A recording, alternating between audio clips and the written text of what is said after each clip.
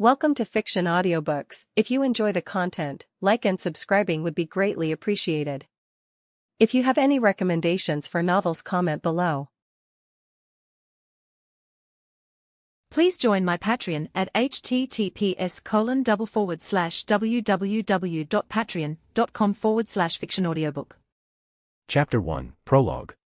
Miyako Amane Character Profile. Miyako Amane. Student Information. Name, Miyako Amane. Class, First Year Class B, Temporary. Club, None. Student Council Position, Disciplinary Committee Member Chairman, Temporary. Birthday, September 1st. Academic Ability, A+, 99. Intelligence, A+, 98. Judgment, A+, 95. Physical Ability, S, 100. Teamwork, D, 12. Interviewer's Evaluation. Due to the significant discrepancy between the student's initial interview evaluation and actual performance, after 6 months of observation, a request has been made for a re-evaluation of her abilities through another interview. The latest interview evaluation results should be based on actual performance. This student may still be intentionally concealing true information. It is hoped that her homeroom teacher will pay further attention to her changes. In the latest physical test, this student's physical ability broke multiple school and societal records. The unprecedented S rank was specifically used to indicate her outstanding physical ability, and she was given the highest score of 100 since the school's establishment. This student's performance in sports will undoubtedly be the most dazzling in the future, but she herself is not interested in sports. Her homeroom teacher needs to guide her interests.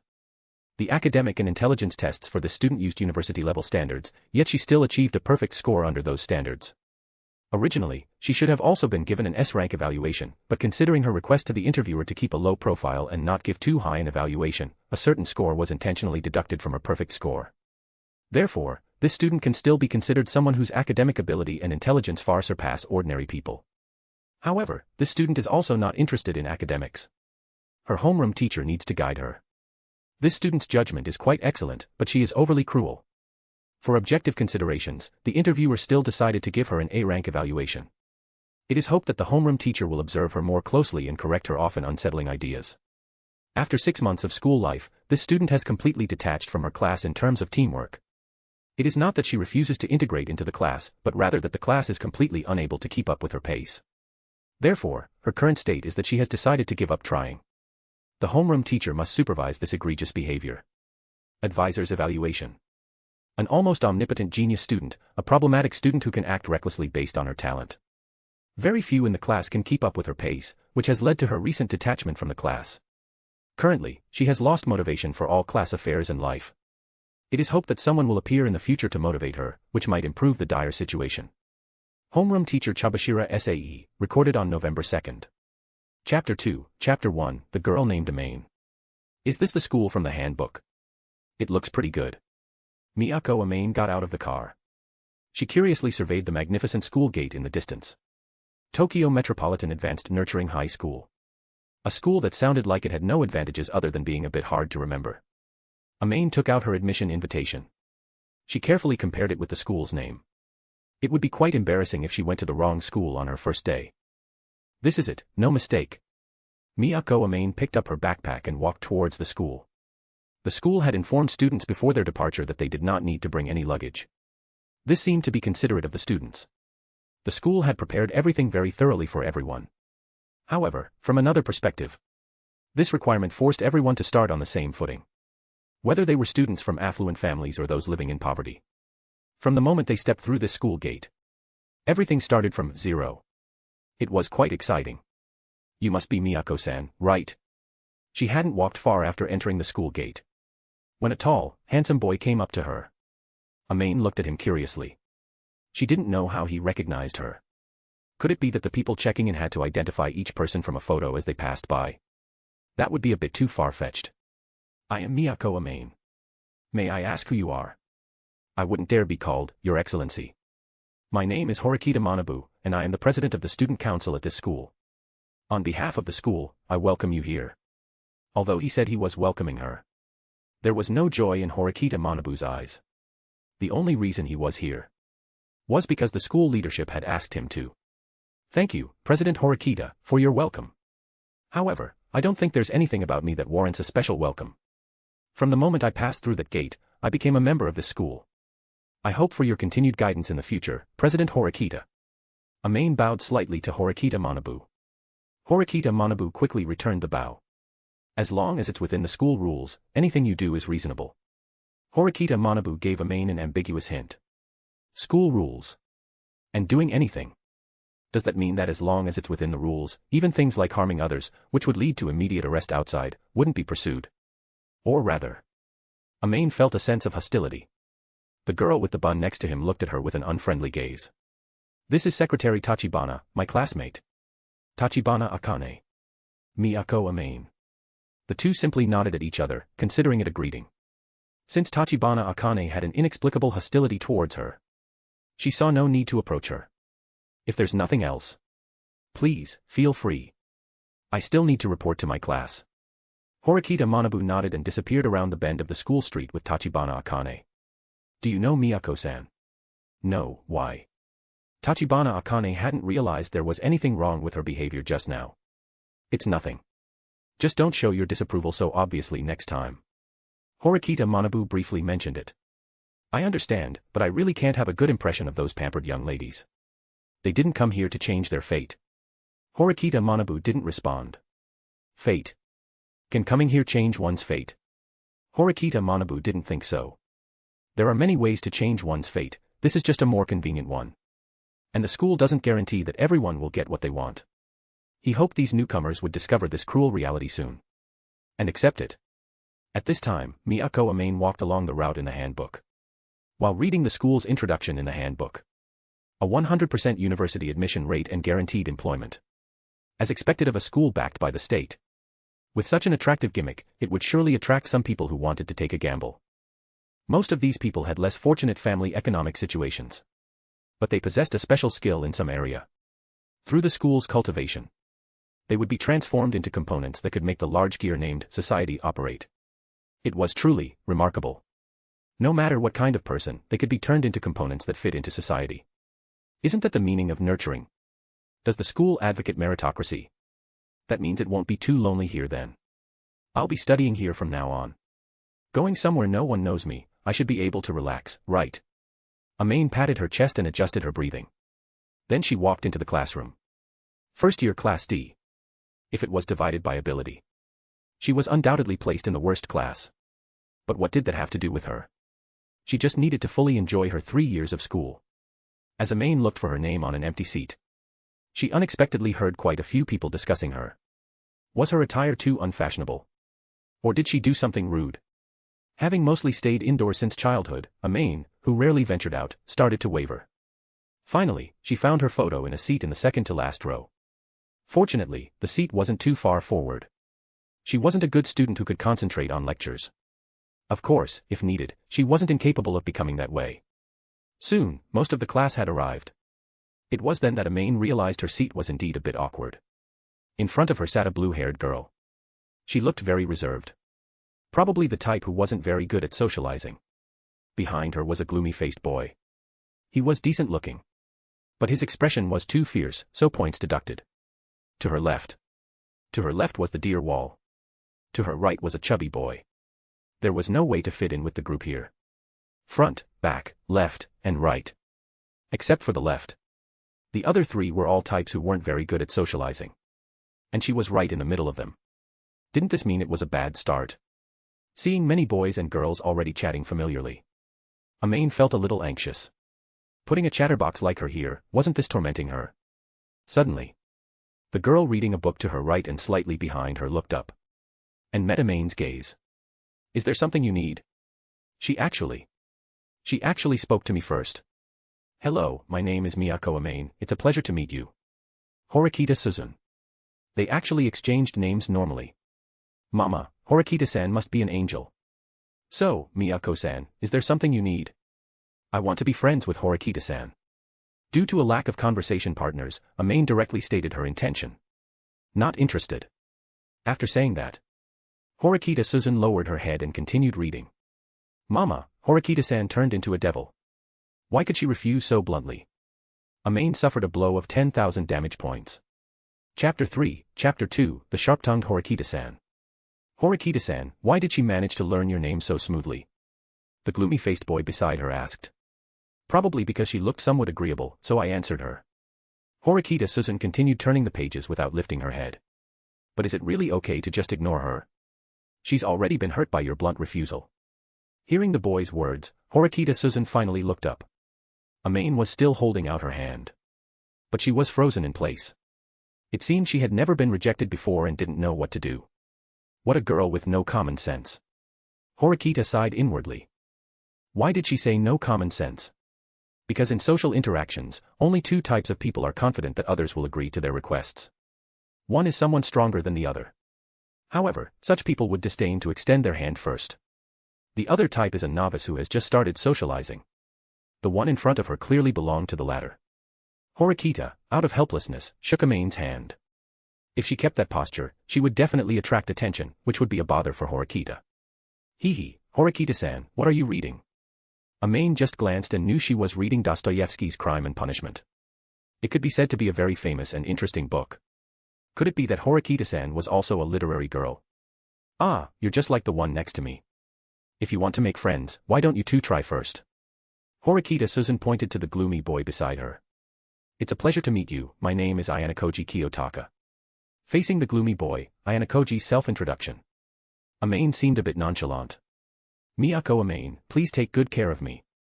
After saying that, her eyes fluttered as she looked at Horikita Suzune. Horikita Suzune, watched by Amane's intense gaze, had no choice. She could only look up and meet Amane's eyes. It seems you're even lonelier than I am, but your resilience is too weak. Lonely. How did Horikita-san figure that out? Your eyes. Your face is smiling, but there are no emotional fluctuations in your eyes. If described in a novel, it would be that there is no light in your eyes. It was rare for Horikita Suzune to say so many words in one breath. Did Horikita-san really read so much just from my eyes? Horikita-san, you're so cool. Cool? Horikita Suzune was praised with such a word for the first time. She was a little puzzled. Cool. MHM, think about it, just from someone's eyes, you can read their emotions and analyze their current psychological state. Isn't that like mind reading? Super cool. Amane's small face was slightly flushed, her hands clasped together at her chest, looking at Horikita Suzune as if she were a big star. It made Horikita feel a bit embarrassed. It's not that I can read minds, it's that you're too easy to read. Crack.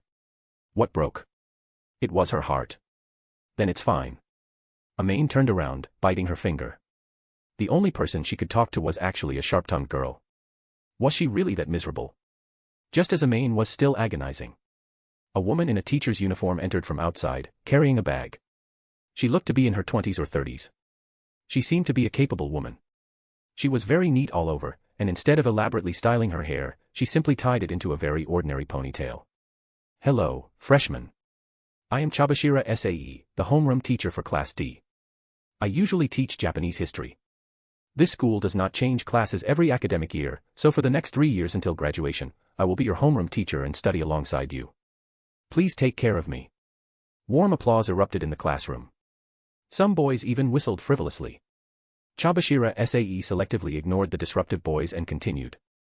The entrance ceremony will be held in the gymnasium an hour from now. Before that, I will distribute materials regarding the school's special rules, although these were already given to you during the prior entrance orientation.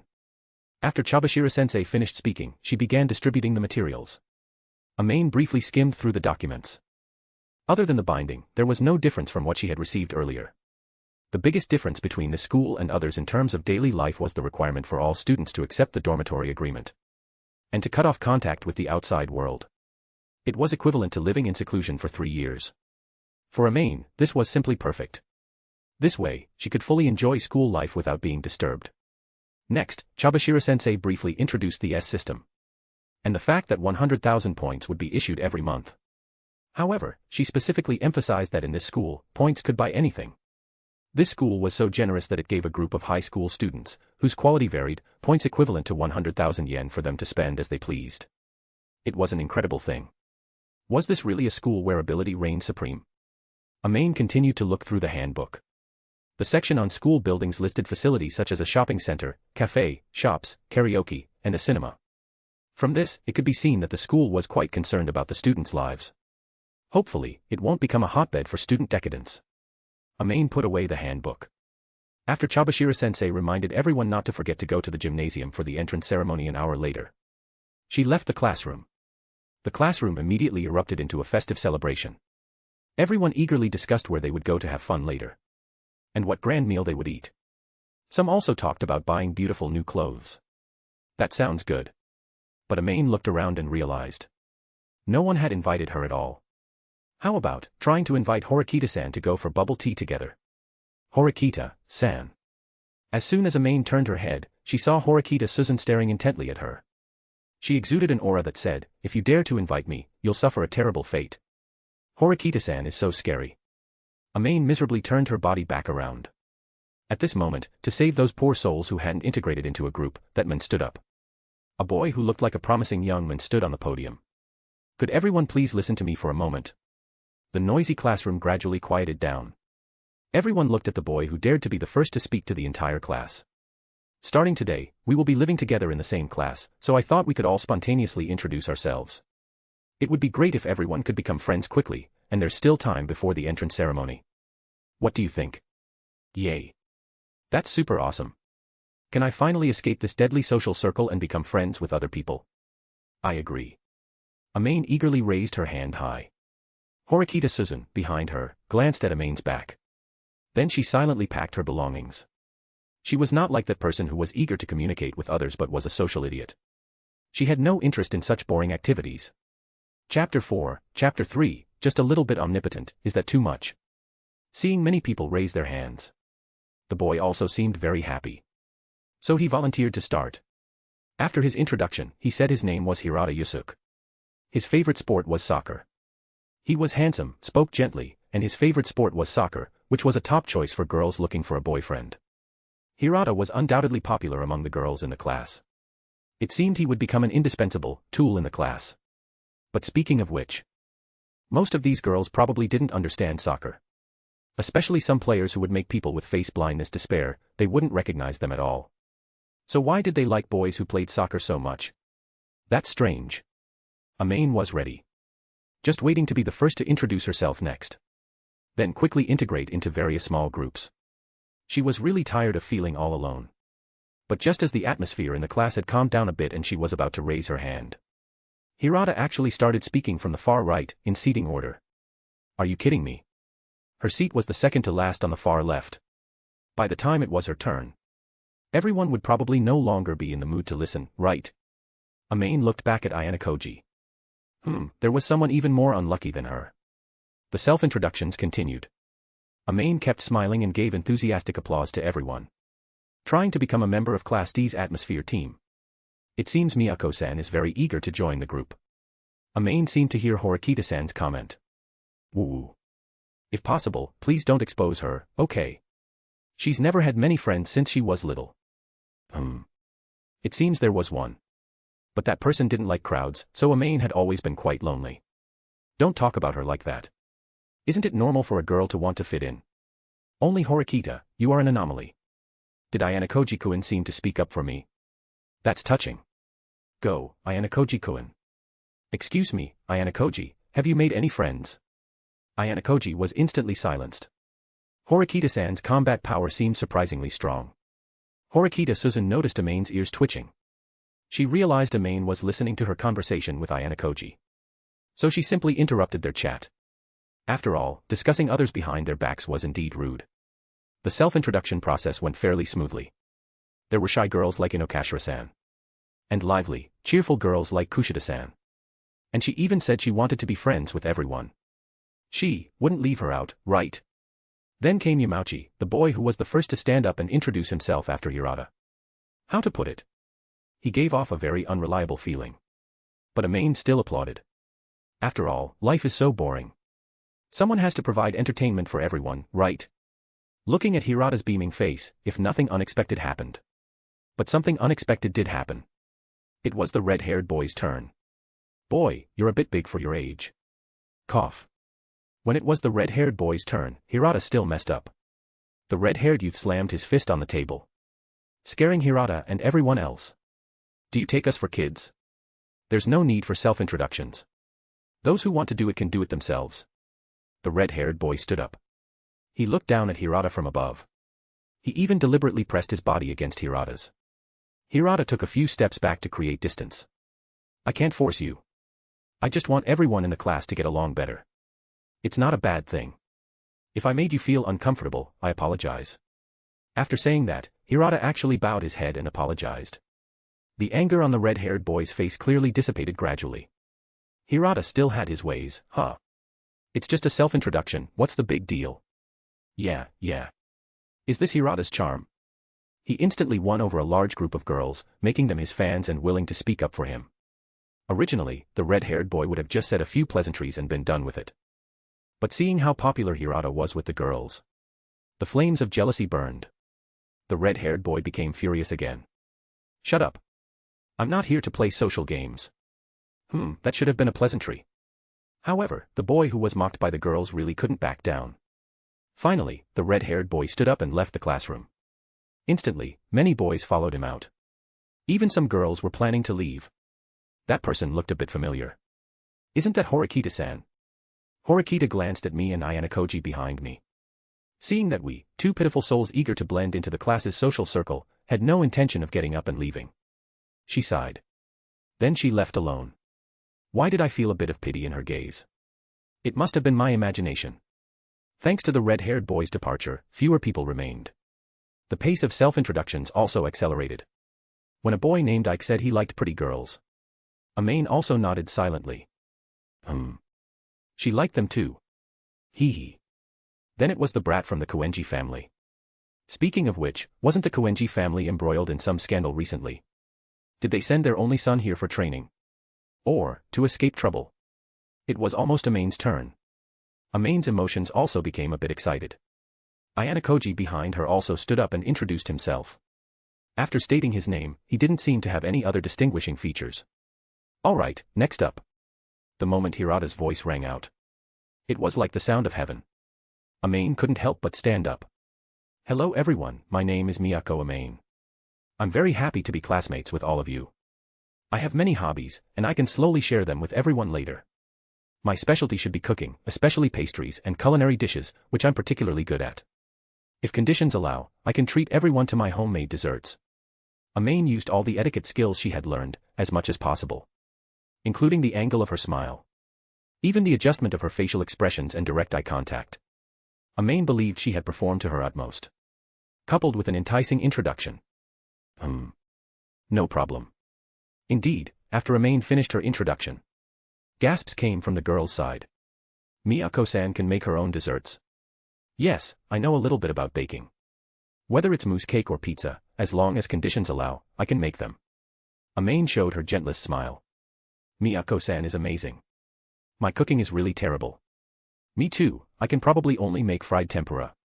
Kushida's little joke made everyone laugh. Perfect teamwork. Although it was nearing its end, the atmosphere in the classroom successfully returned to normal thanks to Amane and Kushida's collaboration. Phew. Is her real school life finally about to begin? Chapter 5, Chapter 4, just a little bit of talent, is that too much? The self-introduction successfully concluded before the assembly. Amane happily ran to the dormitory building to get her key. 1202, the floor was quite good. At least the lighting should be sufficient. Amane only found out when she collected her key downstairs. It turned out this building was co-ed, boys lived on the lower floors. Girls lived on the upper floors. The dormitory rules specifically stated that boys were strictly forbidden from going to the girls' floors. And it prohibited relationships beyond friendship. If discovered, you would be expelled. However, it looked more like just a formality. Boys and girls living on the same floor. How could they not visit each other's rooms? Right, Horikita-san. Horikita-san. Amane looked in surprise at Horikita Suzune, who was about to leave. What a coincidence. It is indeed a coincidence. I live right next door to Horikita-san. Please take care of me from now on. Amane enthusiastically extended her hand. As long as you don't disturb me, that's fine. I prefer quiet. Horikita said coldly and then turned to leave. It was a bit of a pity not to become friends with Horikita-san. Amane opened her door. A small, simply decorated room appeared before Amane. The room was predominantly white. Basic facilities were all available. The total area, including the kitchen and bathroom, was about 13 square meters. It was completely sufficient for one person. Looking at the empty kitchen, Amane planned to buy some kitchenware and supplies for it. After a quick look around, Amane was quite satisfied with this small room. She took out her phone and checked the time. The entrance ceremony was less than 15 minutes away.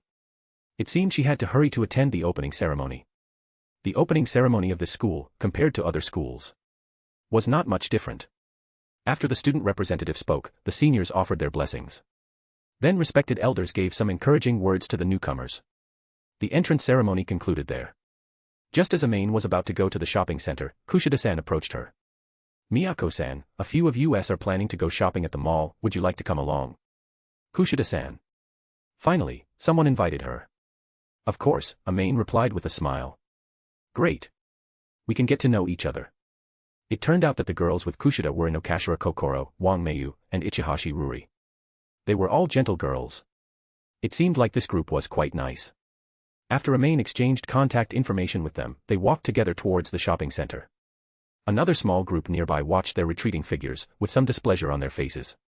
Why didn't Karuizawa-san invite Miyako-san? Originally, Karuizawa was going to invite Amane. However, she suddenly hesitated, and Kushida-san got to her first. I just felt she wouldn't get along with us. Well, it's no big deal if she's not with us. Shall we go to the clothing store together?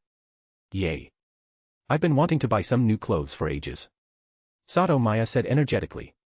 Let's go. Compared to Kushida-san's small group, Karuizawa's team was much larger, attracting many onlookers as they walked.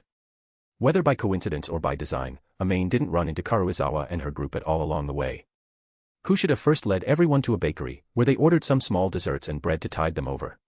From morning until now, most of them hadn't eaten anything. But there was still some time until mealtime, and they would have to wait a long while if they wanted to eat a proper meal. However, Kushida-san was very thoughtful and suggested they have something to eat first.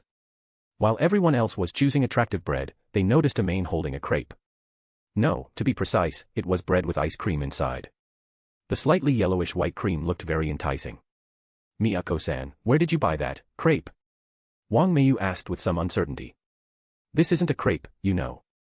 These are 2 slices of cheese bread, put into a cone, and then you just get ice cream from the self-serve ice cream machine over there, Amane said matter-of-factly, leaving everyone present stunned. You could do that. The staff nearby also looked a bit surprised. The boss was a beautiful redhead. Smelled good. Discreetly delete the last sentence. Following Amane's example, she placed 2 slices of cheese bread, one on the left and one on the right, into a cone, then added ice cream, and finally folded the wrapping paper into a cone shape to hold it perfectly. She tried moving it a few times, the cheese slices wouldn't fall out because they were covered by the wrapping paper. She took a bite. The warm cheese aroma of the cheese slices mixed with the cold cream in her mouth, creating a unique flavor. It was a bit too sweet, though. But the taste was much better than a crepe. If the ice cream flavors could be more diverse, it would definitely be a huge seller. Hello, I'm Fujiwara Mayumi, the manager Fujiwara of this store. Manager Fujiwara extended her hand to Amane. Although Amane didn't know why the other party initiated conversation, she still reluctantly took a bite of the ice cream before shaking Manager Fujiwara's hand. My name is Miyako Amane. You're first-year students, aren't you? Manager Fujiwara seemed to recognize them as new students at a glance. Why was that? Amane first looked around. It seemed, almost everyone was a new student. Where were the upperclassmen? It couldn't be that upperclassmen had become as rare as endangered animals, could it? If that were the case, Amane would climb over the wall and run away overnight. I'm Miyako Amane from first-year Class D. First-year Class D, huh? Manager Fujiwara seemed to be thinking about something. Finally, she snapped her fingers. Then, Miyako-san, would you mind if our bakery adopted your combination method? So, Manager Fujiwara was planning this. But it wouldn't cause Amane any loss. After all, she thought such a combination was quite normal. Sure. Thank you so much. I was just wondering how to find a substitute for crepes, and now it seems I can solve this with a clever combination. Manager Fujiwara seemed very happy. May I ask, why can't you just sell crepes directly? Amane asked, a bit puzzled. Because crepes weren't a rare food. This kind of food, which could be bought not far down the road, shouldn't be prohibited by the school. Because the most delicious crepes require fruit wine during preparation, and anything containing alcohol cannot be sold to minors here.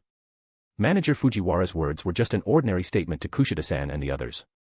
But Amane's expression changed. If she couldn't buy anything containing alcohol, then wouldn't some necessities also be unavailable?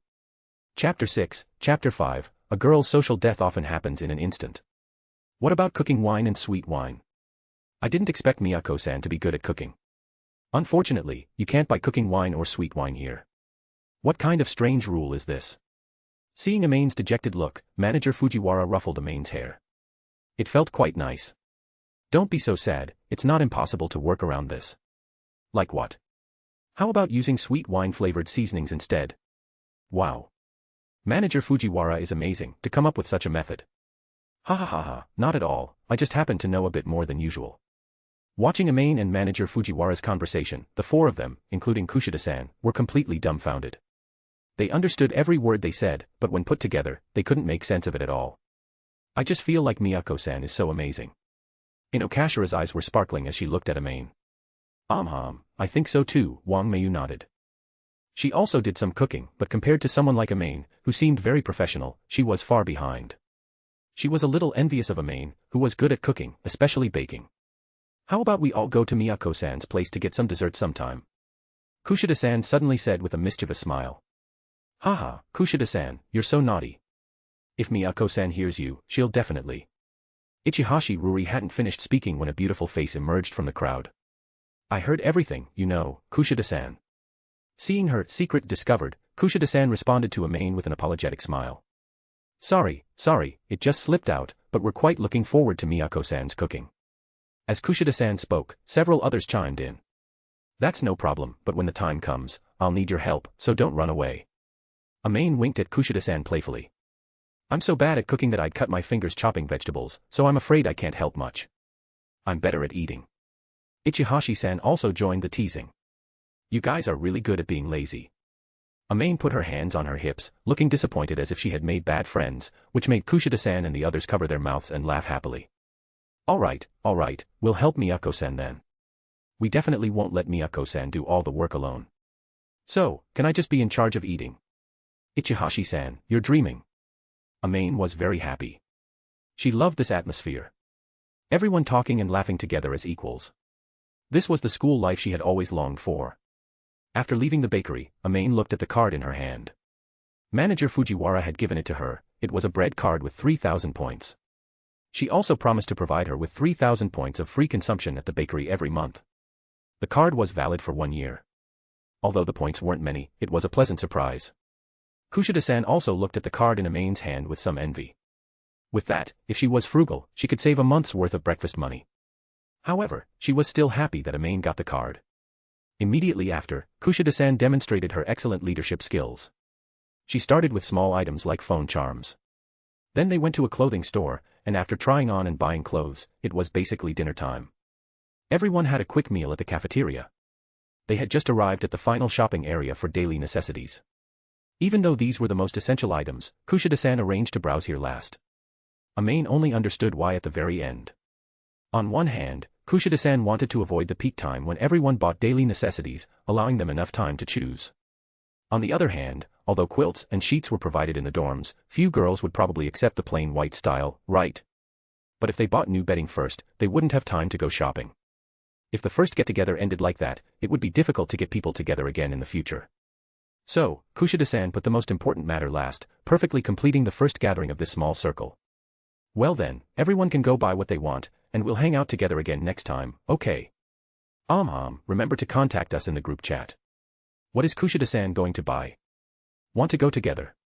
They finally disbanded in a pleasant atmosphere. As soon as they disbanded, Amane went to the store, casually picked up a packaged quilt and sheets, then chose a cute pillow and a bolster, and returned to the dorm first. She bought the most essential items first. Next were the toiletries that could be bought at the nearest supermarket. After buying these, without time to tidy up, Amane ran all the way back to the extremely cold kitchenware store in the shopping center. She took out her phone and started swiping and buying furiously. When Kushida-san and the others were there, Amane felt embarrassed to buy so many things at once. Now that she was shopping alone, she definitely couldn't leave anything out. There were also some small home appliances. Pots also needed to be bought.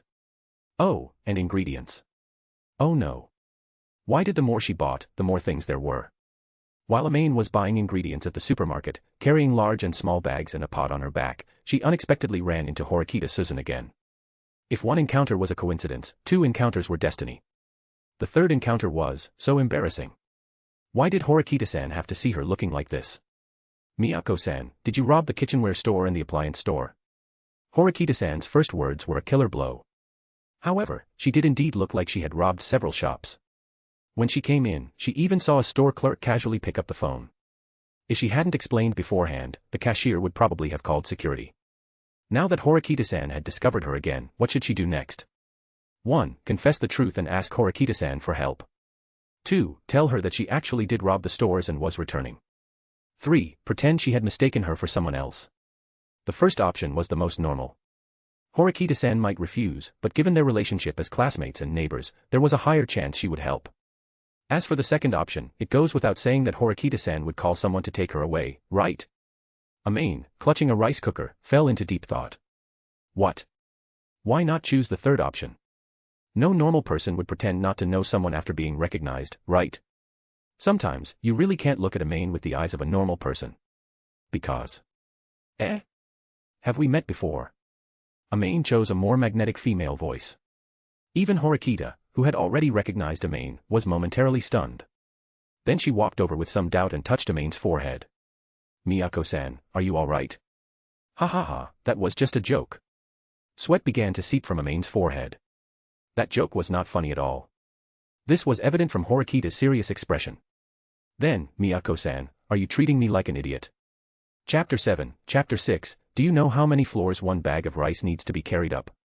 Just as Amane was feeling a bit awkward, she heard Horikita sigh. Then she saw Horikita extend her hand towards her. Horikita-san. Carrying so many things by yourself, you won't be able to pick out ingredients properly, will you? Besides, leaving you alone here will definitely cause trouble. As neighbors, we should help each other out. It was the first time Amane had heard Horikita say so much. A smile appeared on her face. Is there something wrong with you staring at me?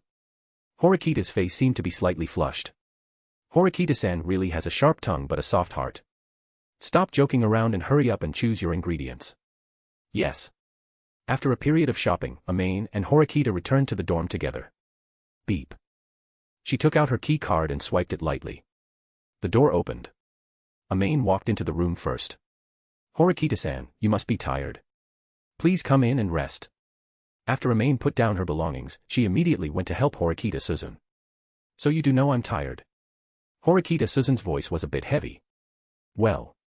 Perhaps her hands were heavy too. At this moment, Horikita already regretted her momentary hot-headedness. How could she have wanted to be a good Samaritan? Horikita Suzune. This is what you get for being a good Samaritan. Horikita Suzune carried a bag of flour in one hand. And a large bag of rice in the other. Even though it was still the cool early spring, Horikita Suzune's forehead was covered in sweat from exhaustion. Horikita-san. Amane, feeling a little guilty, offered Horikita a juice. Horikita unceremoniously opened the juice and drank it in large gulps. There was no trace of her usual cold demeanor. Being this exhausted, who could possibly maintain a cold facade? Hee hee. Amane looked happily at Horikita Suzune, who was leaning against the doorway, panting heavily. Miyako-san, are you really not going to offer a hand? Horikita shot Amane a dagger look. The message, if you dare to just stand there and not move, I will twist your neck, was conveyed to Amane. Amane quickly stepped forward to take the rice and flour. She lifted them easily with both hands, then placed them in the kitchen. Miyako-san, your arm. Horikita's gaze was drawn to Amane's fair arm, exposed to the air. It looked like a girl's arm, but it must have been a disguise, right? The overly fair skin made it easy to overlook the firm yet inconspicuous muscles. But if compared up close, it was probably a whole size stronger than her own arm. Yet, those damn streamlined muscles presented a perfect look. Horikita Suzune felt no jealousy. None at all. Are you talking about this? I used to be the ace of the Kyudo club, you know. Hearing Amane's words, Horikita first nodded in acknowledgement. If the other person was skilled in Kyudo, it could explain why a girl's arm possessed such strength. But very quickly, Horikita's gaze began to shift downwards. Miyako-san's figure, is it really okay for practicing Kyudo? Wouldn't something obstruct the bowstring? Horikita-san, that's so mean. Amane covered her chest, her face red. Sorry. Indeed, it wasn't good to tease someone about such a thing. Horikita caught her breath slightly. Then she remembered that bag of rice. Originally, Horikita was afraid Miyako would be embarrassed to ask her to carry heavy items, so she boasted that even an extra 40 or 50 jean wouldn't be a big deal. But Amane, that stubborn idiot, had loaded her up to the maximum. Even a mule shouldn't be used like this, right? Miyako-san, why did you buy so much rice at once? Couldn't you have bought smaller bags instead? Buying too much rice makes it prone to insects in the summer, and the taste also changes with long-term storage. Eh? Are there small bags of rice? Amane's dumbfounded expression made Horikita's initial thought that she was trying to be lazy vanish. Could it be that this guy really didn't know about small bags? Horikita opened her own shopping bag and took out a single-serving package of rice. Miyako Amane-san, you couldn't possibly not know about this, could you? Amane took it and looked. It turned out there were 2-kilogram small packages of rice, thoughtfully labeled as serving 2 to 3 people. So there's such a convenient thing. I had no idea, ha ha ha ha. Amane's laughter abruptly stopped. Why aren't you laughing anymore? I think your laughter is very pleasant, Miyako-san. Truly Amane-like. A glint of coldness flashed across Amane's face, quickly, repeatedly. Horikita Suzune carefully inspected the high-end knives Amane had purchased. Horikita-san, you need to calm down. I am very calm. Look, Miyako-san, you're sweating from the heat, just like I was when I carried over 40 kilograms of things earlier. One bag of rice was a standard 15 kilograms, and the flour was 25 kilograms. This didn't even include what Horikita herself had bought. For a girl, being able to carry it back was already quite an accomplishment. Horikita-san, how about I treat you to pizza? Hearing pizza, the expression on Horikita's face softened slightly. Then I'll eat a lot. Where are you going to buy it? I don't remember the cafeteria having pizza. Horikita put away the knife, intending to hand it to Amane. There's flour in the kitchen. Click. Amane seemed to hear a strange sound. If I'm not misunderstanding, Miyako-san, you mean, you're going to make me pizza from scratch, starting with kneading the dough. Horikita carefully and seriously confirmed with Amane. Mine is really delicious, you know. Horikita-san, where are you going? I still have some matters. Thank you for the hospitality, I'm leaving. Horikita coldly went to the door, put on her shoes, and left. Before Amane could even try to stop her, all that was left was the cold door. Does Horikita-san not like pizza? Amane felt a little regretful. If she had known, she would have said dessert or something. Well. There's no such thing as a regret pill in this world. Next, she would start decorating her little nest. Amane was bustling with activity, tidying up her place. Horikita's side, however, was quite desolate. How can my neighbor be such an idiot with no common sense? Sigh. Horikita Suzune lay on the bed in her simple blue and white room. She had been dead tired from the walk. Even though she had trained a bit before, it was still a bit much for her. But the physical fatigue would pass with some rest. However, the mental torment Amane inflicted on her gave her a headache. How do you make someone without common sense acquire common sense? The answer is, give up trying. Horikita Suzune drowsily drifted into slumber. When she woke up again. But she was woken up by a knock on the door. Horikita Suzune subconsciously picked up her phone and glanced at it. I actually slept for so long. It was already 8 o'clock in the evening. She had slept for almost 8 hours. It must be Miyako's fault. Who is it? Horikita came to the door and looked out through the peephole. A silly-looking girl holding a small pot smiled at the peephole. It's Amane. Chapter 8, Chapter 7, was it an accident or on purpose? It's Amane. Horikita covered her head, feeling a headache coming on. This girl was still so energetic late at night. Horikita didn't have the habit of letting people into her room at night. Maybe she should trick her away. Horikita thought for a moment. Beep, no answer temporarily, please leave a message if you have something. Horikita Suzune immediately covered her face after saying that. Horikita Suzune, what are you doing? How embarrassing. Isn't this just like Miyako-san pretending not to know her during the day? Why would she do something so childish and easily seen through? Horikita didn't know why her head got so hot just now. And she said something so shameful. Horikita-san. Don't really take me for an idiot. Amane protested unhappily from outside the door. Although she sometimes didn't quite understand what common sense was. She wasn't really an idiot. Horikita's method of coaxing a child. The harm was not great, but the insult was extreme. Horikita Suzune had no choice but to open the door. Sorry, I was just trying to play a joke on Miyako-san. Is there something you need to see me about so late? Looking at Amane dressed in white pajamas.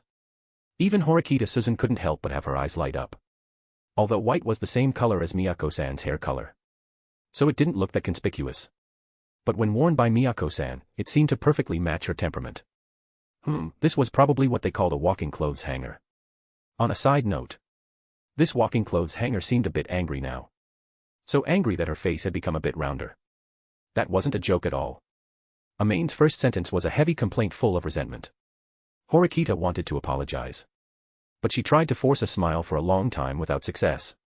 In the end, she could only awkwardly scratch her face. Horikita-san, what's wrong with your face? I think I saw your face twitching just now. Miyako Amane. Can't you use your observation skills elsewhere? Although her heart was constantly complaining for the first time, Horikita Suzune's facial expression management was perfectly done. No expression was the best expression management. Then what did Miyako-san need me for? I was afraid Horikita-san hadn't eaten, so I brought some over. Amane smiled so warmly. Then Horikita. I don't need it, thank you. Grumble. Mouth, can't you cooperate with me? Do you think I don't care about my reputation? Stomach, how much is your reputation worth? Get lost. Horikita Suzune experienced for the first time what it felt like to be extremely embarrassed. This was an accident. MHM. Amane also noticed Horikita's embarrassment and quickly nodded in cooperation. I'm not hungry, please take the food back, Miyako-san. Grumble. Is this never going to end? Just as Horikita Suzune didn't know what to do, Amane held the small pot with one hand.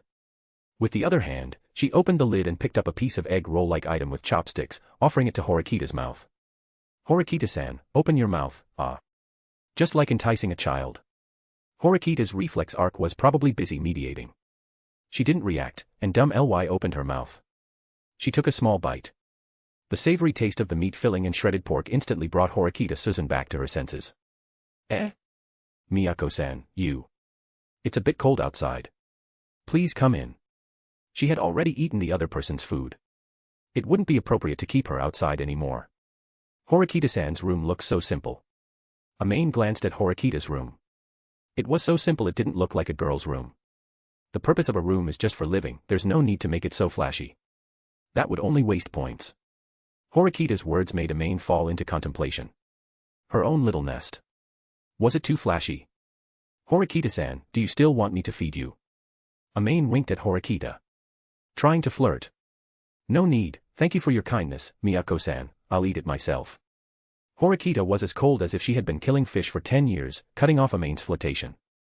Horikita picked up a piece and chewed it in her mouth. The taste and cooking of the tamagoyaki were very well controlled. Her cooking skill was probably even above hers. Amane rested her face on the table, smiling as she watched Horikita eat. Horikita felt a little embarrassed. But she didn't want to lose face in front of Amane. So, despite being very hungry, Horikita still ate the tamagoyaki and a small bowl of miso soup in the manner of a young lady, taking small bites. How does it taste? Acceptable. Can't you praise me? Facing Amane's sudden coquettish offensive, Horikita thought for a moment. It's quite delicious. Horikita-san isn't good at praising people. Annoying. Horikita-san is blushing, you know. I'm only blushing because it's too hot. Horikita-san is not honest at all. Amane smiled. Then she started to clear the dishes, planning to take them back to wash. Speaking of which, Miyako-san, how did you know I hadn't eaten? Horikita Suzune only realized a problem at this moment. Although she was woken up by Amane. Amane shouldn't have known she was sleeping. It's like this, I heard snoring coming from Horikita-san's room next door, so I knew Horikita-san was sleeping. In an instant, Horikita's face turned red from the front all the way to her earlobes. Miyako-san, you really like to joke around. I'm telling the truth, you know. Click. Horikita Suzune heard the sound of her heart breaking. What's called social death? This is social death. Did I really sleep that soundly? Horikita lowered her head, trying her best to hide the fact that she was blushing. Yes, your snores were especially loud. Amane smiled gently. Horikita covered her face with both hands. How was she going to live after this? Miyako-san. Horikita suddenly looked at Amane with a serious expression. Amane, who had been sitting lazily, immediately adopted a standard kneeling posture upon seeing Horikita's serious face. Horikita-san, is there something you need? Seeing Horikita suddenly turn serious made Amane nervous as well. Horikita slowly opened her mouth. Please don't tell anyone. Amane instantly showed an expression like a cat that had successfully stolen a dried fish. But I can promise Miyako-san one request that isn't too excessive. Really? Amane's eyes immediately lit up. Horikita couldn't help but shrink back slightly. Ahem, it must be something I can do. Then, can I call Horikita-san, Suzune? Amane's request wasn't excessive, it could even be said to be overly simple. Alright. Yay. Suzune, please take care of me from now on. Miyako. Amane-san. If the other person called her by her first name and she still used their surname, it would seem too distant. Honestly. Why was she already on a first-name basis with someone on the very first day of school? Horikita Suzune felt a bit confused, because she was also very happy, but she just couldn't express it. Did this mean that her previous cold demeanor was wrong? Amane excused herself and returned to her room to wash the dishes. Horikita sat alone at the table, spacing out. But not long after, Horikita heard a knock on the door again. Looking through the peephole, it was still that silly girl. Excuse me, Suzune, could you trouble me to stay in your room for a night? I think my room key is inside. Miyako Amane. Was she accidental or intentional? She definitely forgot it on purpose. Chapter 9, Chapter 8, My mouth hurts from talking, but you just sleep. After being subjected to a certain someone's pitiful gaze, Horikita Suzune reluctantly led Amane into the room. Even now, she couldn't understand why things had turned out this way.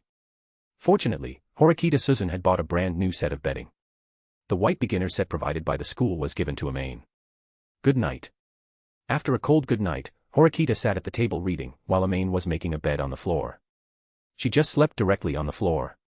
Although Horikita didn't explicitly say whether she could sleep on the bed, anyone with a shred of dignity wouldn't borrow someone else's home on the first day of meeting them, let alone want to sleep in their bed and use their new blankets. So, Amane chose to sleep on the floor, but her big eyes were fixed on Horikita, full of longing for the bed. Horikita sat opposite Amane, her head down, flipping through the pages of a book, ignoring Amane's suggestive glances.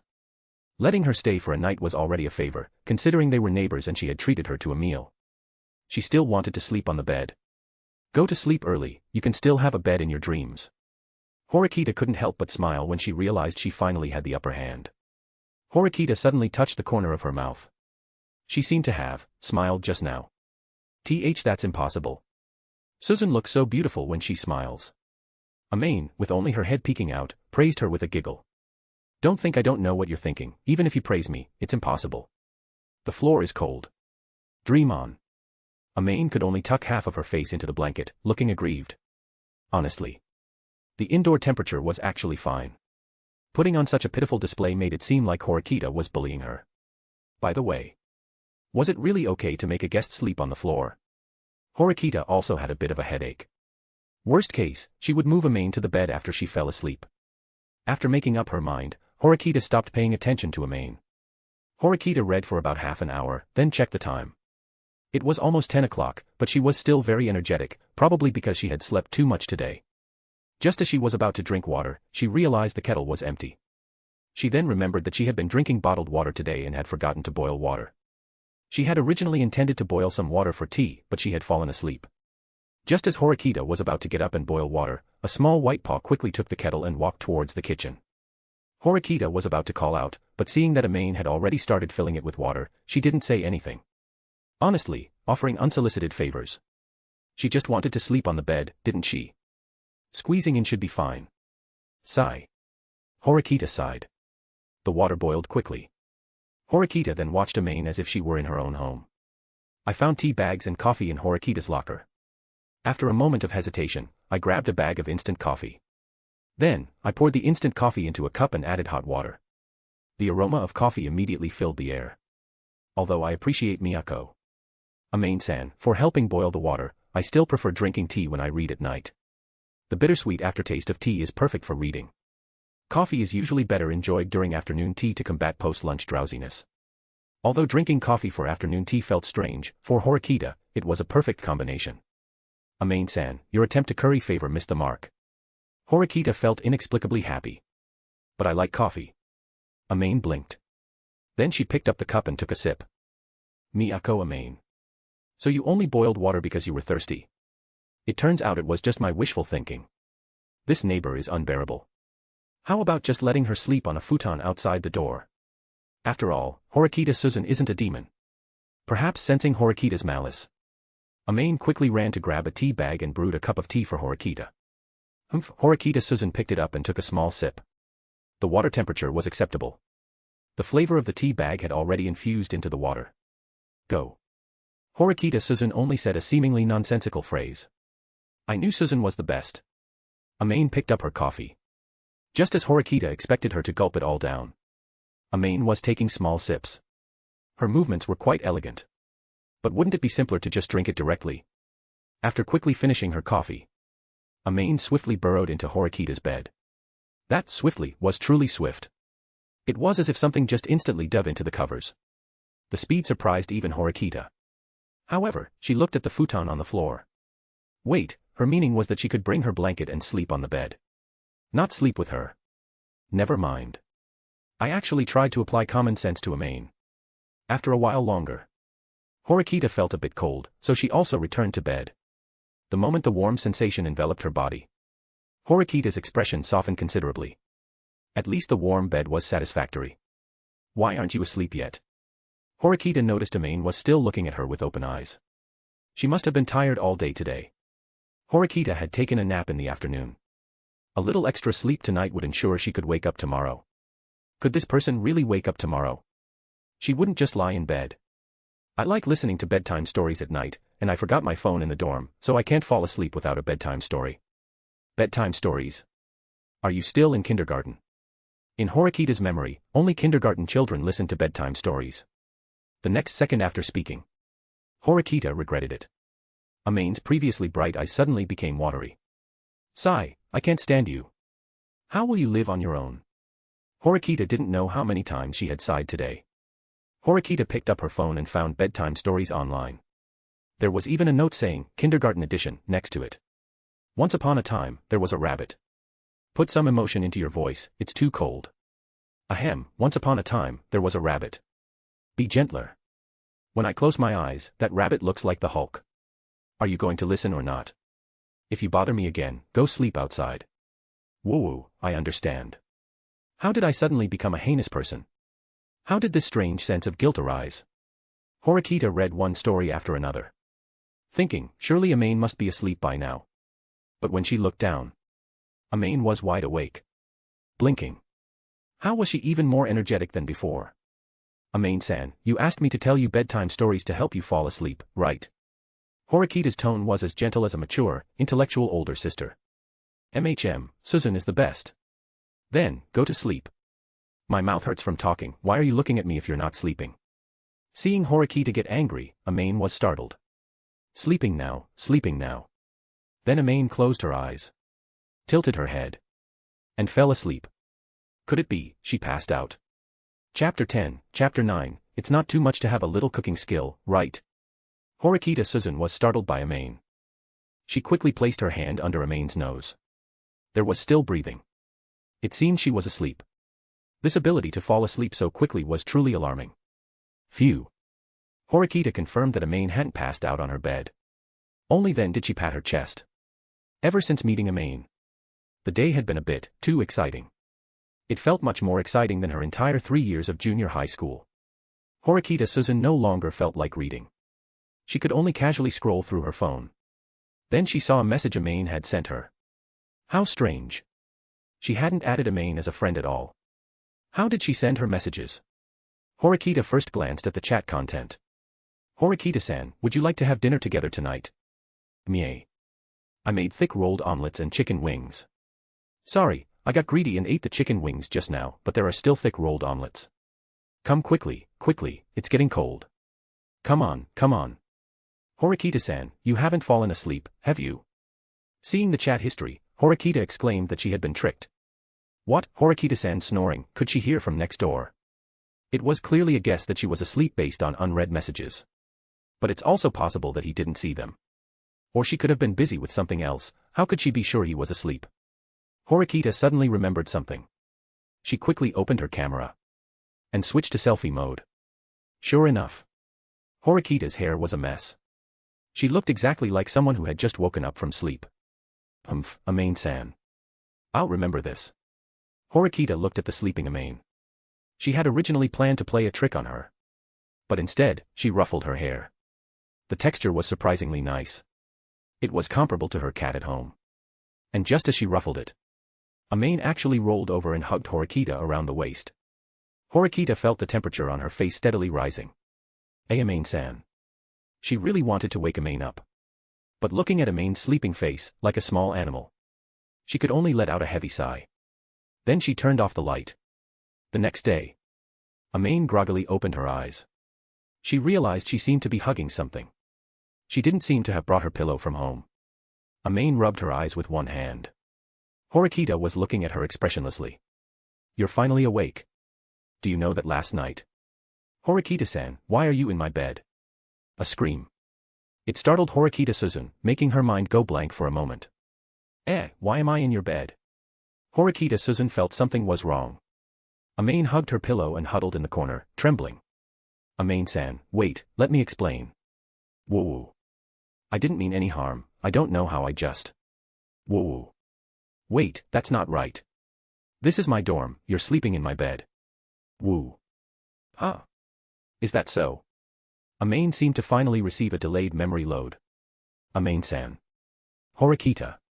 He, Suzune, I was just a bit groggy from sleep. Please forgive me, okay? Please. Your cuteness won't work. Horikita skillfully and gently pinched Amane's ear. And threw her off the bed. Go quickly to the dorm supervisor and borrow a key to open the door. Oh, but do I go in these clothes? If Amane went down in her pajamas. With her appearance, she might be carried back to a dorm by boys. Wear my school uniform first. Is that really okay? Is there any other way? Then I won't be polite. Suzune, your school uniform seems a bit tight. Stare. Ahem, then I'll go get the key now. Seeing the annoying person finally disappear, Horikita could finally enjoy a moment of peace. Suzune. Which tastes better, clear stew or braised? After Amane got the key and opened the door, Horikita Suzune finally truly calmed down. After washing up and putting on her own school uniform. Why does her chest feel a bit loose? She glanced at the time, already a bit anxious. Horikita opened the door and saw Amane smiling and waving at her. Good morning, Suzune. Morning. Did you sleep well last night? Cough, pretend I didn't ask. The two hurried along. They barely made it into the classroom before the bell rang for class. Because it was the first day of class. The teachers didn't cover too much material. They simply explained some future teaching policies and then ended the morning lesson. By noon, Horikita went to the supermarket and bought a sandwich, planning to eat it to stave off hunger. But when she returned, she saw Amane surrounded by layers of people. Did something else happen again? Well, it had nothing to do with her anyway. Then Horikita squeezed in. She ended up seeing everyone gathered around her bento. A long row of tricolor dango, as well as octopus sausages and tamagoyaki. There was even miso soup. It looked like leftovers from last night. But the tricolor dango, could she have been preparing today's bento since yesterday afternoon? Miyako-san is amazing, did you really make the tricolor dango yourself? Wang Meiyu looked at the tricolor dango in the bento box with a surprised expression. Want to try some? Then I won't be shy. Wang Meiyu used a small toothpick placed nearby to pick one up. She put it in her mouth and chewed. She was eating a milk-flavored tricolor dango. The sweet taste of milk and the hazelnut filling inside created a taste sensation that made her show a happy expression. It tastes exactly like the ones sold outside. Everyone heard Wang Meiyu's assessment. They all started scrambling for food. Miyako-san, I want one too. Me too, me too. So delicious. Horikita felt like she had worried for nothing. She returned to her seat and started eating her sandwich. Your sandwich looks delicious. Ayanokoji, who was nearby, spoke up. Are you insulting me? Amane-san is handing out tricolor dango up front, you can go get some if you want. Horikita finished speaking and continued to eat her sandwich with her head down. Ayanokoji looked at the girls who were circled around and around. He scratched his head helplessly. In this situation, he felt too embarrassed to go in and ask for food. Karuizawa looked at the matcha-flavored tricolor dango in her hand with some hesitation. But she still took a bite. The taste was indeed good. Miyako-san is very good-looking and also excellent at cooking. She'll probably become a core figure among the Class D girls very soon, right? Karuizawa chewed harder. When the crowd dispersed, Amane's bento box was completely empty. At this moment, she saw Horikita eating a sandwich alone. Amane proactively pulled a chair over. Your bento was all eaten by others, wasn't it? I'm not sharing my sandwich with you, you know. Horikita broke off a large portion from the unbitten side of her less than half-eaten sandwich and handed it to Amane. If you don't mind. I knew Suzune-san was a good person. Was this a case of biting the hand that feeds her? Then Horikita watched as Amane, like magic, pulled out a small white dumpling and a takoyaki. She then opened her thermos and used the lid as a bowl to pour Horikita a lid full of miso soup. Chapter 11, Chapter 10, If you're scared, just hide behind me. Why do you have miso soup in your thermos? Horikita was surprised by Amane's move. She had been wondering how Amane brought the miso soup. She never expected it to be in a thermos. Isn't that clever? Suzune is so perfunctory. It's not hard to praise me for being clever. Just one word, just one word. Amane slumped onto the table, her face looking dejected. Horikita picked up the thermos lid and took a small sip of miso soup. Although it was made from miso soup mix, being able to drink a hot cup of miso soup at noon was not without its pleasures. She glanced at Amane, whose mouth was pouting high. Horikita speared a takoyaki sausage with a toothpick and held it to Amane's mouth. Amane blinked. Then, with a defiant air, she closed her eyes. Amane-san is very clever. Woo. Amane ate the sausage in one bite. That's more like it. Horikita shook her head helplessly. Her tone just now was exactly like when she was coaxing a child. Amane-san, in some aspects, truly felt like a child. The two of them ate lunch, chatting and laughing. Ayanokoji, observing from the side, felt a little envious. He was still in a situation where he didn't even have anyone to eat with. But even a cool and aloof girl like Horikita had other girls willing to eat with her. He, however, did not. Let alone girls, not even a boy asked him to eat. This made him feel the malice of life. Just as the pleasant lunchtime was about to end, an announcement came over the school broadcast.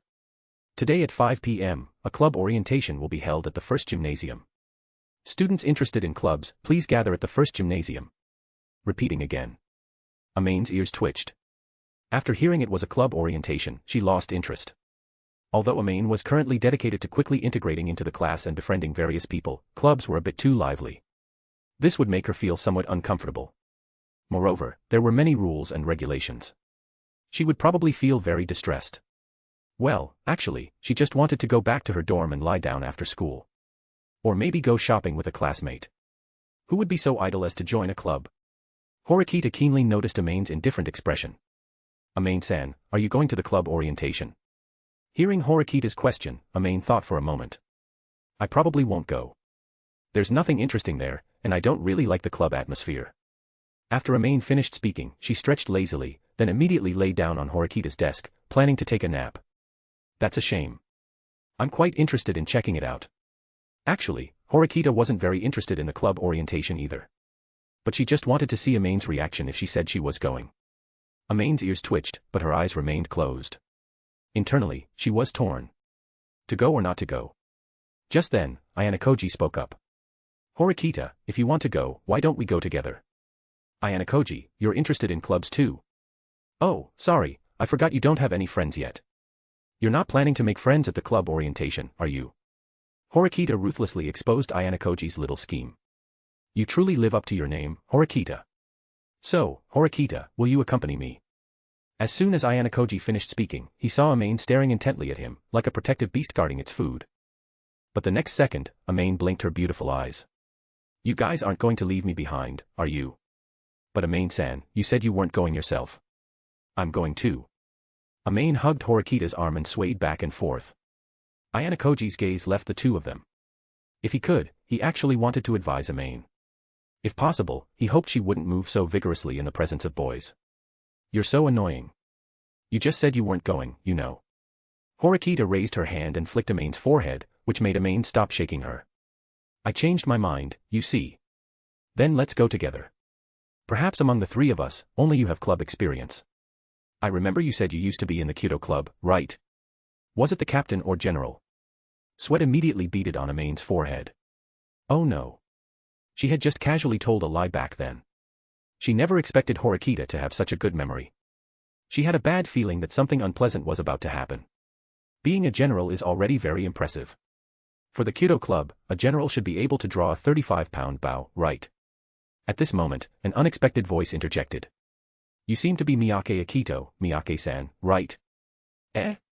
You recognize me. I remember you are. Miyake suddenly found himself in a big crisis. He couldn't remember the name of the cute girl in front of him. Miyako Amane, pleased to meet you. Pleased to meet you too. After the two nodded to each other, their gazes simultaneously turned to Horikita. Horikita sighed. Horikita Suzune. Horikita's tone was rather cold, but Miyake didn't mind. It was only natural that he, having overheard a topic of interest, would interject and potentially annoy others. I just overheard that Miyako used to be the general of the Kyudo club. Miyake looked at Amane with some surprise. I guess so. Her tone made it hard to believe she was telling the truth. It was more likely that she was lying. Just as Miyake was about to question her, he suddenly remembered something.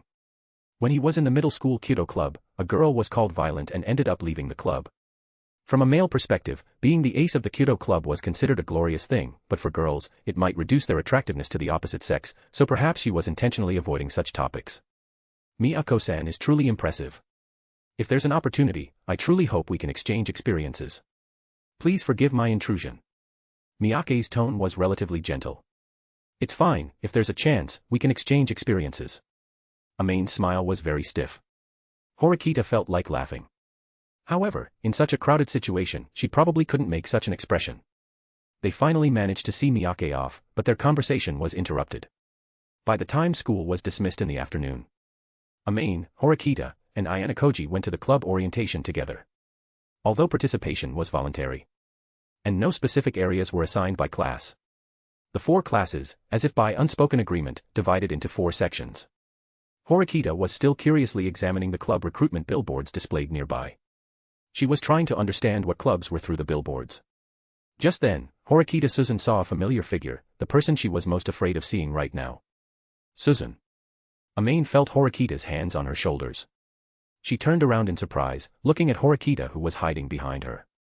Don't move, just stay like this. Amane looked up at the figure standing in the corner in the distance. Horikita Manabu. Horikita Suzune. Amane immediately understood some of the reasons. Don't worry, I'm here. If you're scared, just hide behind me. Chapter 12, Chapter 11, Bigger than the club president's bear, and still want to join a club. Don't worry, I'm here. If you're scared, just hide behind me. Amane's words greatly reassured Horikita. And so, with Amane acting as a shield, the two of them found a corner seat at the club orientation.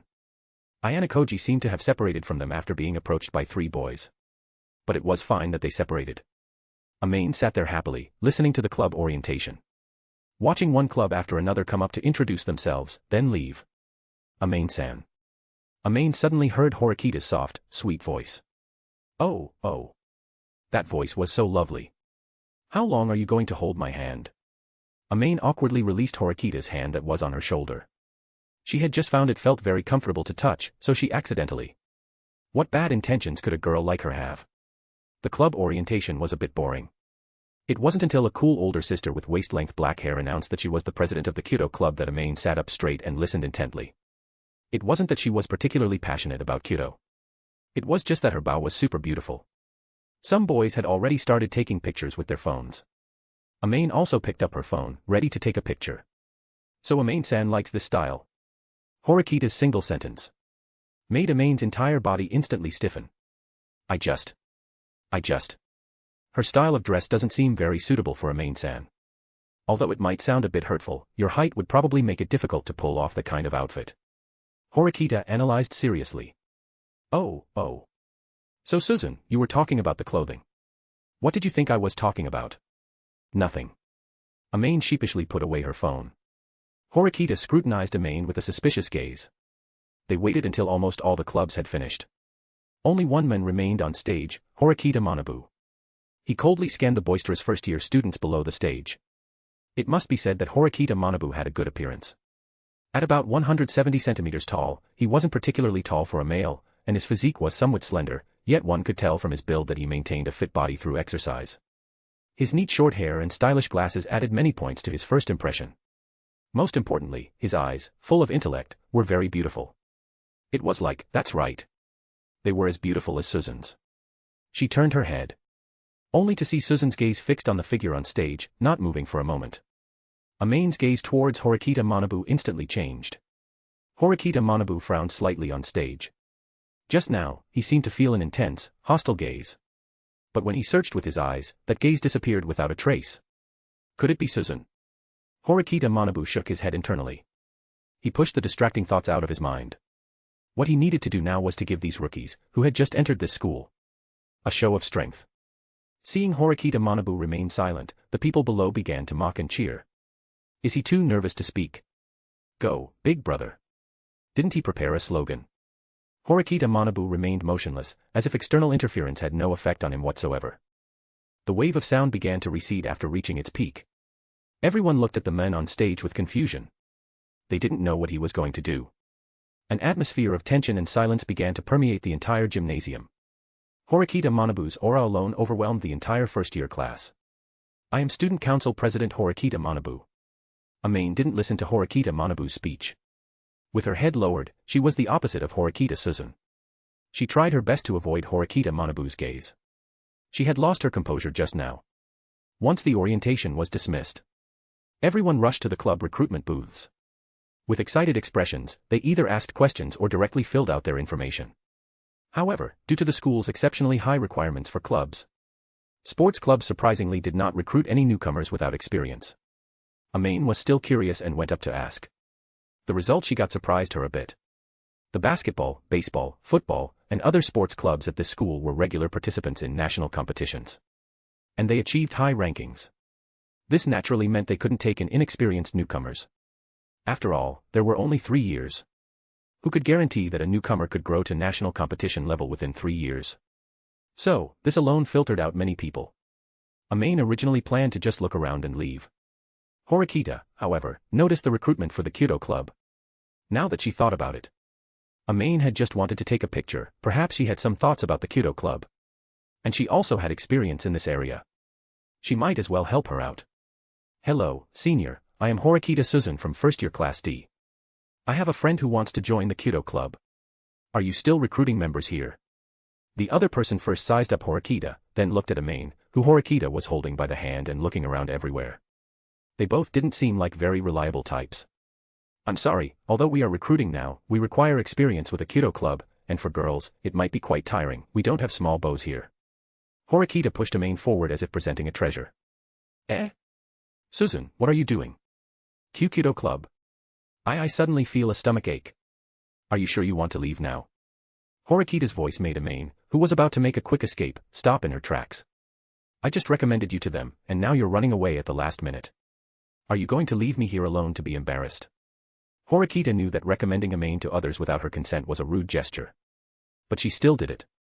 It wasn't to deliberately cause trouble for Amane. Instead, she believed that Amane might make more friends in the club. Strictly speaking, Horikita felt that she was not suitable to be anyone's friend. She couldn't smile beautifully, nor could she flatter, and occasionally she would be sharp-tongued, plus her attitude sometimes wasn't very good. Horikita was not unaware of these issues. So she believed Amane should try to interact more with people from other classes, or even other grades, and perhaps she would also be happy to make more friends. Alright, I can give it a try for your sake, Suzune. You'll have to treat me well tonight.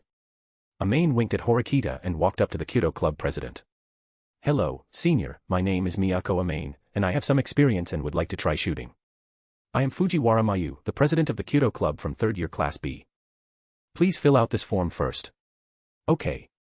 Fujiwara observed Amane while she was filling out the form. Her physique looked good. As for her arms, Fujiwara's eyes lit up. Those were almost perfect arm lines. The other person had clearly exercised her arms. But why was she able to maintain such a good muscle shape? Perhaps she had undergone body sculpting. Then, looking at Amane's chest, Fujiwara's heart skipped a beat. Are first years this exaggerated now? Bigger than the president's, can this club member be accepted? Chapter 13, Chapter 12, Does the Kyudo club randomly spawn redheads? Since there were many people waiting in line, if they wanted to try shooting today, they would have to wait a bit. Anyway, neither Horikita nor Amane was in a hurry to go back. So they started chatting idly on the side. Suzune, you seem very afraid of Horikita Manabu Sr. Did something happen between you two? Amane had just thought the second before that she should hold back and not ask. Perhaps it was a sad story. But her heart felt like a kitten was scratching at it with its little paws. In the end, she couldn't help but ask. She wanted to see if she could help Horikita. It definitely wasn't because she was getting gossipy. Sigh, it's better not to mention such things. Horikita's eyes darted away, avoiding the topic. If you don't mention it, how can I gossip? No, wait. If you don't mention it, how can I help you? It seems I can only presumptuously ask Horikita Manabu Sr. Amane said, then made to walk towards Horikita Manabu. Don't you dare. Horikita grabbed Amane's arm. So Suzune was soft too. What are you thinking? Horikita saw that Amane's expression was not quite right. She asked suspiciously. That icy feeling immediately brought Amane back to her senses. I was thinking if there was something inconvenient for you two to talk about. Amane casually came up with an excuse. However, it proved that Amane's lying skills still needed refinement. Is that so? Isn't that common sense? If you don't tell outsiders directly, there must be something you can't say. And what? Your expression just now meant you were thinking something strange, right? Horikita released Amane's arm. Amane's smiling face immediately fell. If you don't want to say it, then don't. Suzune, you're so serious, it scares me a little. Amane, in turn, hugged Horikita's arm. She rubbed against Horikita's shoulder. Oh, come on. Even though we've only known each other for a day, I pretty much know your personality now. Horikita said confidently. Really? Amane raised her eyes and met Horikita's gaze. Of course. Can you stop looking at me like that? Looking at Amane's sparkling eyes. Horikita always felt a suffocating sensation. She didn't know why. Currently, she categorized this situation as Amane's gaze being too enthusiastic.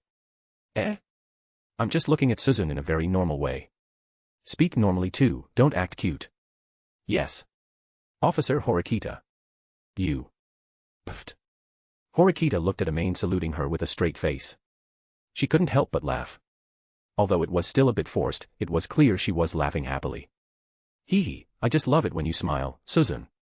Amane rubbed against her again. Don't think flattering me will get you any benefits, okay? I wasn't flattering you at all. I know what I look like when I smile, I'm self-aware. Horikita knew that her smile wasn't pretty. Especially the kind of smile where only the corners of her mouth moved and her facial expression remained unchanged. It looked very eerie. Trust me, what I'm saying is all true. If you don't believe me, look into my eyes, they're full of sincerity. Amane said this. But her eyes weren't looking at Horikita's eyes. What are you looking at? I didn't know you were dressed so coolly today, Suzune, just a shirt underneath. Amane spread her hands, indicating her innocence. You actually said that out loud. Don't give me that innocent look. Don't you know why? Horikita got angry as soon as this was brought up. How can that have anything to do with me? I wouldn't steal your personal belongings, Suzune. As soon as Amane finished speaking, Horikita immediately covered her mouth. This person was so beautiful. Why did she have to have a mouth? If you talk nonsense again, I'll tear your mouth apart. Woo-woo. Quick, promise you won't talk nonsense again. Woo-woo. I didn't expect Amane-san to be so stubborn. Then don't blame me. Horikita's gaze became cunning. She vigorously kneaded Amane's face with both hands. She even pulled the corners of her mouth vigorously to both sides. Revenge. This is definitely revenge. How can I promise anything when you're covering my mouth? Amane rubbed her face, looking aggrieved. Sorry, I forgot about that. I'll be more careful next time. There'll be a next time. And what do you mean it has something to do with me? Amane asked curiously while rubbing her face. You really know how to bring up sensitive topics, don't you? With how clueless you are, how did you even manage to grow up so smoothly? Horikita began to ponder deeply. Ahem, then let's pretend I didn't ask. Amane seemed to want to whistle to ease the awkwardness. But after blowing for a long time, not a sound came out. Horikita couldn't stand it anymore and placed her finger on Amane's lips. Blow. Amane was stunned by Horikita's action, and hearing Horikita's command, she subconsciously. Miyako Amane. I told you to blow, not to. Ugh, that's disgusting, can I even use this hand anymore? Horikita looked around for a tissue. Amane handed her one. Horikita gave her an annoyed glare. I'm sorry, my brain didn't react in time. Suzune, are you okay? Amane-san, come here for a moment. Horikita waved at Amane with a gentle voice. He. Pfft. Seeing Horikita so gentle, Amane thought Horikita wouldn't mind anymore. So she trotted over excitedly. Then she was hit in the abdomen with a hand chop. Her stomach immediately churned. She almost threw up what she ate for lunch. Murder. Amane, did you say you wanted another one? Honestly, why are you so clingy like a child? Pfft. No. No way. Stop it. I just finished up here. Would you like to come with me to the Kyoto Club for a trial shot? Miyako-san, are you alright? Fujiwara's happy expression turned to worry. Amane clutched her abdomen and walked towards her, trembling. I'm fine. I think your condition. It's fine, no problem. And so, the group arrived at the Kyoto Club's training ground. Although it was getting late, there were still a few scattered people training. President Fujiwara. You finally returned. How was your harvest today? Did you manage to trick any clueless newcomers? A slender, timid, red-haired boy walked over and greeted Fujiwara. Anta, what are you talking about? Ahem. Fujiwara gave Anta a meaningful look. Anta saw the two people behind Fujiwara and his eyes lit up. Wow, two cute and gentle girls. It seems President's taste is still as good as ever. This Anta, he's so good with words. Amane was grinning happily, flattered to be called cute and gentle. Horikita, on the other hand, was looking at her hands, lost in thought. Stop your chatter. Only Miyako-san here wants to try a shot. Go call Kyuko and have her take Miyako-san to change. Fujiwara tapped Anta on the head. I can do it too, you know. I'm very familiar with the changing room. If you want to die before you come of age, keep talking. Anta was so scared that he immediately covered his mouth. At this moment, a red-haired girl shyly walked out. Please follow me. Are there really so many red-haired people in this Kyoto Club? Chapter 14, Chapter 13, The Sound of Bowstring and Chest Protector Colliding. Amane followed Kyuko to the changing room. Since the Kyoto Club uniforms need to be purchased by oneself, there are no spare ones in reserve. Kyuko said in a soft, shy voice, making one want to pinch her cheeks. Then what should I do? Amane looked at the changing room. It was very clean. Even the floor was polished to a shine, reflecting people's figures. It seemed to be meticulously cared for. How about you try President's for now? I hope you don't mind. It seemed only President's clothes would fit Miyako-san. Kyuko's face reddened. I don't mind. Then please wait a moment. Kyuko found a locker, opened it, and took out a set of Kyoto Club uniform. Amane touched the fabric. It was very soft, just like Suzune's, ahem. Amane directly took off her school uniform. Miyako-san, are you just going to change right here? Kyuko hadn't even finished speaking. Amane had already finished. Kyuko, your reaction is a bit much, you know. We're all girls, it's nothing. Amane said while putting on the Kyoto uniform. She looked quite dashing. Miyako-san, you should say something before changing. Kyuko covered her flushed face, still not daring to look at Amane, who had already changed. Her original intention was for Amane to just put the Kyoto uniform over her white shirt. But she didn't expect Amane to be so bold. I'll be more careful next time. Where's the bow? The bow is. Kyuko looked at Amane, whose demeanor seemed to have changed, and shook her head. The bow is over there, please follow me. The practice bow was placed at the very back of the bow rack. Next to it was a neatly arranged quiver, with 10 feathered arrows in each. Amane glanced at it and casually picked up the bow that was placed in the center and enshrined. Then she slung the quiver from beside her over her back and walked outside. Wait, Miyako-san, that bow can't be drawn. I like it. Kyuko had a bit of a headache. She wasn't very good at dealing with people like Amane. Before she could explain, Amane had already walked outside with the bow. Only Kyuko's anxious voice remained. Fujiwara was watching two boys shoot at the target. Suddenly, she saw Amane walk out. She was about to say hello but then saw the bow in her hand. Miyako-san, that's not something you can handle with just a little experience, you know. You should be aware of the weight of that bow. Fujiwara kindly reminded her. But Amane completely ignored Fujiwara's words and directly picked up the wrench on the ground. Then she drew an arrow, and the bowstring was slightly open. Amane. Shoo, the bowstring is already drawn. She probably can't hear you anymore. What a headache. Fujiwara walked over to Amane's side, just as Amane was drawing the bow. Fujiwara quickly put a chest protector on Amane. If she didn't wear it, she could get cut. Whoosh. The arrow pierced directly through the center of the target. What? The two boys next to them were about to make a ruckus. But they were stopped by Fujiwara's gaze. The bowstring snapped back, hitting the chest protector with a heavy thud. Oh. Amane stared at the target expressionlessly, yet let out a lovely sound. The two boys nearby immediately turned red. Anta saw this and directly pulled the two of them away. It was only then that Kyuko ran out. Just as she was about to report to Fujiwara, she saw Amane retrieve an arrow and knock it. She released her hand. Oh. The second arrow also hit the bullseye. Then came the third, the fourth, accompanied by a series of O's that made people blush. By the eighth arrow, Amane was a little out of breath. But she still shot the last 2 arrows. All hit the bullseye. Amane's lips curved slightly. She seemed quite satisfied with her results. My arm is so sore, and it hurts here too, Suzune. Amane shoved the bow into Kyuko's hands and pounced on Horikita. Get off. You're really heavy. I'm not heavy. Just get up, quickly. After a while of playful wrestling, Amane finally stood up. As soon as she took off her chest protector, a relaxed smile appeared on her face. How were my scores? Amane looked at President Fujiwara, whose expression was solemn, with a hint of smugness. Good, perfect scores. You go change your clothes first. MHM. Although she sensed that President Fujiwara's tone was off, Amane still excitedly dragged Kyuko to change clothes. However, Kyuko adamantly refused to go back with her. Amane could only go to the changing room by herself. President Fujiwara, is there a problem? Horikita naturally also noticed that President Fujiwara's expression was not quite right. I'm very sorry, but our Kyudo club cannot allow Miyako-san to join. She hit all 10 arrows, so why would President Fujiwara refuse her? Even someone who didn't know much about Kyudo could tell that Amane indeed had excellent archery skills. May I ask why this is? Did she do something wrong? Seeing that Horikita seemed to have misunderstood her meaning, Fujiwara gave a wry smile. Our small temple here cannot accommodate Miyako-san. I don't mean to be sarcastic, I'm simply stating the truth. As soon as Fujiwara finished speaking, Horikita showed some displeasure. What kind of reason is that?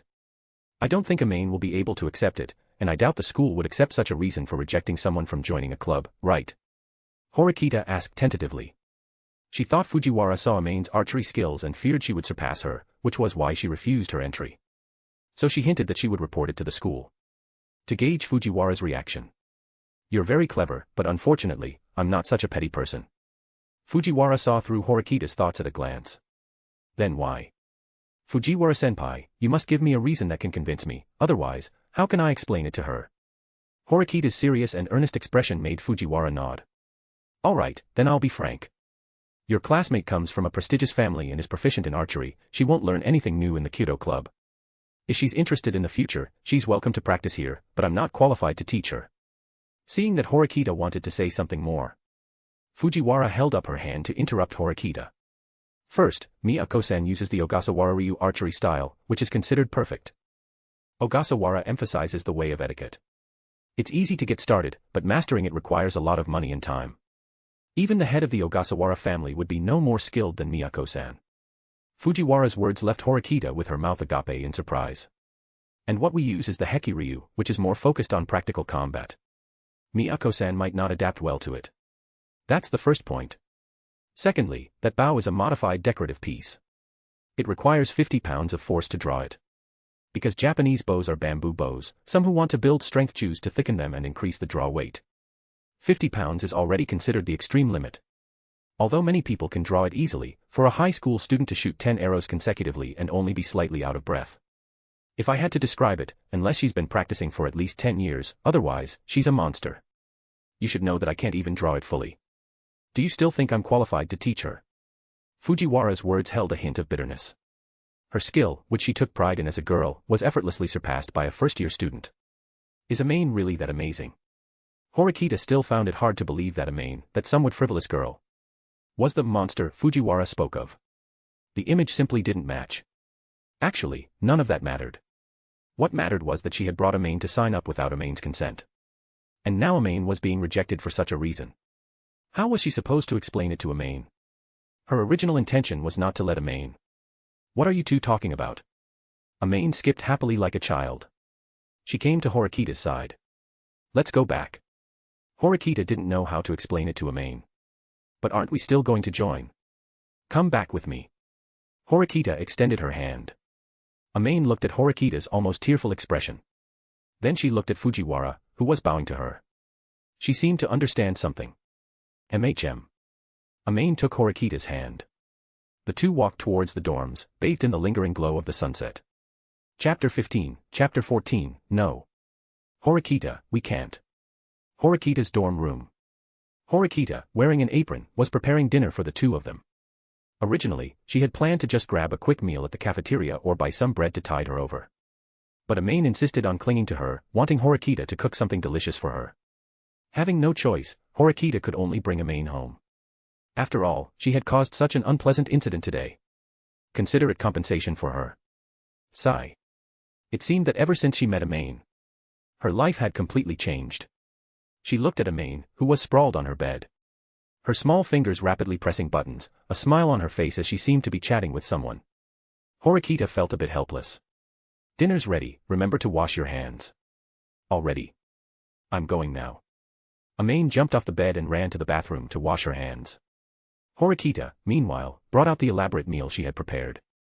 Amane washed her hands and sat down opposite Horikita. She stared at the food on the table, lost in thought. I'm going to eat. Horikita said, picking up her spoon, and was about to start eating. But she saw Amane with a stomachache expression. Why aren't you eating? Suzune, is this the feast you mentioned? It's quite a feast for me, Horikita said against her will. Now, Horikita could lie without batting an eyelid, saying things so outrageous even ghosts would bow to them. I don't care. You lied. You lied. You said it was a feast, so why is it vegetarian curry rice? Amane rolled around on the floor, trying to protest Horikita's dinner. Amane had originally thought Horikita was finally going to show off her cooking skills. She didn't expect Horikita to just heat up 2 portions of vegetarian curry rice. No wonder it was so fast. You didn't misread. It was vegetarian curry rice. Not instant curry rice. This made Amane throw a tantrum out of sheer frustration. Horikita knew she was in the wrong. However, she wasn't in the mood to cook today. She couldn't satisfy Amane's request. But she also knew that if she didn't find some substitute, this girl would probably keep rolling around in her house until she went to sleep. What an annoying girl. Wait. Sleep. I was originally thinking of eating quickly so we could go to bed early together, but since Amane-san isn't satisfied, you'll just have to go back and prepare some food for yourself. After saying that, Horikita stood up and picked up Amane's jacket. She looked like she was about to kick Amane out. But when she turned around, Amane was sitting there properly. Suzune, what are you doing? Come and eat, the curry rice tastes pretty good too. Horikita's mouth twitched slightly. Amane's change of expression was too quick, wasn't it? Anyone who didn't know wouldn't be able to reconcile the image of the girl throwing a tantrum just now with the image of Amane, the good girl, in front of them. As soon as Amane finished eating, she darted into the covers. Then she extended a small hand and patted the space next to her, signaling Horikita to get in. Why did it feel like Amane was treating this place like her own home? No, this girl was definitely treating her place like her own home. After changing into her pajamas, Horikita finally slipped into bed. Amane immediately snuggled up like a koala. I still want to read. If you want to play on your phone, just keep the volume down and don't disturb me. Horikita wasn't interested in games. But she didn't object to others playing them. However, if it disturbed her reading, she would punish them. Can I take a picture of you, Suzune? Amane asked, holding up her phone with a slight blush, looking timidly at Horikita. She even blinked her cute big eyes. In that instant, Horikita felt a flutter in her heart. Of course you can.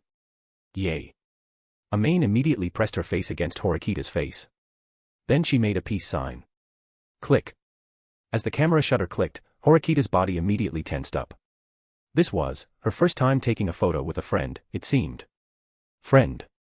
Suzune, your expression is too stiff, but Suzune is beautiful, so an ice beauty also has a lot of charm. Come, take a look.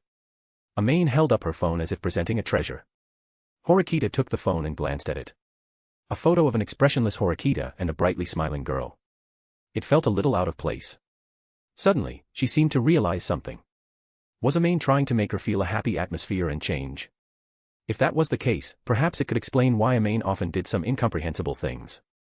Is Amane-san so concerned about me? Horikita felt a warmth in her heart. This was the first time a friend had been so concerned about her. Horikita's eyes were a little moist. Her finger accidentally slid. The photo immediately changed to the previous one.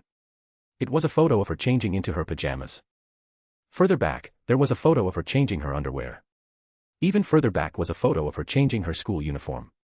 And even further back was a photo of her changing into a miniskirt. And the angles were so tricky. Horikita almost thought she had taken them from inside her skirt. Friend. Relationship. Give me back my feelings of gratitude. Amane-san, when did you take this photo? Horikita asked, holding up her phone for Amane to see. Amane thought for a moment. It was when you were changing. You just set the phone camera to delayed shooting, then timed it right to slide from the floor to where Suzune was. It snapped the picture in an instant as I passed by. Hee hee, aren't I clever? Amane even puffed out her chest, bumping Horikita. You're very clever, Amane-san. Suzune, what are you doing? Wait. Stop it. No. No. I'm a girl. No. After an unknown amount of time, Amane lay on the bed, drenched in sweat. Her eyes were dull and lifeless. A sickly smile lingered on her face. Occasionally, she let out a few mournful laughs. I'm defiled. What strange things are you saying? I was just tickling you. Don't make such strange noises and exclamations. Horikita sat beside Amane and pinched her cheek. Unfortunately, the latter was laughing so hard she was completely limp. She was completely sprawled out there. She probably wouldn't even be able to resist if someone did something bad to her, right? However, Horikita considered herself a proper person. So she wouldn't take advantage of her now. Opening Amane's phone album, they had only known each other for 2 days. Amane had already taken over 300 photos of her. Some of the photos had such bizarre angles that Horikita couldn't help but shiver. This girl isn't a pervert, is she? She looked at Amane, who was still giggling foolishly from time to time. She must have been overthinking it. Horikita started deleting photos. If such embarrassing photos were discovered by others, Horikita's reputation would be ruined. What annoyed her most was that there were even photos of other girls mixed in. And they were taken so cutely. Horikita tapped to select a photo. She hesitated for a moment but still let go of her hand. After all, it had little to do with her, and this was Amane's privacy.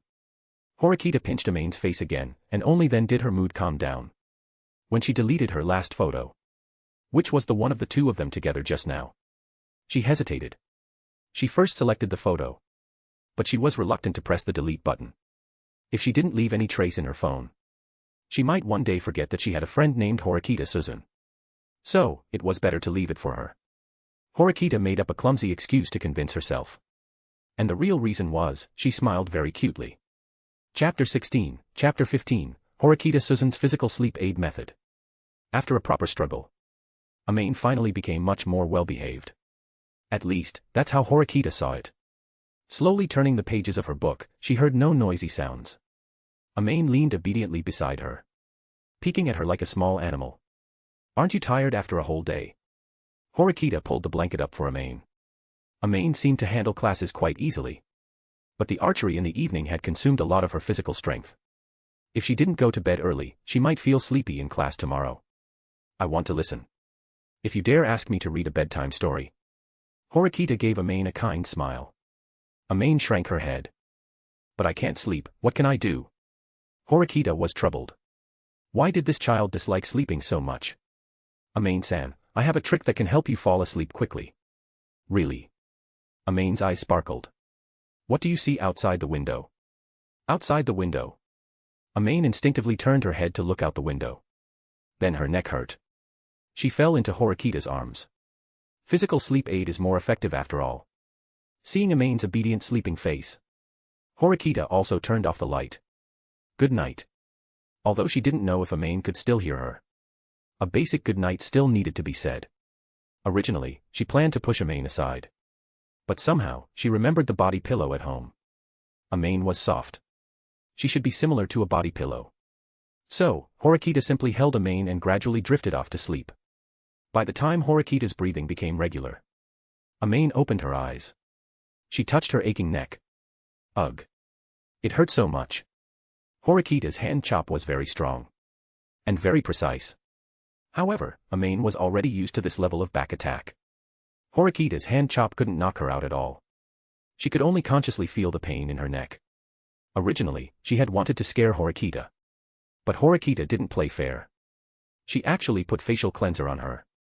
So Amane lay there obediently for a long time. Finally, she could breathe a sigh of relief. Looking at Horikita's cute sleeping face, Amane couldn't help but reach out to touch her face, and then. Suddenly, Horikita raised her hand and grabbed it. Under the hazy moonlight, Amane stared blankly at Horikita, who was watching her. Horikita said nothing. She just tucked her hand back into the blanket. Then she hugged Amane again. Good night, sleep early. Gee, good night. Unbeknownst to them, almost a week had passed. When Horikita and Amane walked into the classroom that day, They noticed that the class atmosphere was not right. The girls were all whispering about something with disgusted expressions.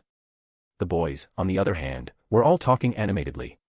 They even kept staring at Amane. What had happened? Good morning, Amane-san. Good morning, Kushida. By the way, why does the class feel, today? Amane didn't make her words very clear. But Kushida still understood what she meant. Eh? Amane-san, you don't know. We have swimming class today, so the boys might be a bit lively, but everyone probably doesn't have any bad intentions, probably. Kushida's smile was a bit forced. That probably made Amane even more uneasy. Speaking of which, if it was swimming class, wouldn't that mean she could see Horikita in a swimsuit? It seemed to make her a little excited too. No. This should be impatience. Soon, swimming class arrived. Boys and girls entered separate changing rooms to change into their swimsuits. Although they were all girls, changing into swimsuits was still a bit embarrassing. The first to finish changing was a girl named Onodera. Onodera-san, you changed so quickly. Kushida looked at Onodera, who was already warming up, with some surprise. Ah, I used to be a sports student, and my main event was swimming. For girls who train in sports, changing clothes is commonplace. If you're shy and hesitant, you'll be laughed at. As she spoke, she pointed to Wang Meiyu, who was being laughed at by everyone in the corner. The reason was that all girls had to wear one-piece swimsuits for swimming class. As a result, Wang Meiyu was shy and hesitant. Then Karuizawa, who was passing by, mocked her. She even compared her with her own female features. After winning, she seemed to have made a malicious mockery. What's wrong, Suzune? Amane came to Horikita's side after changing into her swimsuit. It had to be said that Horikita in a swimsuit made Amane's eyes widen. She perfectly displayed her feminine charm. She went a bit too far. Horikita looked at Karuizawa-san with a somewhat cold gaze. Does Suzune dislike Karuizawa-san? I suppose so. My personality doesn't allow me to get along with someone like that. Maybe she was just joking, but the prank was a bit too much, and she didn't consider the feelings of the student being ridiculed. Horikita rarely spoke so much. Amane didn't respond. She just met Horikita's gaze. She understood Horikita's thoughts. Then I'll go. Try not to get into a conflict. Amane walked towards Wang Meiyu. By then, several girls had gathered around Karuizawa. They were all girls who were good friends with Karuizawa. They had almost formed a small circle with Karuizawa at its core. Wang Meiyu, on the other hand, was in Kushida's small circle. She usually hung out with Kushida. However, Kushida and a few friends had changed into their swimsuits and left. Wang Meiyu was a step behind, which was why Karuizawa cornered her. Isn't this Xiaoyu? Why haven't you changed yet? Amane naturally stood in front of Wang Meiyu. Amane-san. Put on your swimsuit first. You're exposing yourself like this. Although it wasn't that big, the shape was quite pleasing to the eye. Cough, cough. She didn't do it on purpose. Miyako-san. Are you planning to stand up for Wang Meiyu-san? Unfortunately, we are not bullying her. It was Sato who spoke. It must be said that her words were very skillful. Right off the bat, she eliminated any impropriety on their part and also nullified Amane's motive. Since they weren't bullying her, Amane naturally didn't need to stand up for her. I just saw that Xiaoyu was a bit slow changing, so I came to check on her. I didn't expect everyone to be so enthusiastically teaching her how to put on clothes. As expected of the good students of Class D. Amane showed a hypocritical smile. For a moment, the faces of the surrounding girls didn't look too good. Enthusiastically teaching someone else how to put on clothes. Did Amane herself believe that when she said it? Karuizawa rolled her eyes at Amane. Let's go. There's no fun to be found here anyway. Karuizawa waved her hand, intending to leave. Karuizawa-san, aren't you going to change? Stop minding my business. I'm not feeling well today and can't attend gym class, so I applied for an observation. Is there a problem? Karuizawa looked at Amane with an annoyed expression. She didn't really like girls who smiled so brightly. Why could she smile so happily, while she could only hide under her covers and cry alone? It wasn't fair at all. Karuizawa subconsciously touched her lower abdomen. The scar beneath her clothes seemed to throb faintly. Chapter 17, Chapter 16, Horikita Suzune's First Kiss. Amane waited until Wang Meiyu had put on her swimsuit. Only then did she step away from in front of Wang Meiyu. If anyone else had seen Xiaoyu exposing herself just now, it wouldn't have been good. Anyway, she had already had her fill. Naturally, she couldn't let others have their fill too. One must learn to eat alone. Yes. That's right. Thank you very much. Thanks to you, Amane-san, otherwise I would definitely have been bullied for a while longer. Wang Meiyu thanked Amane in a soft, timid voice. It's nothing. We're all classmates playing together, so helping each other is only natural. But do Karuizawa and her friends often bully you, Xiaoyu? Amane was a bit curious. Why would Karuizawa bully Xiaoyu for no reason? Such a delicate girl. It was impossible for her to turn around and bully Karuizawa or anything like that. At the mention of this, Wang Meiyu's eyes dimmed slightly. Amane-san, don't you think my accent is a problem? Accent? It does seem a bit off, but if they're bullying you just because of that, then that's a bit too much. Amane didn't expect Karuizawa and her friend's reason for bullying Wang Meiyu to be her accent. What kind of bizarre idea was that? Their original intention might not have been to bully, maybe they just wanted to tease me, but my personality. I just couldn't play along with them. When Wang Meiyu said that, Amane understood. It was probably that Karuizawa would tease Xiaoyu, but Xiaoyu didn't cooperate by showing embarrassment or playing along with their teasing. As the leader, Karuizawa probably felt she was losing face. That's why she kept teasing Xiaoyu. However, in Amane's opinion, it might also have something to do with Xiaoyu being close to Kushida. If they bully you again, come find me. Don't let this appearance fool you, I'm actually very strong. Amane showed what she thought was a very bright smile. But in Wang Meiyu's eyes, looking at the silly smiling Amane, she was a bit worried. Is Amane-san really that strong? She didn't look like it. If she rashly asked Amane-san for help, it might end up with Karuizawa and her friends bullying Amane-san too, which would be even worse. I understand. Then, another day, if you're free, could I treat Amane-san to bubble tea as thanks? Wang Meiyu nervously invited Amane. Her eyes looked at Amane expectantly. This was her first time inviting someone. Before, Kushida had always invited her out to play. If Amane refused, Wang Meiyu would probably lose the courage to invite others out in the future. Seeing Wang Meiyu's expectant look, Amane readily agreed. Of course. Just text me when you're free. You'll have to treat me, Xiaoyu. Amane-san, you're too kind. It's just bubble tea, it's not a big expense. So it's a deal then. After getting Amane's confirmation, Wang Meiyu happily covered her face and ran out of the changing room corridor. However, what she didn't know was that Amane had no intention of being polite with her. Suzune, how was it? Wasn't the task completed excellently? Amane blinked her big eyes at Horikita. Amane-san is the best. Suzune, your praise is so perfunctory. Amane pouted and hugged Horikita's waist. Hey! Amane. What are you doing? Horikita, suddenly embraced, tried to pull Amane away in a panic. But Amane held on so tightly that she couldn't pull her away for a while. Did you use all the arm strength you gained from practicing archery here? A flush appeared on Horikita's face.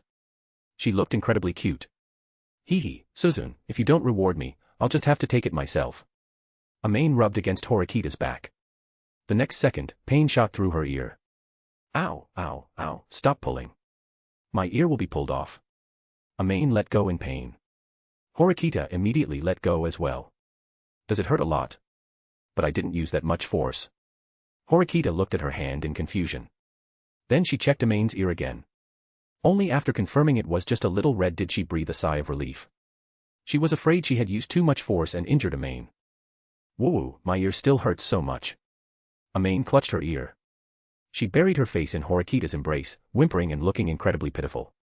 However, what was curious was that Amane cried for a long time without shedding a single tear. This was quite strange. Amane-san, you're not faking it, are you? If you dare to pretend to be hurt to trick me, you'll be punished, you know. Horikita vaguely sensed something was off, so she decided to test Amane. Whoa, what's punishment? Of course, I'll give you. Horikita originally wanted to say she would give Amane her favorite hand chop attack. But on second thought, Amane also exercises regularly. A mere hand chop might not scare her.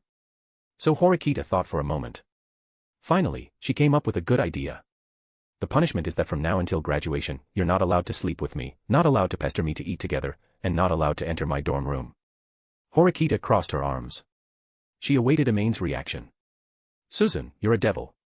How could you come up with such a malicious punishment? For the first time, Amane felt immense pressure. Not being able to sleep together, not being able to eat together, and even being shut outside her door. Damn it. These were all of Amane's pain points. Horikita Suzune. This woman. Had she already grasped Miyako Amane's weakness? Humph, don't underestimate her too much. She was Miyako Amane.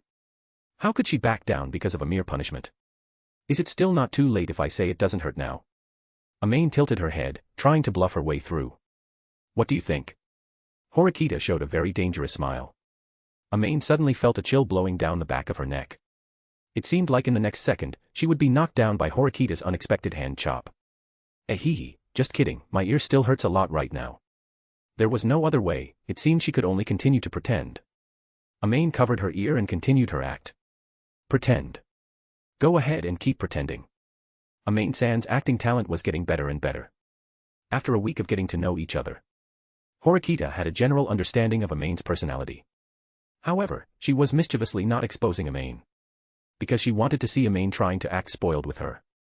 Watching Amane, who was trying hard to act spoiled and clinging to her, swaying back and forth, Horikita played along as if she were coaxing a child. She was starting to like this kind of atmosphere. How about you blow on it for me, Suzune? My ear still feels a bit painful. Amane's big, watery eyes were captivating. However, Horikita knew this was just her little trick. But she still cooperated, leaning in as if to blow on Amane's ear. Horikita wanted to see how this idiot planned to take advantage of her next. Suddenly, Amane directly pressed her face against Horikita's lips. Suzune, I can't believe you're like this. I just asked you to blow on my ear, and you actually stole a kiss from me. Horikita. Chapter 18, Chapter 17, Miyako Amane, are you trying to extort me here? Suzune. I can't believe you're like this. I just asked you to blow on my ear, and you actually stole a kiss from me. Amane took the initiative, leaving Horikita stunned for a moment. What stolen kiss? Wait. Was something wrong here? Who stole a kiss from you? That was my first. I was planning to save it for my future lover. Horikita's face also turned crimson. Good heavens. Miyako Amane, you're shamelessly trying to extort me now, aren't you? Then there's nothing to be done. Amane suddenly spread her hands. What do you mean, nothing to be done? Horikita couldn't keep up with Amane's jumping thoughts. Seeing that you didn't do it on purpose, Suzune, I'll forgive you. Sigh, there's nothing I can do, I'm just too soft-hearted. Anyone else would definitely cling to you, Suzune, and make you take responsibility. Amane had an expression that said, I forgive you. It made the veins on Horikita's forehead start to throb. She hadn't even gotten to Amane yet. She didn't expect Amane to actually turn the tables. Horikita finally understood. Amane's plan was to muddy the waters, intending to avoid her punishment. And at the same time, she took advantage of her. This fellow was getting more and more detestable. And because she hadn't given her any attention recently, Amane was now extremely arrogant. It seemed necessary to make her sober up, didn't it? Amane-san. Then do I still need to thank Amane-san? Horikita smiled very gently. That's not necessary. I don't ask for anything in return. Oh dear, time's almost up now, shouldn't we hurry to swimming class? Amane's smile was a bit stiff. Her sixth sense was frantically warning her, telling her that danger was approaching. Actually, Amane could feel it even without her sixth sense warning her. This time, she probably played too big. Amane, do you think this swimsuit looks good on me? Beep. Keyword triggered. Swimsuit. Amane's foot, which was originally stepping outwards, suddenly turned around. Suzune, you look super good in this. Your chest is puffed. Amane clutched her abdomen, her whole body bent like a lobster, oh, no, like a shrimp. Despicable. You actually ambushed me. What did you just say, Amane-san? Horikita bent down and cupped Amane's face. She confirmed what she had just said with a smile. I said, darling, you can do it again, puffed. Amane completely collapsed onto the ground this time. You really did it again. Ouch, ouch, ouch. Amane covered her abdomen, on the verge of tears. If only she had known, she wouldn't have gotten carried away. Amane-san seems to be in a lot of pain. Do you need me to take you to the infirmary? No need. I think I'm fine. Amane shook her head like a rattle drum, frightened. If this happened a few more times on the way, she would probably really end up lying in a hospital bed in the infirmary. Then will Amane-san behave obediently from now on? Damn it. She knew Horikita had no good intentions. Want her to behave obediently? How could that be possible? She was a free spirit who wouldn't be restrained. I'll be good, Alright, I take it back. That's a good girl. I'm going to class now, Amane-san, you need to follow quickly. Horikita tossed her long black hair. Then she looked back at Amane. And continued to stride out of the changing room. Amane could only quickly change into her swimsuit, cover her abdomen, and hurry after her. The first thing she saw at the pool was, why was this pool so small? Would it be big enough for so many people to have swimming class together? Miyako-san, why are you holding your stomach? Ayanokoji-kun looked curiously at Amane, who was holding her abdomen. Of course, it's because. I might have eaten something bad. I'll be fine in a bit. Amane guiltily averted her gaze from Horikita. She had originally planned to warm up a little. But after just 2 movements, she was forced to stop. Boys, your discussions are too loud. What does loud or not have to do with you? Humph. They all looked tall and strong, yet their resistance to girls was even worse than that poker-faced Ayanokoji-kun. Amane looked back. Ayanokoji, why are you squatting on the ground? It's nothing, just to avoid an unnecessary reaction and being rude. Ugh. It seems I praised him too early. Suzune. Amane felt uncomfortable under the boys' intense gazes. She could only dive back into the crowd and find Horikita. You were so active in front of the boys just now, I thought you didn't mind. Here it comes, here it comes. Horikita launched her venomous tongue attack. I don't know why they all reacted so strongly. How about next time I wear it just for Suzune to see? Amane gave Horikita a, somewhat silly, charming wink. I'm a girl. Why would I want to see you in a swimsuit? If I want to look, I can just look at myself, can't I? Horikita-san really is cold. Amane rolled her eyes. I saw cat ear headbands at the shopping center last time. Cat ear headband.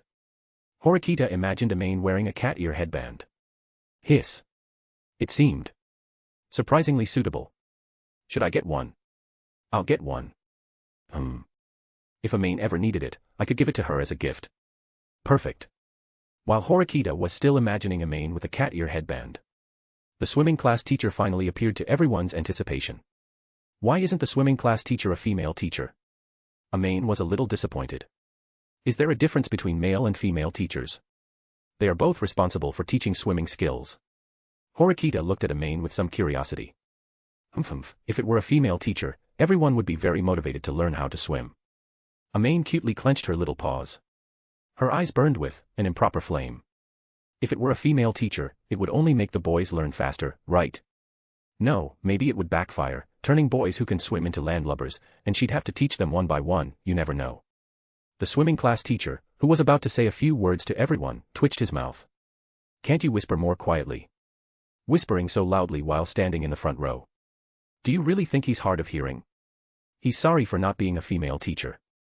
Everyone, I am your swimming class teacher, responsible for teaching you swimming skills and making sure you all learn to swim before summer arrives. So, I hope everyone is prepared. I feel like the swimming class teacher suddenly ignited with passion. There are quite a few people observing today, but it doesn't matter. Today is just a brief assessment of everyone's ability. First, we'll do warm-up exercises, and then a 50-meter freestyle test. Let me see the basics of you rookies. The swimming class teacher smiled heartily. Teacher, our class has 40 people in total, is it really okay for 26 to be observing? Amane raised her hand and asked. More than half the class was watching those below take swimming lessons from the stands. There were more people feeling unwell than people taking the lesson. Was this really okay? The swimming class teacher sighed. Girl. That's a very good question. Don't ask it again next time. Because the teacher doesn't know either. Chapter 19, Chapter 18, Suzune, are you really going to kiss my lips until they swell? After completing the warm-up exercises, everyone was given time for free practice. To prevent anyone from feeling uncomfortable if they suddenly entered the pool. The physical education teacher specifically had everyone practice by the poolside first. After ensuring everyone could swim 50 meters. The 50-meter freestyle test would then be conducted. Unlike the eager boys, the girls were somewhat reserved, practicing near the pool. Horikita and Amane stood aside, chatting. And thus attracted quite a few gazes. Hey, Yamauchi, look. Kushida's is too big. Wow, you're right. But Ike, why are you looking at my Kushida with such a vulgar gaze? Huh? Are you talking nonsense in broad daylight? My Kushida is mine. Ike and Yamauchi seemed to be arguing over ownership of Kushida. Their voices were so loud that even those on the observation deck could hear them. All the girls showed disgusted looks. Boys are really a bunch of immature children. Hasabi sat on the stands with her arms crossed, feeling a bit disappointed watching Ike and Yamauchi make fools of themselves among the boys. It seemed the boys in Class D were nothing special. I think it's a bit unfair to generalize like that. Yukimura, who was nearby, chimed in. Oh. Is that so? Then please let me see the mature side of the boys in Class D. Besides discussing girls' figures and faces, I really hope they have something else in their heads. Hasebi finished speaking and turned her head towards the group of girls, not giving Yukimura a chance to explain. While Yukimura was feeling dejected, someone tapped him on the shoulder. Yukimura looked back and saw Miyake, the person who sat behind him.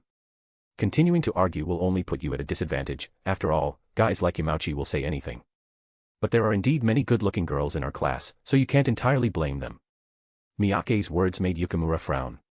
But openly commenting on girls' faces and figures in public is indeed impolite. This will also affect our reputation as boys in the class. Others will just think we're also shallow guys. Hearing Yukimura's words, Miyake probably formed an impression of Yukimura. This should be someone who studies well and is a bit rigid. Then, Yukimura-kun, if you were to get a girlfriend, which one would you choose? Miyake's sudden question caught Yukimura off guard. His relationship with Miyake was not good enough to discuss such private matters. However, Miyake rarely took the initiative to get closer to him. If he refused to answer, it might displease him. Yukimura thought for a moment. It should be Miyako-san. Eh? You actually like Miyako-san's type? Miyake exclaimed in surprise. For a moment, many male and female students on the practice platform looked over. Sho. Why are you so loud? Besides, is there a need to be so surprised? Although Miyako-san isn't as eye-catching as Karuizawa or Kushida, her cuteness definitely ranks among the top 3 girls in the class. Miyake's eyes widened. This guy. He was actually analyzing it seriously. Just now, he was complaining that commenting on a girl's figure and face was rude. How did he turn around and start seriously analyzing a girl's cuteness? What about you, Miyake-san? If you had to choose a girlfriend, who would you pick? Yukimura felt a bit awkward under Miyake's gaze. He knew that his recent outburst had somewhat ruined his image. So he quickly changed the subject. If it were me, I'd probably also choose Miyako-san. But it's because I might have similar hobbies with her. I haven't really paid much attention to Miyako-san's appearance, but looking at her now, she is indeed quite cute. Miyake's face was slightly flushed. The word cute coming from his mouth, a former delinquent, was truly too out of place. I didn't expect you, Miyake-san, to already be learning about her preferences, did I? Yukimura narrowed his eyes. This guy moves so fast. I just overheard it occasionally. Miyake tried to avoid the topic. I see. That's really fortunate then. You're trying to fool me, aren't you? After finishing their horseplay, Ike and Yamauchi, who were nearby, suddenly looked at Ayanokoji, who was about to get into the water. You made a huge profit in points this time, Ayanokoji. Yamauchi said with a hint of sourness. Ayanokoji looked at Yamauchi in confusion. He didn't seem to understand why he would say that. What's with that expression? You haven't forgotten the bet we made before swimming class, have you? Prompted by Yamauchi. Ayanokoji seemed to recall something. Before swimming class, he had participated in a guessing game. And he had wagered 1,000 personal points on it. However, unfortunately, he didn't know many of the people on the betting list. He also didn't understand them very well. So he could only pick one randomly. He just considered it a necessary investment to integrate into their small group of boys. As for the choices, Horikita Suzune and Miyako Amane were the only 2 girls he knew. Based on his experience, he almost unhesitatingly bet on Miyako Amane. Even if he was prepared to lose, he still hoped to bet on a character with a higher chance of winning. He just wondered if Miyako-san found out, would she beat him up? Since most of the popular figures on the list were on the practice platform. So, according to the current situation, Amane and Kushida were neck and neck. At least that's how it seemed to Ayanokoji. However, an expert calculated that Amane actually had a slight advantage. Therefore, Ayanokoji won. While he was happy to win, he was more curious as to how one could measure such private data by eye. Of course. He was just purely curious. He had no other thoughts. Meanwhile, the person at the center of the discussion was pacing back and forth in front of Horikita, making Horikita extremely annoyed. Is Suzune good at swimming? Can Suzune free dive? Like holding her breath to get to the other side. I feel like breaststroke would also suit Suzune, but that sight might make my heart stop. I've heard people talk about a swimming style called dog paddle. I wonder if you know how to do it, Suzune. Suzune. Annoying fellow. If you dare to speak again, I'll take your tongue. No, it should be your mouth. Horikita originally intended to scare Amane. But after thinking of several ways to phrase it, they all seemed a bit cruel. This gave Horikita a headache. When did she start worrying if the person she was trying to scare would be too afraid? What? Suzune, you're going to kiss my mouth swollen. Amane covered her mouth, looking incredulous. Kushida, who was about to come over and invite Amane to swim together, froze on the spot. Ah. Miyako-san and Horikita-san are already like that. Perhaps it's better not to go over. After seeing Amane's expression, covering her small mouth, and her exaggerated performance, the veins on Horikita's forehead began to throb again. This fellow must be possessed by a drama queen. She's so cute, but why does she have such a mouth? Chapter 20, Chapter 19, Are you all playing dumb to catch a tiger? Facing Amane, who was still hopping and circling around her, Horikita decisively reached out her hand. Ouch, ouch, ouch, stop pulling my ear. Amane let out a cute protest. I respect your opinion, Amane-san. Horikita smiled and released her hand from Amane's ear. Then she cupped Amane's face. Cough, cough, Suzune, so many people are watching right now, it's not appropriate. I'll let you kiss me secretly when we get back, boo-hoo-hoo. Horikita forcefully pulled Amane's cheeks outwards. This mouth of yours is really annoying, always saying such unreliable things. Horikita said, but the pressure in her hands gradually lessened. Eventually, it turned into gently kneading Amane's face. Kikyo-chan, save me. Amane saw Kushida not far away and immediately called for help. I'm just passing by, Amane-san, don't mind me. You can continue. Kushida said, winking at Amane. With an expression that seemed to say, go for it, I won't disturb you too, she quickly jogged away from them. It's not what you think, save me, Suzune is bullying me, save me. Kikyo-chan, you're so disloyal. Amane pouted. She simply gave up resisting. And let Horikita knead her face as she pleased. But Horikita had only kneaded a few times. When her expression became a little strange. What's wrong, Suzune? Are you feeling sorry for me? No, your expression right now looks a bit like a pufferfish, so it's a bit disgusting. Crack. That shouldn't be the sound of a heart breaking, should it? Pufferfish. I don't look like a pufferfish at all. Not at all. Amane looked at Horikita with teary, wide eyes. Even if you say that, you really did look like one just now. Horikita-san is a meanie. I'm so happy. You finally see that I'm a bad person, so as a bad person, bullying Amane-san comes with even less guilt. Horikita patted her chest. Looking completely relieved. Amane blinked. No. Something was very wrong. Horikita wasn't like this before. Could it be, the legendary leveling up by defeating monsters? Bullying Amane once gives +1 experience. And then she turned into this terrifying appearance. You weren't really scared, were you? Amane, you're a bit timid. Horikita saw Amane staring blankly at her. She pinched her cheek. Woo-woo, I thought Suzune you had turned bad, woo-woo. Amane hugged Horikita tightly, rubbing her face against hers repeatedly. I never said I was a good person. Just as Horikita was about to say something else. Suddenly, a whistle blew. Everyone's gaze focused on the swimming class teacher. Oh. So there was a teacher. Amane almost forgot about this teacher with such a weak presence. I see everyone has practiced enough. That girl over there, could you please get off someone else? Amane then let go of Horikita, scratching her cheek a little awkwardly. Back to the main topic, due to insufficient participants for this 50-meter test, the 5-person team competition will temporarily be changed to a 2-person team competition. You can choose your opponents freely, but you must obtain their consent. The swimming class teacher finished speaking, glancing at the mere 14 people present, like big cats and small kittens. To encourage you to work harder, I plan to give individual point rewards to the winners. The top 3 winners in the 2-person team competition will receive 5,000, 2,000, and 1,000 individual points respectively, while other winners will receive 500 points. There are even point rewards for the test. This school is excessively good to its students. However, those who are willing to participate in the swimming class usually have some understanding of swimming. It probably won't be that easy to win. Just then, Yamauchi raised his hand. This student, do you have a question? Excuse me, how is top 3 determined? And since it's a 2-person team competition, can we compete with girls? Yamauchi smiled a little perversely. Even Wang Meiyu distanced herself from him. The top 3 are ranked according to the shortest time. As for the latter question, if the other party agrees, it is allowed. As soon as the swimming class teacher finished speaking, Yamauchi and Ike both jumped up. Yay! Seeing their embarrassing performance, the tall and muscular Sudo silently kept his distance from them. Standing with them felt a bit shameful. Suzune, shall we team up? Amane linked her arm with Horikita's, looking eager to please. You don't think I'd lose to you, do you? Horikita thought Amane was planning to take advantage of her not being very good at swimming. Hee hee. Amane didn't explain. She simply wanted to take the test with Horikita. After a simple grouping, the first group was Wang Meiyu and Onodera Kayanu. Given Wang Meiyu's usual performance, everyone didn't have high hopes for her.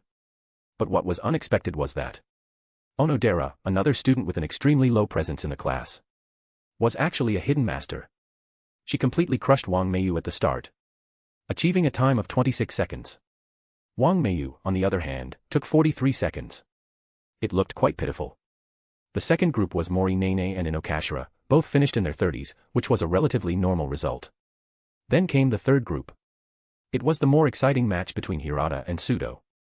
Many of the girls in the observation stands were cheering for Hirata, which made Sudo a bit annoyed. So, he went all out from the start of the race. Finally, he defeated Hirata's 26.13 seconds with 25 seconds. But after the race, everyone felt sorry for Hirata. This made him feel a bit unbalanced, and he even refused to shake hands with Hirata, who congratulated him after the race. Suddenly, Sudo's reputation among the girls plummeted. The fourth group was Kushida Kikyo and Yamauchi Haruki.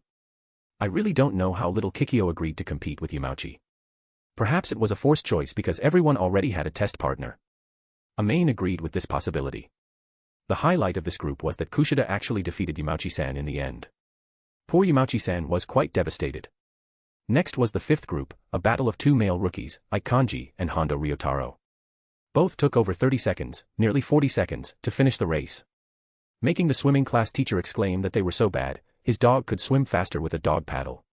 Sorry. The above sentence was merely Amane's delusion. However, the swimming class teacher's expression was indeed not very good. The sixth group was Koenji Rokusuke and Ayana Koji. Is it finally my turn, the beautiful me? All you lovely girls, get ready to cheer for my performance. Koenji, wearing a uniquely styled swimsuit, strutted proudly to the edge of the pool. Ayana Koji, on the other hand, looked unmotivated. Miyako-san, what's a normal speed for a boy? This kind of thing, how would I know? I thought you would know. There's no way I'd know, alright. Amane felt her face burning hot. The usually quiet and reserved Miyako-san actually had this side to her. Then, a speed similar to Yamauchi should be fine, right? You're talking about swimming speed. Otherwise. What did you think I was asking about? Cough cough, if you want to get noticed, swim faster. At least at Sudo or Hirata's level, that's a normal boy's speed. Yamauchi's speed will just get you laughed at. Amane finished speaking and gave Ayana Koji a thumbs up. Good luck. Ayana Koji nodded silently. At the teacher's command, both simultaneously jumped into the water. Koenji swung his arms, pushing through the water like a propeller, surging forward quickly. Ayana Koji saw Koenji suddenly accelerate. He could only slightly speed up, trying not to lose too badly. After both reached the finish line, Ayana Koji turned his head. He found everyone looking at them in stunned silence. Koenji, 21.59 seconds, Ayana Koji, 22.11 seconds. The entire swimming pool became silent. Amane was dumbfounded. Are these two really that ridiculous? The world record is only 20 seconds, right? Koenji, emerging from the pool, had a puzzled expression. Someone was actually able to keep up with him when he was going all out. This was simply too incredible. And Koenji had a premonition. Ayana Koji hadn't used his full strength. On the other hand, Ayana Koji looked at Amane with a hint of resentment. It was because she told him to swim faster. That he was carried by Koenji's rhythm and accelerated. Although he deliberately swam a beat slower than him. But such a result. The attention he received was too conspicuous. It's over, my 5,000 points are gone. I already planned how to spend them, boo-hoo. Amane looked utterly dejected. You were actually aiming for first place. Horikita was a little surprised. She thought Amane's skill level was, at most, only slightly better than an average person's. A person's energy is limited. She couldn't possibly be good at archery and also excellent at swimming, could she?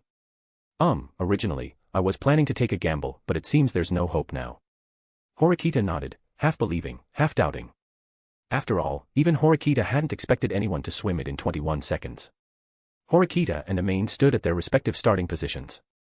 As the signal sounded, Amane and Horikita simultaneously dove into the water. The difference was that while Horikita swam forward with all her might, there was no movement from Amane's lane. Amane-san didn't sink, did she? Kushida looked worriedly at the swimming class teacher. The swimming class teacher quickly ran to Amane's lane to check. Only after realizing she hadn't directly sunk to the bottom did the teacher breathe a sigh of relief. But if she didn't sink, could this child have swum underwater? Is everyone in this class a swimming champion? The swimming class teacher fell into self-doubt. Horikita felt she had performed beyond her usual ability. She looked up. There were only about 3 meters left to the finish line. She was about to turn her head to see where Amane was. But when she turned, she couldn't see Amane's figure at all. How could this be? Could she really have? Horikita quickly looked forward. She ended up crashing right into Amane's arms. Ehehe. Amane proudly puffed out her chest. After touching the wall in her own lane, she swam to Horikita's lane and poked her head out to observe. When she saw Horikita was still looking behind her, she directly surfaced, which is why Horikita bumped into her. Miyako Amane, 23 seconds 01. When Horikita heard this number, she couldn't help but show a shocked expression. This goofy person was actually good at swimming too. How about that? I'm super amazing, right? Amane winked. However, she was rewarded with a flick to the forehead from Horikita. Yes, very impressive. So, can you please let go first? Also, please keep your hands to yourself, otherwise, I don't mind giving you a punishment. No way. Chapter 21, Chapter 20, what's the next step after holding hands? Suzune, quickly help me check, I think I got water in my ear. Amane tilted her head, trying to drain the water from her ear. Honestly, it must be because you stayed submerged for too long. Wait a moment, I'll go get you a cotton swab. Horikita walked back around the edge of the pool. Teacher, Miyako-san seems to have gotten water in her ear. Do you know where there are cotton swabs? Hearing Horikita's question, the swimming class teacher seemed to wake up from a dream. Miyako-san, you. Horikita covered her ears. The teacher's sudden shout startled Horikita. She almost thought the teacher had gone mad. Teacher, is there something wrong with Amane-san? Horikita frowned. It was Kushida, standing nearby, who asked this question. Of course there's a big problem. Onodera Kayano sat at the edge of the pool, loudly exclaiming with excitement. If possible, Horikita actually wished they could tell her the reason before venting their emotions so unrestrainedly. Can someone tell me the reason for your excitement? Some boys can swim in 21 seconds, and while Amane-san's time is good, there's no need to make such a fuss, is there? Horikita asked, somewhat confused. The teacher then took out her phone, searched for something, and then showed it to Horikita. The women's 50-meter freestyle world record is 23.67 seconds. So what was Amane's record? 23.01 seconds. You're not joking, are you? Is this kind of record something a high school student can easily break? Horikita Suzune couldn't believe that Amane had casually broken a world record. She even started to doubt the authenticity of the news. It's true. Although Miyako-san committed a foul, with her speed and technique, she could surpass the world record with just a little training. Miyako-san is amazing. Onodera's eyes were full of admiration. As a member of the swimming club, she knew better than anyone what surpassing a world record meant. It was simply an unattainable goal for them. After hearing Onodera's confirmation, Horikita felt a little dizzy. Please. Why play such a joke on her? To encounter someone as incredible as Amane in a place like this, could it really be fate? Suzune, have you gotten the cotton swab yet? Horikita turned around. Amane was patting her ear and waving at Horikita. Only then did she remember what she was supposed to be doing. With the teacher's help, Horikita found the cotton swabs. She pulled Amane to sit on the stands and carefully cleaned Amane's ear. Ehehe. Horikita, who was focused on cleaning Amane's ear, was startled by Amane's sudden laugh and almost accidentally injured her. Can't you just stay still? Sorry, Suzune, you're cleaning it so comfortably, it's ticklish. I just couldn't help myself for a moment. Ehehe. Horikita thought for a moment. In the end, she decided to ignore Amane. If she were to argue with Amane, she would suffer a nervous breakdown sooner or later. The swimming class results concluded with Amane receiving 500 individual points. The reason was that although her performance was excellent, Amane violated the rule of surfacing within 15 meters. Therefore, her result was invalidated. However, due to Horikita's insistence, Amane was still recognized as having won the group competition. She was awarded 500 individual points. After the competition, both the teacher and Onodera invited Amane to visit the swimming club. However, Amane rejected them all. Her reason was that it would waste her time. But Onodera used a killer move. She tried to lure Amane by saying there were many pretty girls inside, and even older students who looked super good in swimsuits, and so on. Horikita initially thought Amane would see through such tactics. So she didn't bother with Amane and walked ahead, planning to wait for Amane at the Palette Cafe. But when she looked back, she saw Amane happily following Onodera. What on earth is this person thinking? Amane-san, did you forget something important? Horikita sat in her seat and called Amane on her phone. Something important? Do you need me to buy a box of beef rolls tonight?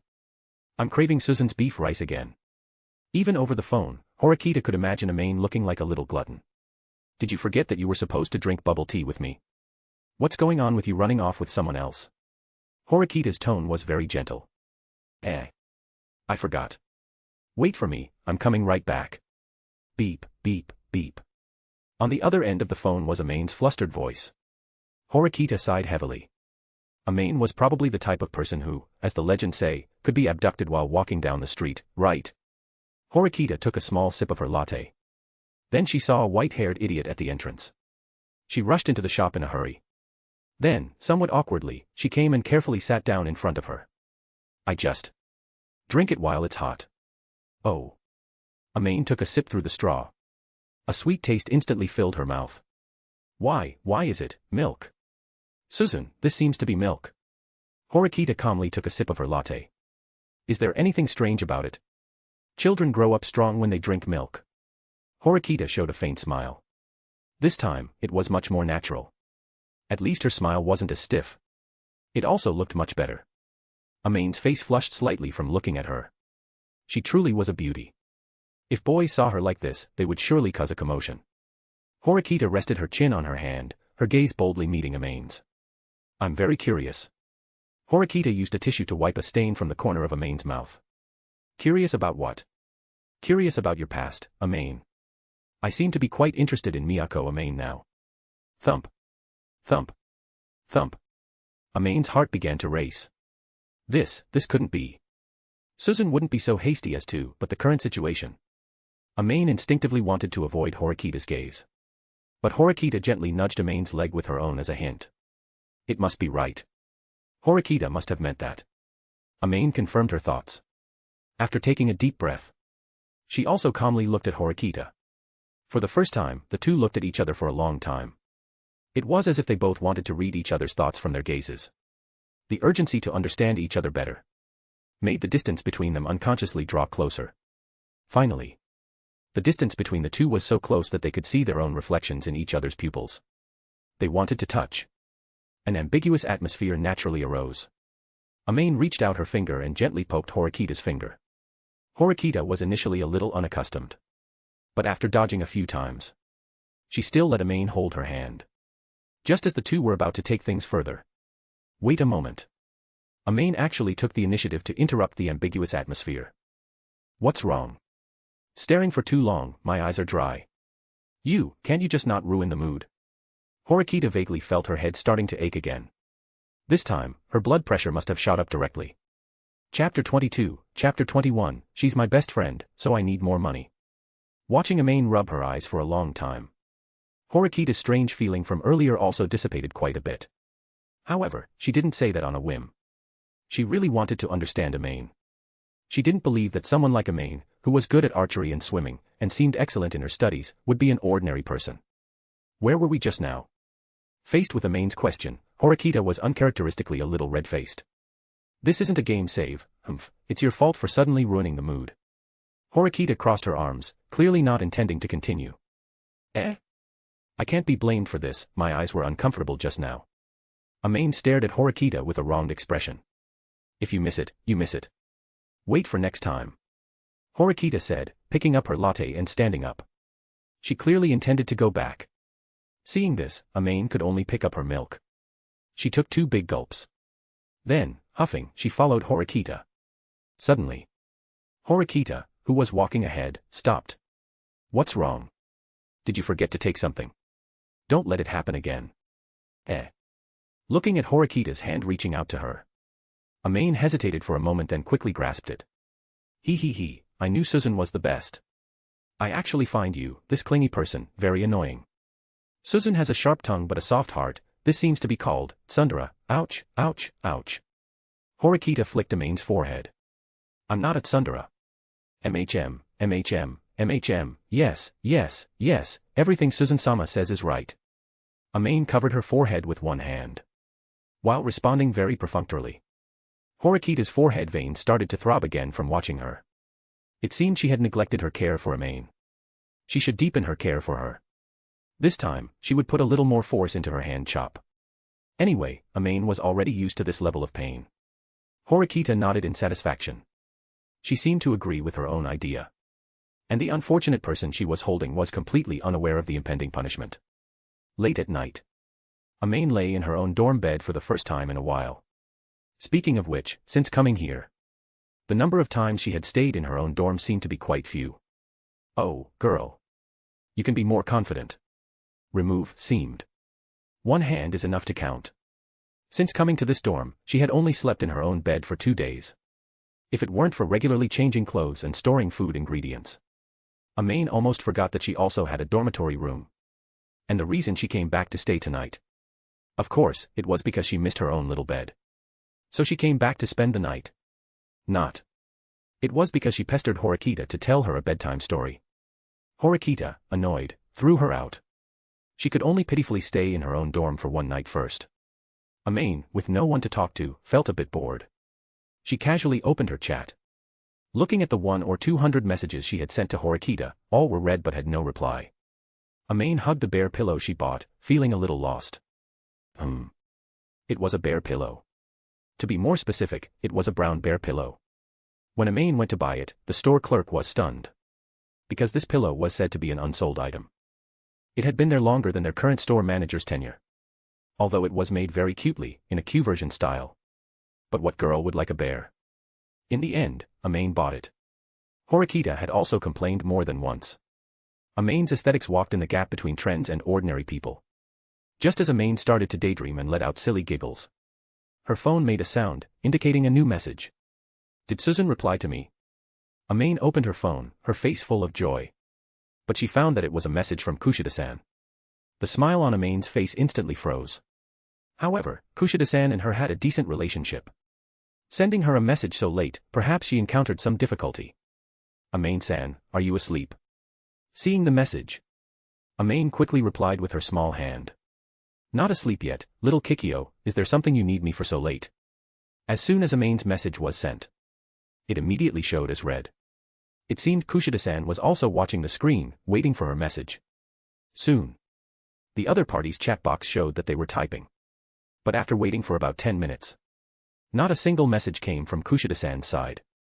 A drop of cold sweat ran down Amane's forehead. How many words must this be? Kushida-san's chat box kept showing, typing on and off. Then, after about another 5 minutes, Kushida-san finally sent a message. I'm really sorry to disturb Amane-san's rest so late. I do want to ask Amane-san for a favor, and I hope I can get Amane-san's help. She wants her help. Amane thought through her skills. Given Kushida-san's abilities, what she needs Amane for is probably related to physical strength, right? But if it's that kind of thing, Kushida-san only needs to post in the class group. And boys would immediately actively respond to her call. Little Kikyo, you're too polite. What do you need my help with? Kushida-san hesitated for a moment, but still told Amane the plan she had been thinking about for a long time. I want to become friends with Horikita-san, but usually Horikita-san is only close to you.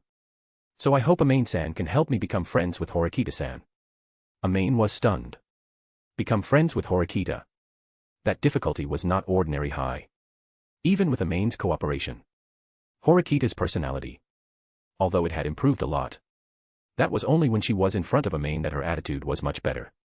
If it were someone else, she would probably revert to that cold and aloof beautiful girl image. So that's it. I'm quite willing to help with this, but what do I need to do? The only thing Amane could think of was for her to ask Horikita out. But if Horikita knew she was colluding with Kushida-san, wouldn't she have to sleep in her own room from now on? My plan is for Amane-san to take Horikita-san to Palette after school tomorrow afternoon. Then I will show up, pretending to meet her by coincidence, and then sit together to have direct contact with Horikita-san. Maybe I can persuade Horikita-san. Kushida-san's plan was indeed straightforward. Simple and unadorned. Getting Horikita to the cafe was not a difficult task for Amane. Whether Kushida-san could persuade Horikita afterwards had nothing to do with her. But Amane was worried about what Horikita would do after finding out. Would she impose sanctions on her? Or should she just refuse? I just went to Palette with Suzune today and had a drink. Tomorrow, it might be difficult to ask her out. If Suzune finds it unusual, she might refuse. Amane's words were actually a polite refusal. Please, Amane-san, try your best. If it succeeds, how about I treat Amane-san to the new 1,000-layer parfait? Hiss. Kushida-san is really generous. 1,000-layer parfait costs at least over 2,000 points. Amane hadn't eaten it because it was too expensive. Now someone was directly offering it. However, Kushida-san underestimated her friendship with Horikita. Suzune is my best friend. It feels a bit wrong for me to hide things from her. Seeing the message from Amane, Kushida-san smiled. She knew Amane had already agreed. She was just bargaining. Then what does Amane-san need to agree to me? I want 2,000-layer parfaits. Deal. Best friend. One is not enough. Just as Amane was happily looking forward to tomorrow's parfait. Suddenly, someone knocked on the door. Amane, are you asleep? This sounds like Horikita's voice. Could it be exposed so quickly? Chapter 23, Chapter 22, Amane-san, is your limit 3 seconds. Amane tiptoed to the door. She had just agreed to Kushida-san. And now Horikita was knocking on the door. Something was fishy. There must be a trick. She'd better pretend to be asleep. Amane leaned against the door, listening to the sounds outside. Horikita knocked a few times, then there was no more movement. She must have gone back to sleep. Now she was finally relieved. Yuzukuyo. Amane's phone suddenly rang. I know you're behind the door. If you don't open it. Horikita didn't finish her sentence. However, Amane didn't dare to gamble on the content that followed. She could only open the door with an apologetic smile. I'm really sorry. I was sleeping so soundly just now. I vaguely heard someone knocking, and just as I was about to open the door, Suzune, your call came in. Amane scratched her head awkwardly. Coupled with that smile that seemed to hide her intelligence. If it were anyone else, perhaps, they wouldn't believe it either. Is that so? You'd better have really been asleep. How come I didn't know, Amane? You have a habit of wearing over-the-knee socks when you sleep. Amane's expression suddenly froze. Oh no. She was so engrossed in chatting. She didn't even have time to change her clothes. Now she's been seen through. Horikita had just raised her hand. Amane immediately covered her forehead with both hands. Her eyes were tightly shut. She was preparing for Horikita's flick to the forehead. Amane was quite familiar with Horikita's routine. Ouch, ouch, ouch, Suzune, why did you switch to pinching my ear? Let go quickly. My ear is going to fall off, boo-hoo-hoo. Horikita looked at the endlessly flailing Amane in front of her with a hint of exasperation. Tell me, you don't want me to come in, do you have something you're hiding from me? Horikita's intuition told her that this idiot was definitely hiding something from her. How could that be? How could I possibly be hiding something from Suzune? If you're not hiding anything from me, then say that again while looking into my eyes. Horikita gently stroked Amane's face. Then twisted it forcefully. Click. Making Amane's gaze meet her own. Amane's eyes darted everywhere, up, down, left, and right. Horikita immediately kept up with the focus of her gaze, ensuring she could maintain eye contact with her. After Amane's gaze dodged a few times, she realized she couldn't shake off Horikita's speed at all. So she chose to give up, letting her eyes do as they pleased. What kind of look is that? Why is one going left and one going right? Horikita was startled by Amane. She quickly gave her a flick to the forehead, correcting her peculiar habit of darting eyes. Boo-hoo, Suzune always bullies me. Amane sat pitifully by the table. She poured Horikita a glass of water. Then continued to look at Horikita, sobbing. Amane-san, did I bully you? No. That's the truth, isn't it? Tell me, why were you hiding from me? Horikita drained the water in the glass. Then slammed it onto the table, scaring Amane into a shiver. Actually, it's... Amane handed her phone to Horikita. Horikita curiously took the phone. Then grabbed Amane's small paw and unlocked it with her fingerprint. Looking at the content on the screen, Horikita was startled at first. Then her face began to flush crimson. Are you doing this kind of thing alone in your room? Horikita looked at Amane with anger in her eyes. Amane's heart sank. What should I do? Suzune is indeed angry. Is it still not too late to pack up and run away now? What about tomorrow's parfait? I really want to eat parfait. He he he. Even at a time like this, Amane was still thinking about the 2 large 1,000-layer parfaits that Kushida had promised her. Suzune, please calm down first. I didn't do it on purpose. It's my first time doing this kind of thing. Amane felt the temperature of her face rising rapidly. So she reached out and rubbed it. But it seemed to get even hotter. She hadn't expected her first time acting as a shill to be caught red-handed by the main person. How could she expand her business in the future? First time. I don't believe this is your first time. You're clearly a repeat offender. It was the same last time. Horikita believed she had already educated her. But now it seems the other party not only didn't repent but even intensified her actions. This time, she must be made to get rid of this bad habit. Although I made a mistake, but Suzune, you can't accuse me wrongly. It really is my first time. If you don't believe me, look. I'm not looking. Look. I'm not looking. Horikita's face was already red to the roots of her ears. Heaven knows how unsightly the first time she carefully hid, which was missed after being deleted last time, was. Really, it's my first time working with little Kikyo. Please listen to my explanation. Seeing that Horikita had no intention of listening to her explanation at all, Amane simply stood up forcefully and went to Horikita's side. Then, she hugged Horikita's waist and started crying.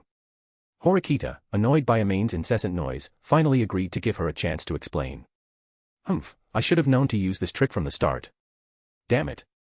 Amane even smugly wiped away her fake tears from the corners of her eyes. Wait. Horikita suddenly thought of something. You said you were collaborating with Kushida. They collaborated, what do they need my photos for?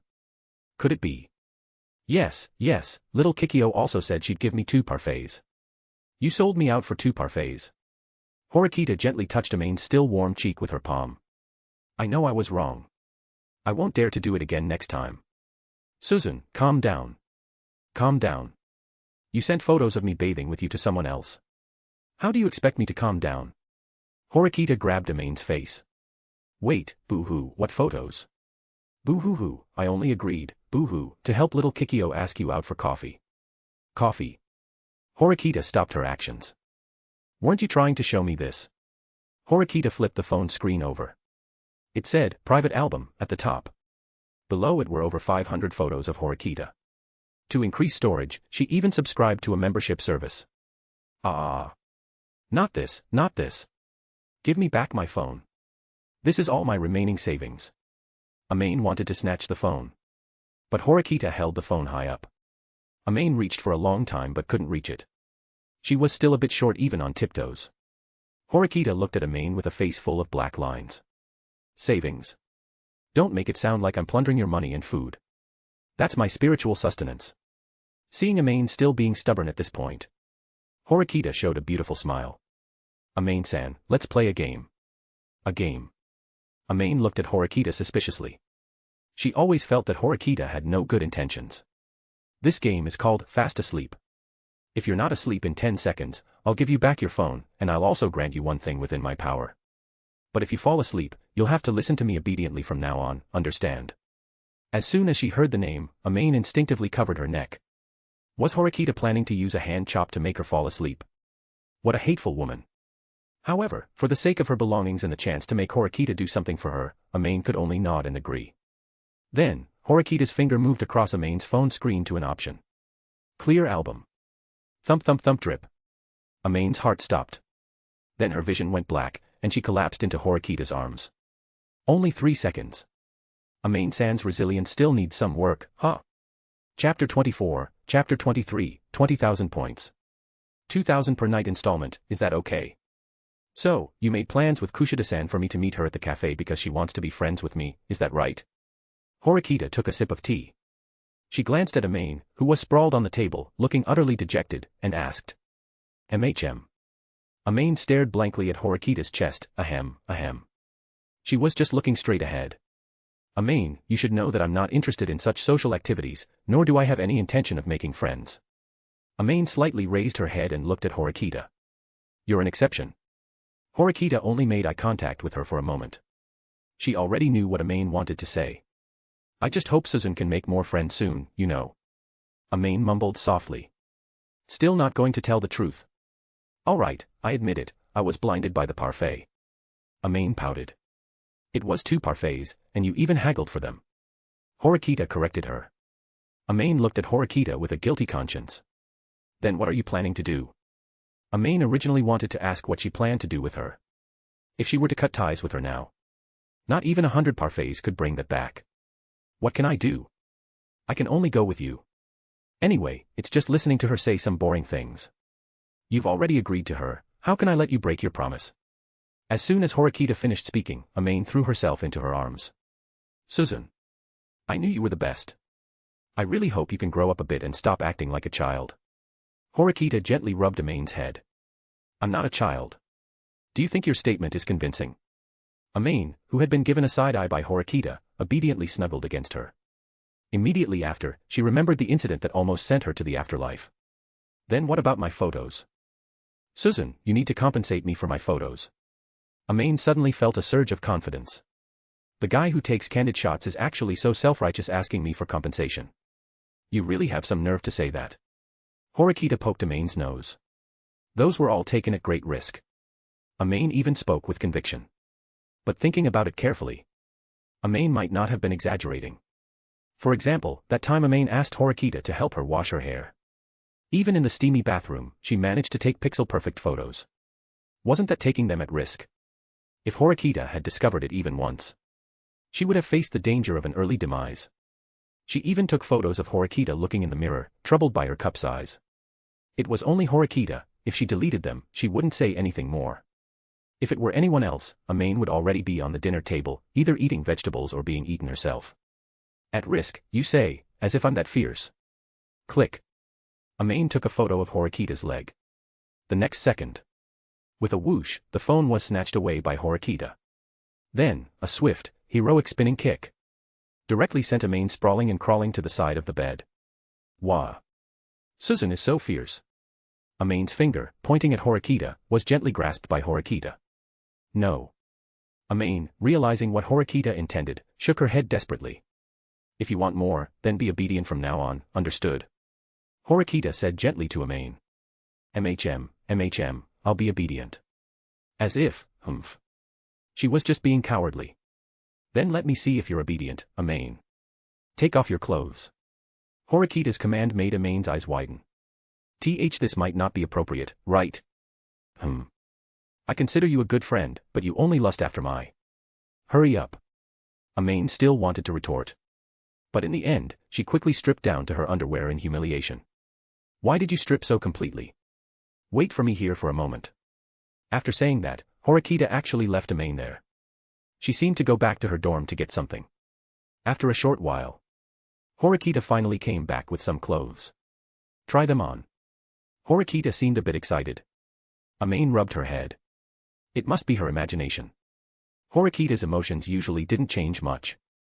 Amane instinctively put on the clothes. Suzune, isn't this a little off? Are you questioning me? Hurry up and put them on. Ugh, Suzune is even fiercer now. After Amane put on the clothes, she twirled around twice, and they surprisingly fit perfectly. A black, form-fitting athletic women's shirt. It perfectly outlined Amane's figure. Paired with black athletic tights. And the school uniform's white pleated skirt. Perfectly transformed Miyako Amane's. What are you laughing at? Don't laugh, be serious. Ugh. Amane was forced to stop her silly grin. She became a little more serious. Her purple eyes held a rare serious expression. She looked much cooler and more composed. Paired with this outfit, she was both dashing and retained her feminine charm. How do you like this? Amane took Horikita's hand and gently kissed the back of it. Then she showed a faint smile. Amane-san, you can be a little more normal now. Horikita sensed something was off with Amane. But after looking for a long time, it was still the same person. However, without that silly smile, she looked a bit handsome and had a somewhat melancholic aura. This look would definitely charm many girls, wouldn't it? But unfortunately, Horikita wasn't swayed by that. I think I'm very normal. Or does Suzune prefer me to be abnormal? Amane wrapped her arms around Horikita's waist. With a slight pull, they were pressed close together. Amane rested her forehead against Horikita's forehead. Then, she slowly leaned closer to Horikita. She could feel it. Horikita's breathing was becoming rapid. What a cute girl. She hadn't expected Horikita's defenses to be so easily breached. What an idiot. Slap. Ah. Amane yelped and covered her bottom with both hands. Suzune, why are you still hitting my butt? I told you I'm not a child anymore. Amane looked indignant. Phew. Horikita let out a long breath. This version of Amane made her feel more comfortable. What were you thinking just now? Did you think I wouldn't know? Horikita put a little distance between herself and Amane. Afraid of being taken advantage of by this girl again. However, Amane's focused expression just now had made her heart flutter a little. Unlike the admiration and longing she felt when facing her brother. Horikita knew clearly that her heart had fluttered. But Horikita could never admit to this. To actually feel her heart flutter for an idiot girl. What a joke. She was Horikita Suzune. Horikita adjusted her demeanor slightly. And once again became the confident and proud Horikita Suzune. Are you satisfied with the clothes? The clothes are not bad. They're not even tight in the front. Could it be that Suzune bought them too big and then gave them to me? Amane teased, glancing at Horikita's figure. Then she stuck out her index finger and wiggled it proudly. Horikita was so annoyed she wanted to kick her. Good that you're satisfied. 20,000 points. Do I have to pay for it? Otherwise, what did you think? Would I buy such an expensive item for charity? Is it still not too late for me to take it off now? What do you think? Horikita wore the expression of a cat who had stolen a dried fish. She had finally got her this time. Then 2,000 points a night, paid in 10 daily installments, does that work? Amane showed a shy yet hopeful expression. If she had a tail, Amane's tail would probably be spinning like a runaway windmill. Oh, girl. You're calculating a bit too loudly. Chapter 25, Chapter 24, don't just flirt with girls, hurry up and eat. Late at night, Amane, who was once again being used as a body pillow, quietly opened her eyes. Since Horikita had completely wiped out her savings, she had to seize every opportunity to quickly replenish them. She turned off her phone's shutter sound and flash. Using the bright moonlight of that night, Amane took a photo of Horikita's cute sleeping face. Her sleeping face is indeed the cutest. Amane carefully put away her phone, then returned to her body pillow form. She gently snuggled into Horikita's arms. Only after she felt the human body pillow in her arms fall asleep did Horikita open her eyes. Honestly, she never learns. She even takes stealth photos while sleeping, not honest at all. Next time, she won't tell her bedtime stories. Horikita looked at the peacefully sleeping Amane. On an impulse, she gave her a quick peck on the cheek. When she realized what she had done, Horikita immediately wanted to reach up and touch her own face. But her arm was holding Amane. She certainly couldn't reach. But even without touching, she knew. She must be excessively red right now. Why did she do such a thing? Amane is a girl. Between girls, such an act should be considered a prank, right? Yes, it must have been an impulsive prank. After finding an excuse for herself, Horikita closed her eyes again. Pity. Just a little more. She would have seen Amane's involuntarily upturned lips. The next day after school. The scamming for food and drink duo. Horikita and Amane arrived together at the Palette Cafe. As soon as she entered, Amane saw Wang Meiyu and Ichihashi Yuri chatting there. As for why they weren't drinking beverages at the cafe, it was because it was too hot. It hadn't been long since class ended. The two of them had actually rushed over so quickly. It was clear at a glance that Kushida had arranged them as decoys. Indeed. The unprofessional decoy, Wang Meiyu, winked at Amane. Then she picked up her drink and left with Ichihashi Yuri. Amane immediately ran over and occupied the seats. What do you want to drink? Horikita glanced at Amane. Then she bought a glass of milk. I want coffee, but Suzune, you'll definitely still buy me milk. I keep telling you I'm not a child anymore. It's Suzune who needs a supplement. Amane's voice trailed off abruptly. Horikita's sharp gaze sent a chill down Amane's spine. Drink less coffee in the future, so you don't always stay up late, insisting that I tell you stories. Oh, by the way, where's the person who's treating you to parfait? Horikita glanced out the window. Kushida was not yet in sight. Since Amane had agreed that if she brought her here, Kushida would buy her a parfait. Logically, she shouldn't break her promise. To get a certain idiot something delicious to eat. Horikita had really worried herself sick. She should be here soon. Here she comes. Amane saw a familiar figure enter. He quickly pretended to be chatting with Horikita. Horikita also put on an expression that warned people to stay away. When Kushida saw the two of them, to avoid being too abrupt, she also bought a drink. She looked like she was planning to find a seat, then walked over to them. Isn't that Amane-san and Horikita-san? What a coincidence, I didn't expect you two to come to a place like this. Kushida's way of greeting was a bit old-fashioned. But coupled with her gentle smile, it didn't make people feel abrupt or annoyed. What a coincidence, Kikyo-chan. I see there are no seats left in the store. If you don't mind, why don't you sit over here? Amane enthusiastically greeted Kushida. Wouldn't that be rude? I saw that you two seemed to be chatting, wouldn't I be disturbing you? Kushida said politely while observing Horikita's expression. She wanted to see if Horikita was willing to accept her presence. I don't mind. Horikita replied coldly. Kushida didn't seem to mind Horikita's attitude. Then I won't be polite. Kushida sat down accordingly. Amane, seeing that the task was complete, felt it necessary to hint at Kushida. Suzune, I want to eat a 1,000-layer parfait, buy it for me, buy it for me. Amane hugged Horikita's arm and swayed back and forth. Horikita immediately knew what Amane wanted to do. So she sternly said, "What's so good about it? If you keep eating so many sweets and get fat, I won't be responsible." Seeing Amane's hint, Kushida quickly spoke up to persuade. Horikita-san, don't be angry. It's okay to eat some occasionally.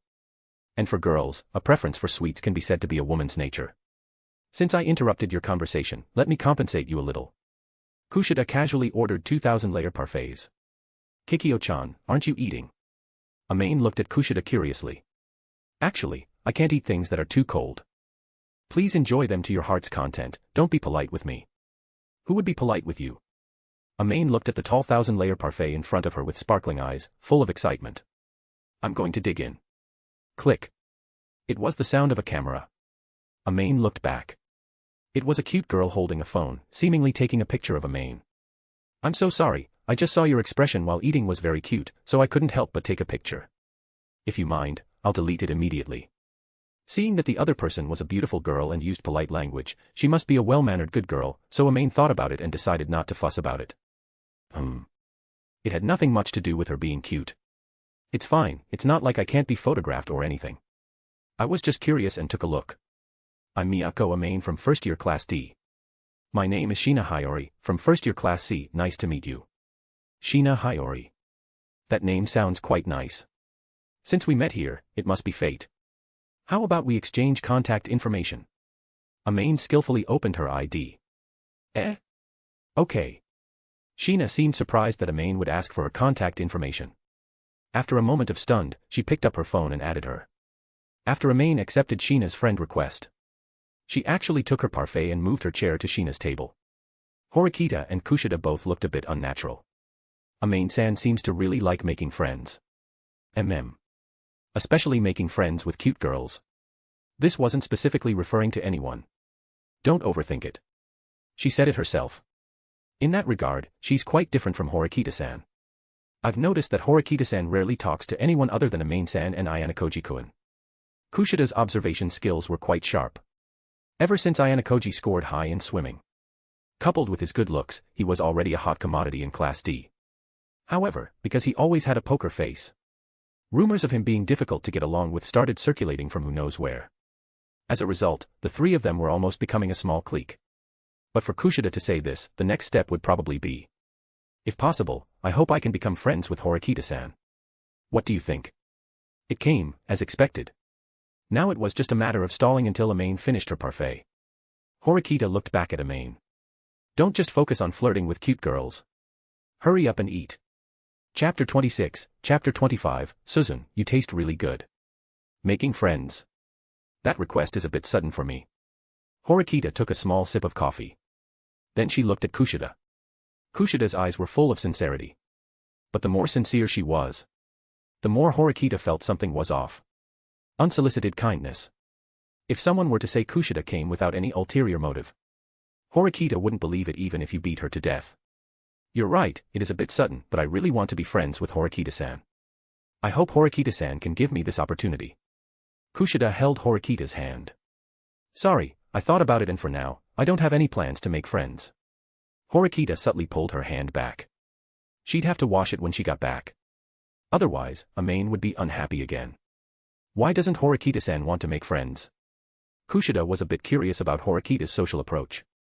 In a closed boarding school, if one didn't make friends, it was almost like completely isolating oneself. If one didn't have a few friends or join a clique at the beginning of the school year, it would be very difficult to integrate into the class's social activities later on. Perhaps I personally prefer quiet. Horikita answered the question calmly. In other circumstances, this statement would have been a decisive blow to an idiot who so rashly came to make friends. But now, for some reason, Kushida, instead, smiled and pointed at Amane. I don't think Amane-san and quiet. The words Amane and quiet. One couldn't say they were completely unrelated, but they were certainly not related at all. She was noisier than cicadas in summer, constantly calling out, Suzune, Suzune. It was almost driving her crazy. Every time she intended to give her a harsh scolding. Seeing her silly smile, Horikita couldn't get angry. Who would hold a grudge against an idiot? Over time, it seemed, she had gotten used to it. If there were a day without Amane's calls, she might even feel a little unaccustomed. She's an exception. Then can't I be the second or third exception? No. Horikita refused quite quickly. Kushida's smile gradually faded. Horikita-san tilted her head, watching Amane-san and the girl opposite her chatting happily. Amane-san was not only gesturing wildly but also frequently making the girl opposite her cover her mouth and chuckle. This fellow. He must have put all his talent into that big mouth of his, huh? Amane-san chatted with Shina Hyori while secretly observing Horikita's situation. After noticing the two of them had fallen silent, she brought her empty parfait glass over to Horikita's side. Suzune. Take it. Alrighty. Amane-san casually picked up the parfait that Kushida had ordered for Horikita. Could she really eat 2 servings? Kushida looked at Amane-san with some concern. It wasn't that she was worried about the points. It was just that such a large serving was enough to fill an adult male. For high school students, it was a portion for a couple. Would Amane-san be okay eating this much? Only after seeing Amane-san start eating heartily did Kushida shake her head in disbelief. Dating Amane-san must be very expensive, wouldn't it? Suzune, want to eat together? No. Horikita-san rolled her eyes at Amane-san. Just eat it quickly, that's all. Why so much fuss? Let's eat together, or else it'll be awkward with just me eating and the two of you watching. Amane-san said, picking up a chocolate biscuit stick from the parfait. Then, while biting one end, she pointed the other end towards Horikita-san. Amane, what are you doing? You don't mean you want me to? Horikita-san had a bad premonition. This is the Pocky game, right? Does Amane-san want to play this game with Horikita-san? Kushida's face immediately turned red. Because Kushida's surprised voice was a bit loud just now. Everyone in the cafe turned their attention to them. People are curious. If a couple were playing this game, they would at most glance at them, curse them as a lovey-dovey couple who deserve to die, and then ignore them. But if 2 girls were playing, it would attract a large crowd to watch. As for the reason, does it even need to be said? Seeing more and more people gathering to watch. Some had even started taking photos. Horikita-san's first reaction was to flee. But she was held down by Kushida. Horikita-san, you can't run away now. Horikita-san looked at Kushida's serious expression, somewhat puzzled. I never agreed to play such a childish game with this idiot in public. Being watched while having intimate contact. Isn't that something only a social terrorist, social phobic, could do? How could she, a socially awkward novice with social anxiety, possibly do that? But if you run away, what about Amane-san? She'll definitely be laughed at for not getting a response, won't she? Kushida's words made Horikita-san sit back down. She knew Kushida was right. Since Amane-san intended to play this game, she must have been certain that Horikita-san would play with her. Once Horikita-san left, this fellow might get upset, wouldn't she? What an annoying person. Snap.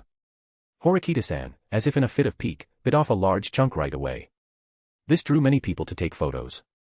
Amane-san showed a triumphant smile. She took a small bite.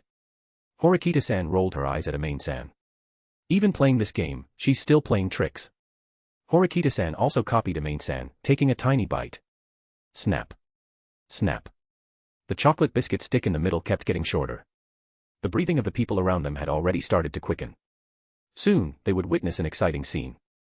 Oh no, it was a thrilling scene. Snap. Amane-san took another small bite. The entire chocolate biscuit stick was now less than a fifth of its original length. Horikita-san, her face red, took a bite. Both of them could already feel each other's breath. Thump thump. Horikita-san felt her heart rate accelerating. She started to regret it. She should have refused earlier. Now she could only do that in front of everyone. Seriously. Annoying. When they got back, she would spank her until her butt bloomed. Horikita-san thought fiercely. Her angry gaze made Amane-san's heart suddenly jump very high. When they got back, would her butt really be spanked until it bloomed? Amane-san thought with some fear. Then she took another bite. The distance in the middle had narrowed so much that if Horikita-san took just one more bite, their lips would touch. Snap. Horikita-san hesitated for a moment, then bit down anyway. Their noses bumped into each other as a result. Shina Hyori silently picked up her phone. All the surrounding noise completely disappeared. Everyone quietly raised their phones. They intended to capture the exciting moment that was about to unfold. Amane-san moved. After her soft lips touched the last small piece of chocolate biscuit stick, they also touched another soft thing. Soft. But it wasn't as sweet as she had imagined. They say a girl's lips are sweet. Now it seemed that was a lie. It probably also had something to do with Horikita-san drinking coffee, right? Horikita-san's face seems very red. I shouldn't tease her anymore. Amane-san touched and then pulled away immediately. Before Horikita-san even had a chance to react, she had already clearly savored her. Then, with a finger, she gently pinched Horikita-san's chin, mimicking the actions and tone from a manga she had read. Suzune, you taste really good. Chapter 27, Chapter 26, Suzune, do you want tea and food first, or do you want me first? Horikita went to the store as usual, simply bought some instant bento boxes, and then picked up milk and bread for breakfast the next day. This way, she could sleep a little longer. There was nothing she had to worry about every day. Horikita felt much more relaxed. She arrived at her dorm room door, took out her key, and opened the door. Welcome home. A cute, athletic girl wearing cat ear headphones greeted Horikita with the sweetest smile. How did you get in? Horikita was quite indifferent to the girl's welcome. I secretly made a copy last time. Suzune, do you want tea first, or some candied apples, or do you want me first? Miyako-san, please just pour me a cup of tea. Oh, and you can just call me Horikita. Seeing that Horikita still seemed angry, Amane could only hang her head and go to the kitchen, skillfully preparing tea for Horikita with a tea bag. Then she sat obediently beside Horikita. Suzune, you must have had a tough day. Do you need a massage? Amane said, placing her hand on Horikita's shoulder. And then Amane found her hand grabbed. Horikita quickly stood up and, with a swift over-the-shoulder throw, slammed Amane onto the floor. Ow, ow, ow, Suzune, what are you doing? Amane rubbed her chest, looking wronged. Fortunately, her hardware was ample enough to provide a cushioning effect, otherwise, she might not have been able to get up for a while after that fall. Sorry, I forgot to tell Miyako-san that I don't like anyone touching my shoulder. Liar. You let me massage your shoulders before. Miyako-san, you yourself said it before, didn't you? Amane wanted to retort, but in the end, she said nothing. Suzune, are you still angry? I told you I didn't do it on purpose that day. Amane peeked at Horikita, looking wronged. Horikita's expression, however, showed no change. Is that so?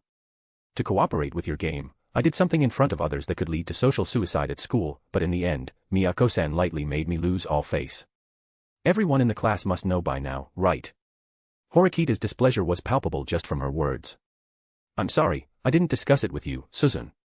I apologize. Please forgive me just this once. Amane tried to hug Horikita and act spoiled, but Horikita gently pushed her away. It's getting late, and I plan to rest. If Miyako-san has nothing else, please go back now. We have to get up early for class tomorrow. Horikita's icy dismissal made Amane a little dejected. Then I'll go back now. If you need anything, remember to call me in the middle of the night. I'm very MHM. Thank you for the tea. Seeing this, Amane could only open the door and leave. It seemed she had really gone too far this time. Otherwise, Horikita wouldn't have been angry for so long. Amane opened the door to her own dorm room. The sky-blue curtains appeared incredibly dim under the night sky, blocking all light from outside the window. Amane had no intention of turning on the lights. She flopped directly onto the bed. Then she took out her phone, hoping Horikita would text her. Maybe it's just wishful thinking that Suzune will forgive me. Amane smiled. She hadn't had coffee today, had she? But why did her mouth taste so bitter, so bitter? Amane went to the bathroom, turned on the hot water, and took a hot shower. She hadn't exercised much, and there was no strange smell on her body, but Amane just wanted to shower. Perhaps only by doing something would she calm down. After showering, wrapped in a bath towel, she stood by the mirror. The reflection in the mirror instantly jolted Amane awake from her dazed state. It was a face devoid of a smile, expressionless. There was no light in her eyes. Because from birth, she had embarked on a journey arranged by others. The starting point and process of the journey were clearly laid out. Only the destination could she choose. Choosing where she would be buried. Amane pressed her fingers to the corners of her mouth, pulling them to the sides. But no matter how hard Amane tried, her reflection in the mirror never smiled. It only met her gaze with a cold stare. Only the weak huddle together for warmth, the strong are always alone. Amane murmured the words that men had taught her. But, she didn't like being alone. To be alone to become strong, that in itself was a strange thing. Of course, she only understood this truth after meeting Horikita Suzune. She felt an immediate fondness for Horikita the first time she saw her. The reason was that Horikita's expression was so similar to her own in the mirror right now. So Amane hoped she could smile too. Therefore, Amane became her friend. Things had been developing positively. Horikita's smile appeared more and more often. She also became more adorable. But because of Amane's overzealousness, she ended up becoming that ice beauty again. Seriously, I just wanted to make her happy, why? Thump. Amane punched the wall. The freshly painted white wall actually started to crack with a single punch. Just as Amane was about to throw a second punch, her phone rang. Amane slowly walked to the bed and picked up the phone. It was an unknown number. Hello. Is this Miyako-san? I'm Horikita Manabu. Is there something you need this late? Are you in a bad mood? Amane didn't reply. Horikita Manabu, seeing this, quickly got to the point. I have something I'd like to discuss with you, regarding Horikita Suzune. If it's convenient, how about we meet? Regarding Horikita Suzune. Amane frowned. What would be the consequences if I refuse? There would be no consequences, but you might lose Suzune as a friend. Are you threatening me? Amane's tone turned hostile. Horikita Manabu immediately felt a strong sense of animosity from her end. This feeling was exactly the same as when he was at the club orientation meeting. Could it be that Miyako was the one who? It's not really a threat. I'm just stating a fact. I believe if you understand Suzune, you felt it too, haven't you? I'm not talking nonsense. Indeed. Horikita was deliberately distancing herself from her, but she didn't understand Horikita's intention. I could only comfort myself by thinking that Horikita was still angry. The truth was, I just didn't understand her well enough yet. Speaking of which, Horikita Manabu seemed to want to tell her something. Time, place. 8 p.m., behind the dorm building. I'll be there on time. Amane glanced at the time. There were still 40 minutes left. She could calm herself down a bit. Horikita Manabu hung up the phone after receiving the message. Amane began to prepare her attire. She opened her closet. But she found that besides her school uniform and the casual clothes she had just changed into and washed, she only had the outfit Horikita had prepared for her. Then this one will do. Chapter 28, Chapter 27, Brother, you're actually robbing the cradle. After Amane left, Horikita habitually stood behind the door. Because that idiot often pretended to forget her key, then knocked on the door asking to be let in. But this time, Amane didn't look back. Should she be relieved? Or should she be disappointed? She was relieved that if things continued this way, the rumors would disappear. She was disappointed that she had to personally push away her only friend. Horikita opened her phone. She glanced at the messages in the class group chat. From the chat history, many people were still discussing the recently popular photos and videos of two girls playing a couples game on campus. The protagonists were, of course, Horikita and Amane. The comments, however, were quite polarized. Some people believed it was just girls playing a simple game. They thought some people had impure thoughts to think otherwise. But another group of people used harsh words like filthy to label Amane and her. How would this affect things? For the reclusive her, it had no impact. After all, her social circle consisted only of Amane. But what about Amane? She wanted to make friends with more people. If bad rumors spread about her and another girl, would she still be able to stay in other girls' circles? Absolutely not. In fact, these past few days, people in the class had also been discussing this matter. Even Chabashira had spoken to her once, telling them to be mindful of their image. Kushida's small group hadn't really sought out Amane for the past week either. Although Amane didn't say anything. Every time after school, Amane would look longingly at her friends in various small groups discussing where to go play. But she could only sit in her seat and then accompany her back to the dorm. Horikita knew she wasn't a girl who enjoyed socializing and shopping. So she had almost never gone out to play with Amane. Indeed, her personality was more suited for the outside world, wasn't it? Horikita thought for a long time. The bad rumors were due to the truth, their relationship had indeed gone beyond friendship. But it hadn't reached the point Horikita had drawn the line at. So no matter how they explained or refuted it, it was useless. The only way was to distance themselves. Only when their relationship returned to its state before the start of school would those who loved gossip find it boring and stop paying attention to herself and Amane. At that time, Amane would naturally be able to integrate into other small groups. If that didn't work, she would add fuel to the fire and intentionally say some nasty things in public. Amane had a good reputation, so there would definitely be people willing to help her and speak up for her. That way, she could smoothly return to her own circle. As for herself, she would return to her previous mundane life. Well, what's the big deal? Hadn't she been a loner since kindergarten? What was this level of loneliness? She didn't mind 3 more years of it. Let her be the villain. She went to the kitchen. In the pot were warm candied apples. Horikita picked up a piece and put it in her mouth. It was bitter. Had the apple gone bad? No. Even if it had gone bad, such a sweet food wouldn't turn bitter. Horikita ate a few more bites. But she could only taste bitterness. If only I hadn't met her. People are always insatiable. Once you get used to living alone, once someone else enters your life, you can never go back. Horikita tried to force a self-mocking smile. But no matter how she tried to manipulate her emotions, she couldn't make that expression. Horikita gave up. She picked up a book and quietly read it alone. Her eyes quickly scanned each word. But not a single word registered. Amane would always snuggle up to her when she was reading. She would hug her arm and call out, "Suzune, Suzune." Although she found her annoying. When she saw Amane smile, all her troubles seemed to disappear. It was just a bit too innocent of a smile. Because Amane was too noisy. Horikita had repeatedly asked her to be quiet. Now she was alone. It was quiet enough. There was no longer any noisy sound to disturb her. But she couldn't focus on reading no matter what. Sigh. Horikita let out a heavy sigh. She closed the book. Then she put on her casual clothes, planning to go out for some fresh air. If she didn't clear her head soon, she felt she would be crushed by the oppressive atmosphere. There was a time when she had boasted to others, saying that she didn't need friends because she had never had any since childhood. Therefore, she could accept loneliness better than anyone. Then a person named Miyako Amane appeared. And mercilessly slapped her in the face. Thinking back to her proud demeanor at that time. As if having no friends was something glorious. She felt she was utterly childish. Horikita opened the door and glanced at Amane's door. Should she ask her to go out for a walk together? As soon as the thought emerged, Horikita rejected it. She didn't have the courage. Perhaps it was fate.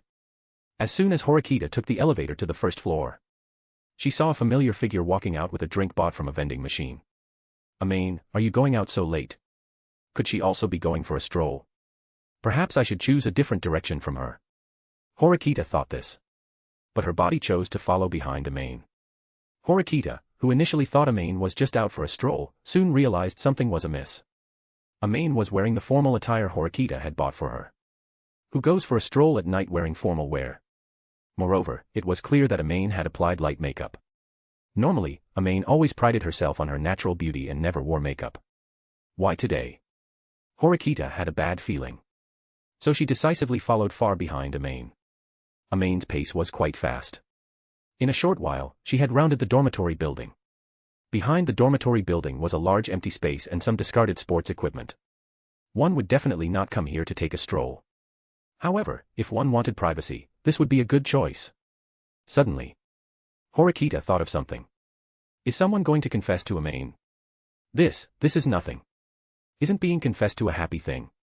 It means someone already feels that she and Amane have grown distant, so they've accepted Amane again. Isn't this a good thing? What if it's a handsome boy or something? Amane would be very happy too, right? I wonder who could make Amane take it so seriously. She might even accept the confession on the spot. It's truly enviable. Seriously. The wind is so strong tonight, sand keeps getting into my eyes. Just as Horikita was about to turn and leave, she heard a familiar voice. No one was more familiar with the owner of that voice than her. But it was not Amane's voice. Amane-san is truly punctual. Horikita Manabu glanced at the time. The time was just right, without even a second of error. Should he say she arrived precisely on time? Or that she was just punctual? After all, I'm here to see Horikita-senpai. I prepared a little before leaving, which delayed me a bit. Before she left, she had even blow-dried her hair and made herself dinner. The reason she bought a drink was because she felt a bit choked. But in Horikita Suzune's ears, these words became. To see Horikita Manabu-senpai, I specifically wore nice clothes and put on makeup, which delayed me a bit. Then, could it be that Big Brother is going to confess to Amane? Or, is Amane going to confess to Big Brother? However, neither of these options was acceptable to Horikita. Chapter 29, Chapter 28, Teaching Tools exclusive to Suzune. Horikita-senpai, why did you ask me out so late at night? What do you want to tell me? Amane said, taking off a sparkling hair clip from her head, while playfully looking at Horikita Manabu. Miyako-san, could you please speak in a more normal tone? Horikita Manabu calmly saw through Amane's disguise. After all, he remembered Amane vividly from the start of the school year. He didn't believe that Amane could change so much in such a short time. Oh, was I found out? I thought boys would like girls to speak in that tone. Amane wrapped the hair clip around the soda can, which still had about a third of the drink left. Then she looked up at the street lamp.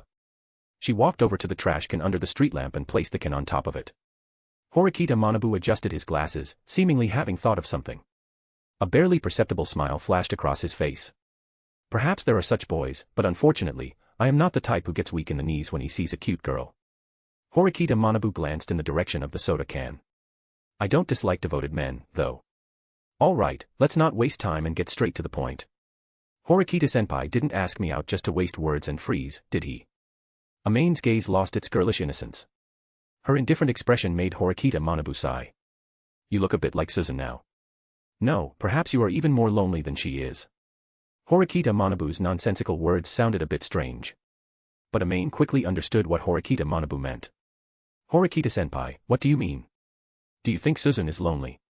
Seeing that Amane had successfully caught the baton, Horikita Manabu's face finally showed a relieved smile. Going to and from class alone, cooking alone, shopping alone, studying alone, growing up alone, is that not loneliness? Horikita Manabu's tone was slightly stern. However, the smile on his face indicated that he didn't truly think that way. Amane slightly turned her body, blocking most of Horikita Manabu's figure. Perhaps, but I have also seen her smile.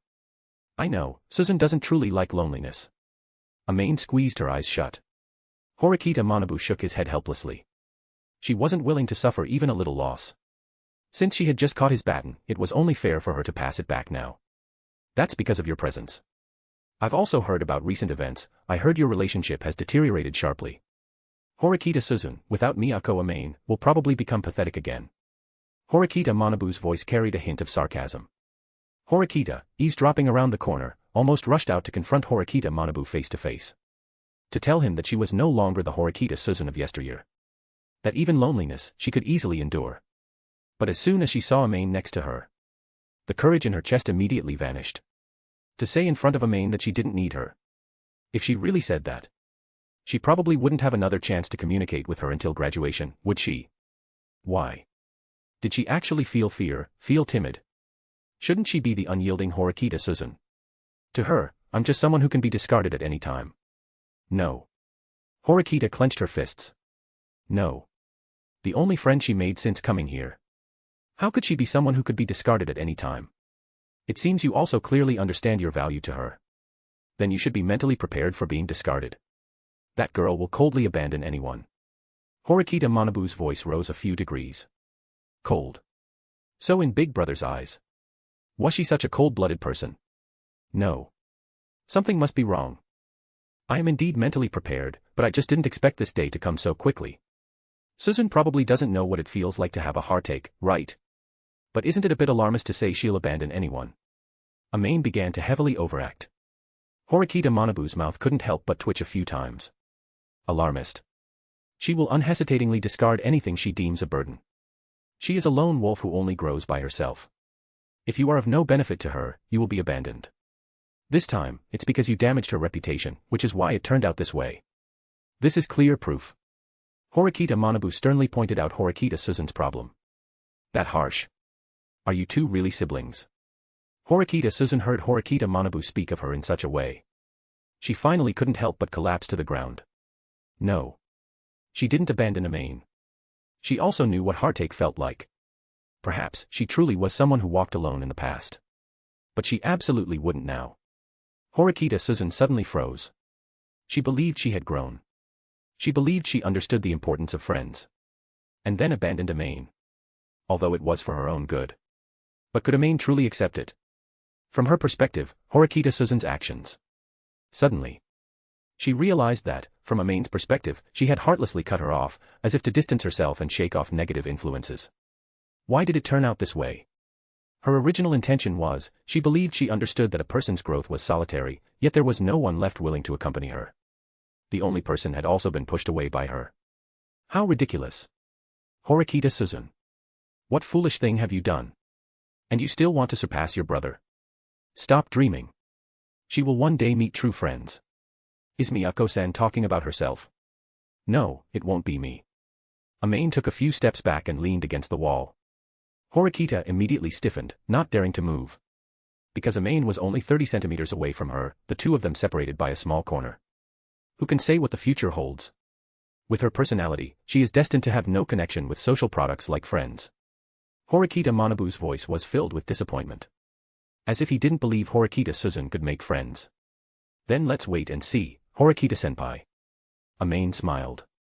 Horikita Suzune heard such a concluding remark, afraid that Amane intended to return to the dormitory, which would make them run into each other. She didn't know how to explain eavesdropping. She quickly hugged the corner of the wall and ran towards the dormitory building. Perhaps due to being too hasty. Horikita Suzune overlooked a problem. That is, both of them stood still, with no further action. I'm exhausted. Amane walked to the trash can, took off her hairpin, and then casually threw the drink into the trash can. That's wasteful behavior. Horikita-senpai, you're also wasting my time now, using me as a teaching tool for Horikita Suzune. Horikita Manabu, you've got some nerve. Amane's gaze turned cold. Chapter 30, Chapter 29, Did Horikita Suzune fall short? Horikita Manabu saw the claws hidden beneath Amane's beautiful exterior. However, he himself was not flustered. Indeed, Amane gave him a rather twisted feeling. But her true nature was kind. Even if you feign fierceness, I won't be afraid. Why do you think I'm feigning fierceness?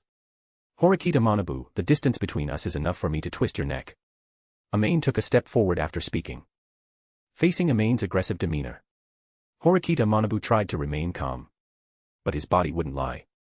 The arm hidden beneath his school uniform was already covered in goosebumps.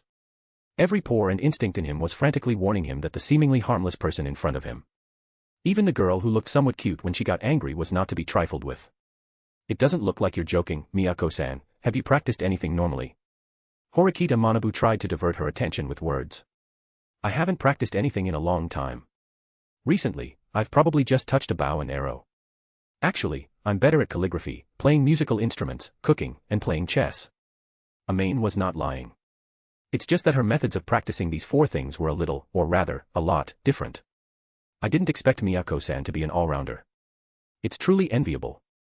It's getting late, how about we end our conversation here today? Horikita Manabu also keenly noticed that Amane's words contained something different. You want to leave after using me? It's not that easy. Horikita Manabu had a bit of a headache. It seems that if he doesn't bleed a little today, this guy will keep pestering him. Use force. No, no, no. You underestimate her too much. Only foolish people would immediately think of using force to solve problems. Amane was just showing him her muscles earlier. Next, it was up to him whether he was willing to cut off some flesh. If he wasn't, he could probably imagine what Amane would do to damage his reputation. What do you want? I want many things. The stars in the sky, the moon in the water, I want them all. Can Horikita-senpai get them? Amane's demands were very strange, and it would be normal for people to call them unreasonable. But Horikita Manabu showed a surprised expression. When did you find out? When you put your hands in your pockets. Amane put her hands in her pockets and made the same gesture as Horikita Manabu had just made. Your insight is very strong. I think so too. Shouldn't you be modest at this time? Horikita Manabu said jokingly, then took out his phone, which was recording, and pressed stop recording. If Amane had made an exorbitant demand just now, this would have become evidence of her extortion. But he didn't expect Amane to propose conditions that seemed like a joke. Even if it was recorded, as long as the other party said it was a joke. He couldn't do anything to Amane. Horikita Manabu felt a little emotional. The new students nowadays are terrifyingly strong, one by one. It put a lot of pressure on him, the student council president. I'm already modest enough. 5 questions, plus 100,000 personal points, can you agree? Amane sat on a nearby bench. She looked up at Horikita Manabu. 100,000 points are not worth mentioning, but I may not be able to answer all of your questions. Then 200,000 points plus 5 questions. I like generous boys like you the most. It would be embarrassing to say you can't give 200,000 points now. Amane crossed her legs. She leaned comfortably on the bench. She looked lazy, but the words she spoke were sharper than a cutting knife. Horikita Manabu was a little speechless. You're climbing up the pole too fast. However, 200,000 points was not a large amount for him. The points accumulated by Class A over 2 years, plus the points from special exams, Horikita Manabu's current personal points easily exceeded 7 figures. But he dared not continue to show off. Otherwise, the devil in front of him would really extort him dry. Points are not a problem, but I cannot guarantee to give you answers to the questions. Horikita Manabu sat next to Amane. Who said I wanted you to give me answers? Amane sneered and patted Horikita Manabu's shoulder. As the student council president, there are certainly things you can't say. I'm responsible for asking questions, and you just need to nod to confirm or shake your head to deny. Amane's eyes held a hint of excitement. You even found that out. Otherwise. Horikita Manabu, with a surprised look, took out the voice recorder hanging around his neck and, in front of Amane, cut off its power. No one had ever discovered this pen before. As the student council president, he wouldn't be able to hold his position without some tricks up his sleeve. I'm still not at ease. Let's stick to nodding and shaking your head. Nod once you're ready. Amane scrutinized Horikita Manabu. She could only confirm from his appearance that Horikita Manabu didn't have any listening or recording devices on him. But those in power tend to be cunning. She didn't want to be caught off guard and have her plans overturned by a hidden trap. After much thought, the initial plan seemed safer. Horikita Manabu nodded. All right, then the game begins. 1. The school's classes are divided based on students' abilities. Horikita Manabu frowned. Right off the bat, it was a question so central to the school's core. Originally, he wouldn't have known the answer until after the first month. However, since he had agreed to her terms, he could only confirm her thoughts now. Horikita Manabu nodded. 2. The points distributed by the school each month are not fixed. Horikita Manabu nodded again. She must have deduced this from the mountain vegetable meal plans and relief measures, right? This was inherently a hint and a reminder to the students, so it was understandable that she figured it out. 3. You advocate for ability, yet ridiculously emphasize fairness. Each class likely has about 15% of students who are either above or below the class average. Horikita Manabu nodded once more. For example, in Class D, where Amane was, there were quite a few academically excellent students. They were thrown into Class D due to personality flaws. At first glance, each class seemed equal. Each had both excellent students and those with slightly weaker abilities. But once this ability had to be proven through academic performance, how could that be fair to those excellent students with personality flaws? 4. There is a mechanism for class promotion and demotion. Horikita Manabu was finally convinced. He nodded, a faint smile gracing his lips. He was starting to feel a sense of anticipation, wondering what other questions this child might ask. Next was the final question. This question had troubled Amane for a long time. It was even more deserving of her attention than the previous 4 questions. 5. Is Horikita Suzune wearing padding? Horikita Manabu's eyes widened. What was wrong with young people these days? Weren't the first 4 questions quite serious? They had even made him somewhat excited and expectant. He had wanted to know what the 5th question would be. Why was she launching a sneak attack like this? However, Horikita Manabu thought back. She shouldn't be wearing padding. After all, he knew his younger sister well. Chapter 31, Chapter 30, on Horikita's feel.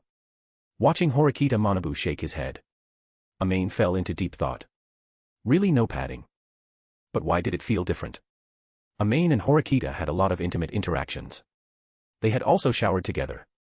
It could be said that they knew each other's cup sizes inside and out. However, Amane quickly discovered a secret. Horikita's touch felt different in the day and at night. During the day, the feel was roughly similar to an inflatable volleyball. Very elastic. This was information Amane obtained through personal suffering of violence. At night, it was like a water-absorbing sponge. It was hard to believe that Horikita wasn't padding something. But even her own brother said so, so perhaps she was just overthinking it. What a pity. Horikita didn't give her time to feel carefully. Otherwise, she would definitely discover the secret within. Well, that's enough for now. This is my ID. Amane pulled out a small slip of paper from her pocket and handed it to Horikita Manabu. Horikita Manabu took it and looked. Goodness, it was a student ID. Through this, one could add friends. And only this way could transfers be initiated. Would a normal person carry this around? According to Horikita Manabu's common sense, probably not. Unless, this little one had made up her mind to extort him from the moment she left her room. Otherwise, it would be impossible for her to casually produce a slip of paper with an ID written on it. This was simply too strange. Clearly, what Horikita Manabu didn't know was that Amane had developed the habit of casually giving out her ID to add more cute girls. She had already added almost all the girls in her class as friends, except for a very few. Even the most difficult Karuizawa had been won over by Amane. So, casually pulling out this thing was like a salesperson handing out their business card to Amane. Then I'll be going now. Remember to make a note of what the money is for. I don't want to receive an unknown black fund. Amane emphasized the phrase, unknown black fund.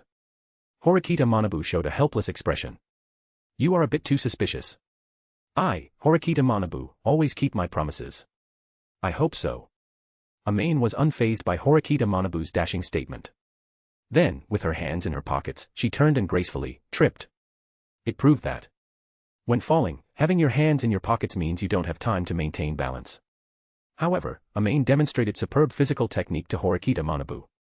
At the moment of falling, she immediately rolled along the ground and then stood up gracefully. She even proudly shook the cowlick on her head that had popped up to observe the situation. She maintained her cool, hands in pockets posture throughout. Horikita Manabu no longer knew how to describe this girl. An interesting fellow. This was probably Horikita Manabu's assessment of her. He hoped to see her even more active in the future. Currently, Amane's presence felt much more comfortable to him than during their negotiation. However, in this state, she didn't seem very shrewd. After Amane turned the corner of the dormitory building, she immediately rubbed her arm. She had pressed her arm several times while rolling on the ground.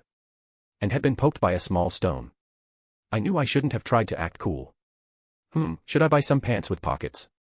That might be better. Fortunately, she was wearing tights today. Otherwise, she would have had an indecent exposure. Amane patted the dust off her clothes and entered the elevator. She pressed the button for the 12th floor. Soon, she arrived at Horikita's door. Should I go see Suzune?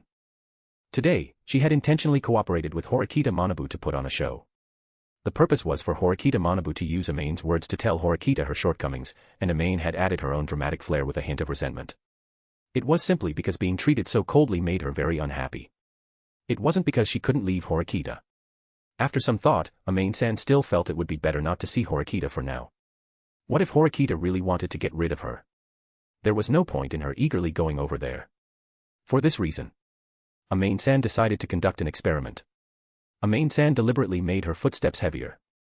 Then, she took out a key from a large bunch of keychains. She swiped it on the door. Click. The sound of a door opening. Then, she immediately closed it forcefully. At the same time, Amane-san quickly returned to Horikita's door. Because the door opened outwards to the left. If Horikita opened her door to check, she might not discover her. Even if she did, so what if she did? Horikita wouldn't be so exasperated as to bite her every time she saw her. Having made up her mind, Amane-san began to conceal her presence. Then, she leaned her entire body against the wall, waiting for what would happen next. Suddenly, Amane-san thought of something. It was that her conversation with Horikita Manabu had been a bit long. It was already almost 10 o'clock. At this time, Horikita should have been preparing to sleep on schedule. Could it be that Horikita hadn't heard her little movements at all? Wouldn't that make her seem like an idiot? Just as Amane-san was about to go back, Horikita's door opened. Horikita, wearing pajamas, emerged from the door. Her gaze was fixed on the door to her right. She looked for about 5 or 6 seconds. Then, she walked towards Amane-san's room. Through the crack in the door connecting the rooms, Amane-san saw Horikita raise her hand, seemingly intending to knock. But her expression kept changing, and eventually, she retracted her hand. Sigh. Horikita sighed. Then, she returned to her own dorm room, closing the door behind her.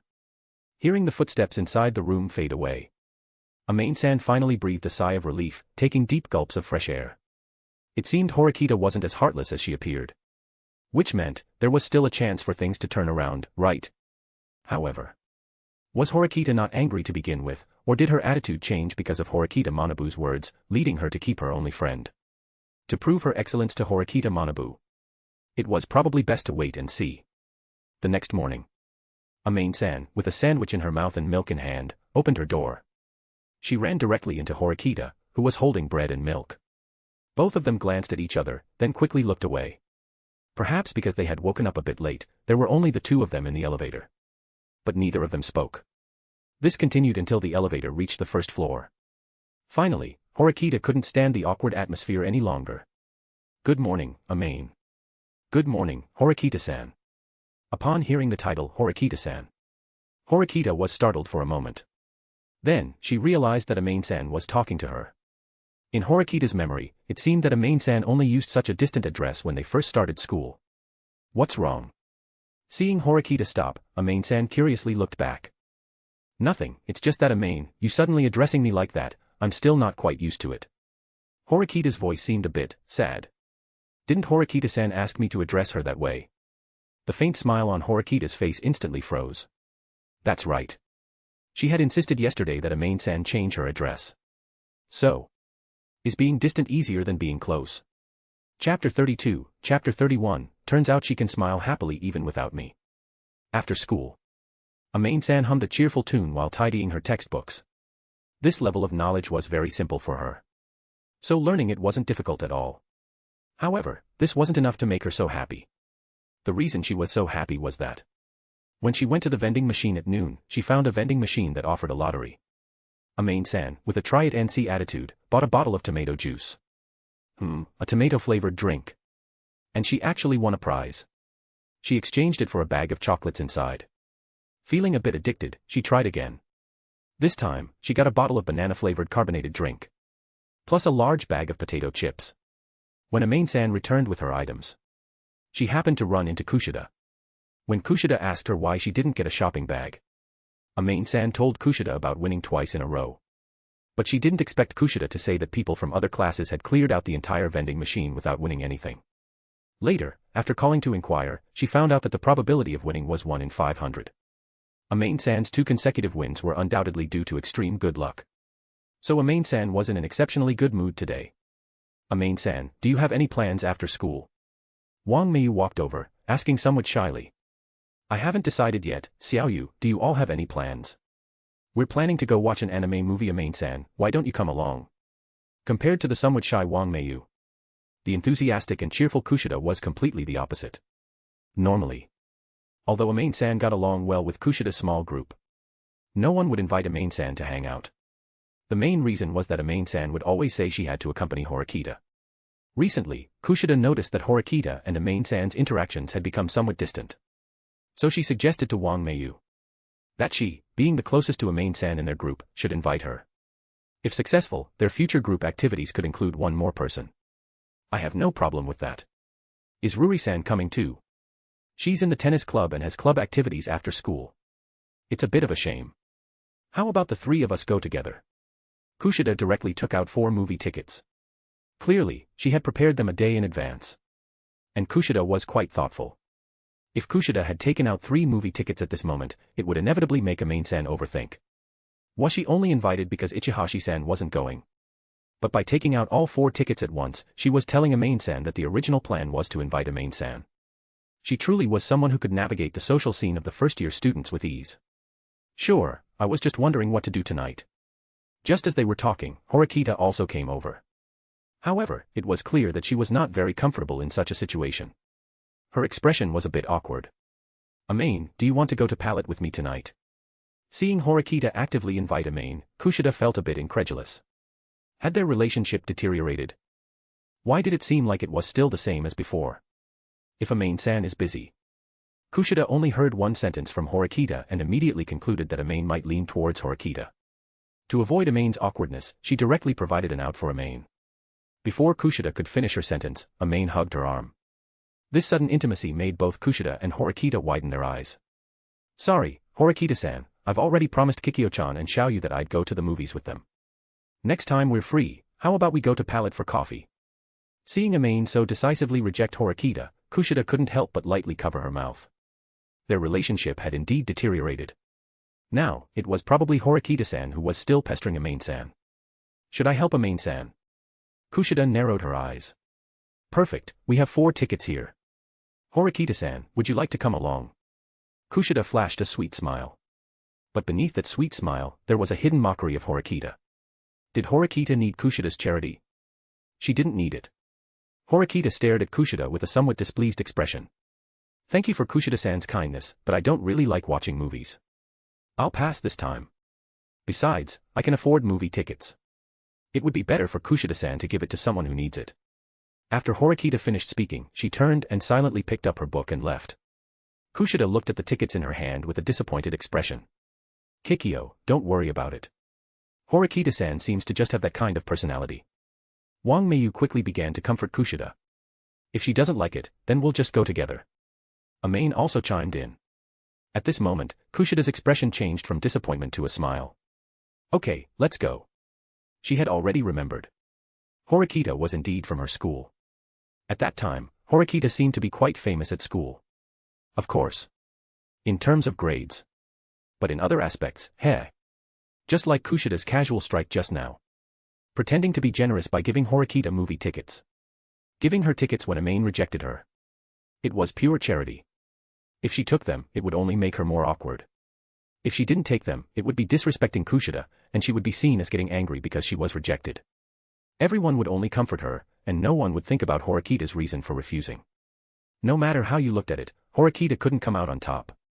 But for Kushida, this was just Kushida's impromptu performance. Pop, pop, pop. Watching the corn burst into little flowers in the machine, Amane looked surprised. Is this popcorn? It looks so delicious. Seeing Amane's greedy expression, even the usually shy Wang Meiyu started to laugh. Amane, have you never eaten popcorn before? No, my family doesn't allow me to eat such food. Wang Meiyu was a little curious. Amane's upbringing seemed a bit too strict. However, after looking at Amane's physique, Wang Meiyu had to admit. Amane's figure was the best she had ever seen among all the girls. It didn't lose a girl's charm, yet it gave people a sense of security of being protected by a boy. If Amane-san were a boy. Wang Meiyu's face immediately turned red. Then she suddenly covered her face and said some strange words. Things like having children. Then let me treat Amane-san to popcorn as a thank you for last time. After Wang Meiyu finally calmed down, she said to Amane. Amane then remembered that she and Xiaoyu had agreed to drink milk tea last time, but they hadn't gone yet.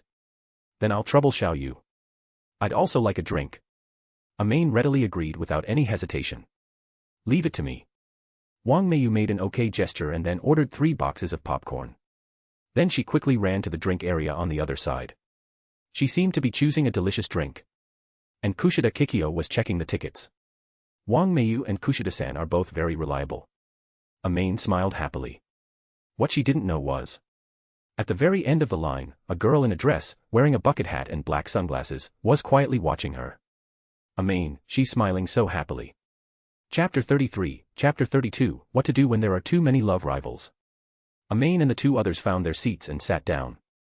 Kushida had bought consecutive seats when she purchased the tickets. The 3 of them sat in a row. The ticket for Amane was exactly in the middle. Now she could embrace both sides, ahem. Now she could get along well with everyone. What Amane didn't know was. Horikita's ticket was exactly 2 rows behind Amane. This height allowed her to take in Amane's every move. The movie started quickly. It had to be said that the cinema was very good at understanding high school students' preferences in terms of material selection or something. They didn't choose some stomach-churning movies. Even for anime romance movies. They had deliberately filtered out a certain master's stomach-churning romance masterpiece.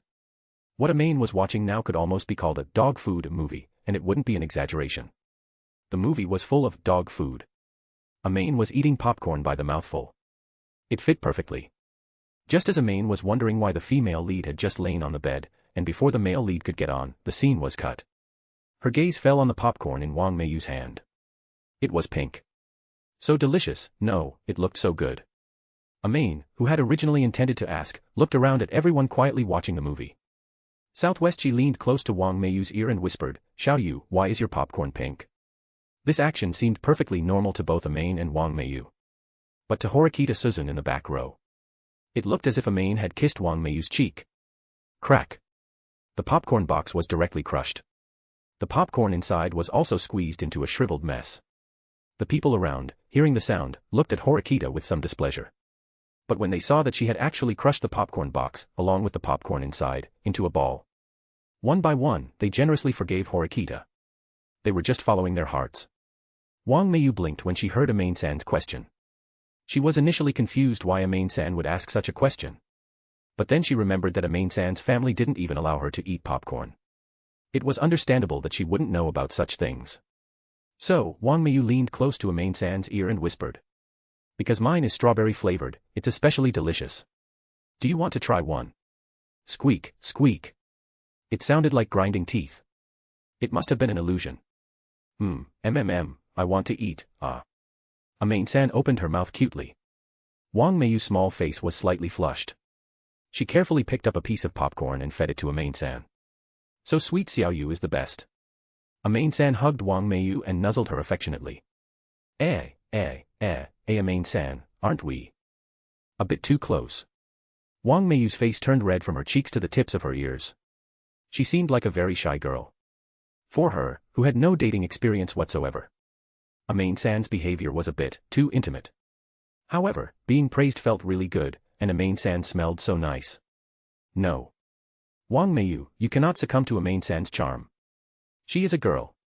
Girls can't. If it were a girl, what kind of name would be good? Yumiko or Yui sound nice. Miyako Yui. That's a great name. Wait. What am I thinking? To calm herself down, Wang Meiyu began to continuously pat her small face. Xiaoyu, are you alright?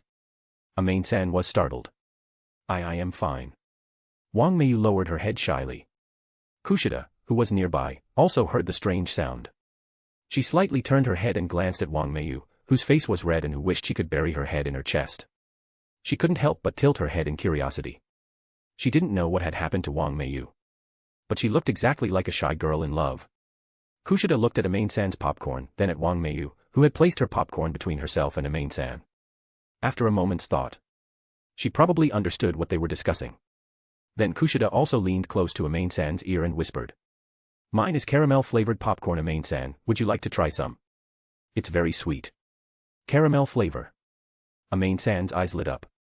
She immediately opened her mouth. Kushida, with great unspoken understanding, made an aiming and then a throwing motion. She completed the feeding of the girl named Miyako Amane. Crunch. It sounded a bit like a plastic soda cup being crushed. But who would crush a soda cup for no reason? So, it was probably an illusion again. The cold drink spilled onto Horikita's lap. Stimulated by the cold drink, Horikita finally calmed down a bit. She hadn't expected these people around Amane-san. Before, they were just ordinary friends with Amane-san. Now that she and Amane-san were estranged, they were already having such intimate contact. They had no shame whatsoever. One must know, even she had only kissed her twice. And one of those times was Amane-san faking an injury. Originally, Horikita came here to see if Amane-san would feel uncomfortable watching a romance movie. For example, she meant, feeling that someone was missing to watch it with her. But now Amane-san was being embraced on both sides. With kisses on the cheek and being fed. This girl didn't show any sign of longing.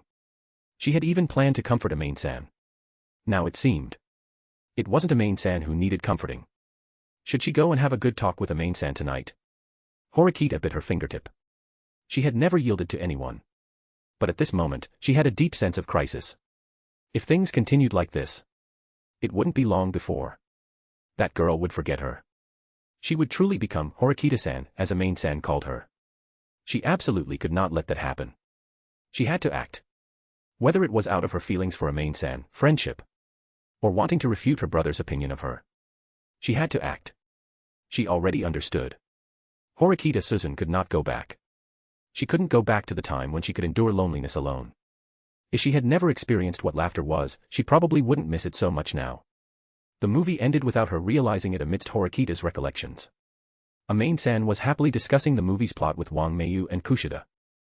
And she, Horikita Suzune, could only follow far behind them, alone. Since everyone lived in the same dormitory building, Horikita could only watch as Amane-san, who used to constantly make noise around her and annoy her, was now laughing and chatting with Kushida. She finally managed to endure until they reached the dormitory building. Kushida and Wang Meiyu seemed to be going to the convenience store to buy something. Amane-san was left alone. The opportunity had arrived. If she ran over and took the elevator with her now, perhaps they could get closer. Miyako-san, please wait for me. Shina Hiyori, carrying several books, saw Amane-san about to close the elevator door and quickly called out to stop her. Eh? It's Hiyori, long time no see. I didn't expect Hiyori to love books so much, you borrowed so many. Horikita, hiding by the vending machine, felt her heart grow cold. Hiyori. Had her relationship with girls from other classes already become so good that they called each other by their first names? Where did all these girls who were close to Amane-san come from? Chapter 34, Chapter 33, A Carefully Prepared Gift. Amane-san, are you asleep? Amane-san, who was chatting with Karuizawa, saw the message on her phone. Amane-san, who had originally planned to reply that she wasn't asleep, thought about it. Then she pouted and chose to pretend she hadn't seen it. Is she thinking of her now? Is she still asleep? She must want her as a body pillow. I've seen right through you. Amane revealed a smug smile. She even hummed a tune. She continued to ask Karuizawa what kind of small gifts girls liked. Originally, Amane intended to ask boys like Hirata, who seemed very popular with girls, for advice. But then she thought, if there was someone in Class D who was both trendy and understood girls' preferences, that person would probably only be Karuizawa. Although there were some unpleasantries, Karuizawa was quite enthusiastic in recommending some cute little trinkets to Amane. Just then, her phone received another message. Read. Oh no. Amane covered her face. She forgot that the most annoying thing about this chat app was that sometimes she wanted to pretend she hadn't seen it, but as soon as she looked, it would show as read. How could she pretend to be asleep now? I was just taking a bath, not asleep yet. Is there something, Horikita-san? Amane replied casually. The reason she replied was because, when she checked the message, the second sentence also showed as read. If she pretended to be asleep again, Horikita might really bang on the door. Her message quickly showed as read. However, Horikita didn't reply immediately. She wondered if something was wrong. Amane continued chatting with Karuizawa. After about 10 minutes, Karuizawa said she was going to sleep. They wished each other good night. But when Amane looked, there was still no message from Horikita. So she immediately intended to reply. But at that moment, her cowlick suddenly perked up. No. She had a strange feeling about this. Logically, someone as lacking in common sense as Amane should appear particularly naive in all aspects. However, when it came to love, she seemed to be self-taught. If I reply to Suzune now, it means I care about her more, and then I'll lose the initiative. Let's see who can last longer. Amane put her phone aside. Then she buried her head in the covers. But her ears remained perked, constantly paying attention to Horikita's messages. Things were exactly as Amane had thought. Horikita felt a little disappointed when she saw that Amane seemed unwilling to reply to her message. Then she saw that glaring Horikita-san. If time could flow back, she would definitely slap her past self. Why did she have to make her change her way of addressing her? Horikita wanted to apologize to her, but she couldn't bring herself to do it. Especially since she didn't know if Amane still cared about her. Horikita assessed her own state. If she asked Amane, can we still be friends? If Amane refused, Horikita felt she might not be able to control her emotions. In the past, she didn't care about others' words or opinions. Nor did she care about having something like friends. Every time she saw scenes in classic literature where people sacrificed themselves for friendship, Horikita would only respond with a sneer. Because friendship was the last thing she needed. She could also live alone, my ass. Her good friend was pushed away by herself, and then became intimate with others. She could only watch enviously from behind. How could that be right? Horikita Suzune, was your brain fried back then? Couldn't she have discussed it with her beforehand if she wanted her to escape the rumors? Why insist on some private sacrifice? Only caring about her own self-move. Now the person is gone, are you happy? She doesn't even want to call you Suzune. She could only wait eagerly for the other party's reply. When did you become this pathetic? Is it so hard to lower your head and say sorry, I was wrong? Perhaps, if it were someone else, she could even kneel and beg for forgiveness. But facing her was Amane. She didn't want to ruin her image in Amane's heart. Perhaps Amane approached her because she liked her cold demeanor, who knows? Horikita Suzune, you're getting quite good at making excuses for yourself now. Horikita Suzune mocked herself as she looked at her reflection on the phone screen. What to do next? If she replied to her directly, would it seem like she was too eager to chat with her? Or should she wait for her to approach her first? That way, she could also maintain some initiative. But Horikita waited and waited. Until 1 in the morning. There was still no message from Amane. Could she have fallen asleep? Or did she simply have no interest in continuing to chat with her? Anxiety made Horikita pace around the room. If she continued to avoid it like this, their relationship probably wouldn't progress at all. She had to take the initiative. Horikita still couldn't resist and sent a message. I accidentally fell asleep just now. Are you asleep? Girls' chats are full of lies. However, this message didn't show as read. This was because Amane had really fallen asleep. Amane, who had buried her head in the covers, was sleeping soundly at this moment. She hadn't heard the notification sound at all. And so, Horikita waited almost all night. Fortunately, the next day was the weekend. Otherwise, Horikita wouldn't have been able to attend class in that state. Early in the morning, Horikita heard strange and excited noises coming from Amane's room. But Horikita couldn't resist the heavy sleepiness and collapsed on the bed, falling asleep. The message on her phone had turned to read at some point. Amane got up early today on purpose. After grabbing a free breakfast at the bakery, she headed towards the shopping center. Today, she was going to buy some small gifts that girls liked. It's best if it's the kind of gift that anyone, regardless of relationship, would accept. Amane-san spent a long time choosing. Finally, she settled on a necklace worth 20,000 points. It even had a heart-shaped pendant in the middle. Of course. Amane-san's focus wasn't on the pendant. It was the price. This necklace actually cost 20,000 points. Why don't they just rob someone? A pork chop only costs 170 points. A pound of pork only costs 450 points. A necklace actually costs the equivalent of 44 pounds of pork. Although I don't know how Amane-san managed to compare such things to pork. Nevertheless, Amane-san was greatly shocked. You don't know the cost of living until you run a household. Things for socializing, it's better to buy less of them in the future. After buying a necklace, Amane-san carefully selected a package. Then she planned to give it to someone as a gift. When she passed by Horikita-san's door, she happened to meet Horikita-san, who was about to go downstairs to throw out the trash. Amane-san, morning. Good morning, Horikita-san. Horikita-san saw the gift in Amane-san's hand. Is it a gift someone gave you, Amane-san? It's normal for people to occasionally give Amane-san small gifts. However, this time the packaging was very exquisite. It made her curious. I plan to give it to someone else. Give it to someone else. Could it be? Horikita-san's eyes brightened. Chapter 35, Chapter 34, what a coincidence, your water heater broke too. The wonderful time of the holidays is always short-lived. By the time Amane-san finished her first thorough cleaning of her dorm room, it was already almost 6 in the afternoon. Speaking of which, this was the first time Amane-san had tidied up her little nest since moving in so many days ago. After putting away the cleaning tools, Amane-san opened the refrigerator, and after choosing for a long time, she finally picked a bottle of chilled coconut juice. Then she took out the ice cubes she had made from the freezer. First, she poured the coconut juice into a cup. Then, she casually dropped in 2 fresh milk ice cubes. That taste.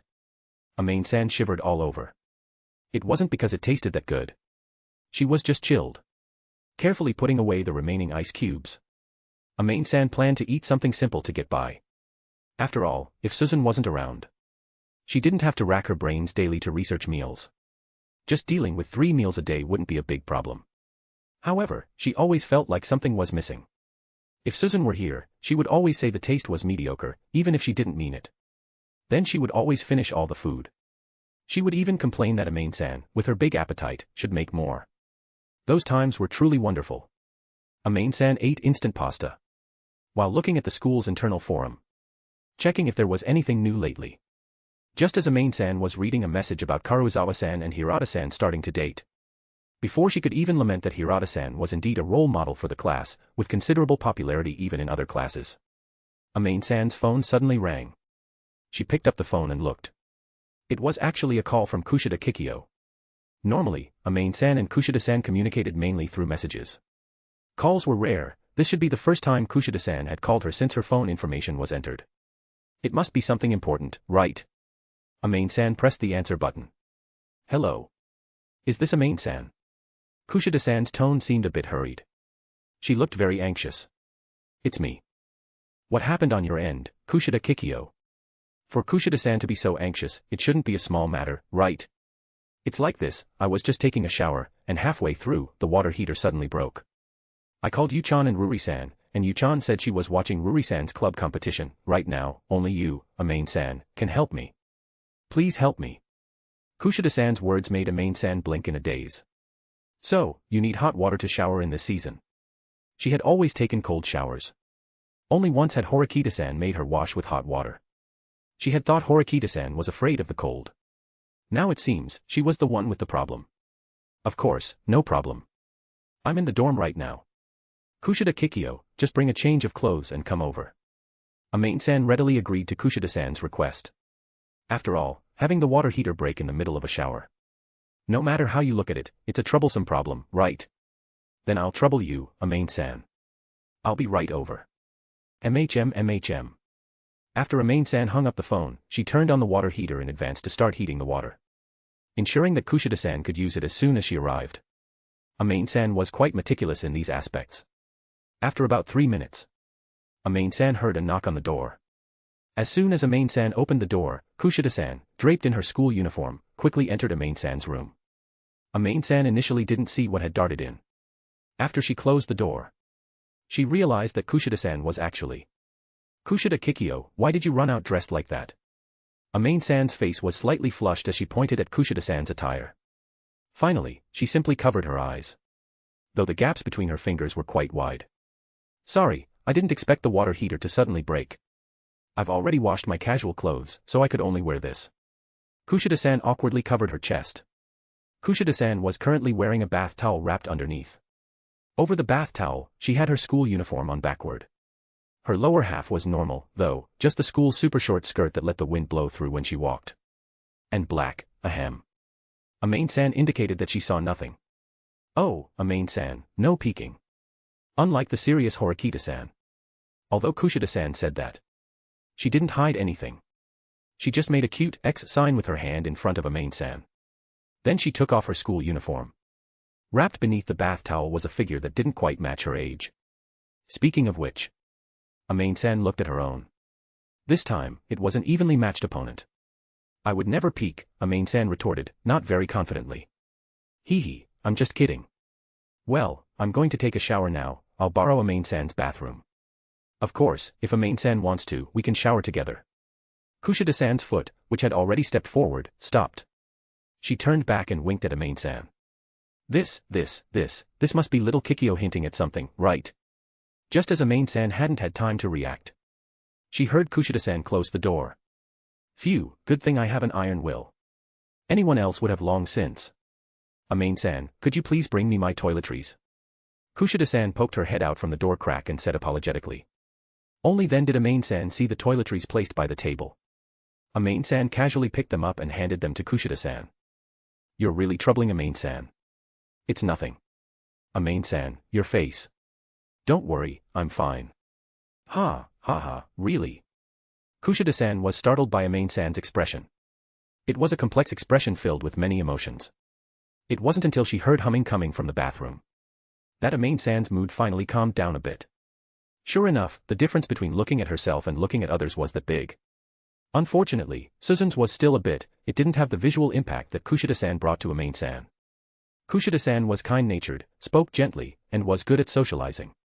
Her figure was also very nice. She looked like the template of a perfect girl in every way.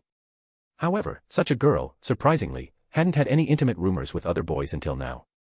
It was inevitably a little strange. Outgoing girls should find partners more easily than introverted and solitary girls.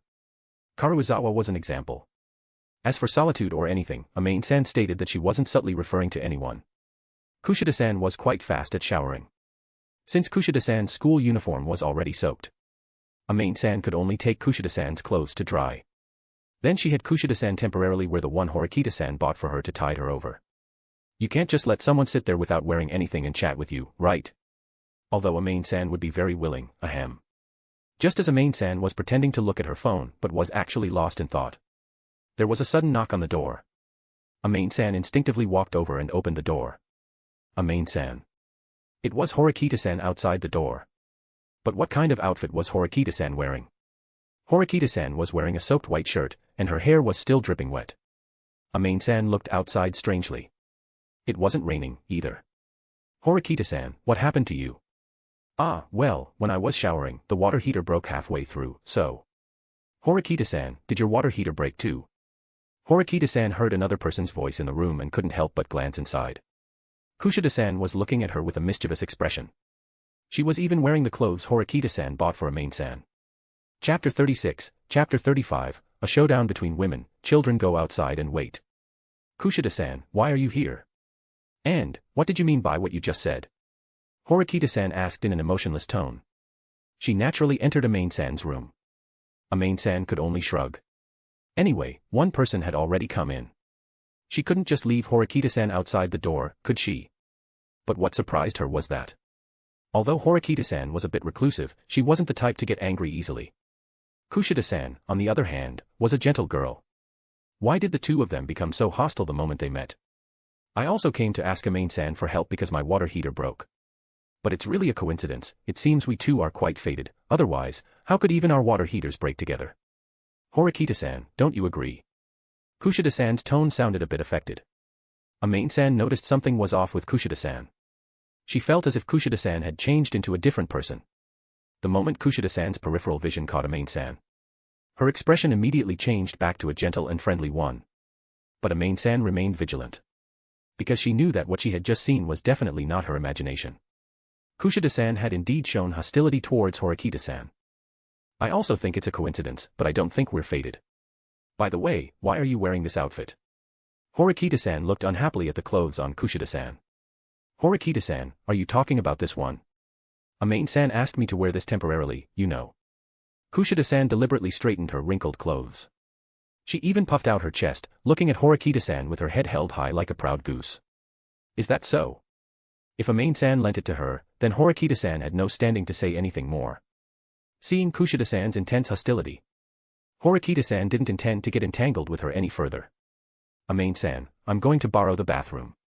After saying that, Horikita-san walked towards the bathroom. Just then, Kushida-san's voice came from behind. I know Horikita-san and Amane-san have a good relationship, but here you're just a guest.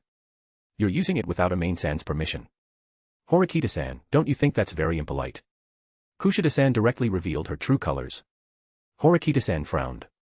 Kushida-san was undoubtedly the most difficult type to deal with. She would attack you in a reasonable way. And there was no way to retort. Indeed, she was a bit too eager to maintain distance from Kushida-san. So she intended to use the bathroom without waiting for Amane-san's permission. It's fine, Suzune can use it anytime she wants. Amane-san spoke up to help Horikita-san out of the predicament. Suzune. Hearing Amane-san subconsciously call her by her name, Horikita-san's lips curved slightly. She was relieved that Amane-san didn't reject calling her Suzune. But such an expression, in Kushida-san's eyes, was undoubtedly a provocation to her. Using her good relationship with Amane-san to speak for her. If that's the case, then she shouldn't be blamed. Amane-san, I just remembered there are some things I need to go back and get. I'll be back later. Little Kikyo, you go take care of your business first. Kushida-san probably couldn't get along with Horikita-san, so she decided to make an excuse to leave. After all, her clothes were still here. She couldn't just leave her clothes at Amane-san's place and come back to get them after Horikita-san left, could she? Amane-san saw that both sides were still within a controllable range. So she had no intention of meddling. Horikita-san was her friend. Kushida-san was also her friend. She needed to maintain her friendships. But this didn't mean that her two friends had to get along amicably. Everyone has their own way of life and social habits. How could one forcibly change someone's habits just because of one person? Furthermore, Amane-san's deduction was that Horikita-san had rejected Kushida-san directly last time. Kushida-san had been somewhat put on the spot. That's why she was a bit harsher towards Horikita-san. Horikita-san, on the other hand, simply had that kind of personality. She had no intention of making friends. Even if she did, it probably wouldn't be with someone like Kushida-san. Because Amane-san knew. Horikita-san doesn't like people who are close to many others. Perhaps it's because Horikita-san herself isn't very good at socializing. Soon, Kushida-san returned. She was holding a box of Pocky chocolate biscuit sticks. I saw Amane-san and Horikita-san playing the Pocky game last time, and I'm a bit curious too. Would you like to try it with me? Kushida-san's voice seemed a bit loud. She must have deliberately made sure Horikita-san heard her, right? Cold sweat started to seep from Amane-san's forehead. Kushida-san probably doesn't know that Horikita-san has extremely strong combat abilities. If she really angered Horikita-san, it might even come to blows. Sure enough. The sound from the bathroom ceased. Horikita Suzune walked out, her face expressionless. The scent of lavender on Horikita-san could be smelled from a distance. It seemed she still preferred the lavender-scented shower gel that Amane-san had recommended to her before. The Pocky game I played with Amane-san caused quite a stir, you know. Horikita-san even walked directly to the table and sat down.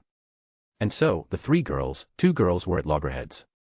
The other was already thinking about how to clean up the mess if a fight broke out later. However, Amane-san still couldn't understand why they needed such a strong hostile atmosphere. Oh right, because of that, I was even alienated by someone.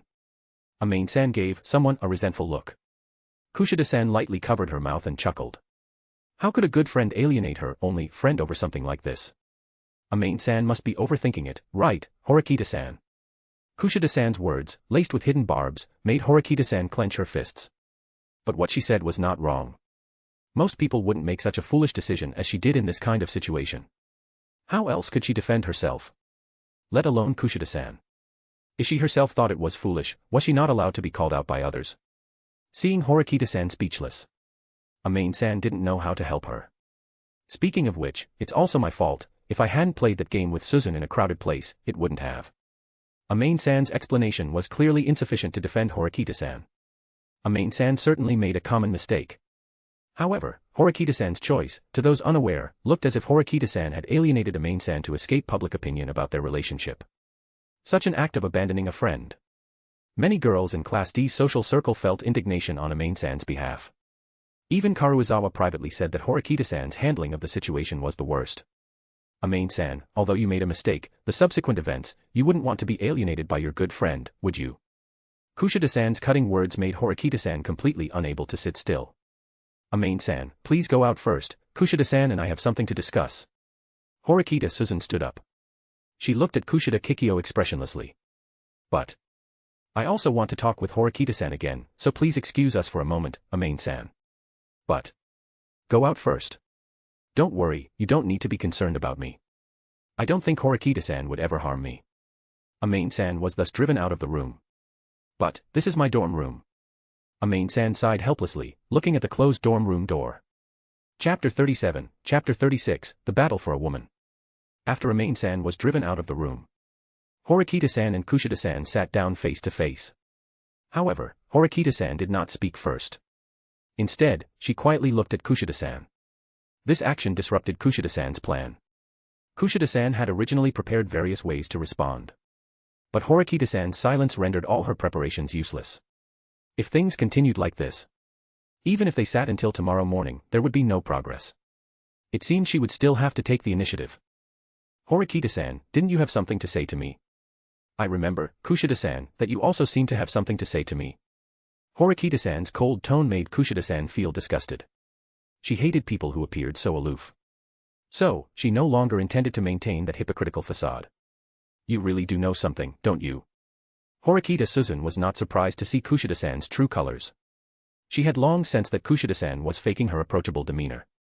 As for how she found out, after being with someone for a long time, it's easy to see through whether their behavior is an act. Kushida-san, what do you mean? I don't quite understand. Horikita-san took a sip of the drink Amane-san had left on the table. Hiss. So cold. This person actually drinks such cold things and even adds ice cubes. Horikita-san crunched the melted ice shards in her mouth. She couldn't help but worry about Amane-san. Doesn't she know this can easily cause diarrhea? She must properly tell her these common-sense things later. Stop pretending. We came from the same school, we should understand each other a bit. It's just a shame that I don't get along well with honor students like you. Kushida-san sneered as she looked at Horikita-san. Horikita-san rested her chin on her hand, seemingly recalling something. Speaking of which, I seem to have heard some strange rumors. Kushida-san immediately clenched her fists. What did Horikita-san hear? It seems a class in our year fell into disarray and became unfunctional due to certain events. If I were to say the specific details, I'm not too clear myself, Kushida-san, would you believe me? Horikita-san actually only had a partial understanding of that matter. She usually had no friends, living a simple life of 2 points and a line. No one ever shared gossip with her. Besides, what did another class collapsing have to do with her? So Horikita-san wasn't too clear about what exactly happened. However, judging by Kushida-san's reaction, it seemed to have a significant connection to Kushida-san. Stop lying, you must know. Kushida-san's eyes were full of anger. If you say that, I can't refute it. How can I prove that I don't know? Horikita-san calmly met Kushida-san's furious gaze. Then I'll assume you know. Kushida-san's tone also became gloomy. The expression on her face no longer concealed her disgust for Horikita-san. You can assume what you like, but I'm very curious, what exactly happened to make you like this, Kushida-san? Do you really want to erase everything from the past? That's impossible, you know. Horikita-san's words deeply stung Kushida-san's heart. Whether it's possible or not is not for you to decide. Facing Kushida-san's unyielding attitude, Horikita-san held her forehead, feeling a headache. It seems there's no way we can have a proper conversation. However, Horikita finally understood the real reason Kushida hated her. In a way, she had gained something. I am a bit curious, how do you plan to erase everything from the past? Horikita probably already knew what Kushida wanted to do. But she still wanted to hear her true intentions. That's none of Horikita-san's business. You approached Amane-san with ulterior motives, didn't you? Horikita wasn't afraid of Kushida retaliating against her or doing anything to her. But if Kushida deliberately approached Amane-san just to target her, then that was something she couldn't easily forgive. Taking advantage of Amane-san's desire to make more friends, and then using Amane-san just to get close to Horikita to find out if she was an insider, such a method touched her bottom line. Horikita-san, aren't you thinking too highly of yourself? Amane-san and I are indeed friends, but with your obnoxious presence, it's truly sickening. Moreover, since you know something, don't blame me for doing something. Kushida spoke in a chilling voice. The strong emotion of disgust in her voice surprised Horikita. What exactly happened in the past to make Kushida so desperate to hide her past? What do you plan to do? Harm Amane-san. Horikita stood up. She just slightly closed the distance between herself and Kushida. Kushida recoiled several steps in fear. Only after putting distance between herself and Horikita did the expression on her face soften slightly. I wouldn't be so stupid as to do something that would leave a handle. I heard that your relationship with Amane-san hasn't been very good recently. Kushida asked in a teasing tone. In reality, she already knew everything in her heart. The friendship between Amane-san and Horikita had already developed cracks. Although it still looked like they were connected by a thread. But with just a little force, the fragile thread of friendship between Amane-san and Horikita could be broken. That's none of your concern. Although Horikita's expression showed no concern, she felt a little anxious inside. She knew better than anyone that if things dragged on any longer, she might really never hear Amane-san call her Suzune like today again. Then I'll play a game with Horikita-san. I'm going to completely take Amane-san away from you. Don't you always like to put on a snobby face and act aloof? Then I'll snatch away your only friend, so Horikita-san, you can slowly experience a lonely and solitary school life. Kushida's words made Horikita waver a little. I'm afraid you're overthinking it, Kushida. Amane-san isn't someone who would abandon a friend. Amane-san wouldn't, but that doesn't mean you wouldn't. I guess the reason your relationship turned out this way is because of you, Horikita Suzune, right? Since you yourself ruined your relationship, then don't blame me, hee. Kushida's words made Horikita feel an unprecedented sense of pressure. She didn't even know whose weight was greater in Amane-san's heart, hers or Kushida's. What you do is your business. I don't mind talking to Amane-san about some rumors I've heard about certain people. Under duress, Horikita could only resort to a rather shameless tactic. Using mere rumors as her trump card. Telling Amane-san about Kushida's unsavory past. It was like telling on someone to the teacher. Amane-san might keep her distance from Kushida. But for Horikita, it wouldn't necessarily improve Amane-san's attitude towards her. It might even backfire, causing Amane-san to keep her distance from Horikita to avoid having her own secrets revealed. You really are something, Horikita Suzune. Weren't you this kind of person too? Since you've declared war, how about we see who's faster? Whether you break my friendship with Amane-san faster, or I pull Amane-san away from you faster. Kushida challenged Horikita Suzune to a duel. Meanwhile, Amane-san, who had been squatting by the door for a long time, had no idea that she had already been placed on the gambling table. Chapter 38, Chapter 37, Stay with me tonight. I accept your challenge. Horikita Suzune confidently chose to accept the challenge. However, her heart was not as confident as her exterior. First, she had no idea what happened to Kushida in junior high. If she made up stories and was exposed, not only would she be unable to maintain her standing in the class, but Amane-san would also completely break off their friendship. In other words, not accepting the challenge was the best option. But at the moment, she couldn't lose face. That's why Horikita chose to accept the challenge. It could be said to be a classic example of suffering for the sake of pride. If her relationship with Amane-san had been good, accepting the challenge wouldn't have mattered. She wouldn't have believed that Amane-san would one day be led astray by someone like Kushida. But now, Amane-san seemed to be closer to Kushida. It was inevitable that she would be influenced by Kushida. So, this challenge seemed like a losing battle no matter how you looked at it. I admire your courage. Well, we'll see about that. Kushida first went to the restroom to change into her dry clothes. Then she picked up her toiletries, patted her cheeks slightly, and transformed into the gentle facade right in front of Horikita. It made Horikita feel a bit disgusted. From how smoothly Kushida switched expressions, Horikita knew that the hypocritical facade must have fooled many people.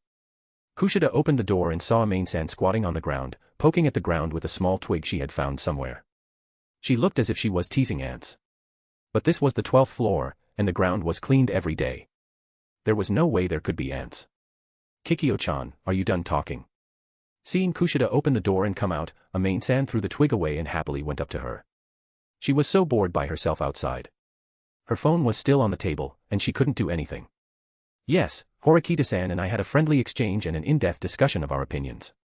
This exchange was very effective, and perhaps Horikita-san and I can become good friends in the future. Hearing Kushida say this, Amane-san also smiled happily. That's good. I thought you two would start fighting in there. But, Amane-san, your imagination is too rich. Unfortunately, I don't fight. Thank you for your trouble today, Amane-san. Next time, I'll treat you to bubble tea. Kushida leaned forward slightly and gave a cute smile. It's a promise. Then I'll head back now. Bye-bye, Kikyo-chan.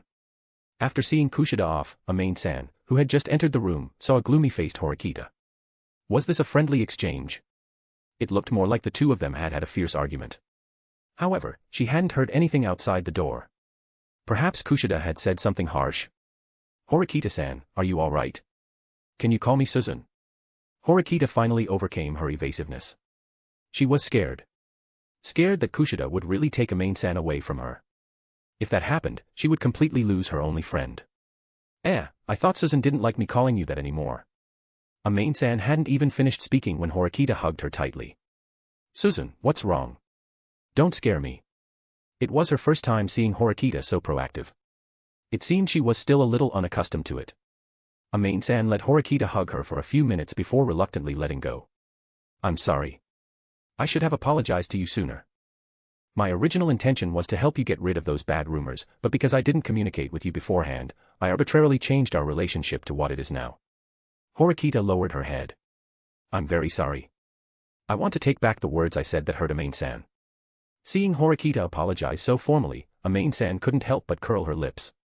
Words spoken are like water splashed out, there's no way to take them back. Amane's single sentence plunged Horikita into despair. Amane, are you still angry? I can. Unless it's, Amane pointed to her own face. If it were before, Horikita would have unhesitatingly pinched Amane's face. Then she would have told her the price of getting carried away. But now. Horikita's face turned a little crimson. She slowly leaned towards Amane. Unlike their usual playful roughhousing, Horikita's actions would determine Amane's attitude towards her.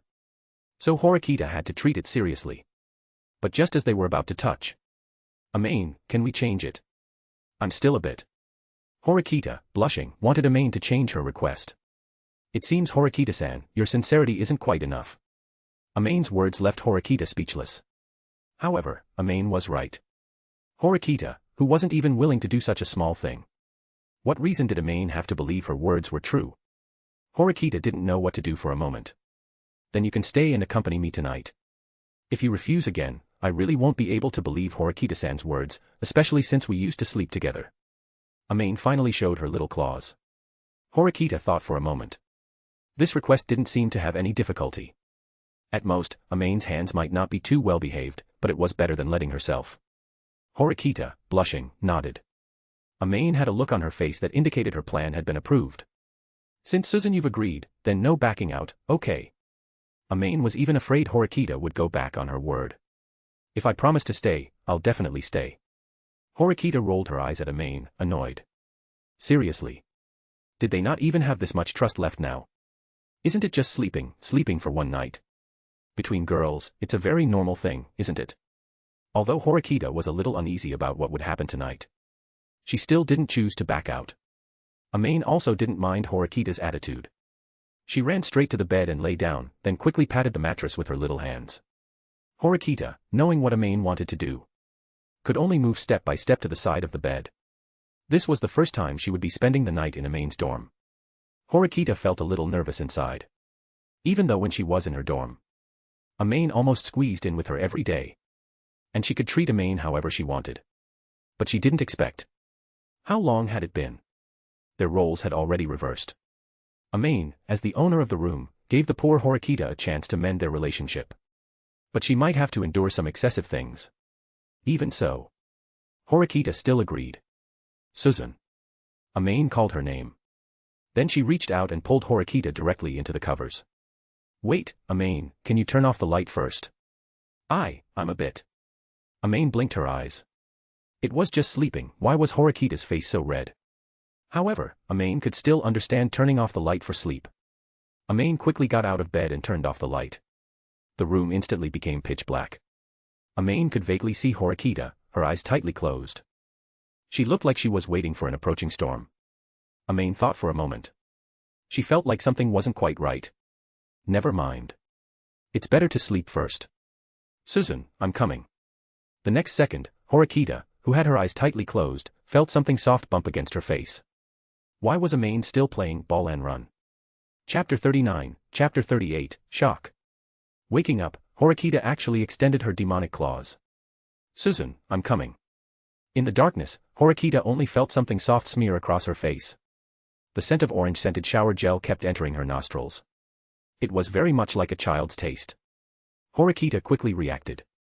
At this moment, she was actually still daydreaming about irrelevant things.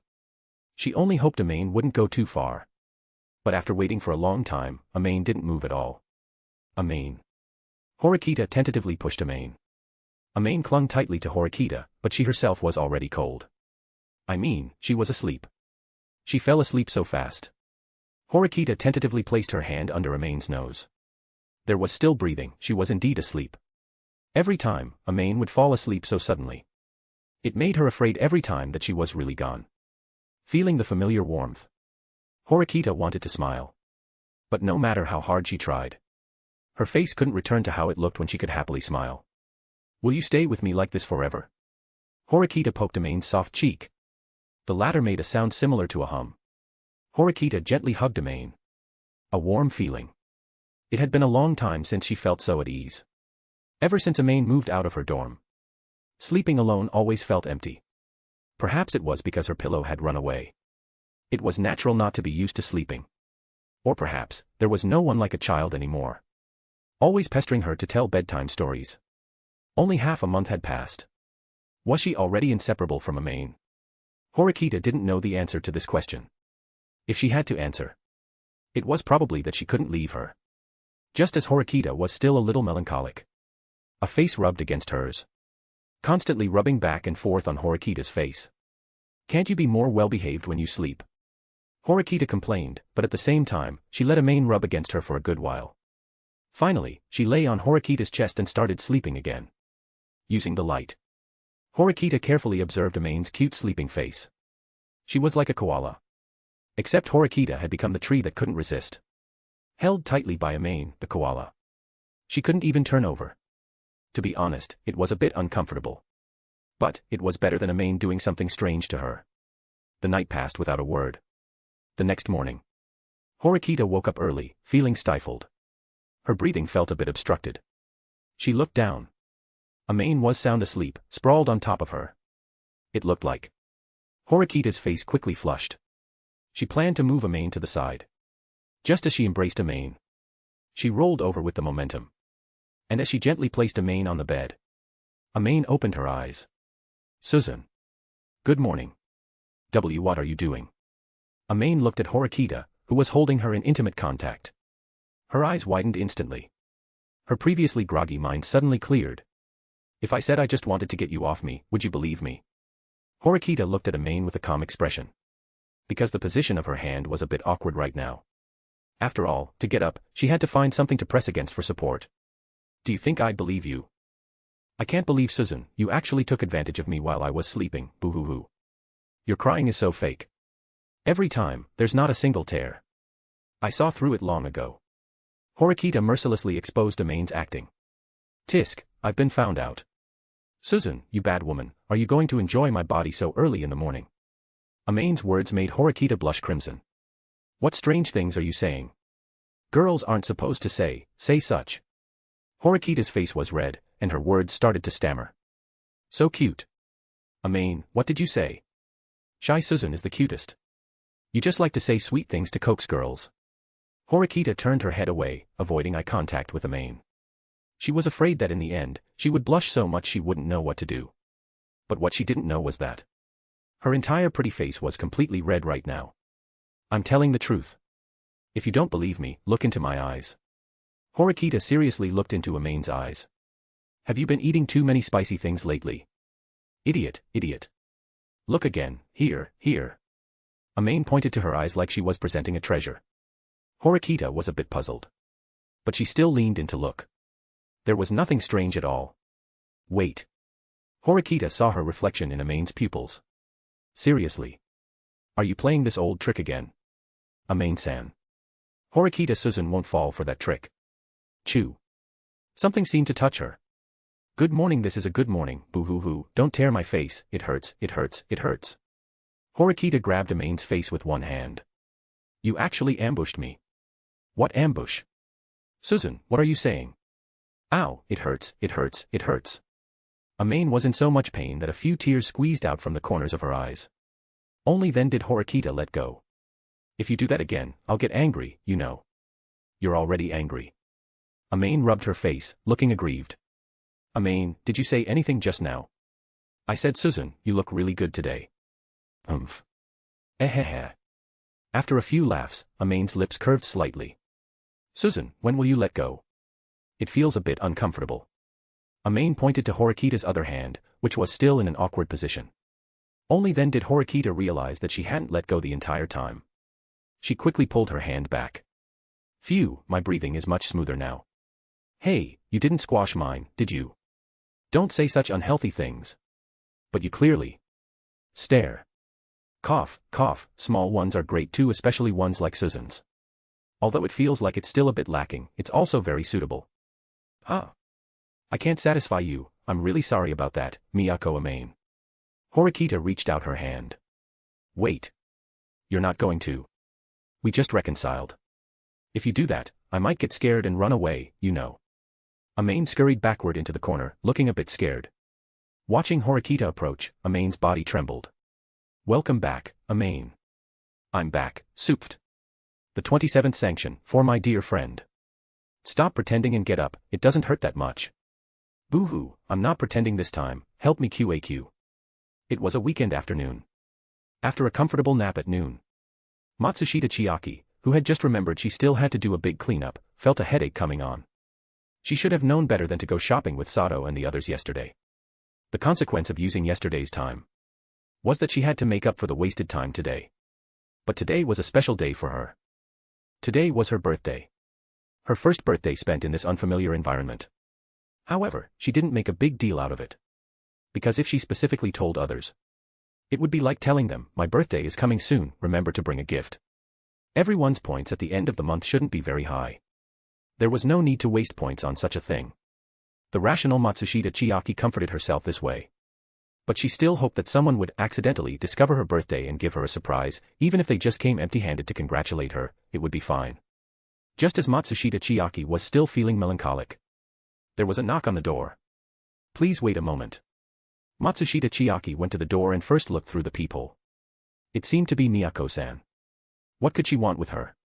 Normally, Amane and she weren't in the same social circle, and they hadn't even exchanged many words, so Matsushita was surprised by Amane's arrival.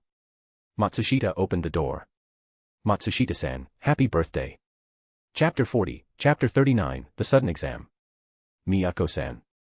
How did you know it was my birthday today? Matsushita asked with a hint of curiosity as she poured tea for Amane. She had indeed left a clue.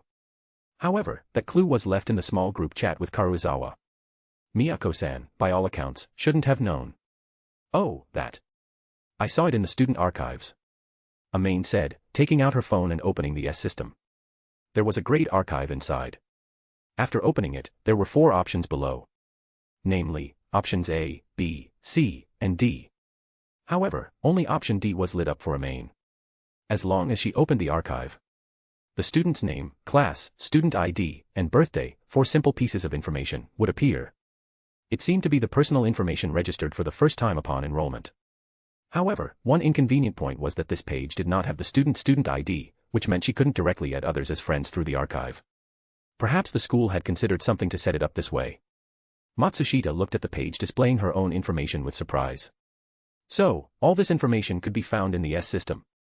That meant, if one was diligent enough, they could know everyone's birthday. I don't seem to see anyone using this function often, perhaps everyone overlooked it. Amane's words made Matsushita smile wryly. She naturally knew Amane was comforting her. But she, a member of Karuizawa's small group, was being comforted by someone from Kushida's small group. And it was Amane who first noticed her birthday. Even Kushida, known for her extensive social network, hadn't noticed this. Perhaps they knew about it, but just didn't see the need to celebrate a birthday with someone outside their circle. Since Miyako-san is here, why don't you try my cooking tonight? She had already prepared a lot of ingredients. She had planned to treat herself tonight.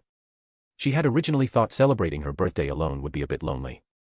But with Miyako-san here, it should be livelier, right? Shall I help you out too? Amane proactively offered to help. Huh? How can I let a guest help? Miyako, just wait a moment. I bought some magazines over there, you can read them if you're bored. Matsushita finished speaking and pointed to the small bookshelf nearby. Seeing Matsushita decline her offer, Amane said nothing. She could only nod. After all, the two of them weren't that close yet. However, Amane wasn't being polite with Matsushita. Rather, she was afraid Matsushita would be scared by her appetite later. Amane casually picked up a few books. On one side were fashion magazines. They fit the impression Matsushita-san gave. A young girl at the forefront of fashion. No wonder she got along well with Karuizawa. But the magazines behind them were about current affairs. Do girls really read these kinds of magazines? The moment she picked up the cover, her gaze was drawn to the men on the cover. Amane narrowed her eyes. Still deluding yourself? Are you underestimating your own father too much? Fool. Humph, Amane put away her disgusted expression. Then she gently placed the magazine back on the bookshelf. It had to be said. Matsushita-san was quite a good cook. The taste of home cooking was very rich. I'm going to eat. Matsushita had originally thought Amane would be the type of reserved girl. After all, from Amane's appearance and demeanor, she seemed to come from a family more than one level higher than hers. Although Amane-san usually seemed lively and loved to chat. When visiting someone's home, she should act like a young lady, right? So, Matsushita was also very proper. She delicately picked up a piece of potato. Then she looked up. She was completely stunned. Amane had already started holding her bowl and heartily digging into the meat. It seemed a bit different from what she had imagined. Miyako-san, you can eat slower, there's still a lot of food. Matsushita couldn't help but remind her, seeing her exaggerated manner. Hearing Matsushita's reminder, Amane seemed to remember that she was still at someone else's house. Then she immediately switched to a different eating mode. She elegantly savored the meal in small bites. Although it met Matsushita's expectations. Seeing Amane pick up potatoes while her eyes were fixed on the chicken, like a little glutton, Matsushita couldn't help but laugh. All right, relax. It's rare to have a meal with Miyako-san, you don't have to be so reserved. Matsushita-san really understands me. Suzune always tells me to follow table manners. Suzune? Matsushita thought back. She was probably talking about Horikita-san, right? Indeed, Horikita-san looked like a strict person. Miyako-san must have it tough. Hee, I can't help it. Having a friend like that is quite troublesome. Amane smiled sweetly when she said the word friend. Thump, thump, thump. Matsushita suddenly felt her heart pounding faster. Matsushita-san, what's wrong? Amane saw Matsushita clutching her chest. Thinking Matsushita was unwell, she quickly put down her bowl and chopsticks and anxiously asked about Matsushita's condition. I'm fine, I just felt a bit warm just now. Warm? It seemed to still be quite cold at night this season, right?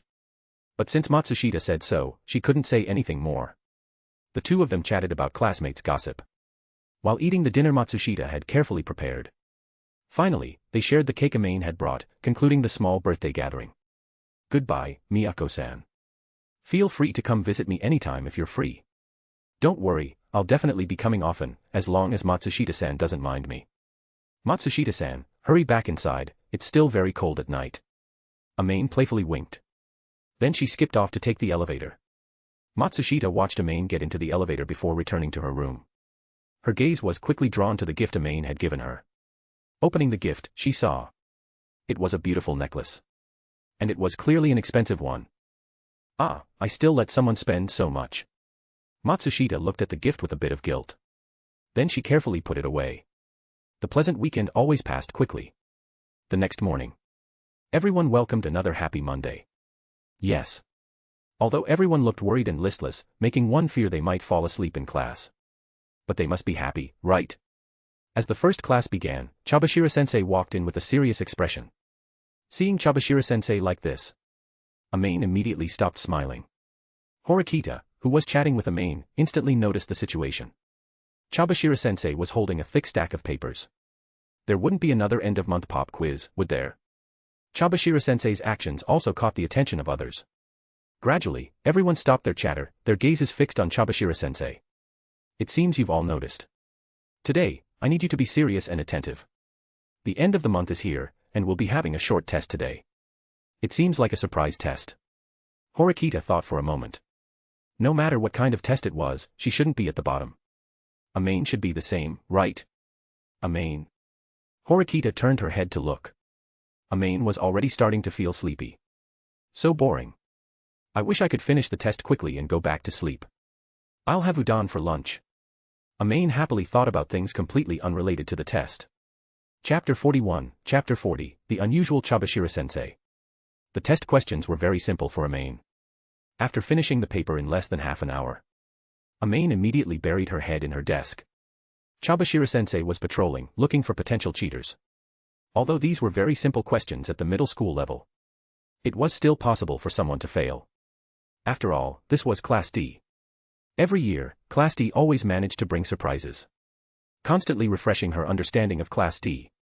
Chabashira-sensei moved to Amane's side. She looked at the sleeping Amane with some helplessness. She couldn't inform the student that sleeping during a test would result in a deduction of class points. But, even if she didn't remind her, as a student, she should be aware of this. Chabashira-sensei picked up her test paper to check it. Perhaps Amane was sleeping too soundly, or for some other reason. Amane didn't even wake up during the entire process of Chabashira-sensei pulling the paper out from under her. It seemed she was sleeping very sweetly.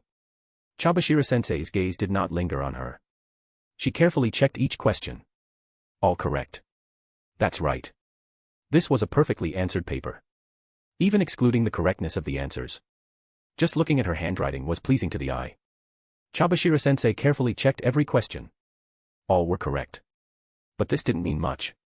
For questions of this difficulty, there should be many perfect scores even in Class D. Sometimes, a perfect score isn't a victory. This test was to assess each student's academic ability.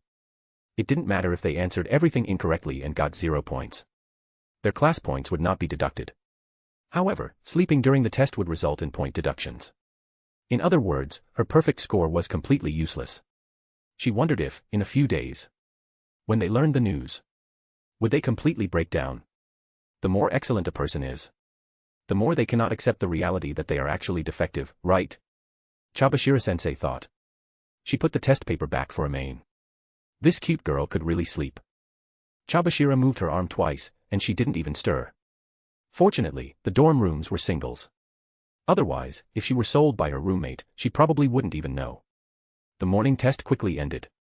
Not only were the questions on the paper relatively simple to begin with, but the number of questions wasn't very large, and they were mostly multiple choice. So, half an hour before the test ended, the entire class had already finished. However, Amane slept straight until it was time to hand in the papers. Only then did she groggily hand her paper, and Ayanokoji's paper from behind her, to Uyu in front. Miyako-san, did you not sleep well yesterday? Ayanokoji actually greeted Amane during lunch. Amane unhurriedly swallowed the udon in her mouth. Before looking at Ayanokoji. Someone didn't tell me a bedtime story, so I had insomnia last night. Bedtime story? Ayanokoji looked at Amane in confusion. Just then, Horikita subtly nudged Amane with her leg. On the surface, she continued to eat her extra spicy udon expressionlessly. Why extra spicy? One should know by looking at Amane's flushed ears. Amane, having received Horikita's hint, looked at Ayanokoji Kiyotaka, who was eating omuris. Ayanokoji-kun, you wanted to say something, right? Seeing that Amane finally took his bait, Ayanokoji finally let out a sigh of relief. As expected of Miyako-san. Have you noticed that more and more people are eating the wild vegetable set meal in the cafeteria? Amane looked around. Indeed, the situation was similar to what Ayanokoji said. The number of people eating the wild vegetable set meal had probably reached a terrifying 4/5. It seems everyone likes green vegetables. Eating vegetables occasionally is very good for your health. Amane responded to Ayanokoji half-truthfully. Ayanokoji sensed what Amane wanted to say. But he didn't have any clues right now. Even if he said it, probably few people would believe it, right? I think perhaps their points have run out, and they have no choice but to eat wild vegetables to fill their stomachs. It's truly incredible how someone can spend 100,000 points without a care in a single month. Horikita wiped her mouth with a tissue. And it seems there are more boys, too. Amane, whether intentionally or unintentionally, dealt Ayanokoji another blow. If purely judged by spending power, girls' spending power could completely outstrip boys by a long shot. Karuizawa was said to spend a terrifying 30,000 points just on clothes when she went shopping. Yet, in the end, more boys were eating the wild vegetable set meal, looking quite penniless. She even spotted the idiot trio among the crowd queuing for the wild vegetable set meal. The idiot trio was the collective term for Sudo-ken, Yamauchi Haruki, and Ike Kanji. Because the three of them all seemed a bit off and often hung out together, they earned this derogatory title. Actually, it was originally supposed to be a quartet. However, because Ayanokoji wasn't perverted enough, he lost out on the title of the idiot quartet. Although points will be issued soon, I still feel uneasy. Uneasy. It's hard to imagine such vocabulary coming from Ayanokoji. Because unlike Horikita, Amane he had never smiled. He always looked gloomy. Would such a person really use a word like uneasy? Did Ayanokoji-kun discover something? Horikita, surprisingly, received the most important pass in social interaction. The other person threw out a topic. She received it, answered, and then threw out a topic back to the other person. This is the simplest social logic. But Amane never expected to see this miracle in Horikita one day. Suzune, you've finally grown up. What's with that look of relief? If your face is cramping, I can help correct it. Ugh, no thank you. Seeing the two start bickering, Ayanokoji was forced to end the topic. Instead, he looked at the two with a hint of envy. Currently, the only people he could really talk to were probably the idiot trio, Horikita-san, and Miyako-san, right? And apart from Miyako-san, it was uncertain if the others even considered him a friend. Compared to Miyako-san, who was quite popular in class, he was truly miserable.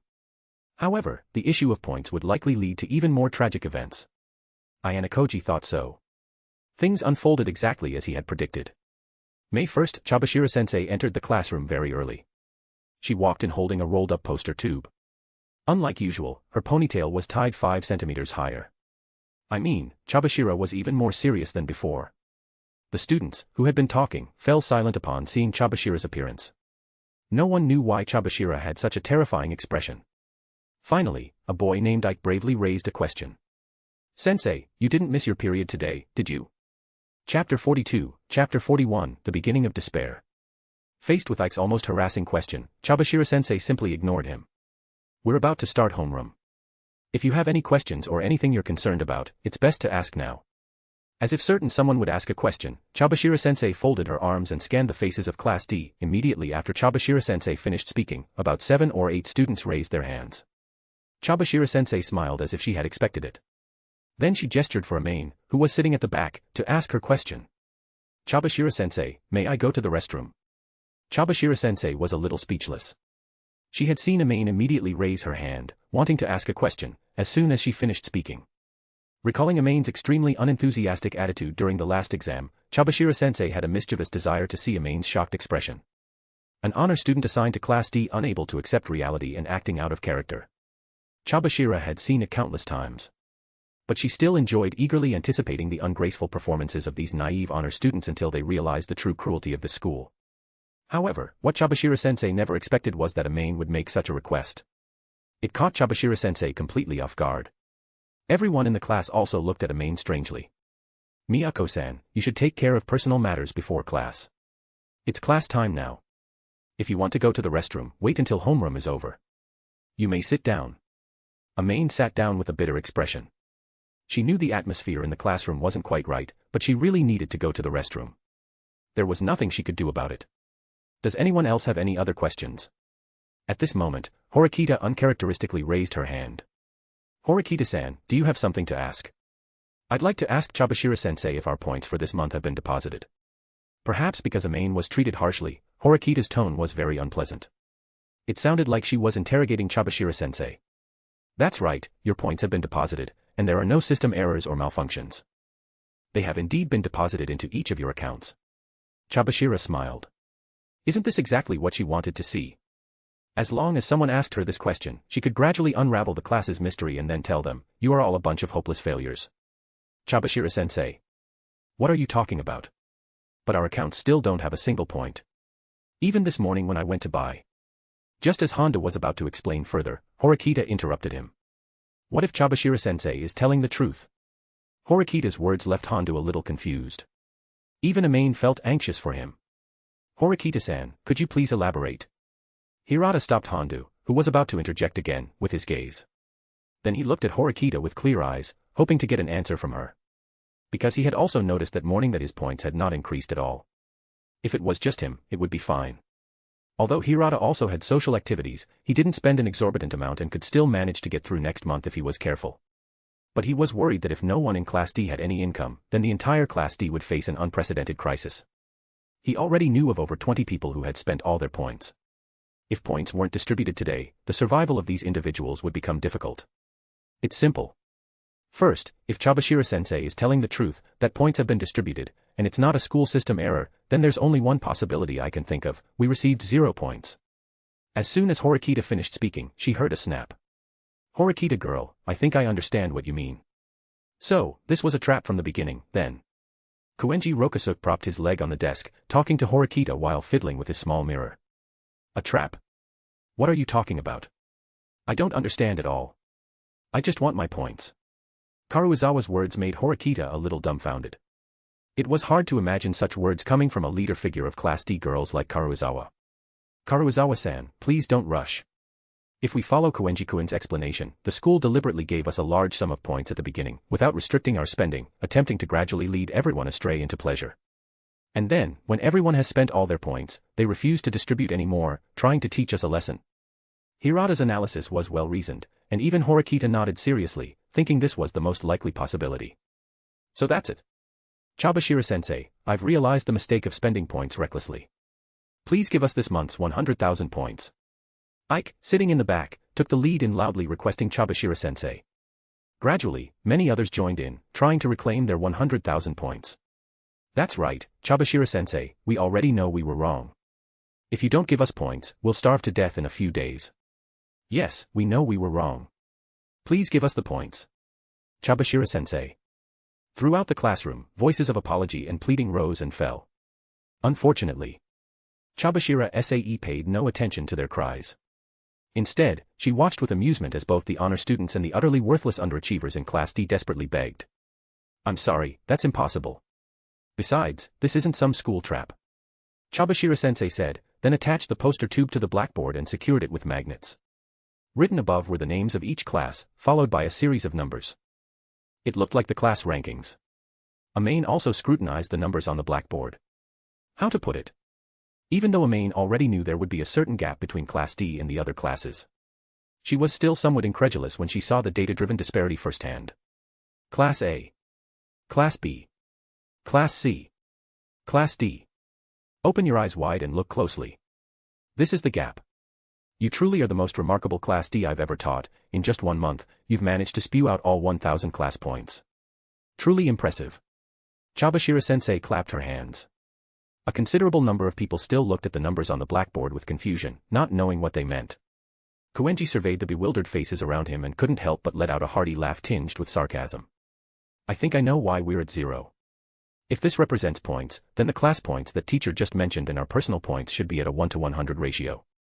This month, our class points are 0, so naturally, we won't have any personal points coming in. Am I right, teacher?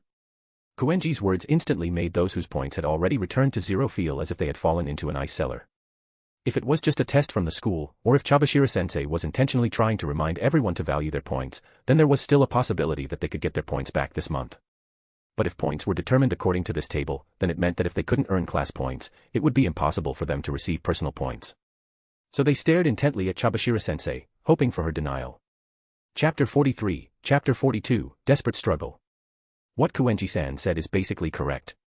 The truth is laid out before you, yet you don't even have the courage to accept it. This month, your points are 0. Chabashira-sensei's words caused everyone clinging to a last shred of hope to collapse. Thud. A muffled thud, like a clap of thunder, drew everyone's attention. Sudo slammed his fist on the desk. Why are only our points 0? Sensei, don't you think you should give us an explanation? Don't you feel ashamed that only your students have 0 points? Amane's eyes widened. She hadn't expected Sudo, a muscle-bound man, to be able to speak so clearly and logically. Because Chabashira-sensei's explanation was too shocking, everyone had overlooked one question: if they had 0 points, how did that 0 come about? You want an explanation, do you? No problem, I'll give you one right now. Listen carefully. Since the start of school, there have been a total of 98 instances of tardiness and absence, and 391 instances of private conversations or phone usage during class. Is that not enough? Sudo saw that Chabashira-sensei had actually given him detailed data, and he was momentarily speechless. Being late, leaving early, and playing on his phone, wasn't that his daily routine? He had never expected that these would become deductions from class points. Chabashira-sensei, are there specific deduction standards for these items? Horikita's emotions had somewhat calmed. She knew that the current situation was irreversible. All she could do now was try to avoid future point deductions. As long as there were detailed deduction standards, most people would likely choose to comply for the sake of their points. Horikita-san, do you have no common sense? In a company, does HR assessment tell you the contents of the assessment in advance? Chabashira-sensei said mockingly. But this is a school, not a company. The school's approach is a bit too strict. Horikita's rebuttal received support from Hirata-san. Indeed, like this situation now, suddenly leaving everyone in Class D unable to cope with their future lives, while it might encourage discipline, forced acceptance is far less effective than finding ways to guide everyone to correct their mistakes. Hirata-san paused and looked at everyone with gentle eyes. He was now speaking on behalf of all the students who would be struggling with points this month, even though a considerable number of these people disliked him. Furthermore, I can't imagine that students who can't even secure their livelihoods would have more inclination to focus on their studies. Hirata-san's tone was somewhat sad. Unfortunately, Chabashira-sensei had seen such situations many times. Even the most emotional words would not cause any emotional fluctuations in Chabashira-sensei. The first time she encountered such a thing, she might have been a little moved. Now, she was so numb that she found Hirata-san's words utterly ridiculous and childish. Let me answer you individually. First, Horikita-san, everyone will eventually enter society. No matter how outstanding and excellent you are on campus, society is the most accurate detector. The school's purpose is to send talented individuals who can adapt to society, not to send out failures. After Chabashira-sensei finished speaking, she didn't even glance at Horikita. Her gaze immediately turned to Hirata-san. Hirata-san's words are somewhat laughable. You say it affects studying. Do those who usually don't study actually study properly?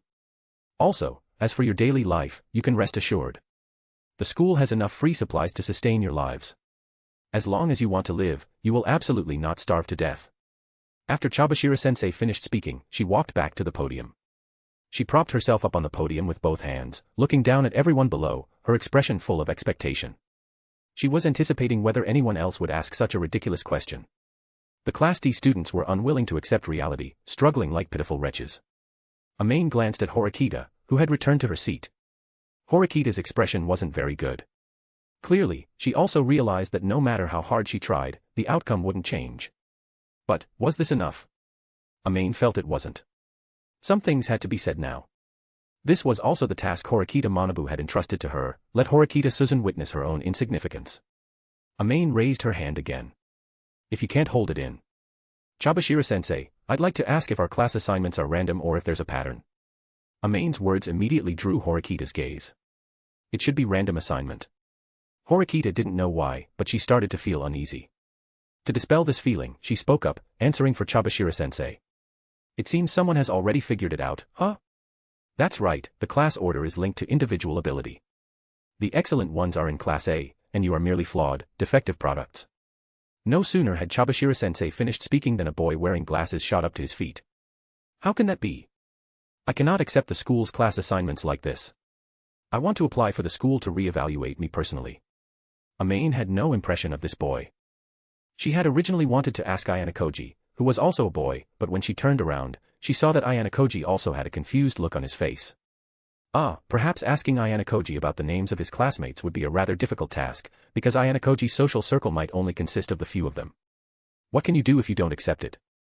Do you really think this class point ranking isn't enough to prove superiority or inferiority? Well then, I'll show you another document. Chabashira-sensei then attached another piece of paper to the blackboard, also secured with magnets. The first half was names, and the second half was numbers. Anyone with a slightly normal intellect should be able to guess what it was. I don't need to say more about these, do I? Excluding the few at the front, most of the scores are around 60, and Pseudo even scored an incredible 14 points. If this were a real exam, 7 people would have been expelled right after the start of school. Chabashira-sensei's words exploded like a bolt from the blue. Chabashira-sensei, what are you talking about?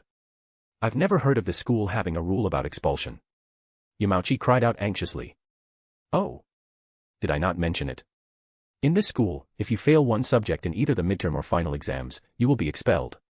Taking this exam as an example, anyone who scores below 32 points will be expelled. On Chabashira-sensei's paper, there was a shocking red line. The list below it contained exactly 7 names, students whose scores were all within 32 points. Among the 7, the highest score, Kikuchi, was only 31 points. So, Yukimura-san, do you understand now why Class D is the worst class? And what does that make you, who were assigned to such a class? Calling you defective products is already being generous. Here, strength determines everything. Newbies, welcome to a school where meritocracy rules. I'll be posting early chapters there so you can always stay ahead and never miss any new content. Chapter 44, Chapter 43, Chabashira-sensei's meeting. Humph. Amane, who was tidying her hair in front of the mirror in the school restroom, hummed an unknown, graceful tune. It was clear that she was in quite a good mood, until another person's reflection appeared in the mirror. Suzune, do you have a stomachache too? I suspect it was yesterday's green peppers. Don't put green peppers next time. Amane clung to Horikita's arm, swaying back and forth, acting spoiled. Horikita, however, was unusually serious, looking at Amane intently. First, this is just an excuse because you don't want to eat green peppers. Last time, you were so eloquent when you told me not to be a picky eater. Also, Amane, tell me, have you long since noticed some of the rules of this school? Facing Horikita's serious questioning, Amane's smile gradually faded. But she still held onto Horikita's arm. Yes. Then why didn't you tell me in advance? If I told you in advance, we might have gained more class points. If I told you in advance, you might have been able to make everyone take the exam seriously. But, if I told you, could you change the fact that you are a D-class student? Amane poked Horikita's face with her finger. Horikita was speechless. Even if she protested to the school administrators, they would most likely not allow her to switch classes. But she completely couldn't accept the fact that she was placed in D-class. She admitted that she had some flaws.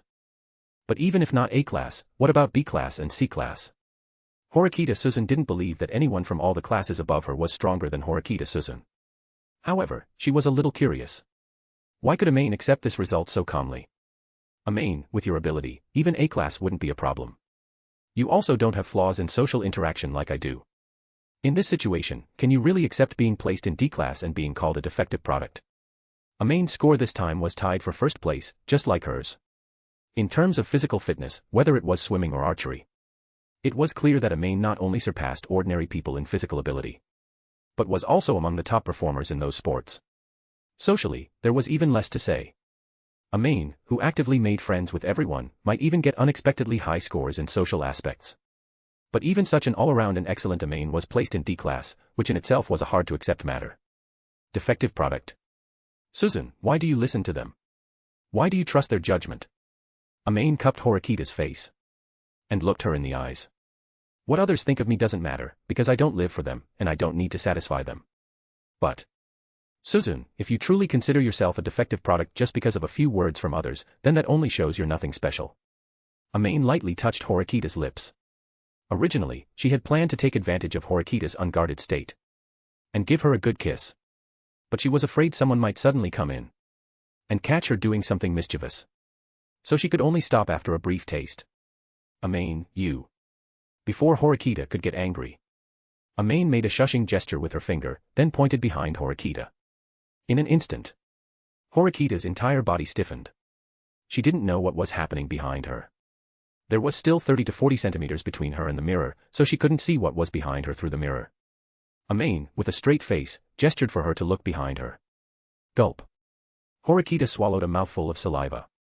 Her body entered a state of alert. Then she cautiously turned around. And found that there was nothing behind her. Horikita immediately realized what had happened. She quickly turned back around. By this time, Amane had already vanished without a trace.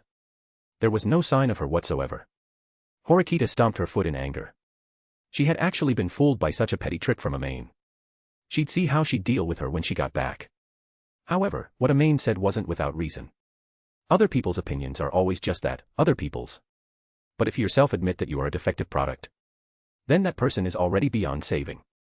To deny one's own achievements and abilities is to deny oneself. Once a person's self is denied by themselves, losing the meaning of moving forward, she will only become like a walking corpse. Could Amane truly disregard others' evaluations?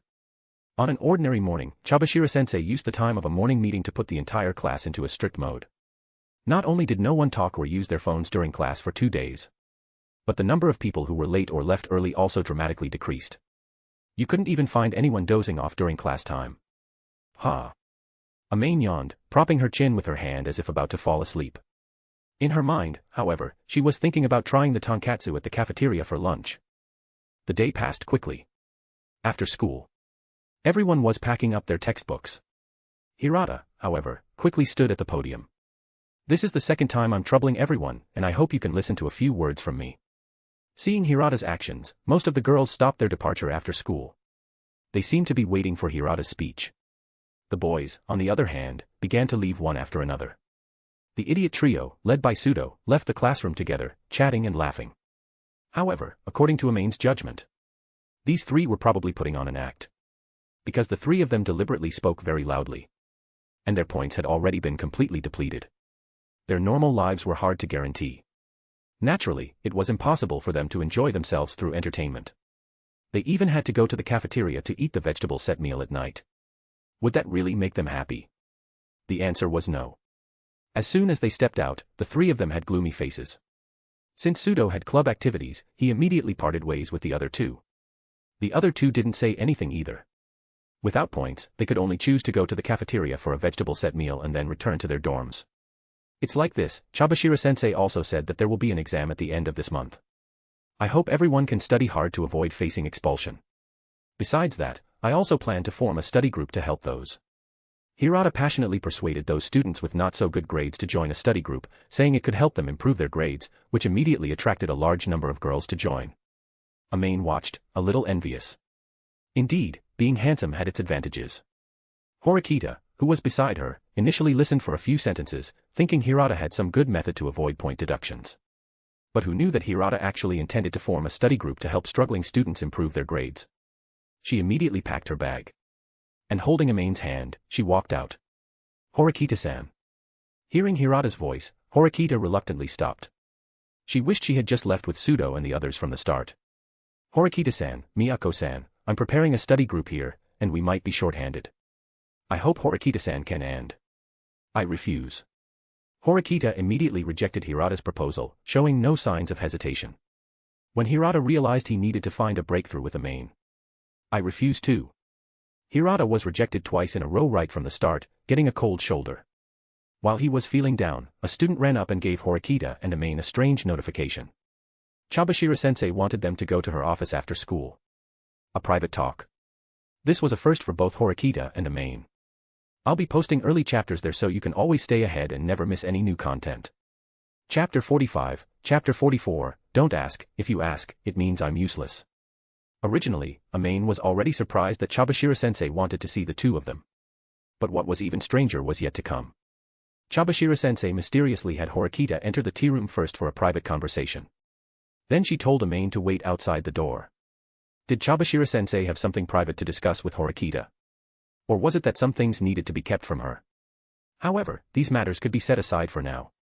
The most pressing matter at hand was, oh, what a cute girl, were you also invited by Xiao Zizi? Just as Amane began to ponder what to eat for dinner, a lively and sweet voice came from behind her. Chabashira-sensei called me. May I ask who you are? I am Hashinomiya Chie, the homeroom teacher of Class B. Homeroom teacher? Looking at Hashinomiya's appearance, and then recalling Chabashira-sensei. Hashinomiya-sensei looked more like a student, didn't she? Hello, Hashinomiya-sensei. I am Miyako Amane from first year Class D. Please take care of me. As soon as Amane finished speaking, she saw Hashinomiya-sensei carefully observing her. She even specifically walked around her in a circle. Xiao Zizi's taste is getting pickier and pickier. First a handsome boy, and now a cute girl. Her face looks so cute, poke so soft, feels super good. Her figure is also great, I really envy Xiao Zizi. Hashinomiya-sensei said, showing an envious expression. Wait. What are you envious of? Ah.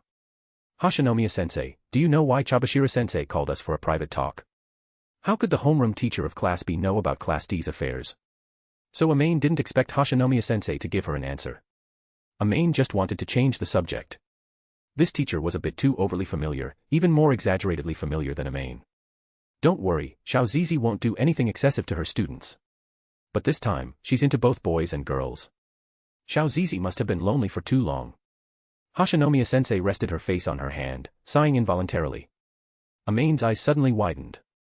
When Hashinomiya-sensei said the first half of the sentence, Amane didn't react much. But when she heard the second half, she immediately became agitated. What the heck is, into both boys and girls? Thump thump thump. Amane began to frantically knock on the tea room door. Hey, Miyako-san, if you do that, Xiao Zizi will get angry. Hashinomiya-sensei seemed a little afraid of an angry Chabashira-sensei. She quickly spoke up to dissuade Amane. But Amane's mind was now filled with some inappropriate images. Instead, she went into a mode of doubled attack speed. Open the door, open the door. Chabashira-sensei, open the door quickly. Give me back my Suzune. What's all the noise? It'll be over soon, wait quietly. Chabashira's angry command came from inside the tea room. It'll be over soon. How could that be allowed? Amane directly tried to twist the doorknob. Why is it locked from the inside? As expected, you did that to a student, didn't you? You'll go down a path of immoral teaching from which there's no return. Amane took 2 steps back. Her body slightly lowered. Miyako-san, you're not going to. No. You can't kick the door. Hashinomiya-sensei, at this moment, I can't think about that much. Also, could you please hug in the correct place? Amane pointed to the 2 hands on her chest. Sorry, I originally wanted to hug Miyako-san's waist, but in my panic, I grabbed the wrong place. Please forgive me. Hashinomiya-sensei clasped her hands together and playfully stuck out her tongue. How cute. Wait. Horikita was still inside. Hashinomiya-sensei, please step aside. Seeing that Amane was determined to kick the door, Hashinomiya thought for a moment and whispered something in Amane's ear. This door is custom-made, you know. I heard it's quite expensive. Kicking the door would violate school rules, so I'll just knock again. Amane's attitude did a complete 180-degree turn. Just as Amane was about to knock on the door, everything went dark. Then something soft bumped her head, pushing Amane back several steps. You're so noisy. Now it's your turn, come in with me. Chabashira-sensei glared fiercely at Amane. Inside, Horikita had almost agreed to her request. But Amane's perfectly timed shouting ruined it. Horikita was once again wavering. Helpless, Chabashira could only tell Horikita to go to the back and think about it. She herself would call in that shouting idiot for a talk. Where's Suzune? As soon as Amane entered the room and saw that Horikita wasn't there, she immediately asked anxiously. Don't worry, she won't get lost. Horikita is in the back thinking. You just need to answer my questions normally now. Xiao Zizi, can I also participate? What do you think? Of course you can. Bang. The tea room door slammed shut, leaving only Hashinomiya-sensei in disarray outside the door. Damn you, Xiao Zizi. Humph, I won't invite you to the next mixer. Hashinomiya-sensei huffily returned to the office. Now, let's talk about you, Miyako-san. Can I have some tea? Chabashira-sensei looked speechlessly at Amane, who had picked up the teapot and was pouring herself water. Aren't you already pouring it yourself? Chabashira-sensei, would you like some tea? Thank you. Chabashira had just picked up her teacup. When she saw Amane had already put down the teapot, the two looked at each other. Amane even blinked. Then her face turned a little red. Hee, Chabashira-sensei, don't look at me like that. Chabashira was truly speechless about Amane. Her original target was Horikita. Amane, this person whose depths she couldn't fathom, was not part of her plan. However, she was also curious about Amane's interview evaluation. So she called her over as well. Unfortunately, Chabashira couldn't see any overlap, even a tiny shadow, between Amane and the description on the interview evaluation card that spoke of excellent to almost perfect interview abilities. These were completely two different people, weren't they? Chabashira even began to suspect that Amane in front of her was an imposter who had taken someone else's place to enroll. Miyako-san, how about we talk about your pre-enrollment interview? At the mention of this, Amane's gaze became a little evasive. Of course, Chabashira-sensei, please ask. Chabashira noticed that Amane's tone, intonation, and even her demeanor were changing to an incredible degree. In the enrollment interview, the interviewer gave you a very high evaluation, even stating that your overall ability ranked first among your peers. But why were you placed in Class D, Miyako-san? Chabashira-sensei asked, her words meant to cut deep. She wanted to see Amane's mindset about being so excellent yet placed in Class D, considered a defective product. Because I'm trash. It's perfectly normal for trash students to gather under a trash teacher, isn't it, Chabashira-sensei? Amane smiled. Her gaze playfully watched Chabashira-sensei's face turn crimson with anger. I'll be posting early chapters there so you can always stay ahead and never miss any new content. Chapter 46, Chapter 45, If others carry me, why shouldn't I enjoy it? Miyako-san, you had better straighten out your attitude. Chabashira-sensei scolded her with a stern voice. However, Amane's expression didn't change in the slightest. She didn't show any sign of remorse, which angered Chabashira-sensei even more. Just as Chabashira-sensei was nearing her breaking point, Amane slowly began to speak. Chabashira-sensei, why are you angry? Amane's rhetorical question immediately stunned Chabashira-sensei. Why was she angry? Of course, it was because Amane said she was a useless teacher. Did I say anything wrong? If students are divided by ability, shouldn't teachers be the same? Amane's words left Chabashira-sensei speechless. Admittedly, what Amane said was harsh. But, one undeniable point was that she was indeed a teacher who graduated from this school.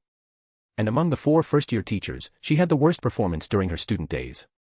Thinking about it that way, Amane's words weren't wrong. So why was she angry? Was it because of her attitude, or was it because Amane uncovered a scar she didn't want to recall? It was probably the latter. Chabashira-sensei took a deep breath. Then, she calmed herself down. Isn't it too arbitrary for you to decide that you have no value right now? It's only been a month since school started, you might still have the chance to grow enough to reach Class A. Chabashira-sensei tried to gauge Amane's attitude towards moving up a class. Chabashira-sensei, I have a question. Ask away. Why should I move up to Class A? Amane's question seemed simple. But it was the hardest type to answer. Because this question had an unresolvable answer. That's why Chabashira-sensei specifically chose people with a strong desire to move up a class, or those dissatisfied with the school's class divisions. At the very least, they had some leverage in her hands. People she could control and use. The school only guarantees higher education and employment for Class A. I don't need that. My grades are fine for higher education. Employment. Are you kidding? My family has a bit of money, so I choose to just chill. Here it comes, here it comes. Faced with the unresolvable answer, Chabashira-sensei felt her head split in two. At the same time, she felt a bit resentful towards the interviewers. Couldn't they have picked some people with less fortunate backgrounds to send in? These rich young ladies who have no worries about food or clothing wouldn't be interested in higher education or moving up classes, would they? Unless it's vanity. Becoming Class A can earn you the most points in the entire grade, which I imagine would make your school life more comfortable. Chabashira played a small card first. She was testing whether Amane valued points. I don't have any points anyway. With Suzune supporting me, what do I have to fear? Is being supported already so justified now? What's wrong with the students these days? If even one sentence of what this girl said matched what was written on her interview form, Chabashira-sensei would eat that interview form right then and there. Then Horikita-san also has no points, does she? Then we'll just starve together. Chabashira-sensei was starting to feel a headache coming on. From behind the paper door, a crunching sound also came. It shouldn't be someone stretching, right? After witnessing Amane's shameless tactics, Chabashira-sensei decisively threw out a trump card. Becoming Class A makes you the object of everyone's admiration, you know. This was indeed true. If it were at the beginning of the school year, when everyone was ignorant of the concept of Class A, perhaps they could still view Class A with a normal mindset. But ever since they learned the school's rules, Class A students seemed to be superior. No matter where they went, they held their heads high, like an invincible rooster. Why should I envy them? Are they older than me? Amane also puffed out her chest. Can this conversation even continue? Chabashira-sensei wished she could just slap Amane. and make her talk about something normal. But from her performance, this was probably. If she was deliberately going against Chabashira-sae, Chabashira-sensei would still be able to accept it. After all, her own attitude was a bit problematic at first. But, if it wasn't deliberate, wouldn't that be even more terrifying? If a person's common sense was distorted to this extent, heaven knew what she would do without rules to restrain her. Chabashira-sensei's gaze sharpened. Next was her final hand. Chabashira-sensei took a deep breath and played her last big trump card. Class A students are the most dazzling existence among students of the same grade. If you become a Class A student, I'm sure many boys will notice Miyako-san, right? Plus, with your looks, you'll definitely have countless admirers. Don't you think it would be wonderful to have a romance in a vibrant school life? After Chabashira-sensei finished speaking, she saw that Amane was still unmoved. What was wrong with this girl? Why didn't the topic of romance, which girls loved most, have any effect? None of the persuasive techniques she had prepared could change Amane's attitude. Was she, in fact, not suited to be a teacher? Chabashira-sensei even began to doubt herself. Suddenly, she thought of something. After becoming Class A, you will also become a dazzling presence among girls. Maybe many girls will choose to be friends with you. Amane's eyes lit up instantly. Password correct. I thought she was truly an unassailable person. Turns out she's just an idiot. Chabashira-sensei secretly smiled triumphantly. Just as she was about to persuade Amane to work hard and lead Class D to success, she heard words from Amane that were enough to infuriate her to death. If Suzune leads the class to Class A, will I be able to make more friends? What kind of daydream are you having? Horikita couldn't hold back and shouted loudly from behind the paper door. Amane shrank her head. Well, she forgot Suzune was here too. Next time, she'd still dare. Miyako-san, don't you want to experience everyone's admiring gazes? Leading the lowest-ranked class to become the strongest class is just like something out of an anime. Chabashira-sensei was still making her final efforts. But she still underestimated a child's desire to slack off. You yourself said it's something that only happens in anime. Chabashira-sensei, have you ever successfully turned things around? Not only did Amane not agree, but she actively went forward to twist the knife. The result was, she and Horikita were both kicked out. Why did Chabashira-sensei suddenly get angry again? Amane tilted her head, seemingly unaware of how she had angered Chabashira-sensei. Sigh, Amane, you're good at everything, except you talk too much. Chabashira-sensei will probably be so angry she won't be able to sleep tonight. Horikita tried to put herself in Chabashira's role and position. She found that if she were Chabashira-sensei, she would have thrown Amane off the building long ago. And before throwing her off, she would have slapped her mouth swollen to vent her anger. Wah, it wasn't on purpose. Amane hugged Horikita's arm and started to act spoiled again. Horikita, who was troubled, didn't notice Amane's inexplicable smile. I'll be posting early chapters there so you can always stay ahead and never miss any new content. Chapter 47, Chapter 46, There are lesbians, no, there's a traitor. Humans are social animals. Because humans have the need to need and be needed. Only by understanding each other more deeply, helping each other, and being honest with each other can people grow continuously. The above was Amane's justification when she wanted to take a bath with Horikita. Horikita approved of Amane's resolve and understanding. Then she told her to get lost. As their relationship had eased. So Amane shamelessly moved her small nest into Horikita's room again. Although Horikita looked disgusted, she didn't say anything about it. There seemed to be a strange unspoken understanding between the two of them. Just after dinner, Horikita planned to do a simple cleanup of the room. She changed into a light white tight short-sleeved top and hot pants. Horikita began her cleaning tasks for the day. First target. Remove large trash. Horikita immediately saw Amane, who was lying on the floor reading a comic book, occasionally kicking her calves back and forth. Doesn't it feel uncomfortable to lie like that? Horikita changed her angle. Amane, propping her chin with her hand, was engrossed in the comic, occasionally letting out a few silly laughs. The two mounds in front of her were squeezed into a shape that made one blush just by looking at them. However, she herself was completely oblivious. Horikita walked over to Amane's side. She directly picked her up by the waist. Then casually tossed her onto the bed. Large trash cleared. Horikita then did a general cleaning of the room. She even specifically mopped the floor over and over again, fearing that there might be dust on the ground and Amane might dirty her clothes when she lay down. She looked back. Amane was staring intently at her phone. In her arms, she held a brown bear pillow that she bought from who knows where. Seriously. She herself is a pillow. Why does she need another pillow? Horikita wiped the sweat from her forehead. She intended to continue with her cleaning task. Just then. Click. It sounded like a camera shutter. Horikita still maintained the posture of wiping sweat. Her gaze turned towards Amane. Amane, holding up her phone, stiffly raised her head and met Horikita's gaze. I'm just expanding my savings. Amane, you seem to have a lot of free time right now, don't you? Horikita's voice was very soft. But it carried no emotion. I just remembered I haven't taken in my clothes, I'll go back and take them in. All your clothes are in my wardrobe. Well, I just remembered I still have some homemade bear cookies I haven't finished eating, I'll go get them now and eat them with Suzune. Amane said, just about to flee. As a result, a bag of cookies was thrown in front of her. Is it this? I've moved all your snacks over. Horikita crossed her arms, seemingly wanting to see what new tricks Amane could pull. My toiletries. They're in the bathroom. Just as Amane was still racking her brains trying to escape the scene, Horikita beckoned to her with a finger. Amane shuffled inch by inch to Horikita's front. Since you have nothing to do, help me clean up. Sure enough, she still couldn't escape. Amane reluctantly took the mop. What kind of expression is that? You make it sound like I'm forcing you to do chores. No. I'm doing it voluntarily. Horikita nodded upon seeing Amane's excited expression. There's free, this guy eats a lot, so she probably doesn't count as free labor. In any case, having someone to boss around, why not use them? Horikita lay on the bed. She casually picked up a book from the bedside and started reading it.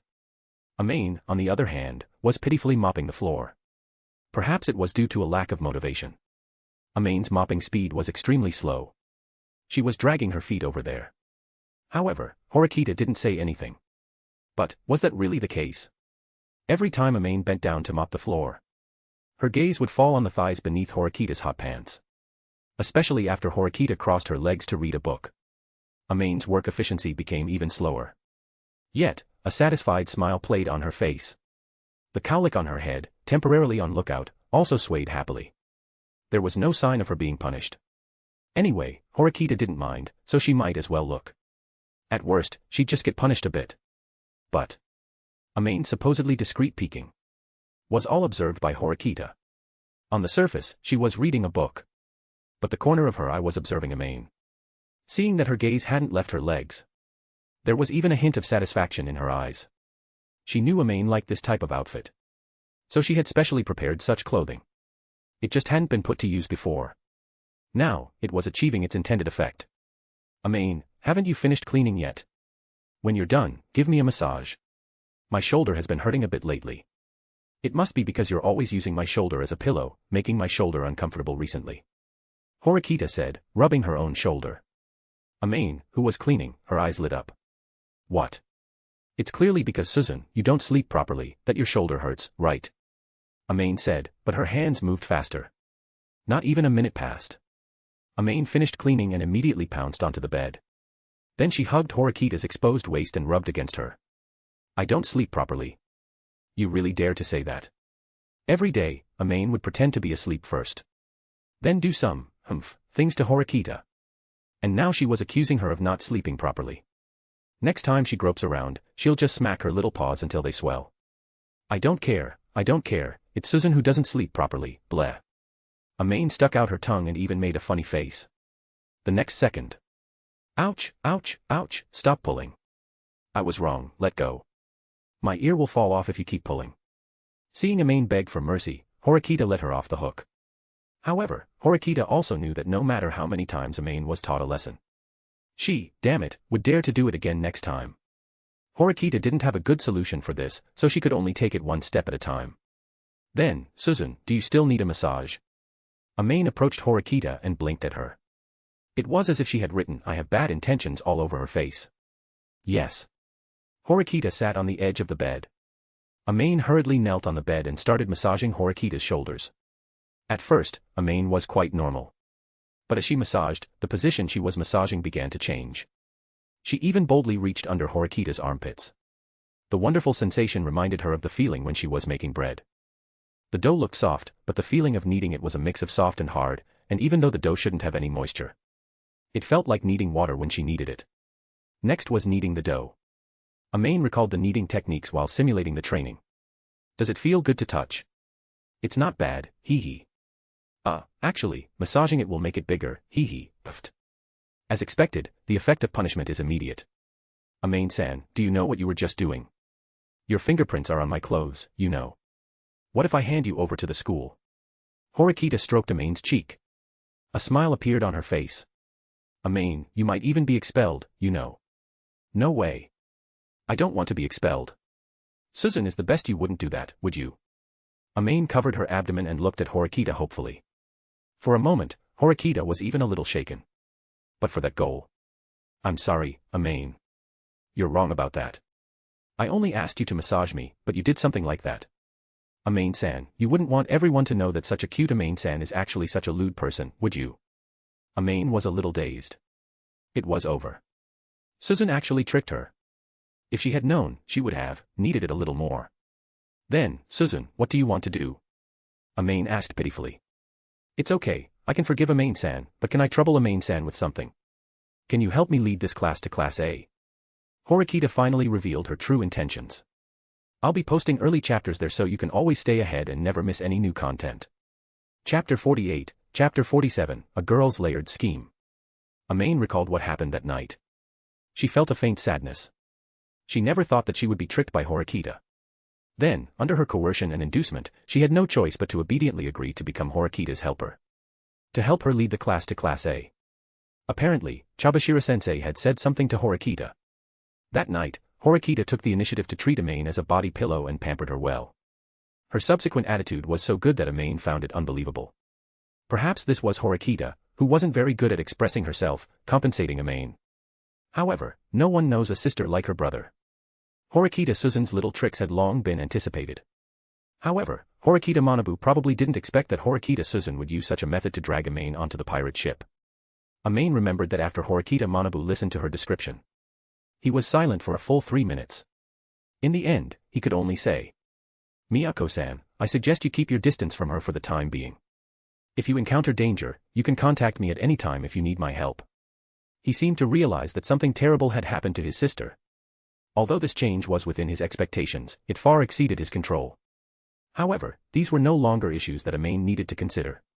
What she needed to do was, under Horikita Manabu's arrangement, guide Horikita Suzune to grow into an outstanding talent who could stand alone.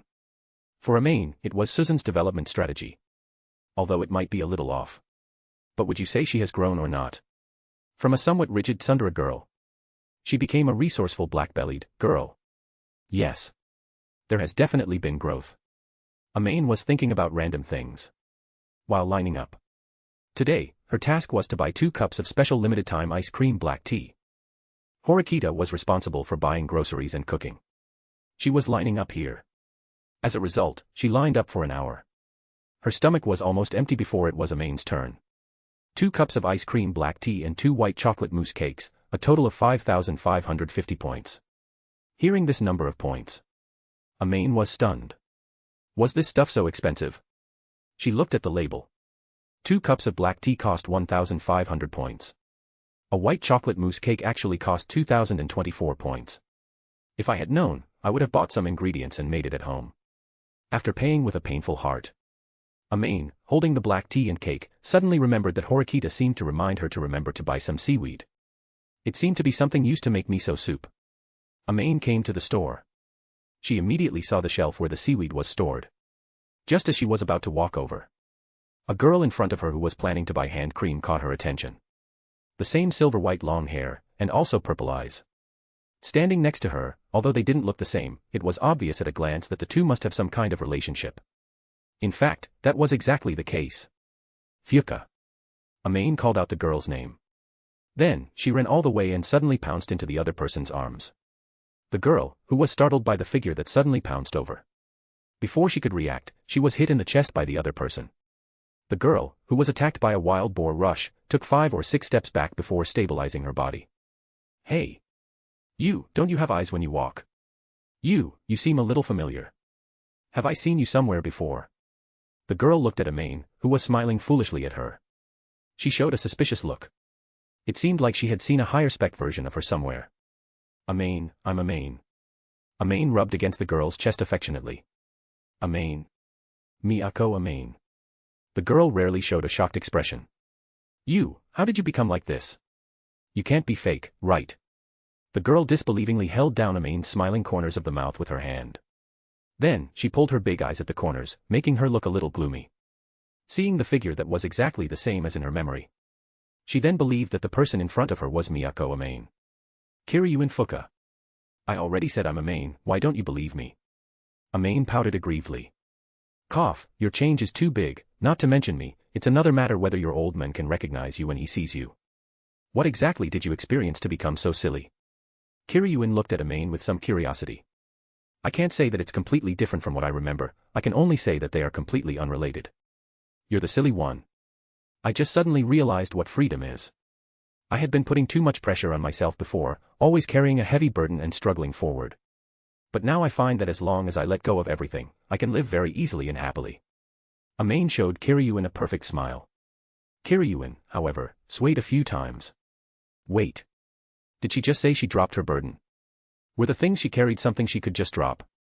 If that old man knew Sakayanagi Narimori had taught Amane this way, this school, it would probably, no, it would definitely be flattened, right? But Amane had no idea what she was doing. Kiryuin had a bit of a headache. Fuka, what's wrong? You look a bit pale. Amane touched Kiryuin's forehead with concern. After confirming she didn't have a fever, her face still showed concern. She had finally met her first acquaintance here. How could Amane not be happy? It's not convenient to talk here, let's find another place. Seeing that some people were already mistakenly thinking they were twins, causing confusion among the men. Noticing the situation was wrong, Kiryuin grabbed Amane without a word and ran outside. Kelp. My kelp. Kiryuin ignored Amane's shouts. She kept pulling Amane until they reached an open space in the dormitory building before stopping. Coincidentally, this was the same place where Horikita Manabu and Amane had met. Fuka, why did you bring me here? You can't do anything bad to me, you know. Amane imitated Horikita, making an X sign in front of her. Kiryuin, however, directly slapped her hand.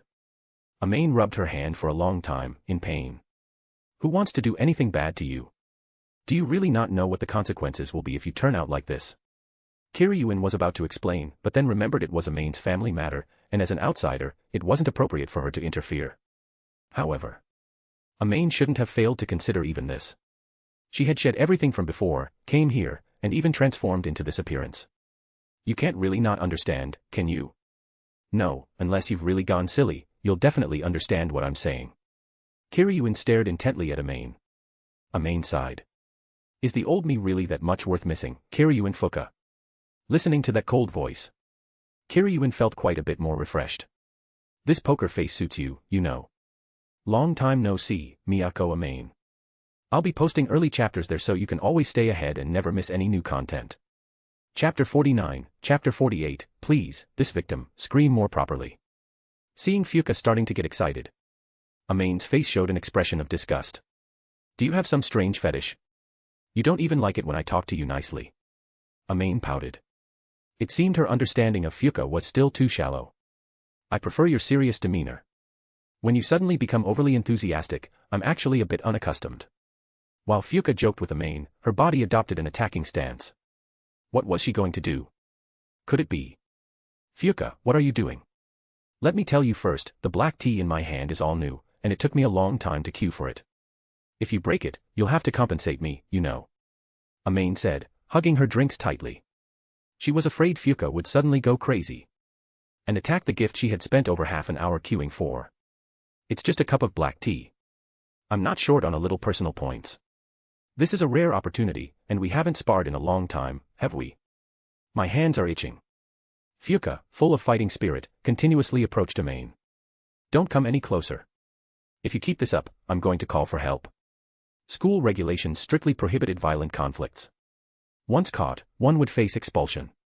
The premise of this rule was that if you were caught, you would be expelled. However, you also had to be able to catch them.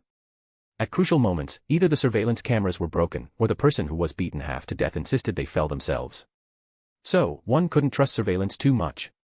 At this time, everyone should be in their dorms. Even if you scream your lungs out, no one will come to save you. Come on, let's have a good fight, shall we? Though Fuka spoke with great passion, and was pressing closer with each step. If one observed carefully, they would notice that Fuka was actually quite cautious. After all, she had never won a single match against Amane so far. It was rare to encounter an Amane who seemed less intelligent. Today might be her victory, going from 0 to 1. I don't want to fight.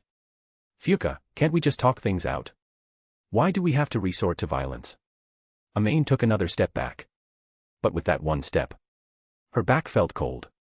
She seemed to have hit a wall. Fuka's eyes lit up. She immediately raised her hand and threw a punch at Amane. Amane had no intention of fighting and could only squat down, hugging her head. Thud. Completely unprepared for Amane to hug her head and squat down. Fuka's punch landed on the wall. She immediately grimaced in pain, her beautiful features twisting. Fuka, are you okay? Amane saw Fuka's expression, clutching her hand and closing her eyes, and couldn't help but ask. Life is full of surprises. A small injury is nothing. Was it really a small injury? Amane looked suspiciously at Kiryuin's still trembling arm. Next, I'm going to get serious. Fuka finished speaking and immediately aimed a kick at Amane. Amane was just about to do another head-hugging squat. But she didn't expect Fuka to specifically guard against that move this time. So she deliberately kicked Amane's hand. The intense pain made Amane involuntarily loosen her grip. The ice cream iced tea and mousse cake in her hand immediately flew out of Amane's grasp. Amane looked with some heartache at the ice cream iced tea spilled all over the ground, and the white chocolate mousse cake that had already made intimate contact with the pavement. Now you'll fight me, won't you, Miyako Amane? Fuka originally thought that by destroying the things Amane had painstakingly bought, Amane would be unable to resist attacking her. They could then have a proper fight. Plus, with Amane looking less intelligent now, the advantage was hers. I told you, I don't want to fight. What you just kicked away was mine. What's in my hand is Suzune's. From now on, I will protect it well. Amane hadn't even finished speaking. Fuka immediately dropped her stance, took 2 steps forward, snatched the black tea and cake from Amane's hand, and then slammed them heavily onto the ground. I don't care whose is whose. Since it's already been destroyed by me, is it okay now? Fuka looked at Amane provocatively. Amane, meanwhile, looked sadly at the white chocolate mousse cake, one corner of which had been flattened from the fall. It looked so delicious. One piece cost over 2,000 personal points. Just as she was still mourning the cake she hadn't gotten to eat, a black leather shoe stomped on the cake.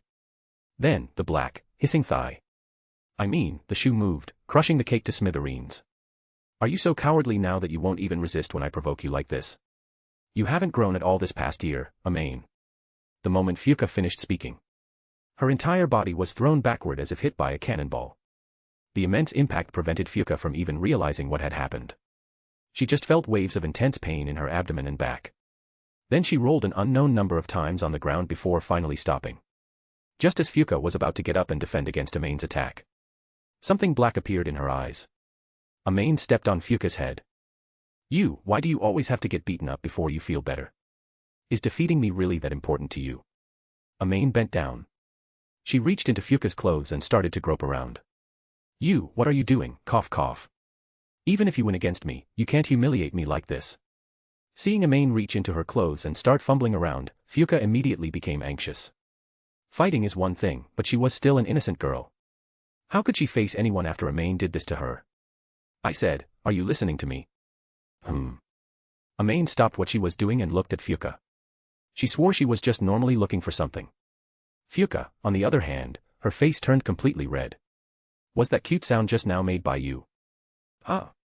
What are you kidding about? Even a dog wouldn't feel anything from such a crude method, Amane and Fuka looked at each other. Forget it, you'd better take it out yourself. Amane withdrew her hand. She was afraid that if she kept touching, something big would happen. Take it out. Fuka's face was full of shock. Don't worry, I won't look. Amane's words made Fuka dizzy. Is this a matter of whether you look or not? How could she possibly take that out? Fuka's abdomen started to hurt again. Amane's blow just now had almost rendered Fuka useless. Can we change the condition?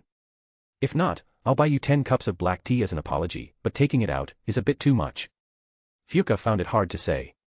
Perhaps only Amane could come up with such a tormenting method. 10 cups. Then it's settled. Really, I asked you to take out some points, and you're so hesitant, but you're willing to compensate with 10 cups. All sorts of strange things happen these days. Amane took her foot off Fuka's face. That's right. All the previous conversations were conducted with Amane's foot on Fuka's face. Wait, what were you saying just now? Were you looking for my phone to transfer points to you? Getting beaten up really does make a difference. Even her voice was gentle. Yes, what did you think? If you hadn't made that strange sound, I would have almost found it. As soon as Amane finished speaking, she saw Fuka sitting on the ground, looking at Amane with a face devoid of all hope. Idiot. Which idiot would hide their phone in their cleavage? You were clearly taking advantage of me. I'll be posting early chapters there so you can always stay ahead and never miss any new content. Chapter 50, Chapter 49, Let go of that girl, let me do it after some friendly communication and exchange. Fuka reluctantly followed Amane back to the Palette Cafe shopping queue, obediently lining up. I say, what kind of crappy thing are you buying that you have to queue for so long? Fuka checked the time, they had been queuing for half an hour. But the queue had only moved forward by a dozen people. At this rate, they would have to queue for at least another half an hour. What do you have to complain about? Didn't I tell you I queued for a long time to buy it? You just had to fight, can fighting fill your stomach? Fuka turned her head away, listening impatiently to Amane's scolding. If it were anyone else, Fuka would have given her a piece of her mind. But if it was Amane, Fuka was a bit intimidated. The old Amane would just pin her to the ground and beat her until she was bruised before letting her go. The current Amane. She kept wanting to give her a piece of her mind. It wasn't easy to remain chaste, and she didn't want to mess up in this godforsaken place. How could fighting also involve taking advantage of someone? This was something Fuka still hadn't figured out. Just as Amane was about to scold Fuka a bit more, her phone rang. Amane, are you not done yet? As soon as she heard Horikita's voice, Amane immediately put on a smile. Almost done, some clumsy person just spilled my stuff, and now she's requeuing with me, saying she'll compensate me with 10 cups. Watching Amane's affected demeanor, Fuka couldn't help but click her tongue. Amane had never been so gentle with her. But she didn't care anyway. Was that a girl's voice just now? Amane, you didn't run off to play with another pretty girl, did you? I've already prepared dinner. Horikita's voice was very calm. But sweat appeared on Amane's forehead. Ha, how could that be? The one who made that sound was the clumsy person who knocked over my stuff. If you don't believe me, Suzune, you can ask her. Amane handed the phone to Fuka. Then she gave her a look, hinting for her to quickly explain the situation. Just as Fuka was about to explain, her abdomen started to ache faintly again. This guy, she hit so hard, and also touched her all over. No. She absolutely couldn't let Amane off the hook. Amane, didn't you say you only made plans with me today? What's going on with her? Fuka deliberately spoke into the phone in an angry tone. Suddenly, everyone in front and behind them in the queue looked at Amane. After blinking for the 47th time, Amane finally realized the current situation. Fuka, is your skin itching again? Do you only call my name at times like this? Fuka's voice was tinged with a sob.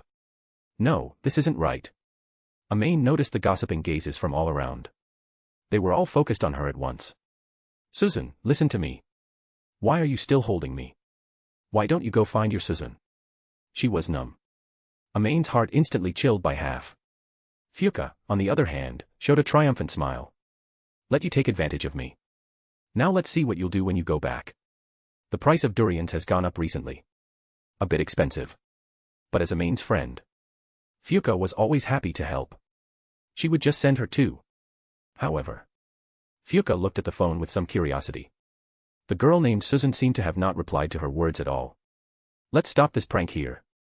My relationship with Amane is not something you can disrupt with a few words. Your relationship with Amane? Fuka scoffed. When she was getting a good beating from Amane, this little girl was probably still in kindergarten, right? To dare to talk about her relationship with Amane in front of her, how presumptuous. Just as Fuka was about to say something more, Amane put her hand on her neck. Fuka, were you going to say something to Suzune just now? Amane showed a gentle and kind smile. Anyone who didn't know would think a Yamato Nadeshiko had possessed her. Only Fuka's body was somewhat stiff. Nah, I was just playing a joke with your friend. Oh, so it was a joke. Yes, it was a joke. Which do you find more acceptable, suicide with your hands and feet tied, or an accident occurring during a game where you try to fit yourself into a refrigerator? Gulp. Amane seemed a little perverted. However, this cold Amane was kind of cool. Fuka licked her lips, just about to speak. Hey. Are you blind? The girl with short blue hair, who looked like an athlete but had a fierce expression, was angrily scolding another girl. From the half-empty drink in her hand and the ice cream residue on her school uniform, it could be inferred. Her uniform had just taken a bite of the ice cream from an iced milk tea. This led to the girl angrily scolding her uniform. Well. Just kidding. This scene clearly looked like someone had been bumped into. The other party was a weak and shy girl with short brown hair. Amane's eyes lit up. The reason her eyes lit up was that the other girl had a cute pink flower pinned in her hair. No other meaning. I'm so sorry, there were too many people just now and I didn't notice you were drinking, I'm really, really sorry. The girl's personality seemed a bit soft and gentle. Even her voice was soft and gentle. If it were someone else, they might have just laughed it off. Or asked the other person to compensate her with points for a drink, and at most, at the cost of cleaning her clothes, and that would be the end of it. But the girl on the other side clearly had no intention of letting her off so easily. You say you didn't see me, so you didn't see me. You weren't doing it on purpose, were you? The blue-haired girl actually grabbed the other girl's collar. The girl opposite her was so scared she didn't know what to do. Hey. Ibuki, what's going on here? Your clothes. Just as a conflict was about to erupt between the two sides, a boy who looked a bit like a delinquent came over with 2 followers. Amane felt ashamed for judging a book by its cover. But he did look a bit like a delinquent. It's Ishizaki, this guy deliberately knocked over my drink and still won't admit it. As soon as Ibuki finished speaking, Ishizaki began to flex his wrists. Ah. You're bullying people and you've come to bully Class C. Ashamed my ass. This is a delinquent, isn't it? Amane, they seem to have a problem. Fuka narrowed her eyes. It's too much of a coincidence, isn't it? Amane finished the sentence Fuka had left unsaid. She successfully got a glare from Fuka. I'm really sorry. I've already apologized, and I don't even know her, so how could I have deliberately knocked over a drink? And besides. And if she remembered correctly, it was the other person who suddenly bumped into her just now. Why did things turn out this way? Who can help her? The girl looked around. No one dared to come out and confront these students who clearly looked like delinquents. Shiraha Chihiro. Just accept your bad luck. Shiraha gave a bitter smile, it seemed she was going to get beaten. Just then. Let go of that girl, let me help her. Amane walked out from the crowd. I'll be posting early chapters there so you can always stay ahead and never miss any new content. Chapter 51, Chapter 50, Beautiful Girls Fighting, Tearing Clothes, Come Quickly. Shiraha Chihiro, who was almost resigned to her fate. When she saw someone willing to stand up and speak for her. Her eyes were slightly moist, and she almost cried. There were so many boys and girls standing nearby. Among them were even some who clearly looked like seniors. But no one was willing to say a single word for her. No one even came out to stop Class C's violence. Everyone was in a mood to watch the show. They wanted to watch Shiraha Chihiro being bullied on the spot. The idea that the strong can bully the weak at will.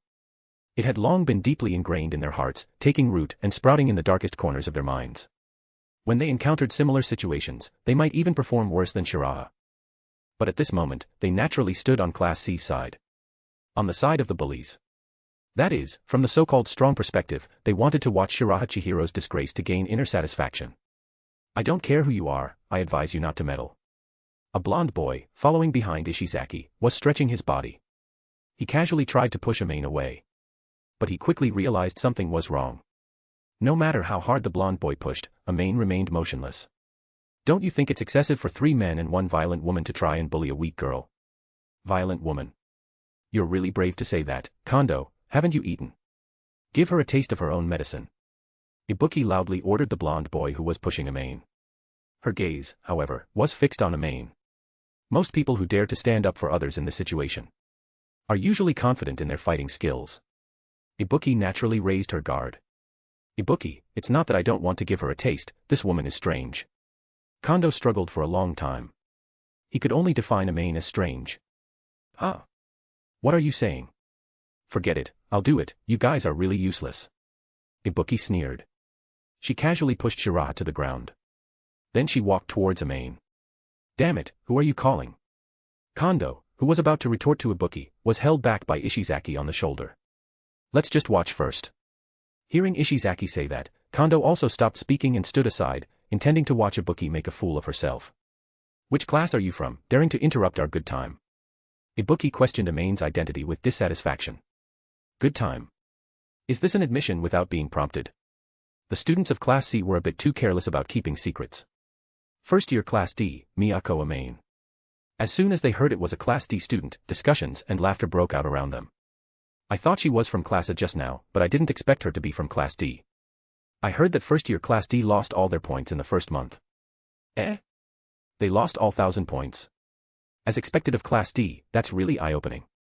A student from a bottom-tier class actually wants to meddle in the affairs of an upper-tier class, truly overestimating herself. She'll definitely get beaten black and blue in a bit, that Ibuki clearly has experience. Facing the noisy sounds around her, Amane calmly looked at Ibuki in front of her. I don't care what your name is. And I don't care which class you're from, if you're going to stand up for someone else, you better be prepared to get hit.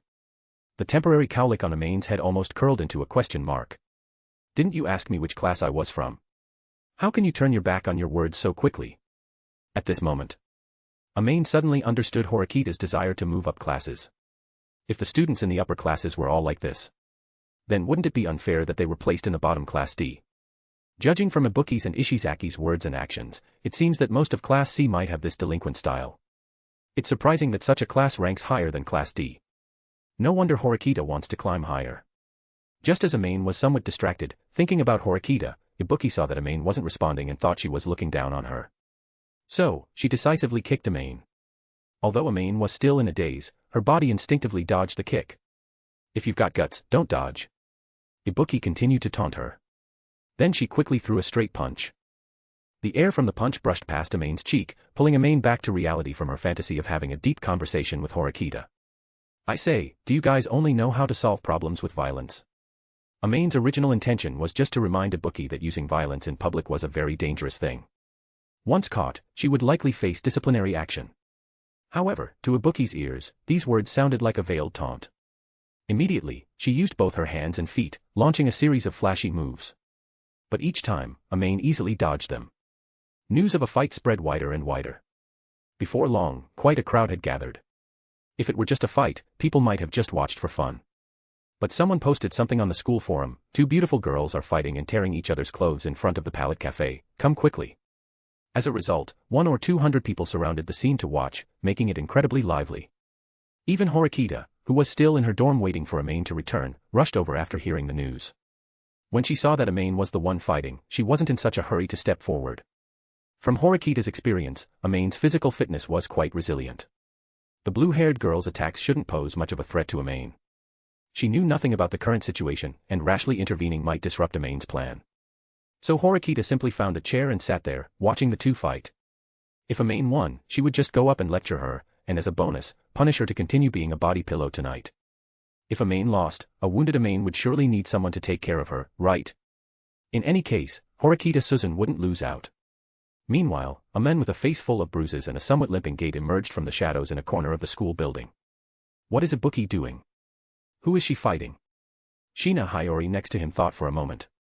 The one fighting classmate Ibuki is Miyako Amane, a first-year Class D student. First-year Class D. Ibuki, that idiot. Didn't I tell her to cause trouble for Class B? And Ishizaki, that idiot, just stood there watching when Ibuki was about to lose. I'm really fed up with these fools. The red-haired boy shouted loudly. Shina Hiyori watched him vent in silence. Only after the boy stopped venting did Shina slowly speak. Ryuin-kun, what happened to your injury? Facing Shina's question, Ryuin didn't hide anything. Albert hit me, but he's not doing so well either this time. Probably 2 more rounds and I'll have him under my thumb. But more importantly... Ryuin's voice paused.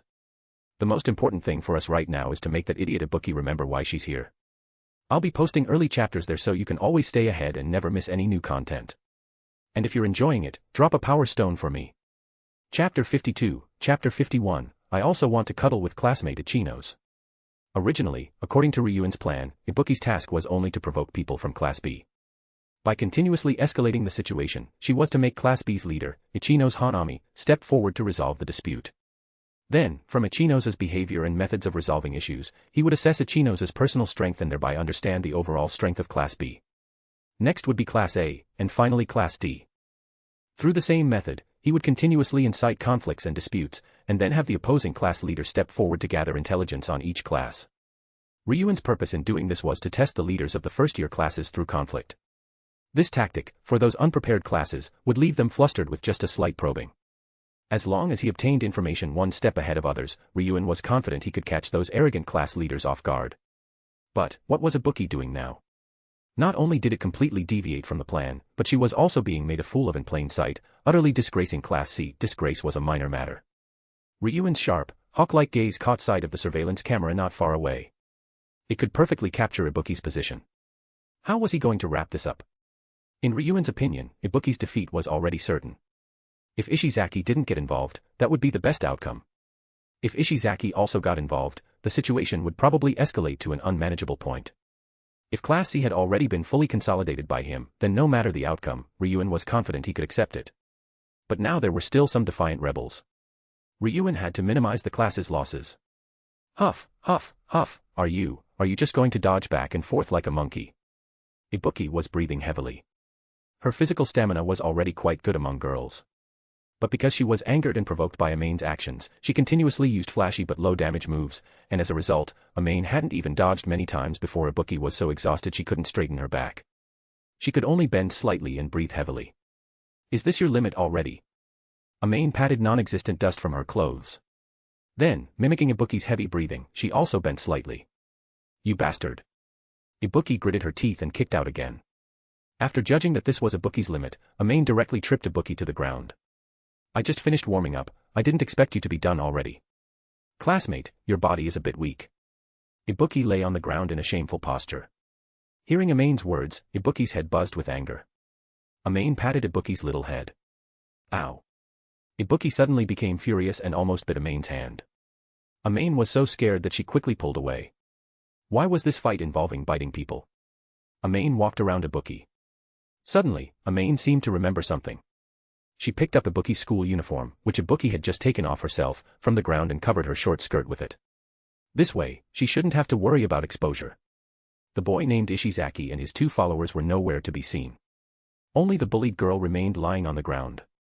Well, if Amane remembered correctly, she had been lying on the ground for nearly 20 minutes, ever since Ibuki pushed Shiraha to the ground when she came up to fight her. It had been a full 20 minutes by now. It was almost dark, but the crowd around them only grew larger.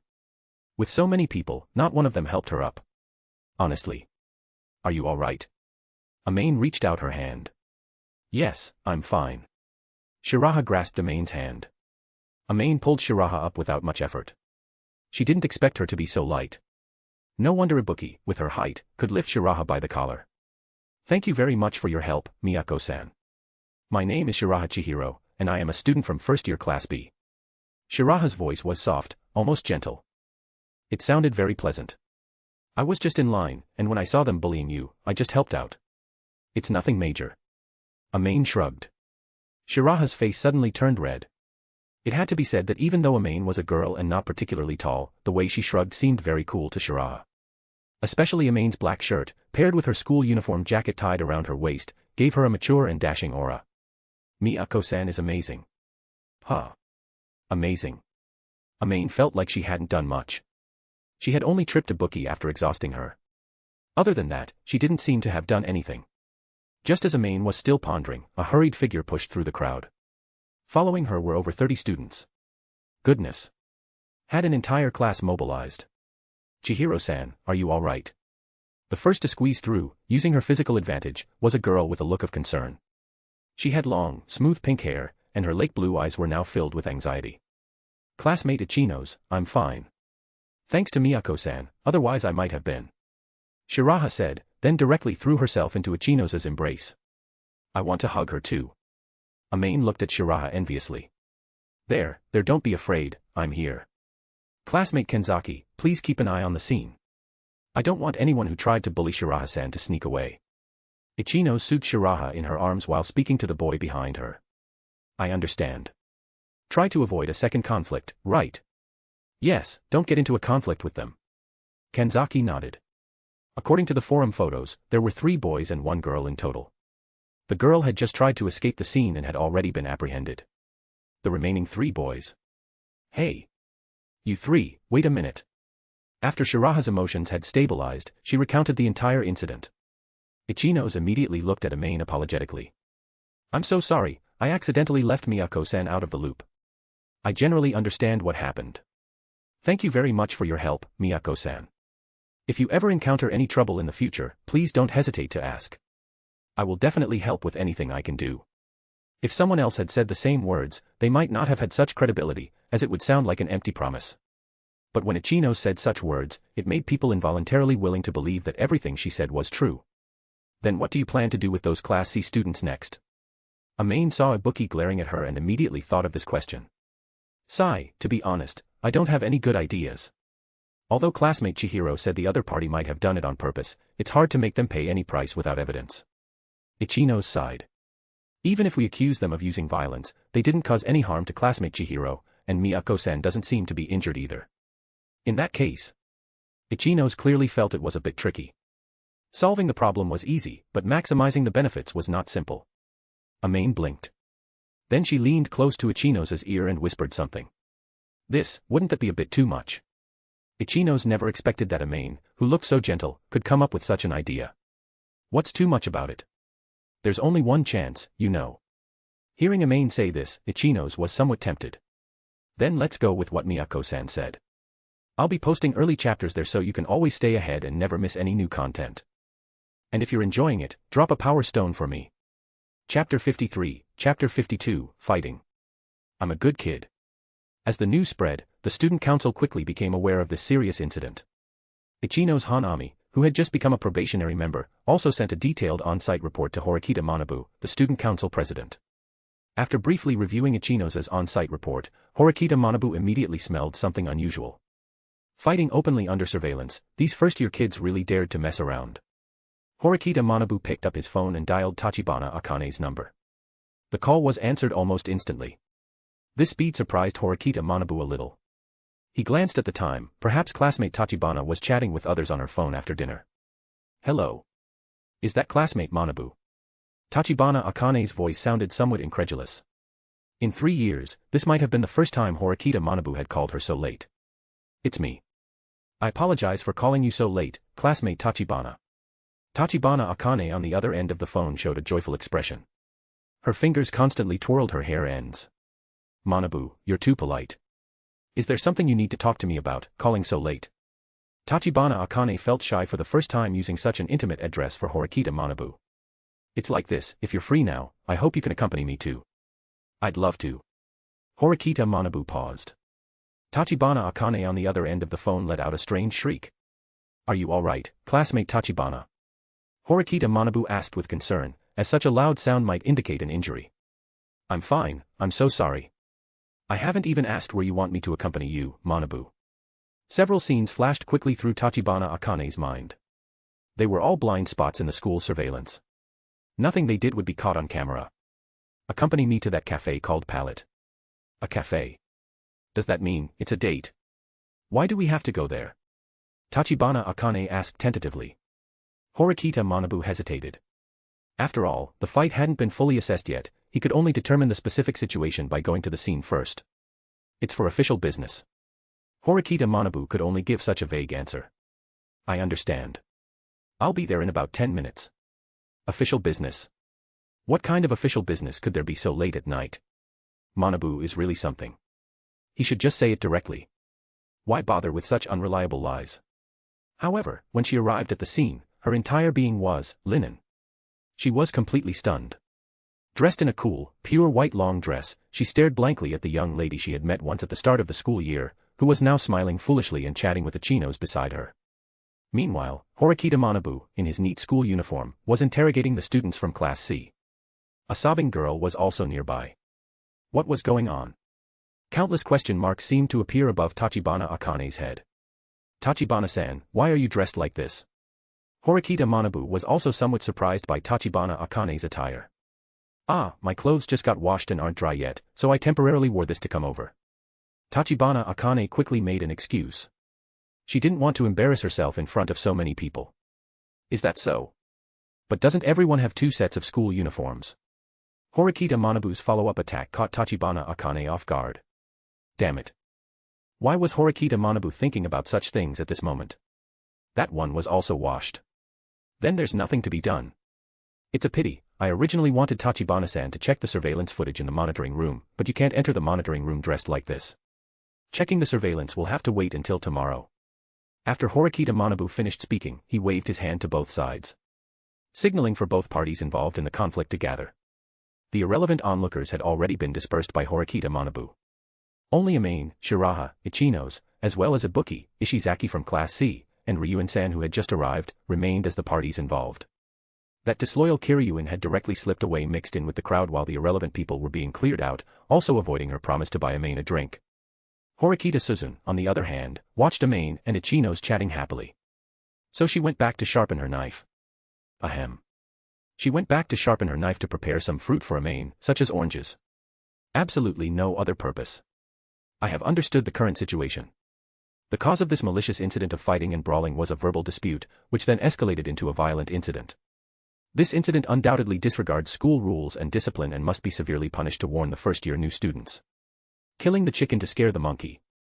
Everyone except Amane showed slight changes in their expressions. Horikita Manabu's serious expression, combined with his face, indeed gave off an overwhelming sense of pressure. I object. Ryuen raised his hand. What's with the injury on your face? From the first moment Horikita Manabu saw Ryuen, he knew this guy was the rogue type. So before Ryuen raised his objection, Horikita Manabu used the injury on his body to strike at him, to prevent him from causing trouble. Indeed, Ryuen frowned. This president of the student council was more troublesome than he imagined. This was an accidental fall in the school building, so there's no need for the busy president of the student council to worry about it. Ryuen's gaze was very firm.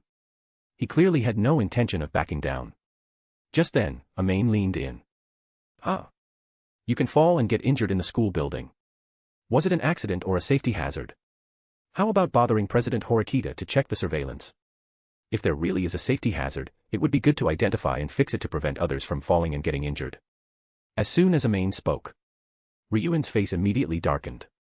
Horikita Manabu showed a faint smile on his face. He was clearly very satisfied with Amane's suggestion. That makes sense. Ryuen-san, where did you fall? I can check the surveillance tomorrow to see if safety warnings need to be put up. Horikita Manabu's gaze clashed with Ryuen's. After about 3 or 4 seconds, Ryuen reluctantly chose to back down. Once his violent behavior within the class was discovered, things would only become more troublesome. He still knew what was more important. It's okay, I just fell because I wasn't careful while walking.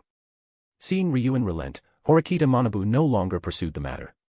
Horikita Manabu knew the true situation in his heart. Is that so? Then you need to be more careful.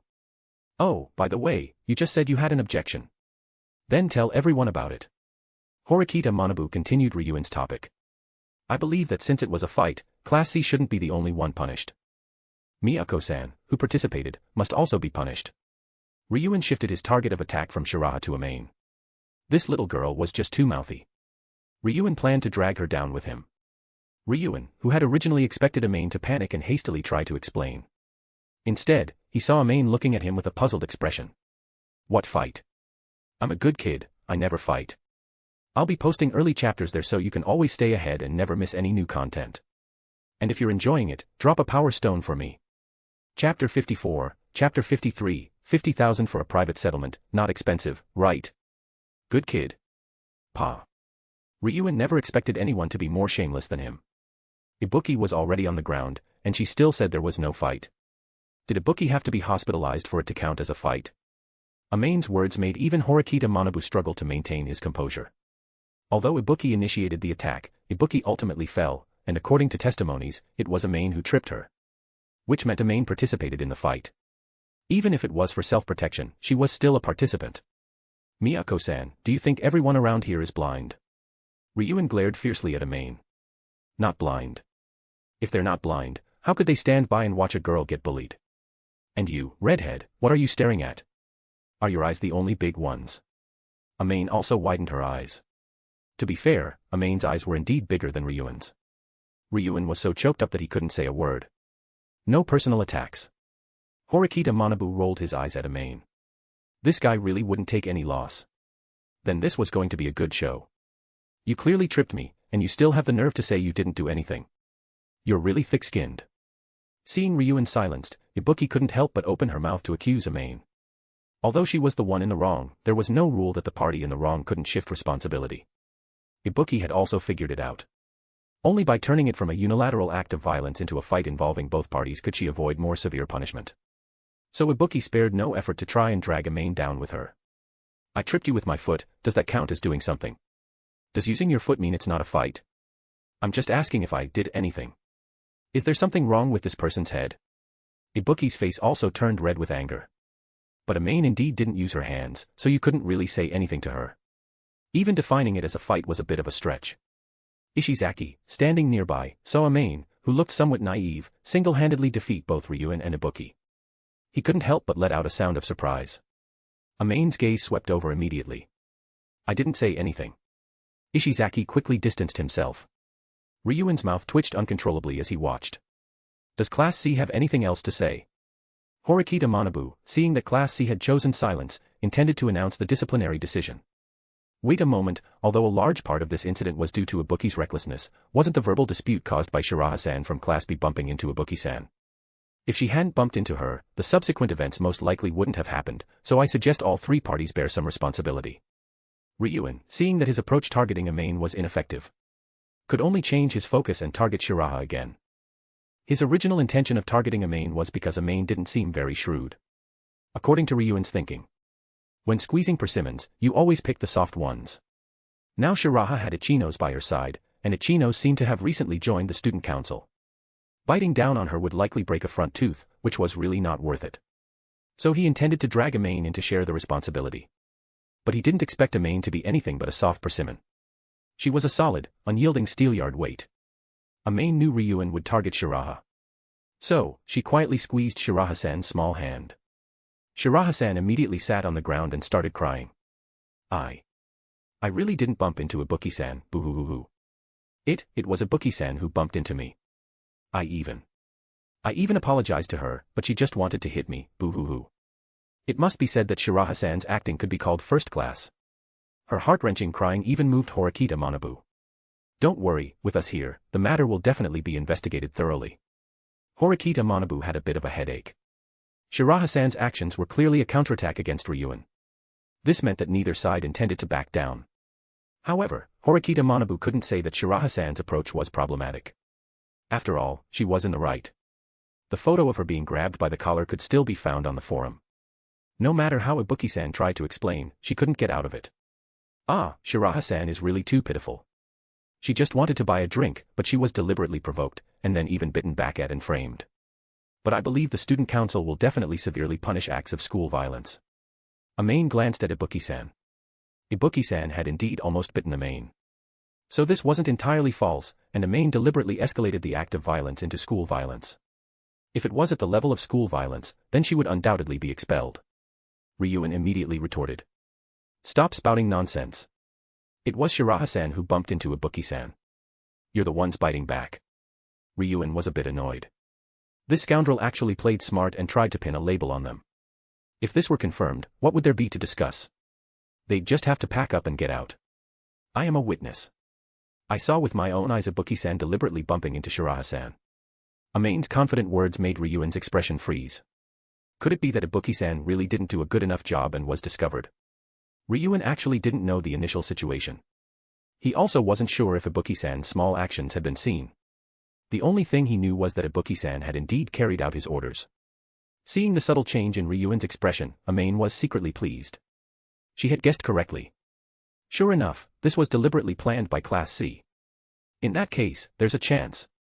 If it's really not possible, we'll check the surveillance cameras right now. If it's found that Ibuki-san deliberately bumped into her, it means you premeditated school violence against Shiraha-san. I hope the school will expel Ibuki-san. Amane's words made everyone gasp.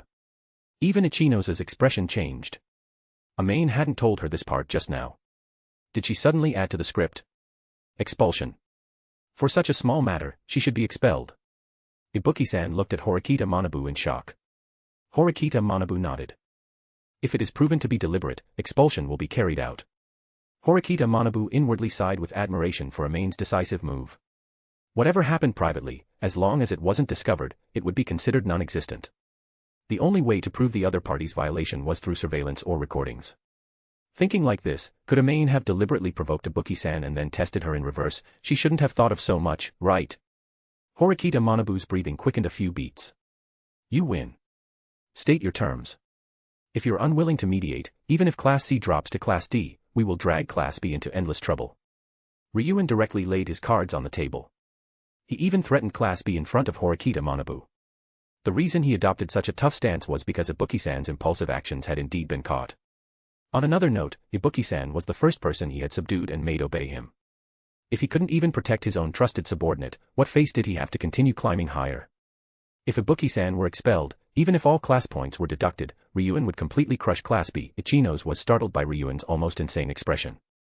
After much hesitation, she chose not to confront Class C to the end, but instead opted for the method Amane had taught her. Then, 500,000 personal points. How does that sound? I'll be posting early chapters there so you can always stay ahead and never miss any new content. And if you're enjoying it, drop a power stone for me. Chapter 55, Chapter 54, you guys are ganging up to bully me, weak Ryuen, aren't you? As soon as Ichino's offer was heard to be 500,000 points, Ibuki-san's face turned ugly. 500,000. What a big demand. Classmate Ichino's, this should constitute blackmail, shouldn't it? Ryuen narrowed his eyes slightly, clearly intending to play dirty.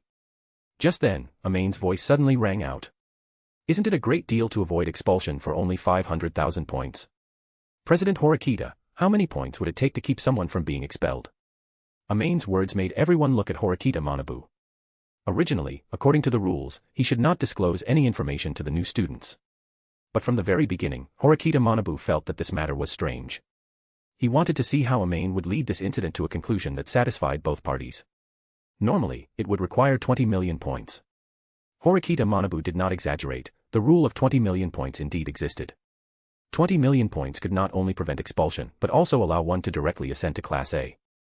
However, this enormous number clearly couldn't be raised through normal means. 20 million points. Ibuki-san shrieked. Ryuen thought about it and felt that this number was not a problem. After all, the student council president himself told them. Surely Horikita Manabu wouldn't still favor that Miyako, would he? But in this way, Ichino's offer was actually very favorable, making it impossible for them to refuse. Ryuen couldn't help but regret that his probing seemed a bit too hasty. Now it had turned into a situation where he had shot himself in the foot. He had trusted Ibuki-san too much. Even if it were Ishizaki, it wouldn't have turned out like this. Did you hear? Ichino's is offering a great discount here. Seeing Amane's smug expression, Ryuen became even more furious. Ryuen's side was now completely in a deadlock. Ibuki-san's threats and subsequent violent actions were objectively present. If they were to check surveillance for something like who bumped into whom, once it was confirmed that Ibuki-san had acted incompetently and was proven to have deliberately provoked the dispute, Ibuki-san would be considered to have intentionally committed school violence against Shiraha-san and would face expulsion. Moreover, if other things were discovered, Ryuen might also be in danger. In this case, only agreeing to Ichino's terms was the optimal choice. However, Ryuen was unwilling to be led by the nose like this. Ibuki-san's actions indeed contain fault, but I believe Miyako's actions are also quite problematic and she should bear a portion of the responsibility. Furthermore, 500,000 points is too exorbitant, we truly cannot afford it. If Ibuki-san is expelled, you will not only get into trouble, but you won't even get a single personal point. Hearing Ryuen's words, Horikita Manabu originally intended to immediately reject them. According to his judgment, Amane's actions in this incident were entirely self-defense. They did not constitute participation in a violent incident at all. But what Horikita Manabu never expected was that Amane actually stepped forward voluntarily. I do indeed bear some fault for Ibuki-san getting injured. I am willing to take 2/10 of the responsibility, but the compensation is for Shiraha-san. No sooner had Amane finished speaking than Ryuen immediately agreed. Then let's divide the compensation responsibility as she said, but the price of 500,000. Ryuen still hoped that Ichino's could lower the 500,000 points. Let me say this first, I only accept the 500,000 points as the division of responsibility. Amane interjected at the opportune moment. Are you out of your mind? Even if 500,000 points is 2/10 of the responsibility, you still have to pay 100,000 points. Do you, a Class D student, have 100,000 personal points? Ryuen wished he could just strangle Amane. It would clearly be beneficial to both of them if they discussed it further and the price came down. But who would have thought that Amane would actually help Ichino's trick them? Class D's 0 points this month was something the entire grade knew. Ryuen-san severely doubted that Amane-san was just talking big, and in reality, couldn't produce 100,000 private points. None of your business. You say that as if you guys can produce 400,000 points yourselves. Amane-san's words made Ryuen-san's eyes light up. He understood. He finally understood why Amane-san had agreed so readily.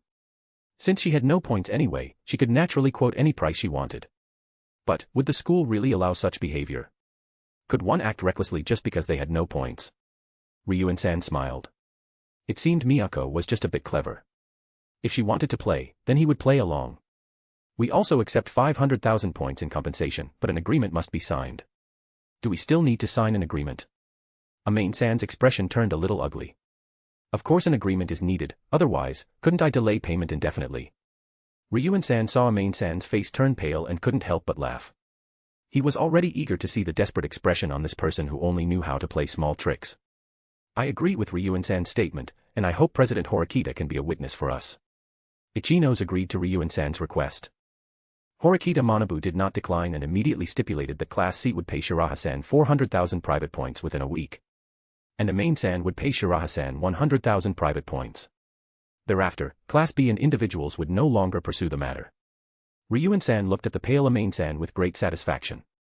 Although he didn't know why she would voluntarily take responsibility. But 100,000 points should be enough to plunge her into despair, right? Horikita Manabu quietly watched Amane-san. He had a premonition that it was coming soon. The agreement has been signed. To thank Miyako-san for helping Shiraha-san, we, Class B, have decided to waive the 100,000 private points she needs to pay. Ichinos picked up Amane-san's agreement, used a pen to cross out the section assigning her responsibility, and then handed it to Shiraha-san. I also agree. Shiraha-san nodded happily. 400,000 points. This was undoubtedly a huge sum for her. And this huge sum was all obtained for her by Amane-san. With just a few words, she tricked the other side into agreeing to 400,000 points in compensation. Amane-san is amazing. Amane-san's position in Shiraha-san's heart now even surpassed Ichino's. She had become the person Shiraha-san trusted most. You guys, were in cahoots. Ryuen-san's face instantly darkened. He finally knew why Amane-san had voluntarily offered to take responsibility. The purpose was to make him think that Amane-san was just talking big without points. And Ryuen-san, hitting dead ends everywhere, saw Amane-san's carelessness. Naturally, he would want to teach her a lesson. Since he had to compensate anyway, he might as well cause some trouble for others while doing so.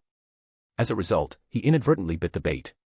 You can eat whatever you want, but you can't say whatever you want. It was the kind Shiraha-san who exempted me from responsibility. Oh, and you, Ryuen-san, were the one who suggested signing the agreement. Don't forget to transfer the points to Shiraha-san. Ryuen-san's body was trembling with anger. But Amane-san, Shiraha-san, and Ichinos turned and left, chatting and laughing. That's all for today. Don't forget to pay Shiraha-san the points. I will check in a week. After Horikita Manabu finished speaking, he also left with Secretary Tachibana. Only Ibuki and Ishizaki remained, heads bowed, not daring to look at Ryuen-san. Humph, we'll see. Miyako Amane, is it? Let me play with you then. Miyako-san, have you had dinner yet? Would you like to join us for something to eat? You must be hungry after dealing with this for so long. Ichino saw that it was getting late, so she planned a small dinner gathering. I haven't had anything for dinner yet, Shiraha-san said miserably. From afternoon until now, she hadn't even had water, let alone dinner. I haven't eaten anything either. Let's go eat something delicious together. Seeing Amane-san agree to dinner, Ichino seemed very happy. I remember there's a place just up ahead. Amane-san, whose hand was being pulled by Ichino's as they walked into the restaurant. She felt as if she had forgotten something. It shouldn't be anything important, right? I'll be posting early chapters there so you can always stay ahead and never miss any new content. And if you're enjoying it, drop a power stone for me. Chapter 56, Chapter 55, you can do whatever you want with me. Night. Amane-san carefully used her key to unlock the door. After unlocking the door, Amane-san deliberately waited for a moment. Only then did she peek her head in to see the room's interior. But to her surprise, the room was completely dark. Is Suzune sleeping so early today? Although it felt a little strange, Amane-san still chose to take a gamble. Suzune must have gone to bed early. Amane-san took off her shoes with extremely light movements. Then placed them in the shoe cabinet. She tiptoed towards the bed. What? Why not go back to her own room? Of course, because it was a habit. Just as Amane-san thought she could luckily escape punishment, the room light suddenly turned on. Horikita, leaning by the switch, stared coldly at Amane-san. Suzune, you're still awake so late. Amane-san's smile was a little stiff. Getting caught red-handed was quite embarrassing. Isn't this Amane-san? Why are you running to my place so late at night? Horikita came to Amane-san's side, speaking in a sarcastic tone. Seeing Horikita looking a little angry, Amane-san quickly hugged Horikita's arm and started shaking it. It's really cold on my side, so I can only squeeze in with you tonight, Suzune. As she spoke, Amane-san tried to lean closer to Horikita. But Horikita grabbed her ear and pulled her away from herself. Ow, ow, ow, I know I was wrong, let go quickly. Amane-san cried out in pain, quickly begging for mercy. Horikita's grip on her hand loosened slightly. Oh, Amane-san, what mistake did you make? Tell me, let me hear it. Horikita pulled Amane-san in front of her. She seemed to be planning to listen to her excuses. I came back a little late. And what else? I forgot to buy you dessert, Suzune. And what else? Is there anything else? Amane-san scratched her cheek. There shouldn't be, right? Are you sure there isn't anything else? Horikita let go of her hand. A faint smile appeared at the corner of her lips. A chill ran down Amane-san's spine.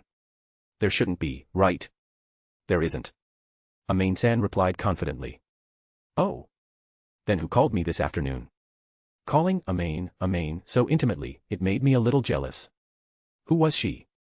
Horikita gently caressed Amane's face. Amane's legs felt a little weak from fright. That's my former friend, Kiryu Fuka. Former friend, continue, I'm listening. Horikita turned and went into the kitchen. You don't need to trouble Suzune, you don't need to cook again so late at night, I've already eaten. Oh no. Amane suddenly remembered that Horikita had said she would cook for her that night. She had also told her not to snack on the way. This is bad. Cook? At this hour, Amane, are you still thinking about eating? The silvery white light was so dazzling that Amane could barely open her eyes. It was a sharp cough, Suzune, I didn't do it on purpose, I just accidentally forgot. The dorm room was only so big. Amane was backed into a corner after only a few steps. I can understand. After all, in Amane's heart, I'm just someone who can be easily forgotten. Horikita's psychological torment was far more unbearable than physical methods. It's not what Suzune thinks. Suzune is the most important person to me. Amane looked at Horikita with a sincere expression. I'm the most important person to you, am I? The expression on Horikita's face softened considerably. Seeing this, Amane immediately nodded her head rapidly, like a pecking bird. Then, Horikita reached out her hand. Give me your phone. Although Amane didn't know what Horikita wanted her phone for, she obediently handed it over. Horikita skillfully entered her birthday. She unlocked the screen. Then, she expertly opened the chat interface. The newly added friends were Ichino's Hanami and Shiraha Chihiro. There was also Kiryu Fuka. Good haul today, 3 cute girls. Horikita flipped the phone over, allowing Amane to clearly see the chat content. It was from Shiraha-san. Miyako-san, I've returned to my dorm. Thank you so much for this afternoon, Miyako-san. Get some rest early tonight. A message that looked like a simple thank you. Amane read it 3 times but couldn't find anything wrong. Why is there a kissing emoji at the end? Shiraha-san, you actually set me up. Amane gave an awkward laugh. I helped Shiraha-san a little today, so we exchanged contact information. Before she could finish, Horikita Suzune raised her hand to interrupt her. I understand. After all, she's a cute girl, and my Amane was easily led astray. Yes, I understand everything. Gulp.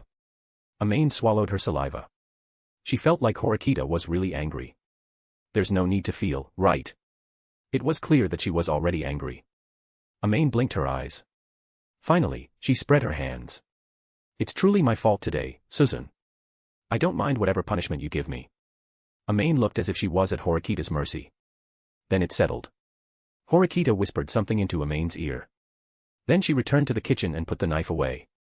Seeing the most dangerous item removed, Amane patted her chest. She had almost been scared to death just now. She hadn't expected Horikita to have such a trick as checking her friends' list. She had been careless. Horikita crooked her finger. Amane immediately leaned in closer. Whether it's kisses or touches, I'm completely at your disposal, Suzune. Amane looked happy. She didn't look like someone about to receive punishment at all. Do you think I don't know what you're planning? Horikita directly exposed Amane's little scheme. Amane couldn't help but blush. This trick wasn't working anymore, huh? Just as Amane was still pondering how to muddle through, Horikita gently hugged Amane. I waited for you for a long time today. Yesterday, you were clamoring for fish, so I specially made the fish you wanted today, but you went out to eat with someone else. Horikita Suzune pressed her forehead against Amane's. You really don't take me seriously, do you? The cowlick on Amane's head immediately perked up.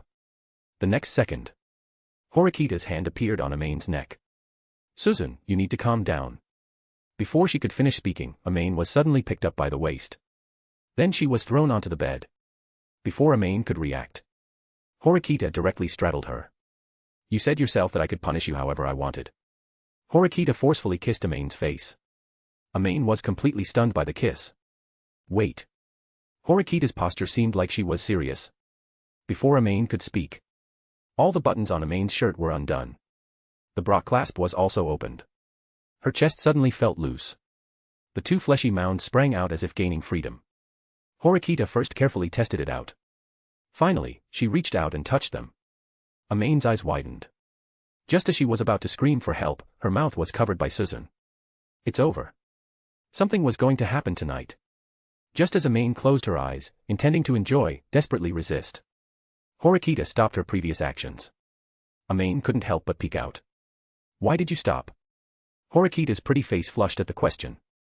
What do I do next? I'll be posting early chapters there so you can always stay ahead and never miss any new content. And if you're enjoying it, drop a power stone for me. Chapter 57, Chapter 56, I'm not human anymore. Eh? Suzune, can't you be a little more professional? You're slacking at the critical moment. Amane's complaint earned her a flick on the forehead from Horikita. Shut up. Ugh, if Suzune can't do it, then let's switch.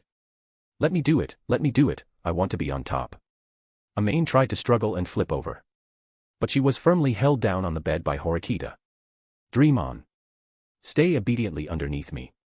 Let me check first. Seriously, I should have studied more about these things earlier. Horikita said this, and while still holding Amane down, she opened a search engine. No.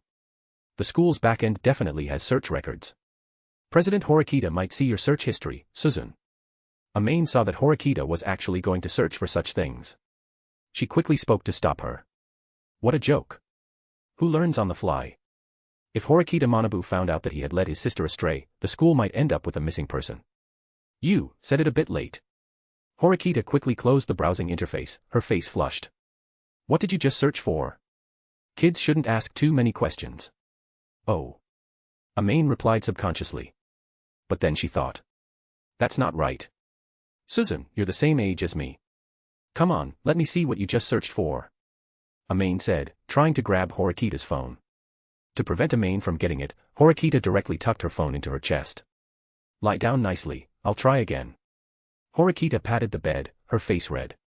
Amane pouted, a look of disdain on her face. You interrupted me and now I've lost the feeling. Hurry, let me see what good stuff Suzune you found. Amane said, extending her little paws, intending to give Horikita a good massage. Then, taking advantage of the moment Horikita covered her chest and dodged, she flipped over and successfully regained the initiative. Suzune, now let me teach you some interesting things.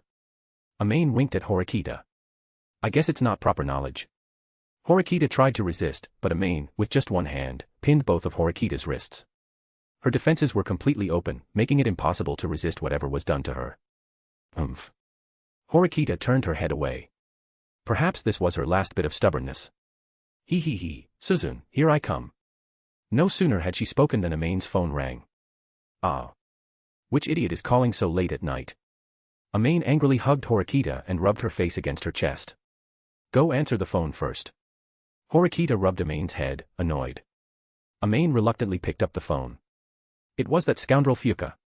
Next time, she would definitely teach her a good lesson. As Amane was about to answer, she noticed that Fuka had initiated a video call, which made her even angrier. Luckily, she hadn't completely undressed yet. After tidying up her upper body slightly, Amane answered the video call. Yo, Amane, good evening. Good evening, goodbye. Before Fuka could react, Amane directly cut off the video call. Hee, Suzune, here I come. Just as Amane was about to continue teaching Horikita some little bits of knowledge, her phone rang again. Amane picked it up and saw it was Fuka's video call again. Reluctantly, Amane pressed the answer button. Hey. You actually hung up on me. Is there a problem? Amane's gloomy expression instantly rendered Fuka speechless. After a long while, Fuka tentatively said, you should take care of your body. Young people are too self-indulgent. You should learn more from me. Fuka drank a special beverage labeled Health containing ginseng and other tonics, while popping 2 orange pills of unknown origin. Learn from you. I'd be ruined sooner or later. Amane nodded 3 times perfunctorily, then prepared to turn off the video again. Wait, don't hang up. I called you this late because I have something to tell you. Hearing that there was something important, Amane could only patiently continue listening. Speak quickly. Seeing Amane's attitude, Fuka knew that the timing of her call might not be right. Could it be that Amane was already asleep and she had woken her up? No wonder Amane was in such a hurry. So she wanted to go back to sleep. Did you forget that I promised to compensate you for the points for the black tea and dessert today? As soon as Amane heard that Fuka was going to pay, her eyes lit up. I'm surprised you still remember that. I thought you deliberately slipped away in the chaos. When Horikita Manabu was clearing out irrelevant people, Amane had just been about to ask Fuka to buy her things first. But when she turned around, Fuka was gone. This made Amane so angry that her face turned round. However, she didn't expect Fuka to transfer points to her so late. It seemed Fuka still had a conscience. I did slip away in the chaos. Fuka picked up a lollipop and put it in her mouth. Amane's forehead was covered in black lines. This Fuka, had her skin really become this thick? I don't care when you slipped away, just transfer the points quickly and everything will be fine. Amane finished speaking and was about to hang up when she heard Fuka say something that instantly gave Amane high blood pressure. I never said I was going to return it. I just came to tell you that I'm not returning it. Fuka even made a funny face and stuck out her tongue to mock Amane. Kiryu and Fuka. You are, ugh. Amane suddenly covered her mouth, her anger completely gone. Amane, what's wrong? Your face, why is it red? Fuka looked curiously at the suddenly blushing Amane. Mind your own business, quick, compensate me the points, ah. Hiss. Fuka took a sharp intake of breath. You be normal. It's just points. Don't make such strange noises. Fuka said, then started looking for the transfer option. If this continued, she wouldn't be able to resist Amane's temptation. Amane, who had just had a gloomy expression, suddenly blushed. Her eyes, which had been somewhat fierce, suddenly widened, and her expression changed from a poker face to one that looked like she had been ambushed. Amane made a strange sound. Although Amane quickly covered her mouth, Fuka on the other side still heard it. This greatly frightened Fuka. She didn't want Amane to falsely accuse her later for a few tens of thousands of points. Speaking of which, shouldn't she take a picture first? Fuka looked at Amane, who was blushing and looking shy. Right. In this situation, she must take a picture first. Amane, how do I make this transfer? Fuka asked, looking troubled. Are you an idiot? For a second-year student. 2, ought to not even know how to make a transfer. Click on my ID, copy it, then use the system to search for my ID. Ugh, then you can pay. Amane was breathing heavily after saying that. Do you understand? Fuka wiped the sweat from her forehead. Anyone who could understand that would be a genius. Fortunately, she already knew how to do it. Otherwise, who knew what that guy was talking about? Speaking of which, what was Amane doing? I'll be posting early chapters there so you can always stay ahead and never miss any new content. And if you're enjoying it, drop a power stone for me. Chapter 58, Chapter 57, Undercurrents Beneath the Calm Surface. Good morning, Amane-san. Good morning, Kikyo. Amane covered her mouth with her hand and yawned. Amane-san, did you not rest well last night? You look very sleepy. Kushida looked at Amane strangely. This was no longer a matter of whether she had rested well or not. Amane had dark circles under her eyes. And her mental state looked very poor. She looked like she had pulled an all-nighter. Could she really attend PE in this state? Kushida's worries came true. During the 800-meter test, Amane actually collapsed to the ground. It was Horikita who carried her to the infirmary. Oh, I remember, your name is Miyako-san, right? Hashinomiya leaned close to Amane and stared at her for a while. She didn't expect to actually remember Amane's name. I am Miyako Amane. Hee, I told you my memory is still pretty good, but your homeroom teacher, Xiao Zizi, always says my memory is bad, boo-hoo-hoo. Watching the interaction between Amane and Hashinomiya-sensei, Horikita, who was standing nearby, had a headache. She couldn't understand how a patient and a doctor started chatting. Hashinomiya-sensei, please check Amane's injuries. Upon hearing Horikita's reminder, Hashinomiya finally reacted. Amane seemed to be injured, after all. Sorry, I'll check Miyako-san's injuries. There are scrapes on her face, and her mental state isn't very good, but overall there are no major issues. Just get some more rest when you go back. Hashinomiya concluded after her examination. As for the scrapes on Amane's face, Hoshinomiya-sensei put a band-aid on them. This was probably considered the completion of her treatment. However, Amane still hadn't recovered her lively demeanor. To avoid being deducted class points for leaving early, Amane endured until after school before slowly walking towards the dorm. Amane, are you really okay like this? Horikita looked at Amane's weak state, afraid that Amane might just collapse. It's all your fault, Suzune. Amane said, trying to punch Horikita. But Horikita subdued her in a few moves. She was already so weak, couldn't she just be a little calmer? Originally, Horikita had planned to take Amane to eat the dessert they missed yesterday. But who knew Amane's condition wasn't good today? She had cooled down early. Horikita could only go back and take care of Amane. After simply cleaning up the leftover dishes from yesterday with Amane, Amane started clamoring to sleep. Then, she rightfully lay down on Horikita's lap. Providing a lap pillow for a long time would cause leg numbness, so Amane deliberately leaned closer to Horikita's abdomen. This way, for someone accustomed to kneeling, it was simply a bit more weight on her legs, with no other issues. Suzune, I want water. Horikita took out the mineral water she had prepared earlier, unscrewed it for Amane, and even put a straw in it. This way, she could drink water directly while lying down. Seeing Amane quiet down a bit, Horikita then picked up the borrowed book and started reading. But she hadn't even read a few pages when she felt an itch in her abdomen. She looked down. Amane was rubbing herself there. Suzune, I want to eat fruit. A hashtag symbol popped up on Horikita's forehead. However, considering Amane's current state, it was indeed somewhat related to her. So she could only swallow her anger and prepare it for her. Fortunately, she had already placed the fruit here, so she didn't have to get up to get it again. Horikita peeled an orange, tore off a small segment, and brought it to Amane's mouth. Oh whoa. Amane opened her small mouth and bit into the orange, chewing it. From her expression of enjoyment, she seemed quite content. Sometimes, Horikita even envied Amane's life. Not having to think about anything, just enjoying school life to the fullest. But there were some things she had to do. Not only to prove her strength to her brother, but also not to waste these 3 years. After Amane had fallen asleep at some unknown point, Horikita used the pre-prepared pillow to support her head. She then picked up her phone and sent a message to someone. Not long after, the other party sent a reply. Horikita got dressed and quietly left the room. She arrived at the corner downstairs of the dormitory building. When Horikita arrived at the agreed location, someone was already waiting there. Sorry, Ayano-koji, for making you come out so late. It's all right. What was Miyako-san's answer? Ayano-koji asked expressionlessly. Amane was too tired today, so I didn't ask her. But if we really have to ask Kushida-san for help, I hope Ayano-koji-kun, you can assist me in this matter. As early as when Chabashira-sensei spoke to the two of them, they realized that if they wanted to get into Class A, their own strength alone would definitely not be enough. They had to unite the strength of the entire Class D to possibly make the flawed Class D into Class A. Originally, after Hirata announced the study group, Horikita had relaxed her guard. Although Horikita was hesitant about Hirata's prestige and ability, Hirata's grades were indeed decent, and his teaching was quite thorough. This could reduce the number of failing students in the class, thereby avoiding deductions from potentially growing class points. Both Horikita and Ayano-koji, due to their dislike of group activities, did not choose to participate in Hirata's study group. The result was that this small mistake led to a very serious problem. That is, most of the people gathered around Hirata were girls. Most of these people, although their grades were average, were not close to failing. The purpose of these people gathering around Hirata was not to study.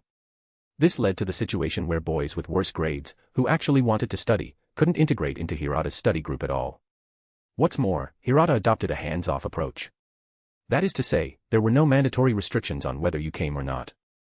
Underachievers themselves tend to have less self-control. Coupled with Hirata's lenient management, this resulted in only about 20 girls truly benefiting from Hirata's study groups each time. The other boys gradually disappeared from the study group gatherings. Yet, these were the very people who needed tutoring the most. After Ayano-koji told Horikita about his findings, Horikita planned to prevent failures by organizing study groups specifically for underachievers. However, neither Ayano-koji nor Horikita were even considered friends by these people. Both of them were the type with social difficulties. So, when considering how to gather the failing group, after much thought, they could only trouble Amane. Amane's connections were sufficient to fulfill Horikita's wish. However, Amane seemed indifferent to this matter. I'll be posting early chapters there so you can always stay ahead and never miss any new content. And if you're enjoying it, drop a power stone for me. Chapter 59, Chapter 58, Only those who persevere to the end will tremble. So, you need me to help contact Kushida-san? Ayano-koji asked Horikita for confirmation. No matter how he looked at it, it would be easier to go through Amane. From Ayanokoji's perspective, his relationship with Kushida was merely an acquaintance. It should be about the same as Horikita's. And Amane herself was part of the group that hung out with Kushida. So, Ayanokoji was puzzled by Horikita asking for his help. Horikita naturally saw Ayanokoji's confusion. But she couldn't explain it. How could she explain it? Should she explain that because she and Kushida used to be students at the same school, she accidentally heard some rumors about her and was then disliked by her? If she said something like that, Ayanokoji might even think she was lying. Moreover, Horikita instinctively didn't want Amane and Kushida to have too much contact. Kushida's words about taking Amane away from her were still fresh in her mind. Horikita would rather Amane stay far away from Kushida. How could she allow Amane and Kushida to interact more? If Ayanokoji contacted her, Kushida might unconditionally agree to help Ayanokoji out of consideration for their classmates' feelings. Even if Kushida disliked Horikita, she wouldn't easily act on it if there were outsiders present. If Amane asked Kushida for help, Kushida might make some excessive demands. Since Kushida was needed, then from any perspective, it was clearly safer for Ayanokoji to invite Kushida. Yes, this matter still requires your assistance, Ayanokoji. After receiving Horikita's affirmative reply, Ayanokoji nodded. Then I'll give it a try, but... Horikita-san, do you really think Class D can rise to Class A? Ayanokoji looked at the confident Horikita and asked a question that seemed abrupt but was also reasonable. The reason it seemed abrupt was that since even someone like Horikita had started taking action, she must have intended to elevate Class D to Class A. Ayanokoji asking this was clearly redundant. If there were no possibility of rising from D to A, Horikita Suzune would not have taken action. Saying it was reasonable was also fine. After all, there was a chasm-like gap between D and A. The gap was so large that it might not be bridged in 1 or 2 years. Anyone would question the feasibility of such an endeavor. I'd like to say that's a foolish question, but upon second thought, could it be that you're getting cold feet, Ayanokoji? Horikita looked at Ayanokoji with a hint of suspicion. That's not what I mean. You need to know that the gap between Class D and Class A isn't just the difference from 939 to 940, but from 0 to 940. Can such a pursuit truly succeed? Ayanokoji seemed to be recalling something. Giving up and escaping, while sounding cowardly, can be very effective at times. As long as you choose to give up, you won't experience failure.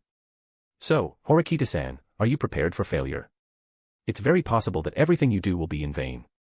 Ayanokoji seemed to be trying to persuade Horikita to give up. Horikita narrowed her eyes, as if trying to read something from Ayanokoji's facial expression. But facing the expressionless Ayanokoji, Horikita was completely unable to decipher any information she needed from his face. This surprised Horikita, who had some knowledge of cold reading. If you are testing me, Ayanokoji, then I can tell you responsibly that I need to lead Class D to Class A to prove something to others. From the very beginning, I had no option to run away. Horikita Suzune recalled how terrible Horikita Manabu's evaluation of her was. She needed the status of Class A to prove to her that she had grown. She was no longer the Horikita Suzune of yesteryear. She also possessed the ability to stand shoulder to shoulder with Horikita Manabu. And if you're serious, then I can only say you underestimate me too much, Ayanokoji. It's getting late, and I'm going back to sleep. What are you going to do? Horikita asked with a double meaning. Ayanokoji pondered for a moment. I'm going to contact Kushida-san. Seeing that Ayanokoji still chose to cooperate, Horikita smiled. However, she began to wonder what method Chabashira-sensei used to convince an isolationist like Ayanokoji to assist her. Pleasure working with you. Pleasure working with you. Aren't you going to shake hands? Ayanokoji instinctively extended his hand when Horikita said, pleasure working with you. But Horikita had no intention of shaking his hand. Instead, her eyes were full of disdain. Sorry, I don't have a habit of shaking hands. I see. Ayanokoji withdrew his hand, a little disappointed. After discussing the details of the study group with Ayanokoji, Horikita returned to the dorm first. As soon as she opened the door, a figure rushed into her arms. Wah, Suzune, you're finally back. Looking at Amane, who didn't even bother to feign crying and was openly rubbing against her, Horikita ruffled her hair. I just had something to do. Weren't you sleeping soundly just now? So I didn't tell you. Why did you suddenly wake up? According to Amane's sleeping habits, once she fell asleep, she shouldn't be able to be woken up no matter how much you called her. Of course, not waking up also had another explanation. You can't wake someone who is pretending to be asleep. I hit my head on the floor when I turned over just now, and then I woke up. Amane showed a silly smile. Paired with that somewhat dazed expression, it made it impossible for anyone to get angry. Honestly, how can anyone be as clumsy as you? Even though she had already wrapped Amane in a blanket, she never expected her to wake up in such a way. I'm not clumsy. Amane puffed out her cheeks, looking as cute as a little hamster secretly storing winter provisions.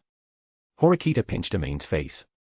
All right, don't be angry, go back to bed and sleep. What about Suzune? Amane looked at Horikita expectantly. I'll sleep too. You're so old and still need someone to coax you to sleep, Amane, you're just like a child. Horikita gave Amane a helpless roll of her eyes. However, Amane's thick skin had long since grown accustomed to this. After changing into her pajamas, Amane quickly burrowed into the covers, then peeked out her little head to look at Horikita. Horikita also changed into her pajamas and lay down beside Amane. It's worth mentioning that Horikita had originally prepared 2 blankets. However, Amane would always crawl into Horikita's blanket in the middle of the night. After it happened many times, Horikita simply tacitly allowed them to sleep under one blanket. Good night. Good night, Suzune. After exchanging good nights, the two of them drifted off to sleep, just kidding. Amane and Horikita both opened their eyes in the dark, silently observing each other. I'll be posting early chapters there so you can always stay ahead and never miss any new content. And if you're enjoying it, drop a power stone for me. Chapter 60, Chapter 59, Playing Hard to Get, Only Catching a Little Idiot. In the darkness, it was Amane who first moved closer to Horikita. Suzune, are you asleep? Amane's voice was as soft as fine silk gliding over a cool stream, not even causing a ripple in the utterly silent room, as if she was afraid of waking the other person. After making sure Horikita didn't respond, Amane cautiously moved her fingertips close to Horikita. Horikita, whose back was to Amane, felt the warmth from Amane's slightly accelerated breathing behind her. Horikita smiled. Amane had actually become so cautious at this moment. During the day, she would shamelessly cling to her. But at night, she had changed completely. Amane propped herself up on her elbow. Her slender fingers slowly moved towards Horikita's cheek. Her fingertip lightly touched, then immediately recoiled as if shocked. Seeing that Horikita still had no reaction, Amane, emboldened, poked Horikita's cheek with her finger, then smiled. She wouldn't dare to do this during the day. Amane moved another inch closer to Horikita, her fingers hovering over Horikita's arm, seemingly hesitating. Horikita immediately saw through Amane's little thoughts. She knew Amane's desire to touch her, and Horikita had long since noticed it. However, she had no intention of exposing Amane. Horikita's body reacted involuntarily, a warm current surging in her chest. But she couldn't just turn around and hug this idiot who was still testing her. Being teased while pretending to sleep. Horikita felt a little embarrassed just thinking about it. So she simply pretended not to know. Is it okay? Amane asked softly again. Horikita quickly closed her eyes. Had she discovered that she was pretending to sleep? Or was it another test? Not speaking means you're agreeing, you know. Amane's hand passed under Horikita's arm, but stopped again just as she was about to pull Horikita into her embrace. Then, Amane pulled her hand back again. Horikita's eyes immediately flew open. This was too spineless, wasn't it? If she wanted to hug, she should just hug, instead of hesitating. It was truly frustrating. Horikita felt her face burning. She knew Amane's desire. She also had no intention of refusing or interrupting Amane's thoughts. Because Horikita also wanted it. She also wanted Amane to boldly hug her and then say, I won't leave you. But this idiot, Amane, backed down at the last critical moment.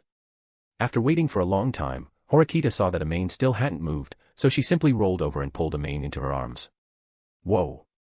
Amane, who was counting her fingers to decide whether to hug or not, was startled. Suzune, you weren't asleep. Amane let out an awkward laugh. By the time you make up your mind, it'll be dawn. How am I supposed to sleep? So much hesitation, I didn't realize it was this scary, you know. Suzune, Shut up. From now on, you're my pillow.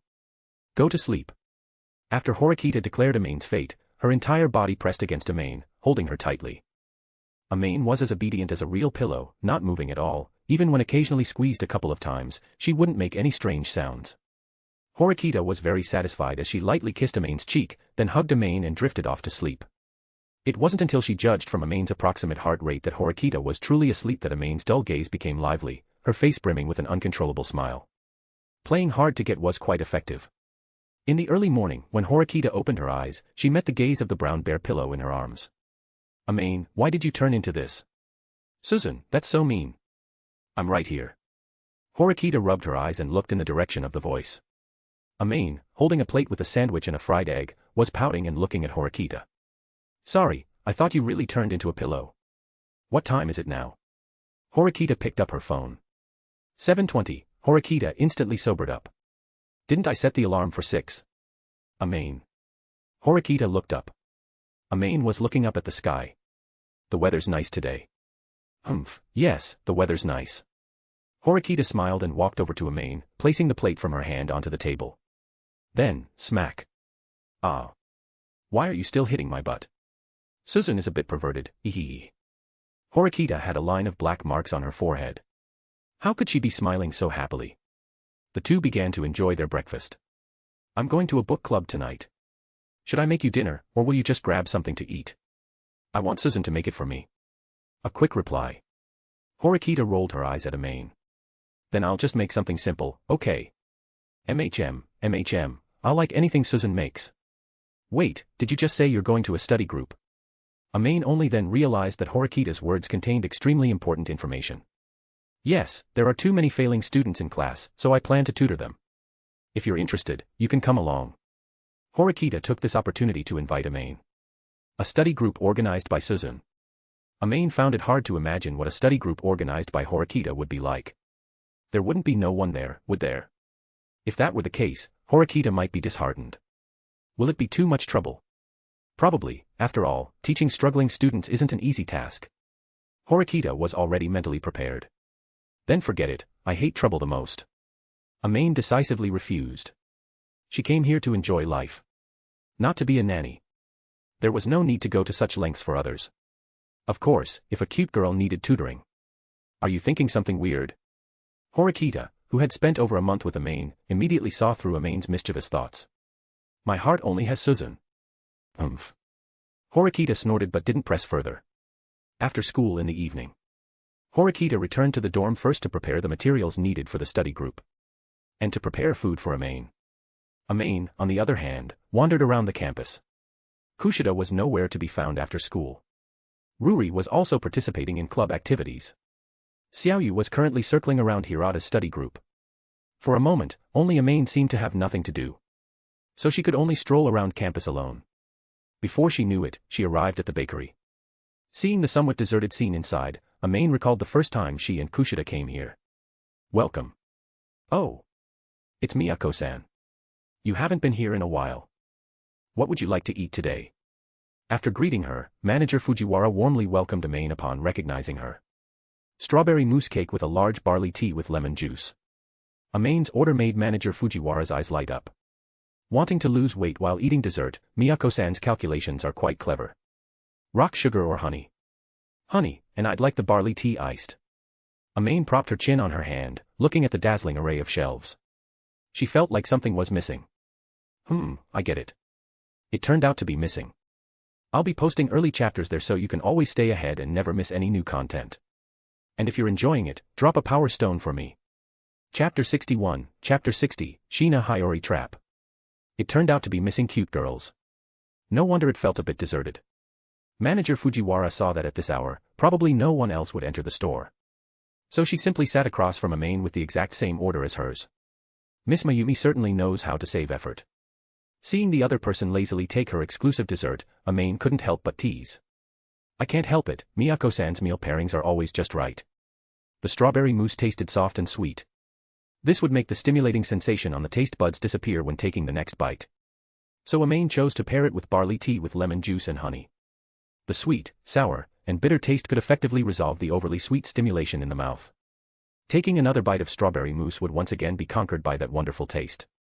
The dietary fiber in barley tea would also increase a certain feeling of fullness.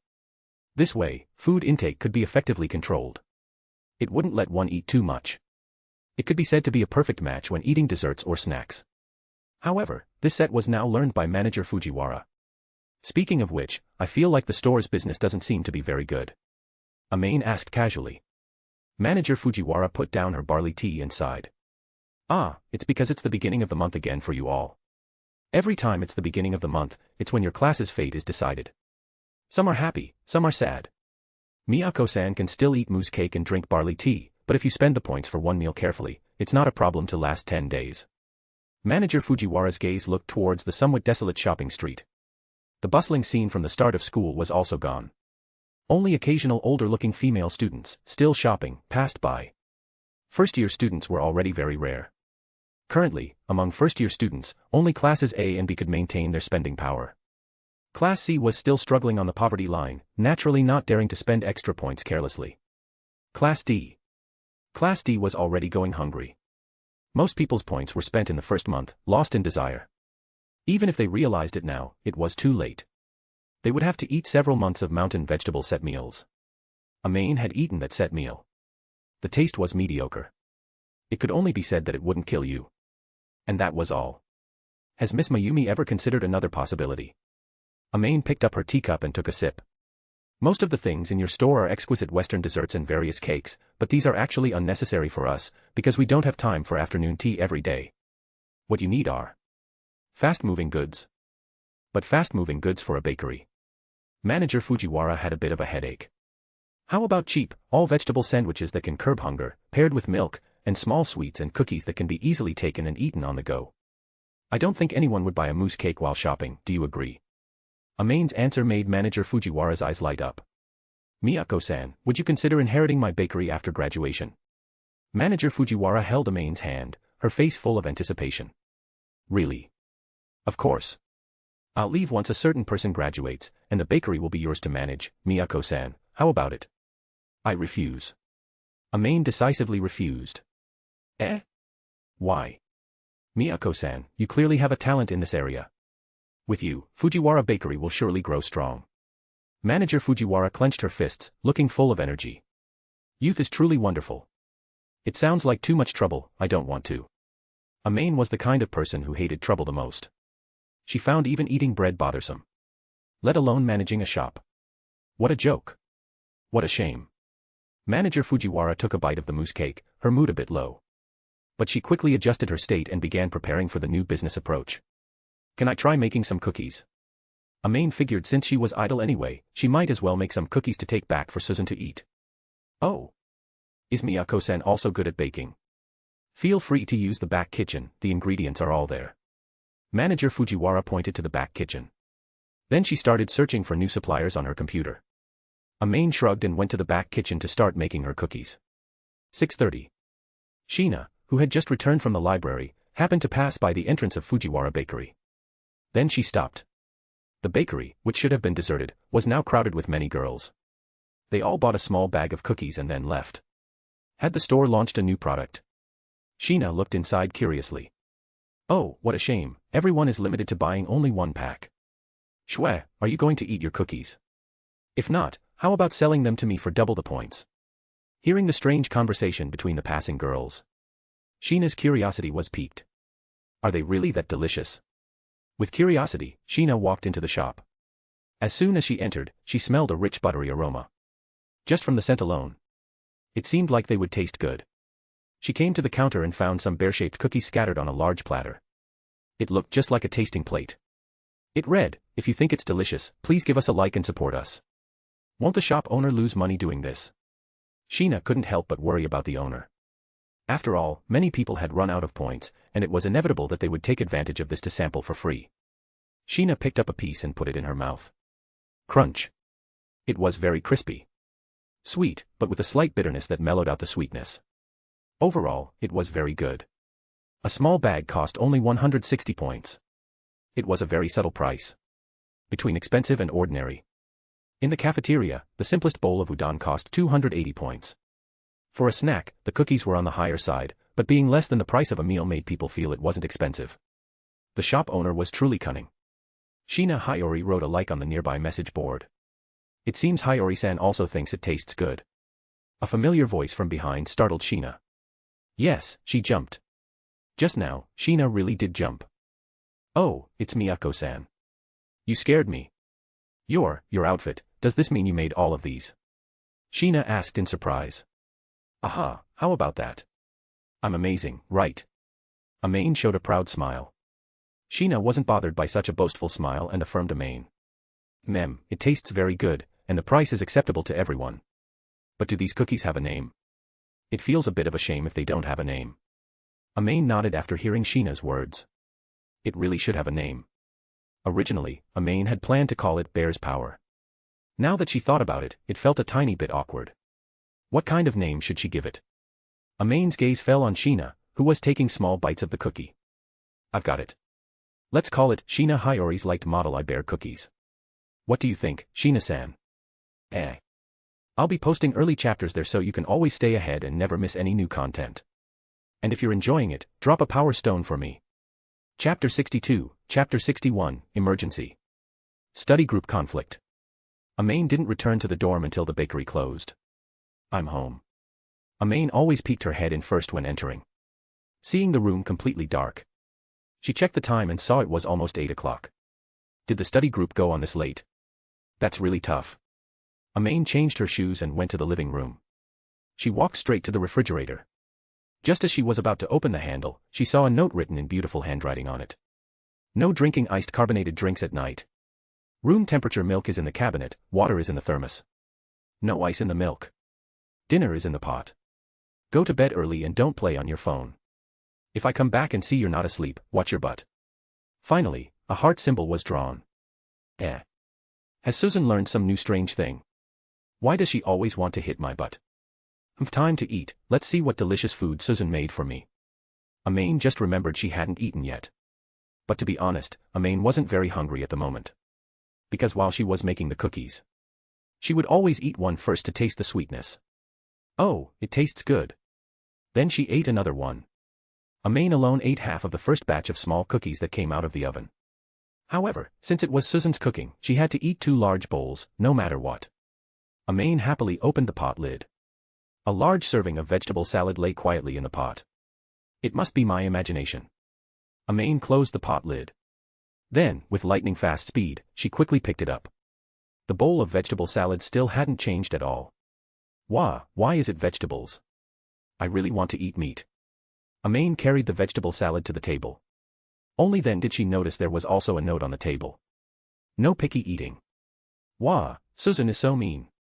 Just as Amane was slowly eating a single leaf of vegetable with her chopsticks, her phone suddenly received a message from Kushida. A message from Kikyo-chan. What kind of message would it be this late at night?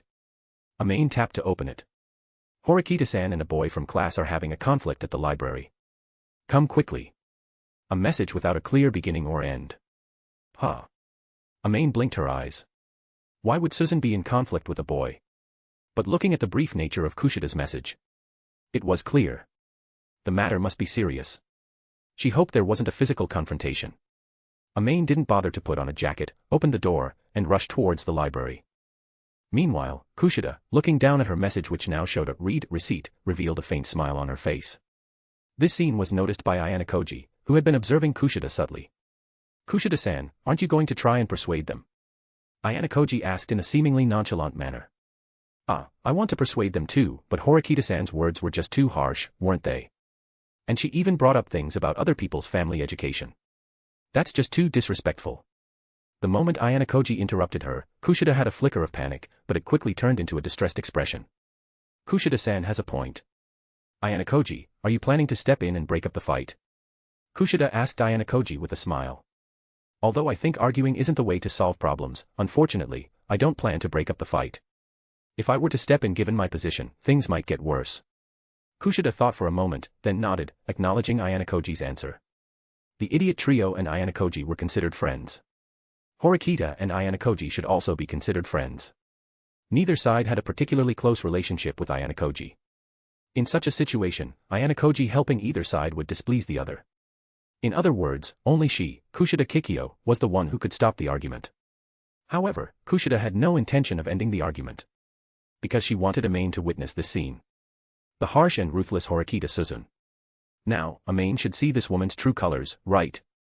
If this is all you're capable of, I advise you to give up your studies now. No, how about you drop out of school right now?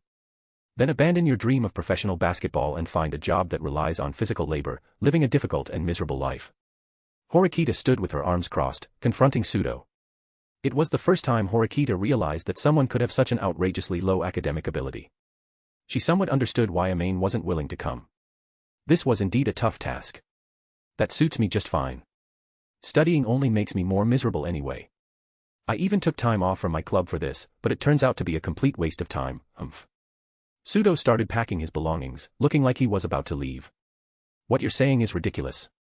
Studying is inherently difficult. As a student, if you can't produce results, how will you prove your effort? Through basketball. Don't make me laugh.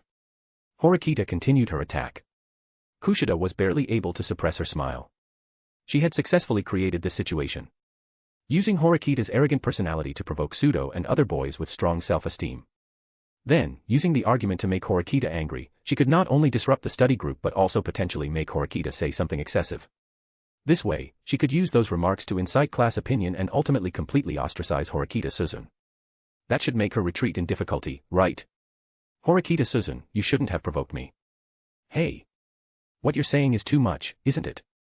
Proving yourself isn't just about being good at studying. Ike, also from the failing group, couldn't stand it and stood up to defend Sudo. Did I say anything wrong? If studying was easy, why would you all be here? If you were professional basketball players, I wouldn't say another word. But, he knows how far he is from the dream better than I do. As students, your primary task is to first understand your studies. For someone of his caliber, perhaps dropping out would make him feel more at ease. Facing Horikita's sarcasm, Ike immediately stood up. I've always thought something was off about you. You're always with Miyako-san, and you have no other friends, yet you suggested holding a study group. Now that I think about it, you just wanted to use your grades to humiliate us, didn't you? If you weren't a girl, I would have already made a move. Hearing Ike's words, Horikita snorted. You just don't have the courage to hit me, do you? Don't blame it on gender. Horikita's assertiveness made Ike even more enraged. He was about to say something polite when his eyes met Horikita's serious gaze. His momentum involuntarily withered. Have you said enough? Sudo's voice also turned cold. Unlike Ike, Sudo had absolute confidence in his strength. He looked down at Horikita from above, his eyes full of violence. Will your grades improve no matter how much I say?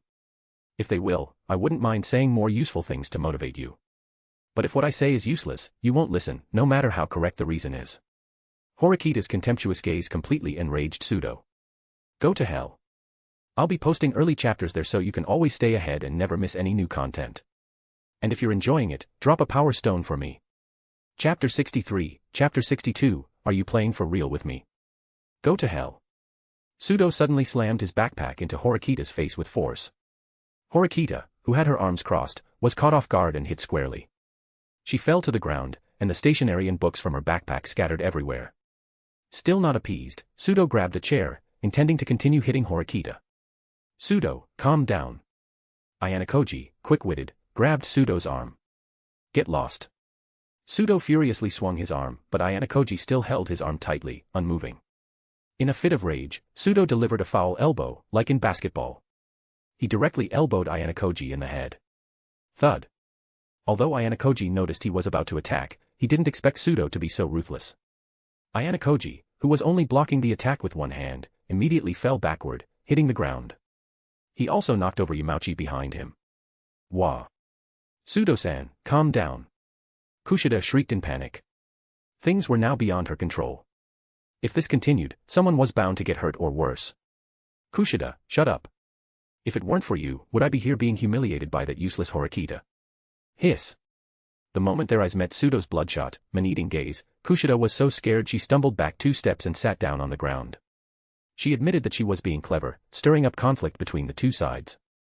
But she never intended for it to turn out like this. What to do now? Right. Call Chabashira-sensei. Kushida picked up her phone but couldn't dial the correct number. Her mind was in chaos, and her eyes were so blurry she couldn't even see the keys. She simply gave up, angrily smashing her phone on the ground. This was the first time in her life she had been yelled at like this. No matter where she was always trusted and recognized by everyone. Even if she did something that caused the class to collapse, everyone just hated each other. There were still people willing to believe her. Her impeccable social skills and ability to gain others' trust were her greatest weapons.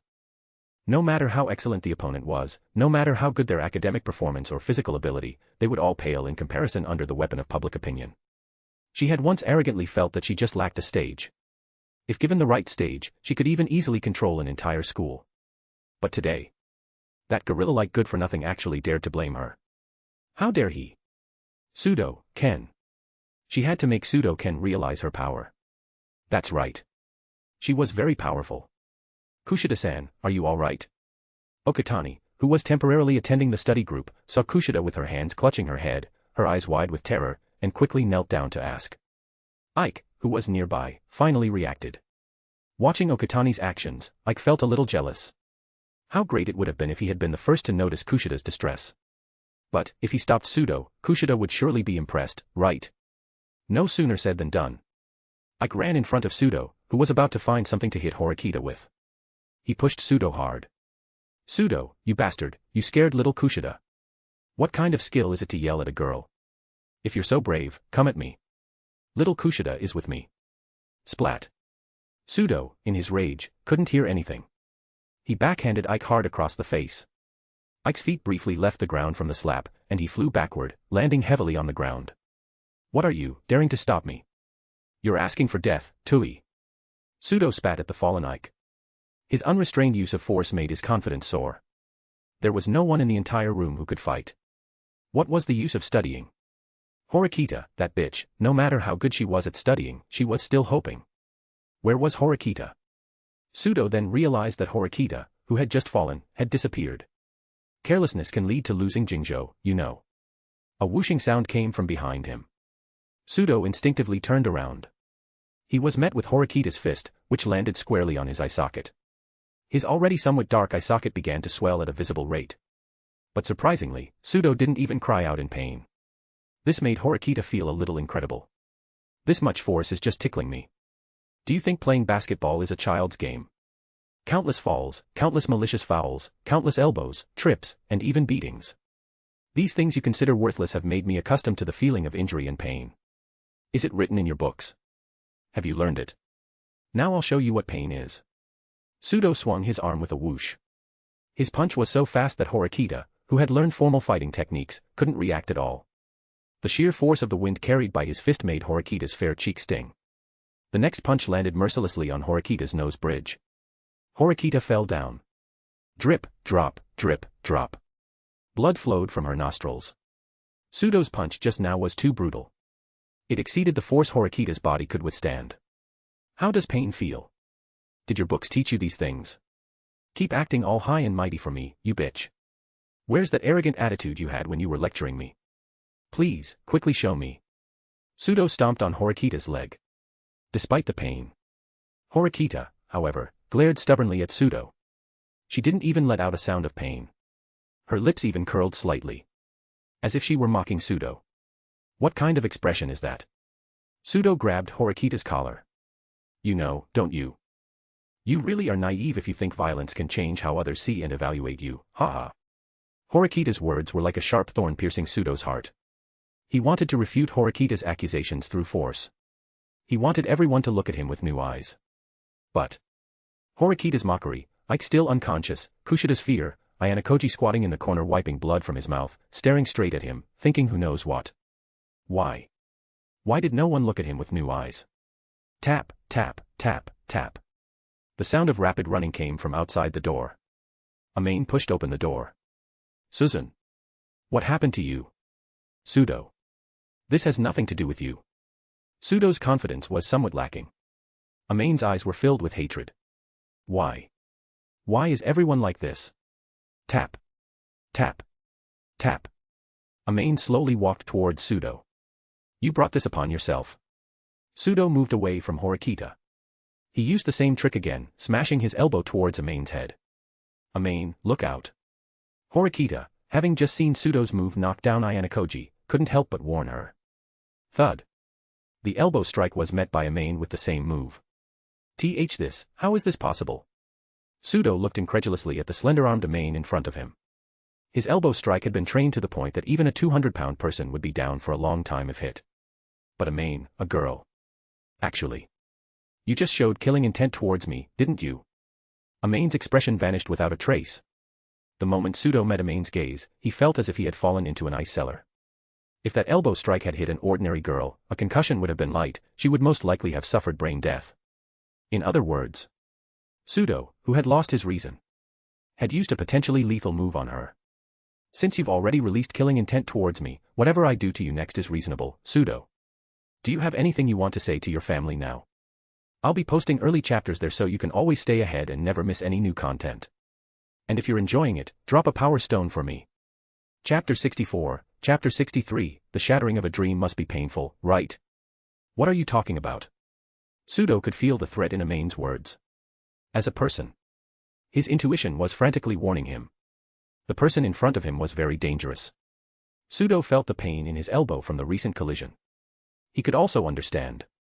Amane's strength was indeed unfathomable. But Sudo still made a fatal mistake. He trusted his eyes.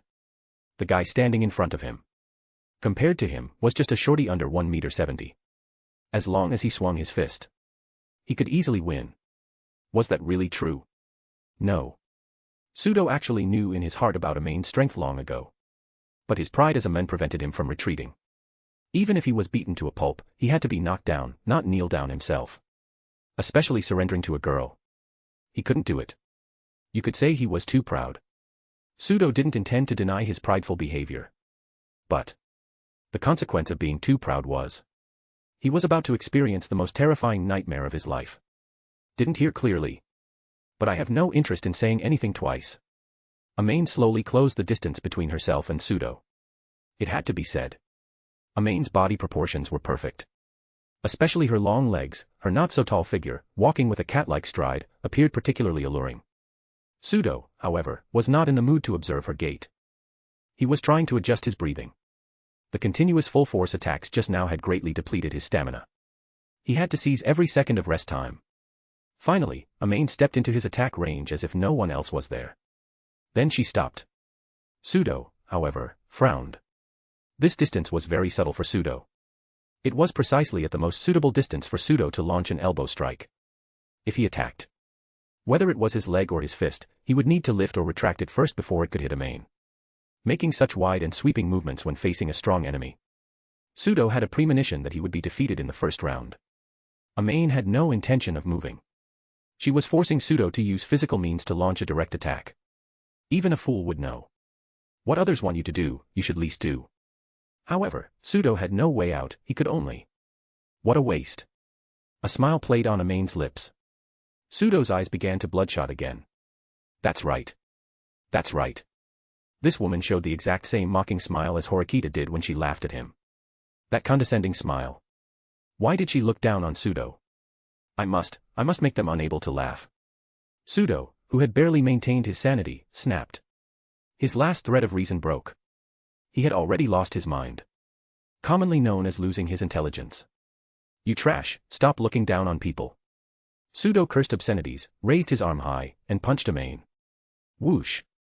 Sudo's strength was beyond doubt. The sound of wind exploded in Amane's ears. The moment the fist was about to strike, Amane slightly tilted her head. Sudo's fatal punch missed completely. Due to inertia, Sudo's body was pulled forward a few steps. Amane grabbed Sudo's arm, which he hadn't yet retracted. With a beautiful over-the-shoulder throw, she slammed Sudo heavily onto the ground. Thump. Ah. Sudo let out a miserable shriek. Even when Horikita directly hit him in the eye socket. Sudo had never made such a pathetic sound. But Sudo was thrown by Amane's over-the-shoulder throw, and his body curled up. Amane-san, you. Horikita covered her mouth, unable to believe the scene before her. Sudo weighed at least 80 kilograms. But in front of Amane, he was like paper, being tossed around. Take this. Amane took something out of her pocket and gave it to Horikita. Horikita was about to reach out to take it. But due to the speed, it directly hit Horikita's face. Amane covered her face. She had used the tissue as a throwing weapon. It was no wonder Horikita couldn't catch it. What is this? Horikita, a bit dazed from being hit, then saw that the small packaged item in her hand was actually a tissue. Did Amane-san still have time to worry about her physical condition at this moment? Stand up. Amane came to Sudo's side, looking down at him from above. Die. Sudo roared in humiliation. He had countless times looked down on those he considered short with his height. But he never expected to be humiliated with such a look himself. Sudo staggered to his feet. A punch with no power whatsoever struck towards Amane. Amane caught it with one hand. Then, she used the same trick again, throwing Sudo with an over-the-shoulder throw onto the ground on the other side. What's happening? Is someone fighting inside? Thump, thump, thump. Loud knocking came from outside the door. It seemed Sudo's yelling just now had called the librarian. Kushida then woke up as if from a dream, intending to open the door for the person. Come back. Amane glanced at Kushida. Kushida instinctively raised both hands. Amane-san, can we stop here for today? Kushida forced a smile, trying to appease Amane. But no matter how she observed, she couldn't discern any emotional fluctuations on that expressionless face. She couldn't see through what Amane was thinking at all. In fact, she even started to doubt if this person was Amane-san. She was not only far from the Amane-san in her memory but completely unrelated. This terrifying appearance was something she had never seen before. And unlike her own appearance, which she had accidentally exposed just now, Amane's eyes were full of arrogance and confidence. Perhaps it was even conceit. Come back. Amane said for the second time. Kushida could only close her mouth and stand aside, allowing the librarian to pound on the door. Finally, the pounding stopped. Presumably, he went to get the key. In that case, they had to finish quickly. Sudo took advantage of Amane talking to Kushida. He grabbed Amane from behind and put her in a chokehold. Ahaha, I still won. I still won. What's the use of studying? No matter how good you bitches are at fighting, you still lost to me. Ha ha ha ha ha. Looking at the hysterically shouting Sudo, Amane's expression finally changed. You are truly pathetic. Pathetic. Sudo's fragile heart seemed to be stimulated, pounding violently. Sudo erupted with powerful strength, tightening his grip on Amane's neck. He wished he could break Amane's neck. He had completely gone mad. But Amane-san nonchalantly placed her hand on his. Then. Crack. Sudo's hand bones bent backward in a strange way. Ah, my hand. My hand. Sudo let go of Amane as if electrocuted, crying out in pain while clutching his hand. Your hand is fine, it'll be good once it's set, but you probably won't be able to play basketball or anything like that anymore.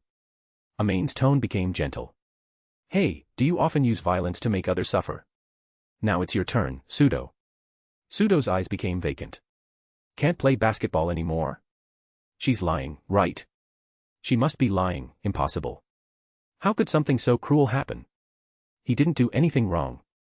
Why should those who couldn't beat him lecture him? Why? Why should he, an innocent person, suffer such treatment? Amane slowly raised her fist. She took a deep breath. Let's end it like this. I'll be posting early chapters there so you can always stay ahead and never miss any new content. And if you're enjoying it, drop a power stone for me. Chapter 65, Chapter 64, Food Chain, One Thing Conquers Another. Amane couldn't bear to see Sudo's pathetic appearance anymore. Sudo, snot and tears streaming down his face, cursing everyone. He probably didn't even know what he was saying, did he? To give him release. Amane raised her fist. This was her full power strike. If Sudo could take it, she might even think highly of Sudo. Amane could guarantee that this punch would absolutely not be fatal, but a small lesson was unavoidable. The reason was that Kiryuin, who had been beaten up last time, was still alive and kicking. Although she almost died back then. Amane, wait. Horikita grabbed Amane's arm at this moment. Sudo and I have no grievances, I'm sticking up for you right now. Are you going to play the good guy? Amane's cold words made Horikita tremble, but she still met Amane's gaze with determination. If you're sticking up for me, I think it's enough. He's already learned his lesson, hasn't he? Horikita glanced at Sudo, who was clutching his hand and crying, a truly pitiful sight. Even the hard-hearted Horikita found it difficult to watch. She didn't know what would happen if Amane landed that punch. But she knew that Sudo was completely defenseless now. If Amane continued, she would become the new aggressor. Amane didn't speak, but her attitude softened considerably. Seeing this, Horikita gently put her hand down. Let's go home. Hearing home, the expression on Amane's face melted like ice and snow. Home. Amane scooped Horikita into her arms. Hey. Amane, what are you doing? I can walk, you know. So many people are watching, put me down quickly. Horikita was flustered by Amane's actions, frantically patting Amane's chest. This damn touch. I want to hug Suzune. Amane's single sentence choked Horikita. She came all this way late at night and fought someone for her. Could she not even hug her? Sigh, just this once. Horikita closed her eyes. Out of sight, out of mind. As long as she couldn't see other people's strange looks, she wouldn't feel embarrassed. Suddenly, she felt a kiss on her lips. Amane. Horikita glared at Amane angrily. Why had she been doing such rude things outside all day? Luckily, Amane had her back to Kushida and the others. Otherwise, she would already be considering transferring schools. You closed your eyes, I thought. You thought what? That's how they film it in TV dramas. Amane pouted, looking at Horikita with a wronged expression. I can't do anything with you. No more strange things. Oh. Amane turned, holding Horikita, intending to leave. Amane-kun. Only then did Kushida dare to come over and greet her. Sorry, I used a little too much force. I'll leave the aftermath to you, little Kikyo. Amane irresponsibly dumped the matter on Kushida. What are you talking about? You and Pseudo fought like this, how am I supposed to clean this up? Kushida's eyes widened. The two had just been fighting fiercely.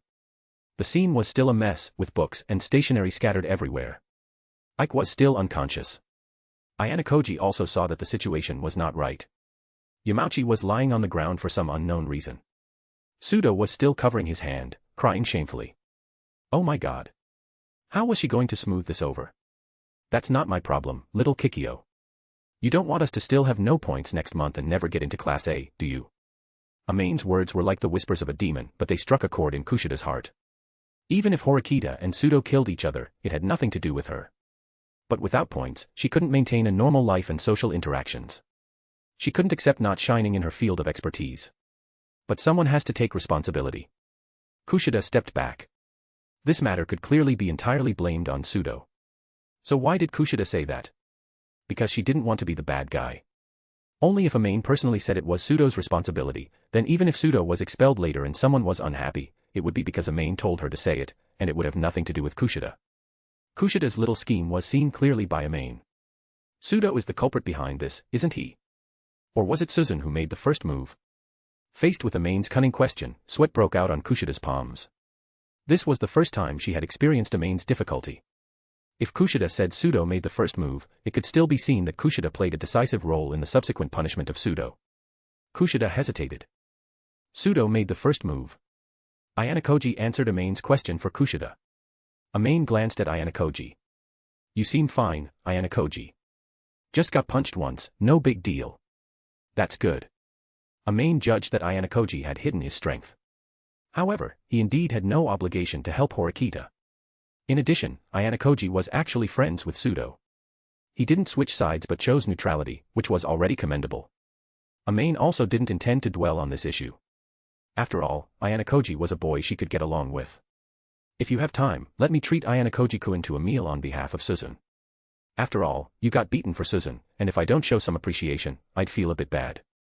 Ayano was somewhat speechless. Could the intention to win him over be any more obvious? But he currently had no plans to join a small group. However, judging purely from their utility value, Amane plus Horikita's utility value was probably the highest in Class D. So he was also unwilling to become estranged from the two of them. Then I'll shamelessly take you up on that offer. Then it's settled. Amane nodded to the two of them, a form of farewell. As she left, holding Horikita, she saw Ichinos rushing with several boys towards the room they had just left. Could it be? Ichinos also worked as a librarian. No, she needed to get out of there quickly. Amane, carrying Horikita, jogged out of the library. Only then did she breathe a sigh of relief. If you're tired, you can put me down.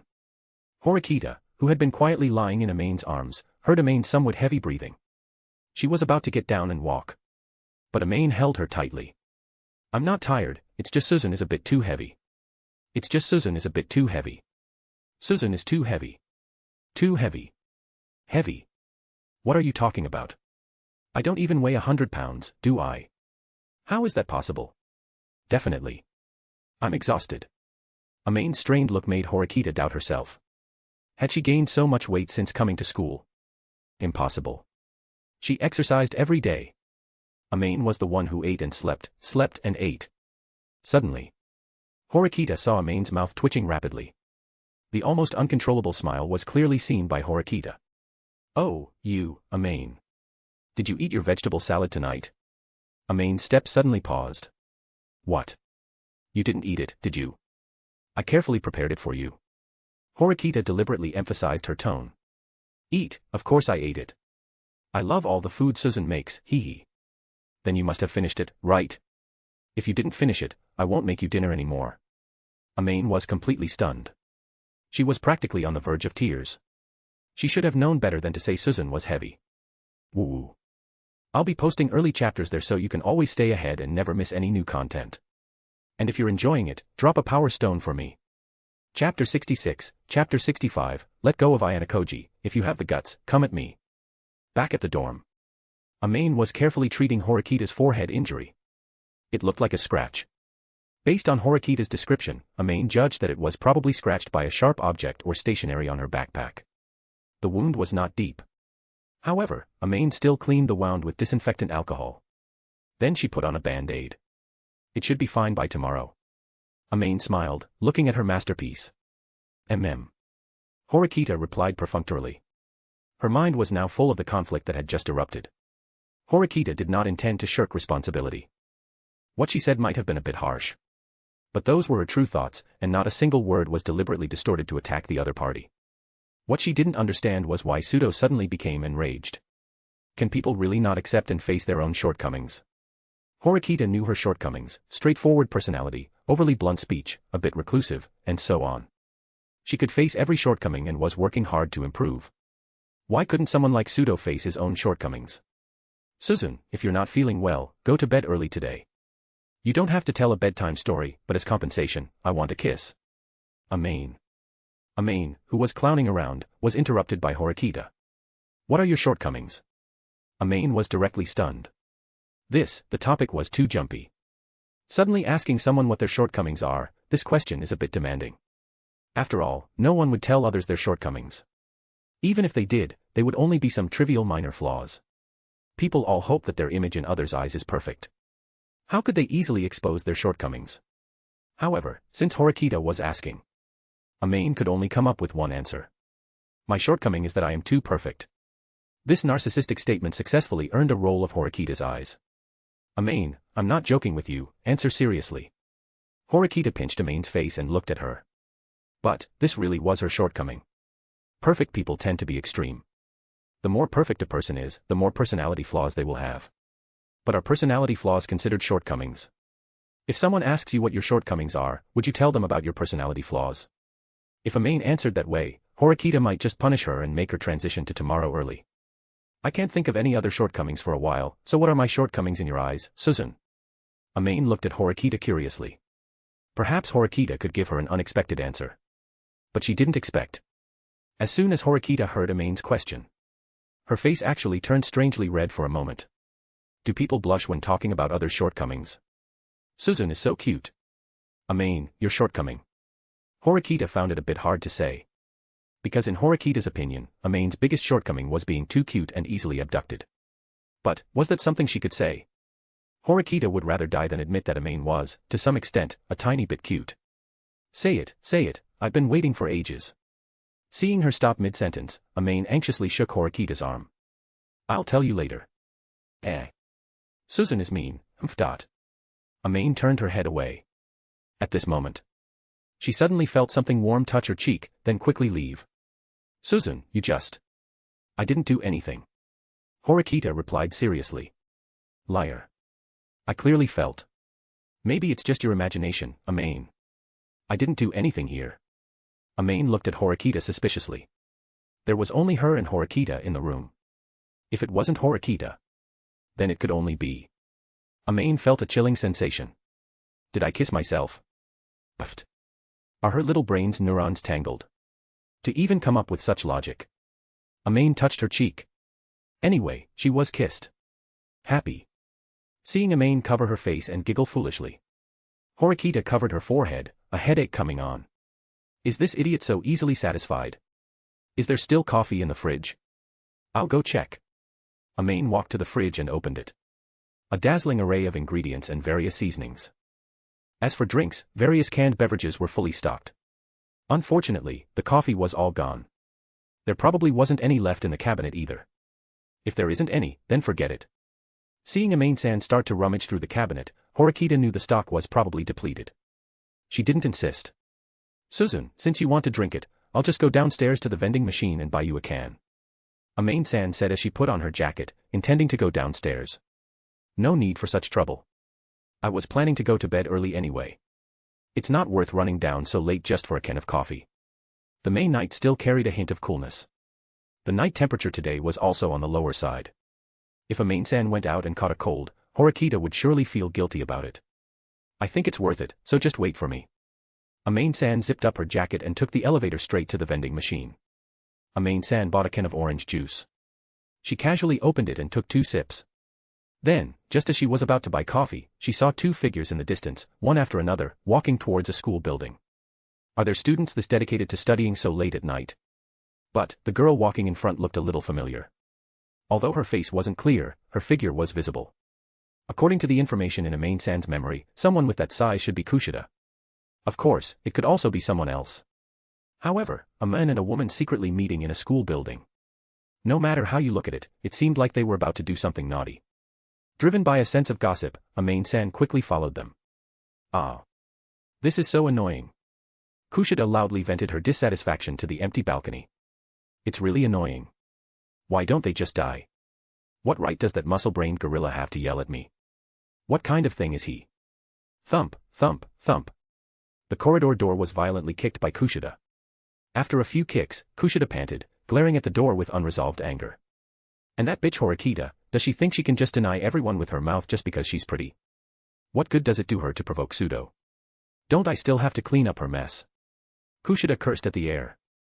No one who knew Kushida could possibly connect her current self with the usually gentle, kind, and considerate Kushida Kikyo. And Amane-san, why protect that bitch? And dump a bunch of messes for me to handle. This is so annoying, so annoying. Kushida's roar even penetrated the door, echoing through the silent school building. Click. The door moved slightly. Who's there? Kushida asked loudly, on alert. Emerging from behind the door was Ayanokoji. Kushida's suspended heart finally relaxed. Ayanokoji-kun, why are you here? Did you hear anything just now? Kushida put on a gentle demeanor. But even if Ayanokoji were an idiot, he wouldn't fall for it. My appearance here is a coincidence. As for hearing anything, you wouldn't believe me if I said no, right? Kushida frowned. If any bad rumors spread, it would undoubtedly damage her image in everyone's minds.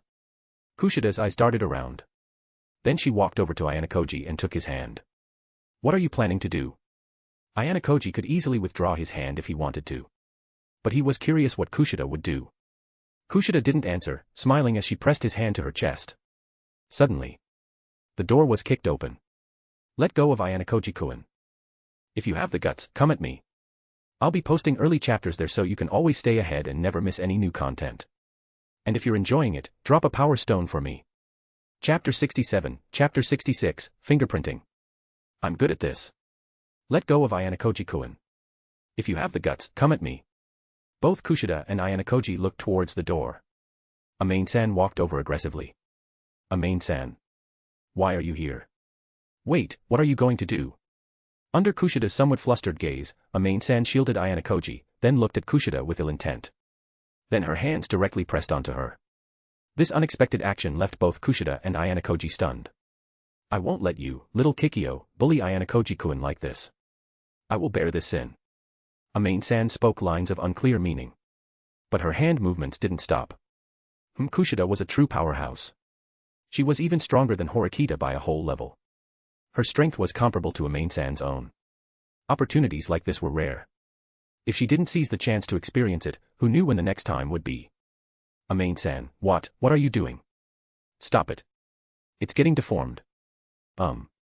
Amane-san, can you please stop this? Kushida really couldn't stand Amane-san's skilled technique. Damn it. Why was she so good at this kind of thing? After all, it's a rare opportunity. Don't worry, I have experience. This wasn't a matter of having experience or not. Kushida wanted to break free. But Amane-san, like a koala, hugged her from behind. Wait. Wouldn't this be even more embarrassing? Ayanokoji's eyes went wide. Don't look. Ayanokoji, don't look. Kushida reprimanded loudly. Ayanokoji could only reluctantly turn his back. Speaking of which, Miyako-san seemed to be very skilled. Hurry, let go, you. If you keep doing this. I'll call security. Upon hearing security, Amane-san reluctantly let go. I was just joking. Amane-san. That wasn't a joke. That was harassment. My clothes already have your fingerprints. If I report Amane-san to the school, what will happen to you? Amane-san's expression changed. Kushida thought she had found Amane-san's weakness. What if she used this as evidence to threaten Amane-san and Horikita to stop associating? Amane-san probably doesn't want to disappoint your family, right? Amane-san's face turned pale. Luckily, little Kikyo, you reminded me, otherwise I almost caused big trouble. Amane-san showed a hint of relief on her face. Looking at what swayed with Amane-san's movements, for a moment, Kushida also had the urge to personally teach Amane-san a lesson. However, that thought was immediately restrained by her reason. If you don't want your family or the school to know about this, then will you listen to me? Kushida took Amane-san's hand. She leaned her entire body against Amane-san. No, little Kikyo, you misunderstood. If you tell, you'll be in big trouble. Amane-san poked Kushida's face with a finger. Huh? What trouble will I be in? I'm the victim here. But if my family finds out I'm neglecting my duties for pleasure, they'll definitely get rid of the thing. What the hell is neglecting duties for pleasure?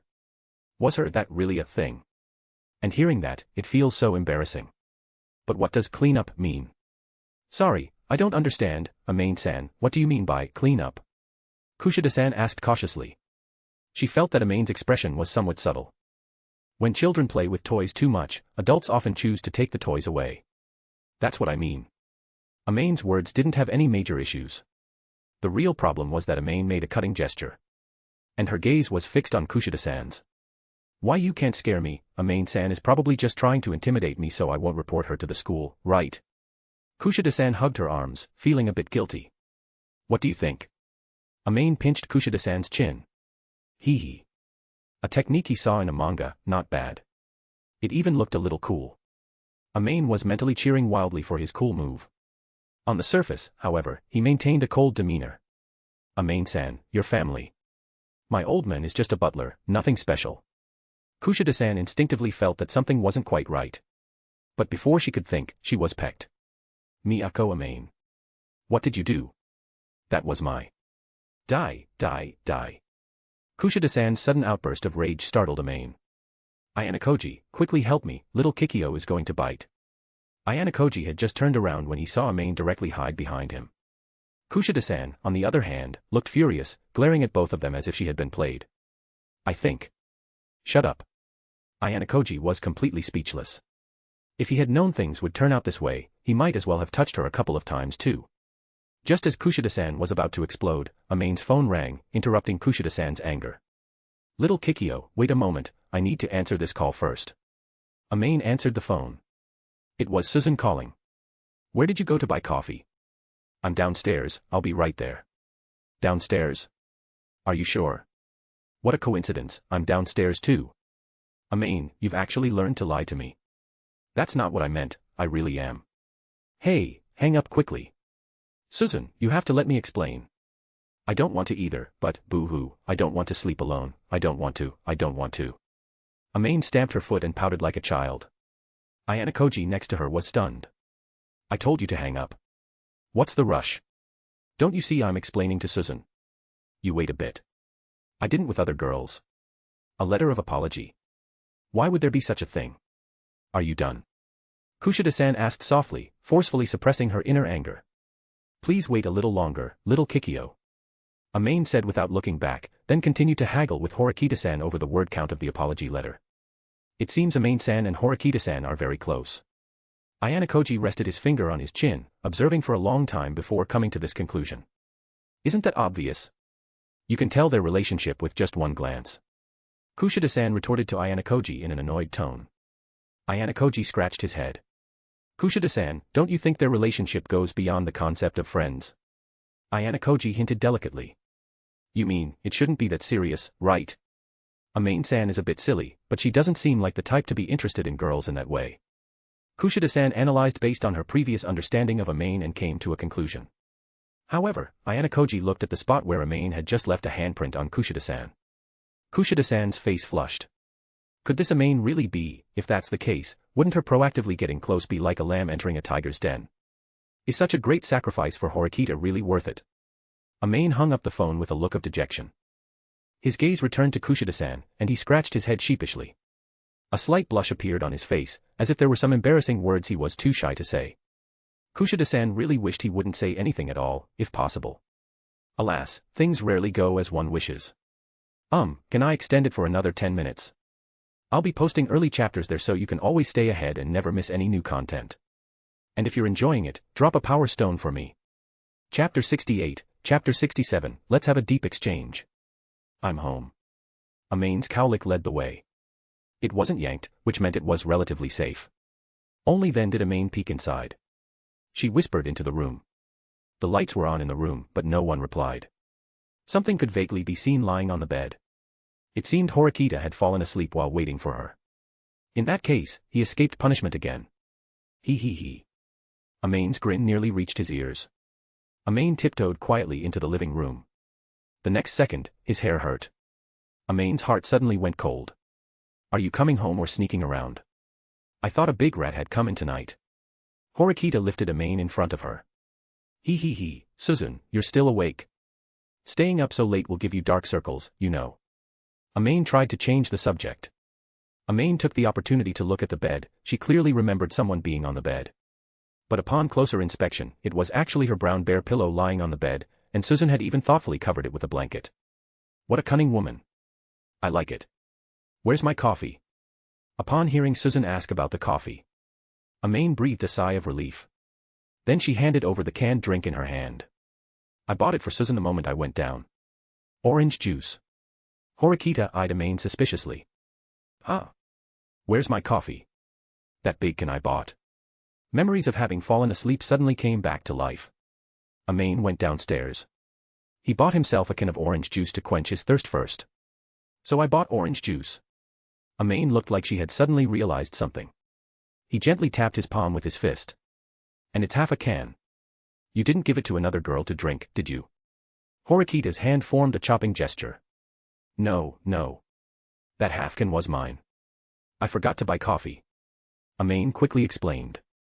If he didn't explain this well, there would be big trouble. Horikita snorted softly. Then, she chugged the orange juice. And casually tossed it aside. The can surprisingly landed perfectly in the living room's trash can. Wow. Suzune is amazing. Amane-san immediately clapped her hands. Then, a thought crossed her mind. Doesn't this mean she and Suzune indirectly kissed? Then a direct one should be fine too, right? Amane-san took advantage of Horikita's inattention and suddenly leaned in for a kiss. However, Horikita seemed to have known it all along, directly pressing Amane-san's face that was trying to get close. It's always like this. Even if I don't look at you, I know what you're trying to do. I just want to be closer to Suzune. Amane-san's thick skin could be said to be quite rare. To describe trying to steal a kiss as being closer. Closer?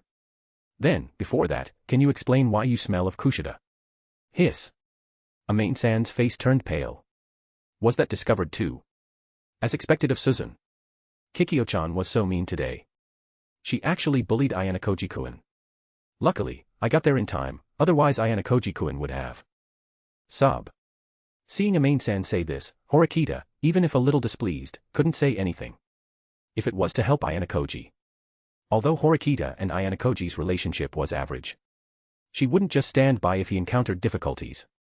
This study session was her asking Ayanokoji to find Kushida-san. Ayanokoji also tried to help when Sudo hit her. Based on this alone, there wasn't much problem with Amane-san lending a hand when the other party encountered difficulties. But, how could Ayanokoji be bullied by Kushida? Horikita keenly sensed that something was amiss. How did that Kushida fellow bully Ayanokoji-kun? Seeing Suzune ask. Amane-san immediately put on a look of righteous indignation. Let me tell you, Suzune, Kikyo-chan was so bad today, she actually wanted Ayanokoji to touch her here. As Amane-san spoke, she mimicked it for Horikita. You mean? Kushida asked Ayanokoji to touch her chest. Horikita's voice rose a few octaves. Although she disliked that Kushida fellow a lot. She couldn't imagine Kushida doing something so shameless. To actually let a man casually touch. Wait. Are you sure Kushida was bullying Ayanokoji? If Kushida and Ayanokoji were already in a relationship. Even if doing such things on campus was a bit inappropriate. Still, others had no right to say anything. Could it be that Amane-san ruined their good thing? How could that be? Ayanokoji's face at the time clearly showed an unwilling expression, which made me feel a pang in my heart, so I was forced to step forward and save Ayanokoji. Amane-san hugged Horikita and gently rubbed against her. Although Amane-san's way of putting it was a bit strange. If Ayanokoji refused, then Kushida's behavior was indeed a bit excessive. Suddenly, Horikita seemed to have thought of something. What if Kushida was planning to frame Ayanokoji?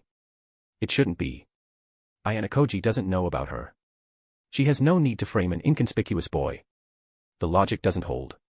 Since it doesn't hold, put it aside. There was something else she was more concerned about. How did you save Ayanokoji, Amane-san?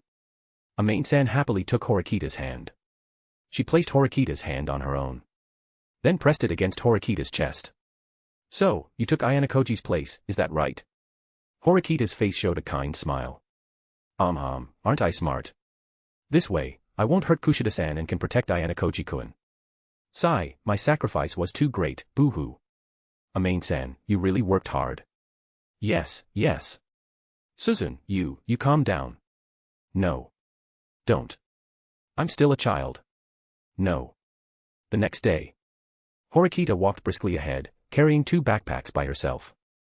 Amane-san, if you keep dawdling like this, you'll be late. Amane-san, following behind, had big dark circles under her eyes.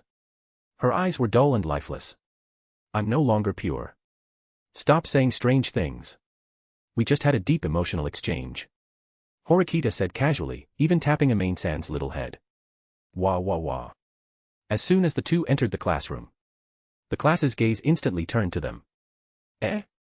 Why are you looking at me like that? I'll get shy. Amane-san's small face flushed slightly. She lowered her head, a little shy. Seeing this, a considerable number of both boys and girls averted their gaze. Hirata glanced at Karuizawa. Although Karuizawa didn't want to meddle, she was now one of the leaders of Class D's girls. While enjoying everyone's respect and trust, she also had to shoulder a part of her responsibility. I heard, Amane-san, that you hit someone in the library yesterday, is that right? As soon as Karuizawa said this, Amane-san subconsciously looked at Kushida. Karuizawa moved slightly, blocking Amane-san's line of sight. No one ratted you out or anything. Just now, someone from the student council came to inform us that Amane-san, you injured Sudo-kun, is that true? After Karuizawa finished her question, the class's gaze immediately refocused on Amane-san. Oh, Sudo. Yes, I hit him. I'll be posting early chapters there so you can always stay ahead and never miss any new content. And if you're enjoying it, drop a power stone for me. Chapter 69, Chapter 68, Chabashira Sae's Trap. A gasp erupted in the classroom. The sound made Amane-san's ears buzz. Amane-san is amazing. Sudo-kun looks really strong, but I didn't expect him to be so badly beaten by Amane-san that he can't attend class. Wang Meiyu's eyes were full of stars. She looked utterly adoring. Exactly. Although missing a person in class might lead to point deductions or something, just thinking that it's that idiot Sudo who can't attend class, my mood brightens a few points. It was Sato Maya who spoke. On her face, one could see the delight at Sudo's inability to attend class. That's right. And if it weren't for him, our points might not have been deducted so much. Shinohara Satsuki also chimed in. For a moment, the class was filled with voices condemning Sudo. Even Ike and Yamauchi lowered their heads, afraid of being dragged into the denunciation. For a moment, Amane-san actually felt a little sad. Sudo couldn't attend class because of his injury. Yet not a single person asked about his injuries. There wasn't even one person to speak up for him. Instead, everyone looked very happy. To be disliked by most of the class to this extent, he must have failed quite spectacularly, right? And without any positive feedback to the class, it would probably turn out like this. Although I dislike Sudo too, Amane-san, what you did this time might be a bit too much. Karuizawa seemed to want to say something. But in the end, she couldn't bring herself to say it. Are you saying that guy dropped out? Horikita suddenly asked. Huh? You, what was your name again? Never mind, how did you know? You shouldn't have been here just now. Karuizawa hadn't finished speaking. Chabashira-sensei walked into the classroom with a serious expression. Everyone, return to your seats. Chabashira-sensei's tone was exceptionally stern today. Seeing this, everyone dared not communicate with each other anymore.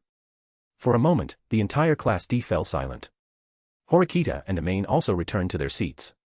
Today, I have something to announce. Chabashira-sensei pressed her fingertips on the podium to support her body. Her gaze swept across everyone's faces. I believe the student council has already notified you. Due to a serious conflict breaking out in Class D, next month's points for Class D, no matter how many, will be refused payment.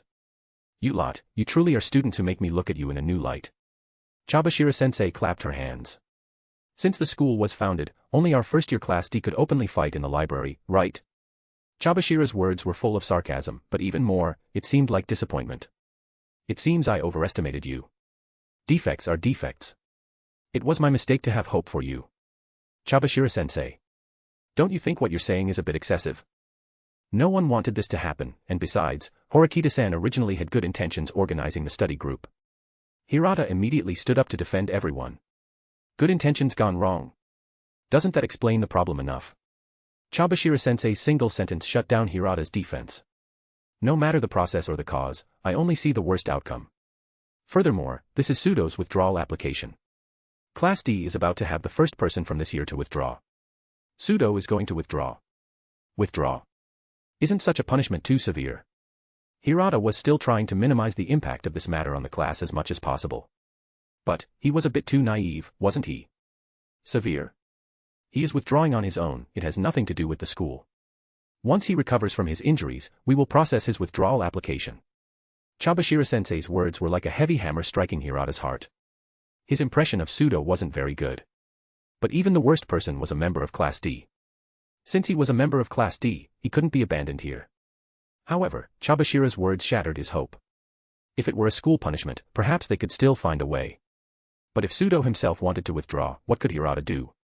Oh, I forgot to mention, since he applied himself, he can withdraw it within a week. Chabashira-sensei. Amane suddenly stood up. Everyone looked at Amane, puzzled. Amane. Sit down, what on earth are you doing? Horikita quickly tried to push Amane down. But Amane stared directly at Chabashira-sensei. Do you know what you just said? I was merely informing the students about the precautions for withdrawal applications. Chabashira said, forcing herself to remain calm. Is that so? Then have you followed the school's rules? Although you are the homeroom teacher, I don't believe you can mix your personal emotions into any incident. Miyako-san. Hirata looked at Amane with some surprise. He didn't understand why Amane would say that. But Amane was also a member of the class, and he was willing to try and understand Amane's thoughts. I ask everyone, what do you think after hearing Chabashira-sensei's words just now, that a withdrawal application can be revoked by the applicant himself? Amane didn't press further. She knew that Chabashira-sensei wouldn't give her any more leverage. So she simply threw the question to the class. I would think Pseudo's approach is too extreme, and I would try to persuade him. Hirata met Amane's gaze and slowly gave his answer. What if Pseudo says that as long as Suzune kneels and apologizes, he can choose not to withdraw? Amane's words made Hirata's face change. What would you do? Amane forced Hirata to answer the next question. Amane-san, your tone. I would, beg Horikita-san. For a moment, everyone was so surprised they couldn't say anything. A scumbag like Pseudo withdrawing was just him withdrawing. Could he really use withdrawal to coerce others into apologizing to him? Hirata would actually make the victim apologize for Pseudo. Was something wrong here? Horikita's gaze changed from curiosity to surprise. Then, she couldn't help but look at Chabashira-sensei. If Suzune refuses to apologize, leading to Pseudo's withdrawal, will there really be no strange rumors in the class? For example, if someone withdraws, they won't be able to advance to Class A. In an instant, Hirata also understood. To put it bluntly, this was a trap. Most people here wanted to advance to Class A. But now they knew nothing about the hidden rules for advancing to Class A. They only knew it depended on points. So would Pseudo's withdrawal affect everyone's advancement to Class A? Amane didn't know. But some people would hesitate. Once Pseudo used withdrawal as a threat to make an unreasonable request. If Horikita or Amane refused, those who couldn't sit still would spread rumors that if someone withdrew, they wouldn't be able to advance to Class A. They didn't care who knelt to Pseudo. They just wanted to advance to Class A. What about Horikita? Also for the sake of advancing to Class A. Would Horikita make concessions under public opinion and self-doubt? Perhaps others wouldn't care, and even Horikita herself might be willing to endure humiliation. But Amane couldn't accept it. Especially since this was the result of Chabashira-sensei deliberately misleading Hirata. That's right, Chabashira-sensei planned to abandon the failed Horikita Suzune. Chabashira-sensei. Your methods are too easily seen through. Or perhaps it's precisely because you are still so naive now. That's why you became a loser back then, right? Amane looked at Chabashira-sensei, who had an unwilling expression. The moment Chabashira-sensei felt Amane's gaze, she chose to avoid it. Self-interest makes people resort to any means. I'll be posting early chapters there so you can always stay ahead and never miss any new content. And if you're enjoying it, drop a power stone for me. Chapter 70, Chapter 69, 40 million. Is that a lot? Everyone, this class will be self-study for now. Miyako-san, come out with me for a moment. To prevent the situation from escalating, Chabashira chose to stop the class discussion. And called Amane out alone. Amane. Horikita intended to stand up and follow Amane out. But Amane pressed her down. It's fine. If it was about age. Then Chabashira-sensei undoubtedly had an overwhelming advantage. But if it was about other things, hee. Amane still had a tiny bit of confidence. Amane followed Chabashira-sensei out the door. However, Chabashira-sensei didn't seem to stop. Instead, she walked straight towards the rooftop. Speaking of which, Amane originally thought Chabashira-sensei would talk to her in the staff office or the tea room from last time. But this time, Chabashira-sensei chose the rooftop. During class hours, the rooftop could be said to be almost the safest place. Normally, very few teachers would come to this place. Of course, Chabashira was an exception. Amane saw Chabashira-sensei skillfully pull out a lady's cigarette from her pocket. Then, she lit it in front of her, a student. Amane recognized the brand. It was a box of 10 slim lady cigarettes, very expensive. She didn't expect that being a teacher at this school would bring such high income. Want one? Chabashira casually offered one. Amane took it, subconsciously reaching into her pocket. Then, as if suddenly remembering something, she quickly handed the cigarette back to Chabashira-sae. I'm still a child, I don't smoke. Chabashira's gaze immediately turned strange. After a long while, Chabashira-sae just softly hummed in acknowledgement. Thus, Chabashira slowly enjoyed the taste of her cigarette in front of Amane. She had no intention of communicating or interacting with Amane at all. However, Amane was not in a hurry. Although she had never formally negotiated with anyone, she still knew the anecdote of Sasaki Kojiro and Miyamoto Musashi dueling on Ganryujima. In a negotiation, the one who can't hold out first will be the loser. So, if Chabashira didn't speak, Amane wouldn't rush her. Now it was Chabashira's turn to be surprised. Amane, who seemed so carefree and a bit of a chatterbox, should by all accounts be impatient. But she didn't expect that Amane could hold back from speaking in such a situation. Perhaps she had underestimated her. Chabashira thought of the interviewer's evaluation of Amane. Such an exaggerated evaluation didn't match a single point. The two stood there in a stalemate for about half a class period. Finally, Chabashira spoke first. Miyako-san, do you have any dissatisfaction with my actions? Chabashira intended to test Amane's attitude towards her. If it was just dissatisfaction, there might still be a chance for her to salvage the situation, but if it was strong opposition, then it would be bad. Although she knew about Ayanokoji, Chabashira still harbored doubts about him being a talent or a genius. She also didn't believe that after losing Horikita, who was capable and needed to prove herself, Ayanokoji would still desperately fulfill his promise to her. Perhaps Ayanokoji would soon realize she had deceived him, and he might even seek revenge. What a headache. Why couldn't she achieve her dream from her student days? Yes, I'm dissatisfied. Even if you want to abandon Suzune, you shouldn't use such disgusting methods. Facing Amane's accusation, Chabashira actually breathed a sigh of relief. Although Amane's words were harsh, her tone was normal, which meant there was still room for maneuver. She knew that Amane was someone who could influence Horikita. If she could appease Amane, perhaps she wouldn't have to do this. I think you've misunderstood something. I never intended to abandon Horikita. I just want to use this method to temper Horikita. Don't you think that Horikita, who can mess up even a study group, has flaws in her personality? Chabashira tried her best to carefully avoid Amane's trigger points. To avoid provoking Amane. But what Chabashira didn't expect was that Horikita Suzune herself was Amane's trigger point. My Suzune doesn't need you to temper her. Yours. Hey, how interesting. How long have you two known each other? Do you really understand Horikita Suzune? Do you know why she must move up to Class A? Chabashira showed a mocking smile. She believed that Amane was only unable to tolerate Horikita being hurt even a little because they were close. But, only setbacks are the fastest catalyst for people to mature. Only by enduring humiliation, learning to compromise, learning to kneel, understanding concrete power, and understanding that there is no absolute right. Only then can one be truly mature. Amane, who understood nothing, dared to speak so presumptuously in front of her. Chabashira only found it laughable. I know, but does getting into Class A mean you have to bring along hopeless people? Chabashira-sensei. I seriously suspect that you were the one holding others back during your student days, weren't you? Amane's words provoked Chabashira. Whether I held others back or not, what does that have to do with you?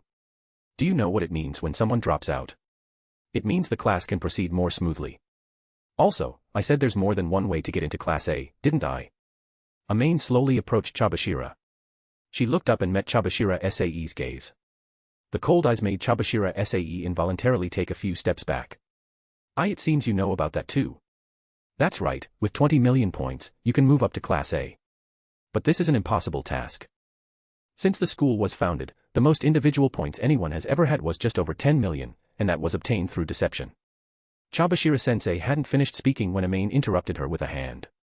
What if I can do it? What are you talking about?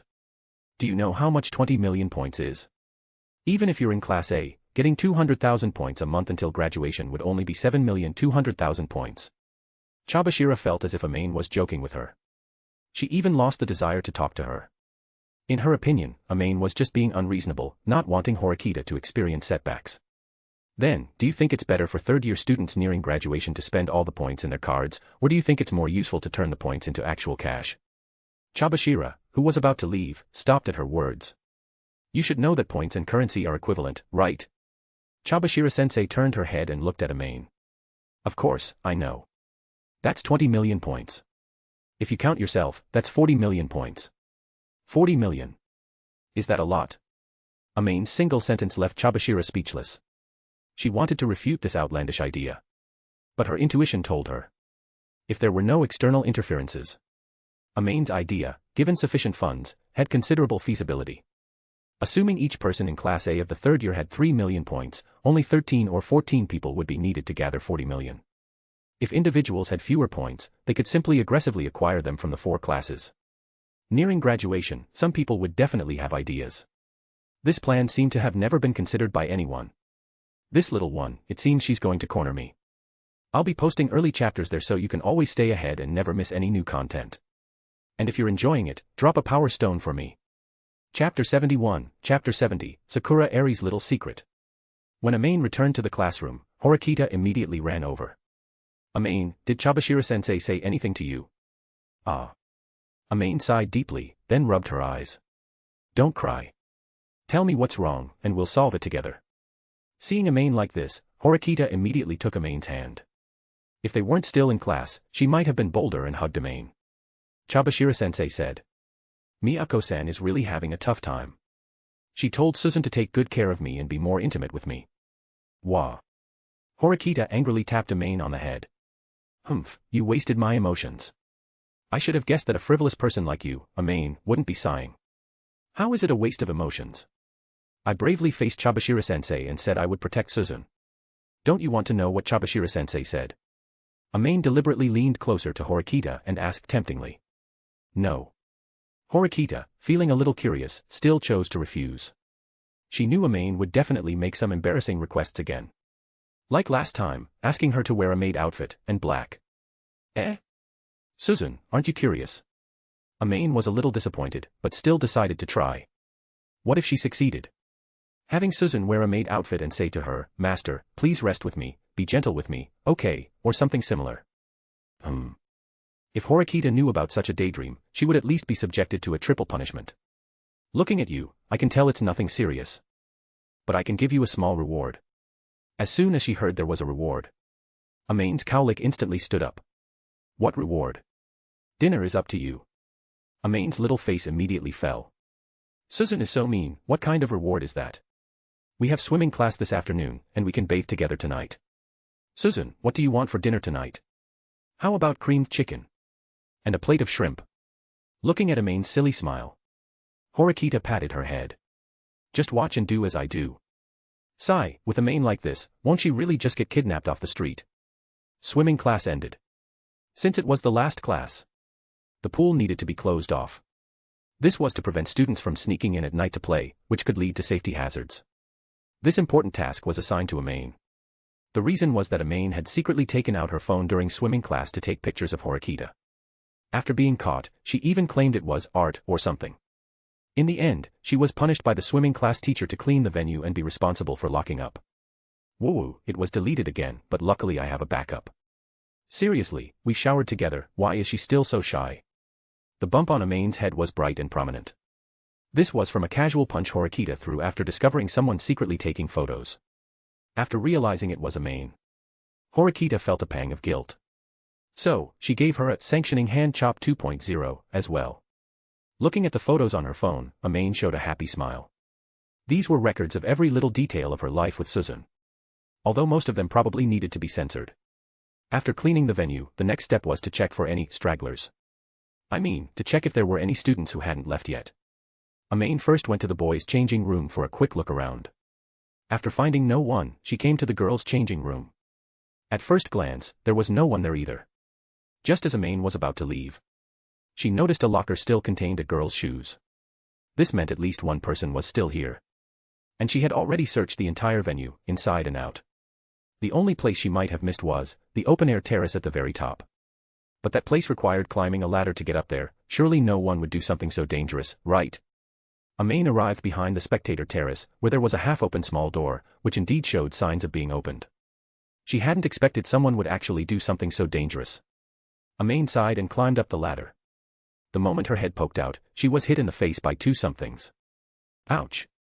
The other party shrieked and quickly retreated. Amane also quickly grabbed the handrail tightly so she wouldn't fall. You are Sakura-san. What are you doing here? Amane's expression was a bit. Sakura-san was holding an SLR camera in one hand, and her outfit was an open school uniform with a swimsuit underneath. Such an outfit looked a bit, how to put it, not quite proper. This wasn't Amane judging a book by its cover. It was because Sakura-san's swimming class today was still an observation class, and she hadn't changed clothes.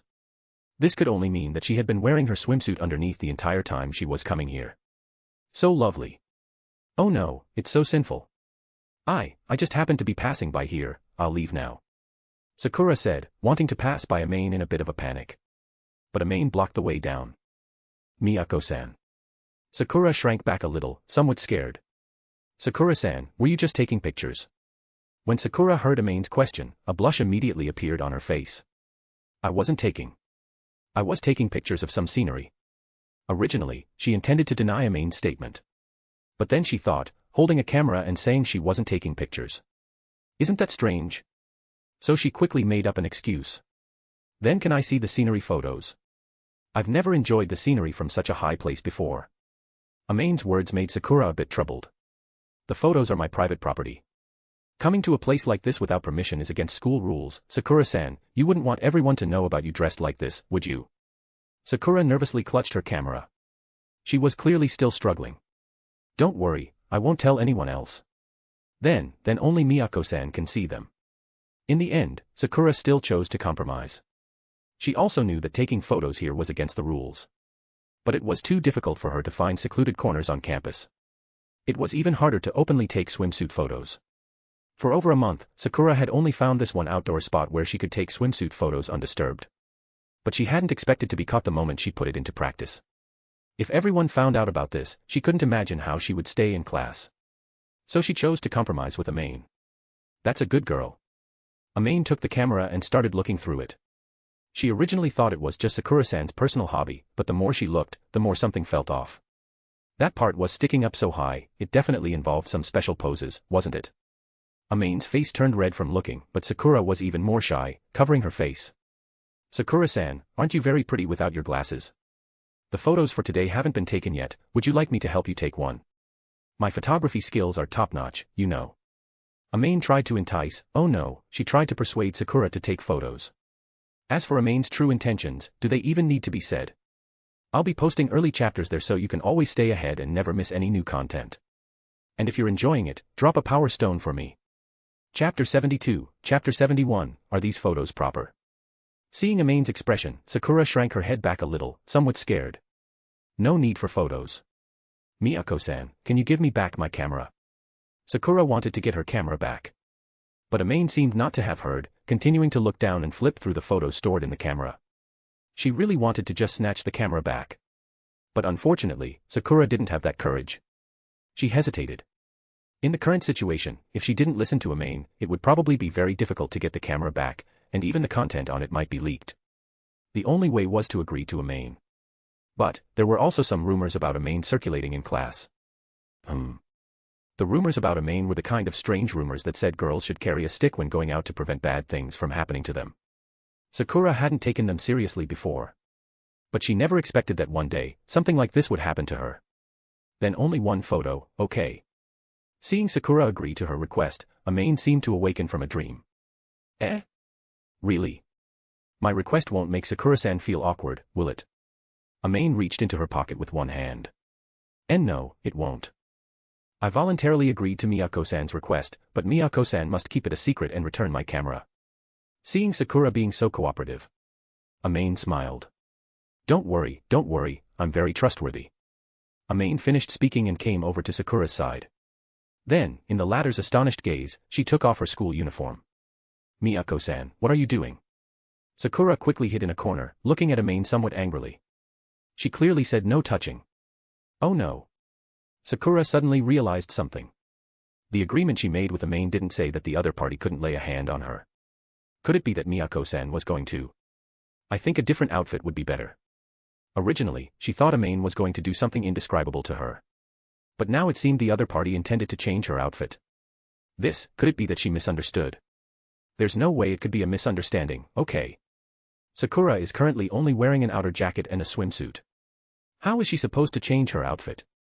She can't possibly wear the jacket on the inside, can she?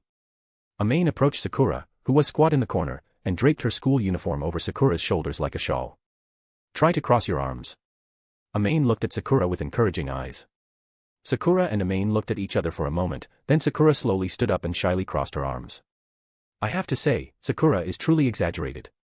This would probably leave Kikyo far behind, wouldn't it? Did she grow up eating papayas? Seeing Sakura in a swimsuit, with her arms crossed, fully displaying her beautiful figure for the camera, Amane pressed the shutter button without hesitation. Click. Even though she was mentally prepared, Sakura hadn't experienced someone taking her picture in a long time. The moment she heard the shutter click, she subconsciously turned her head away. When she realized she shouldn't avoid it, she quickly turned her head back. Sorry, I didn't mean to. It's perfect. Huh. Seeing Amane looking a bit captivated, Sakura also walked over curiously. When she saw the photo in the album, she couldn't help but cover her mouth in surprise. In the sunset, a swimsuit-clad girl draped in a wine-red school uniform looked into the distance with a slight blush. The most striking parts of her figure and her long red hair were dyed golden by the afterglow of the sunset. It looked exceptionally atmospheric. It had less of a delicate feel and more of a dashing one. Even Sakura felt it was incredible. From the photo, the photographer's technique was very steady. It could completely compare to her previous photographers. She knew that her turning her head was a completely subconscious action. But Amane's candid shot was not affected at all. She had only accidentally turned her head after hearing the door close. She didn't expect Amane's speed to be even faster than hers. And she had already changed to an angle that perfectly utilized the outdoor scenery. Since she started taking photos by herself, Sakura also began to learn some photography knowledge. It was then that she realized how much effort it took to produce a good-looking photo. It took her 2 hours to edit a photo she thought was good. Amane, however, did it in one go. She didn't expect Amane-san to be so amazing. Amane, completely unaware that Sakura was praising her in her mind. At this moment, she was deep in thought. Is there something wrong with these glasses? Normally, seeing Sakura wear those unfashionable glasses, she didn't really attract much attention. But once she took off her glasses, it was like her beauty was unleashed. Even some idols couldn't compare to Sakura-san's beauty, could they? And she was surprisingly photogenic. Although if she were to make a movie, she might not be seen in proper places. But Sakura-san's beauty as a leading actress or something didn't seem to be a problem at all. So why did she wear those unfashionable glasses? Could it be that it was her self-protection? Miyako-san. Sakura saw Amane spacing out, so she called her name softly. Hearing Sakura's voice, Amane was pulled back to reality. Sorry, Sakura-san is too cute, I got lost in looking at her. The bad Amane could now say things like this almost as soon as she opened her mouth. The innocent Sakura immediately blushed. No. I think I'm very ordinary, but I think Miyako-san is very cute. Sakura wasn't lying. Amane, who moved between various small groups every day and occasionally showed her lively side in front of Horikita, indeed gave off the impression of a cute, energetic girl. Actually, I also think I'm quite cute. Amane puffed out her chest a little proudly. If her thick skin continued like this, she probably wouldn't find an opponent in the entire school. However, Sakura thought she was joking and let out a small laugh, covering her mouth. Then she remembered something. Miyako-san, about the camera we talked about. The main reason she took this photo was still to get her camera back. Of course, no problem, but I want to keep a copy of this photo. Amane pointed to the one she had just taken. Miyako-san, why do you want that one? Although that one was very good looking. But in terms of boldness, she had many more daring photos in her camera. If Amane had any intentions, she shouldn't have chosen this one. It seemed Amane sensed Sakura's confusion. After all, I took this one myself, so of course I want to keep it. This way, every time I open this photo, I'll remember my encounter with a beautiful girl, Sakura Eri, under the sunset. The reason she only knew her name was Sakura Eri now was definitely not because she had just seen a photo that showed a corner of Sakura's school bag. The tag card on the back of the school bag had Sakura Eri written on it. This saved Amane, who only remembered her name was Sakura. She hadn't been feeling well recently, and her memory had also deteriorated significantly. What was it Suzune asked her to do today? I'll be posting early chapters there so you can always stay ahead and never miss any new content. And if you're enjoying it, drop a power stone for me. Chapter 73, Chapter 72, Misunderstanding. Horikita Manabu's text message. I'm back. Amane was especially happy today because of her extra gains. Not only did she get Sakura-san's photo, but she also got her contact information. This way, it meant there would be many photos in the future. So, as expected of Amane, she had now learned to play the long game. You're back so late. Was the swimming pool that hard to clean? Horikita got up and took the school uniform from Amane's hand. Just as she was about to hang it on a hanger. Her eyes narrowed slightly. The swimming pool is very big, you know, it took me a lot of time to clean it, quickly reward me. Amane was about to hug Horikita as usual. But she was pinched on the ear by the latter. Ow, ow, ow, Suzune, what are you doing? Amane's eyes were tearing up from the pain. But Horikita had no intention of stopping. My dear Amane-san, how do you plan to explain this? Horikita picked up a long red hair from Amane's school uniform shoulder. Amane's gaze began to shift. The swimming pool is very big, Amane, are you sure you're talking about the swimming pool? Horikita pinched Amane's face with both hands. She looked at Amane with an unkind gaze. Don't pinch, I'll confess, okay. Seeing Amane intended to confess, Horikita finally let go. Amane's eyes moved back and forth rapidly. She seemed to be organizing her words. After I finished cleaning the pool tonight, I found that there was still a student left in the swimming hall, so I kept looking and looking. Get to the point. Horikita made a hand-chop gesture with her hand, her fingertips gently moving across Amane's abdomen. Gulp. Amane swallowed a mouthful of saliva. Then I found, a student had climbed to the rooftop of the swimming hall, that place is so dangerous. I was afraid she would have an accident so I quickly followed her, but it turned out she was just taking photos. Amane spoke quite slowly. This ensured that everything he said was true, while also ensuring the key information remained vague. However, Amane clearly underestimated Horikita's keen senses. So you just held him in your arms and comforted him, right? A smile appeared on Horikita's face. Her fingertip gently traced Amane's cheek, then tapped her lips. I won't say anything this time. From the moment you concealed his name, I guess there might be something inconvenient for you to tell me. But that's no reason for you to try and gloss over it. You can shower by yourself tonight. As soon as Horikita finished speaking, Amane hugged her waist. No, we said we'd shower together, whoa. Sanction. Amane's coquettish voice abruptly stopped. She slumped softly onto Horikita's shoulder. Horikita effortlessly picked up Amane and tossed her onto the bed. Her movements were practiced and seamless. Honestly, you picked the worst times to act spoiled. Although Horikita said she would let Amane off the hook, she still felt a little uncomfortable. The fact that someone else's hair could be found on her shoulder only meant their relationship was quite intimate. Yet, Amane chose to conceal it. Humph, is Suzune jealous? Amane suddenly realized something and poked her head out from the bed. What are you talking about? Who would be jealous of an idiot like you? A blush began to creep onto Horikita's face. Suzune, you're blushing, you know. Horikita also felt the temperature of her face rising sharply. She quickly reached up to cover her face. Was she really jealous? How could that be? Amane, that idiot, no matter who she hugged, Horikita Suzune would never. Horikita imagined a red-haired girl resting her head on Amane's shoulder, acting spoiled or saying mushy words. Crack. Accompanied by a shattering sound, Amane, who had just been about to tease Horikita, was completely stunned. Horikita had actually crushed the teacup. Amane wiped the sweat from her forehead. It was probably better not to speak at this moment. Horikita, meanwhile, looked at the shattered teacup in her hand with a puzzled expression, then glanced at Amane, who was lying on the bed like a good child. Perhaps, she was a little bit jealous. Really, just a tiny bit. Speaking of which, didn't we agree you'd cook tonight? What are we having? When Amane heard Horikita's question, she immediately remembered that Horikita had indeed told her it was her turn to cook tonight. Oh no. She had forgotten the most important thing. I'll go buy groceries right now. Just as Amane was about to go out to buy some vegetables, her hand was pulled by Horikita. Just eat whatever's easy. Horikita's tone was very soft. Faced with Horikita's sudden change, Amane was a little curious. Originally, she wanted to investigate further, but after glancing at the unfortunate teacup that had just been crushed, she chose to remain silent. She wasn't being cowardly. She was just afraid that Horikita would hurt her hand if she hit her. I'll go see what else there is. Amane opened the refrigerator and began rummaging for ingredients. Just then, Amane's phone chimed with a message notification. Someone sent you a message, oh. Horikita merely glanced at it without looking too closely. Everyone had their privacy. She had no right to interfere too much. But it wasn't a problem if she didn't glance. When she did glance, she actually saw a familiar name, Horikita Manabu. This name sounded a little familiar, didn't it?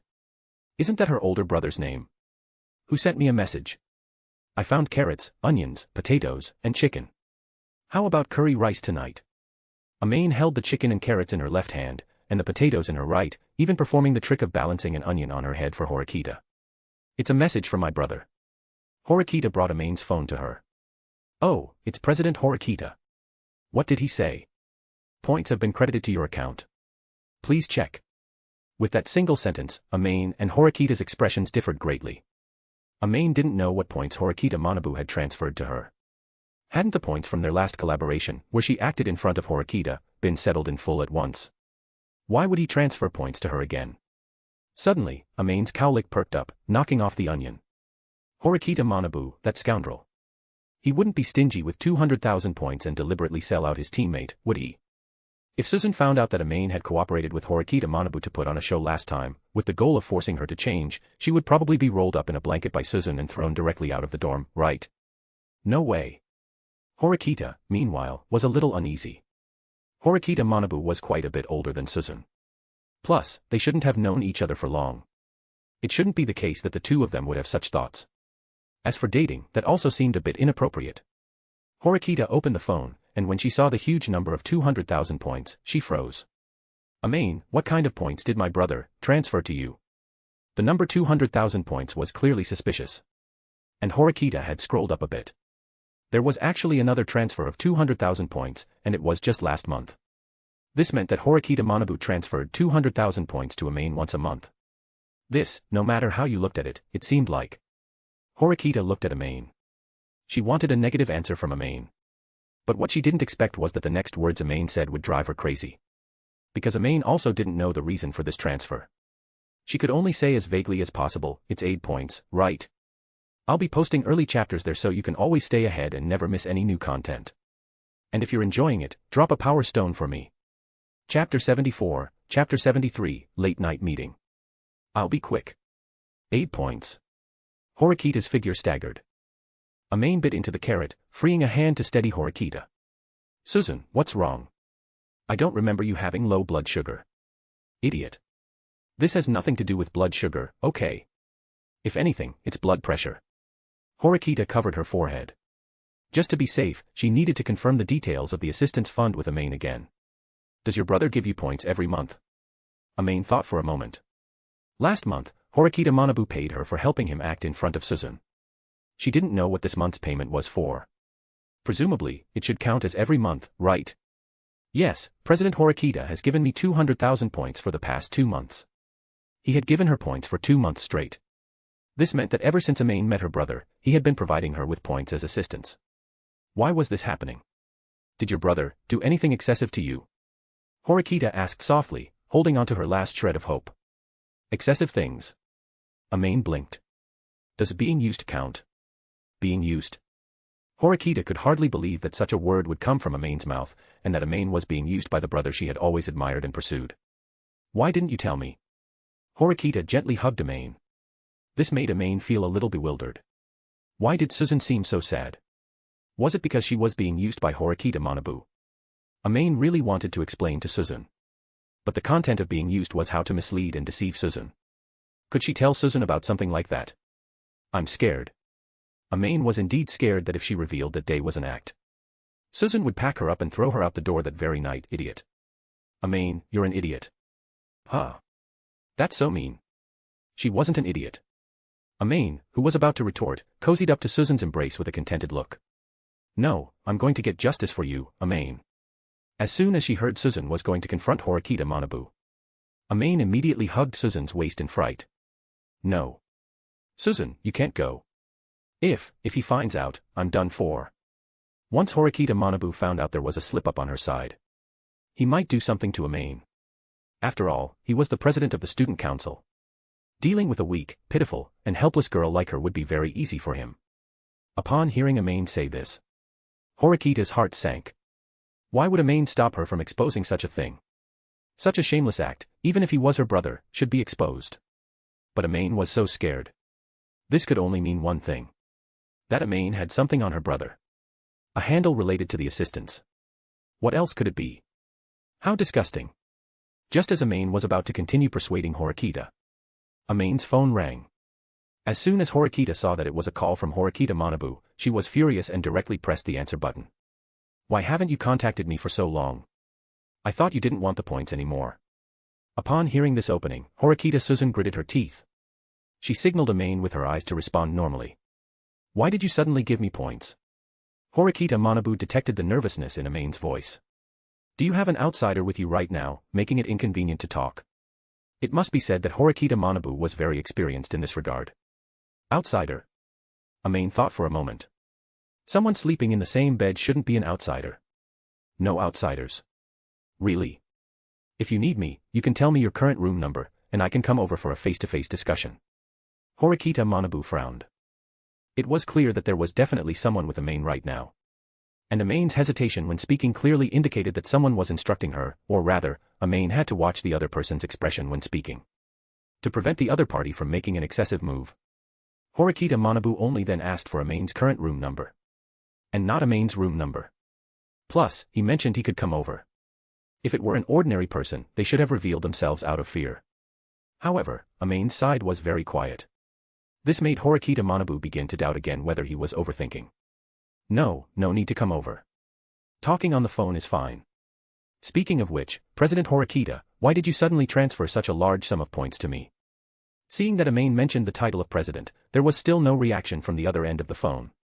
Horikita Manabu finally felt a little relieved. The person next to Amane must be his awkward younger sister.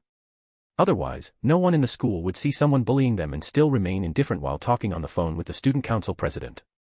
If there really was such a strong-willed person, Horikita Manabu would have to praise them for their excellent psychological fortitude. Since it was his sister next to Amane, he didn't need to hide anything from his sister. These are last time's points. I'm very satisfied with your current performance. Horikita Manabu's words completely enraged Suzune. Horikita was about to yell into the phone. Amane swiftly snatched the phone and held it high. Can we meet tonight? Horikita Manabu heard some noise from Amane's side. But she didn't respond to him, which made him feel strange, so he invited Amane. Some things were better discussed in person. Especially with the recent uproar about Horikita Suzune. Although other classes weren't entirely clear about the specific situation, their student council had already received detailed records of everything. Horikita Manabu expressed great dissatisfaction and disappointment that his sister's study session could turn into a violent incident. It was a good opportunity to communicate with Amane and see if Amane could guide Horikita Suzune further. However, Horikita Manabu remembered that Amane was also one of the parties involved. So he had been hesitant. Now that he finally had an opportunity to communicate, he might as well meet with Amane to discuss the next steps.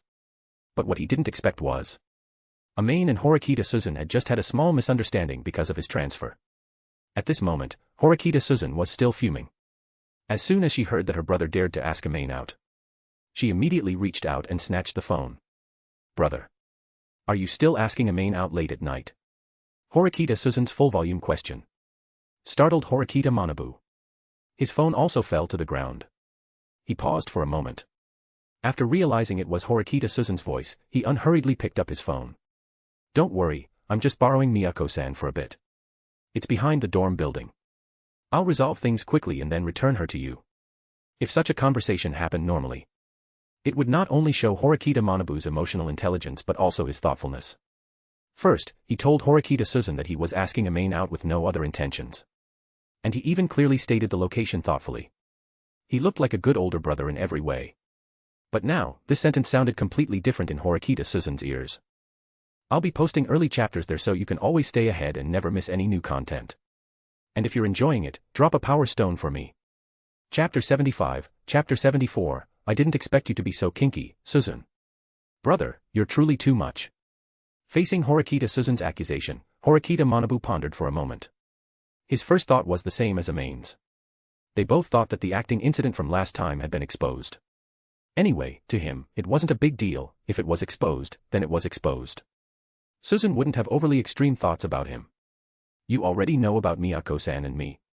To prevent any potential slip-ups, Horikita Manabu specifically brought up this matter. This was to ensure their conversation was on the same page. Horikita Suzune was even more furious when she saw her brother admit it so readily. What? Are you afraid I'd find out about this? Afraid I'd find out about the deal between you and Amane? Facing Suzune's questioning, Horikita Manabu not only wasn't angry but instead smiled. The little girl who used to follow him, calling him Oni-chan, had finally grown up. She was no longer the Horikita Suzune who didn't even dare to speak loudly to him. Horikita Manabu really wanted to laugh happily. However, since he was still on the phone, he didn't want Suzune to notice his lapse in composure. Why should I be afraid of you knowing? Suzune, your flaw is that you think too highly of yourself. Even if you know now, what will you do? Isn't everything I do for your own good? Horikita Manabu's words made Suzune grind her teeth. For her own good.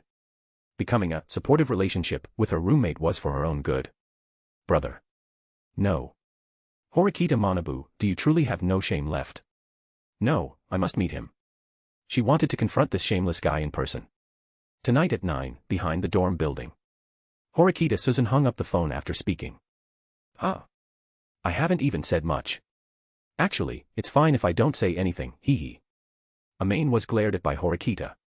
She immediately stood obediently to the side. You'll stay in the dorm obediently later, got it? Seeing Horikita's instructions, Amane quickly nodded. Horikita stroked Amane's head with satisfaction. Then she walked to the kitchen. She carefully selected a knife from the knife rack. In the end, she decided against it. After all, making her wield a knife against her own brother was still a bit difficult. However, this action startled Amane. Suzune, don't do anything rash. How about I go with you later? Amane circled around Horikita, repeatedly persuading her to take her along. Finally, Horikita couldn't stand the nagging anymore and thought of a simple and effective method. How about we play a game? Upon hearing game, Amane immediately perked up.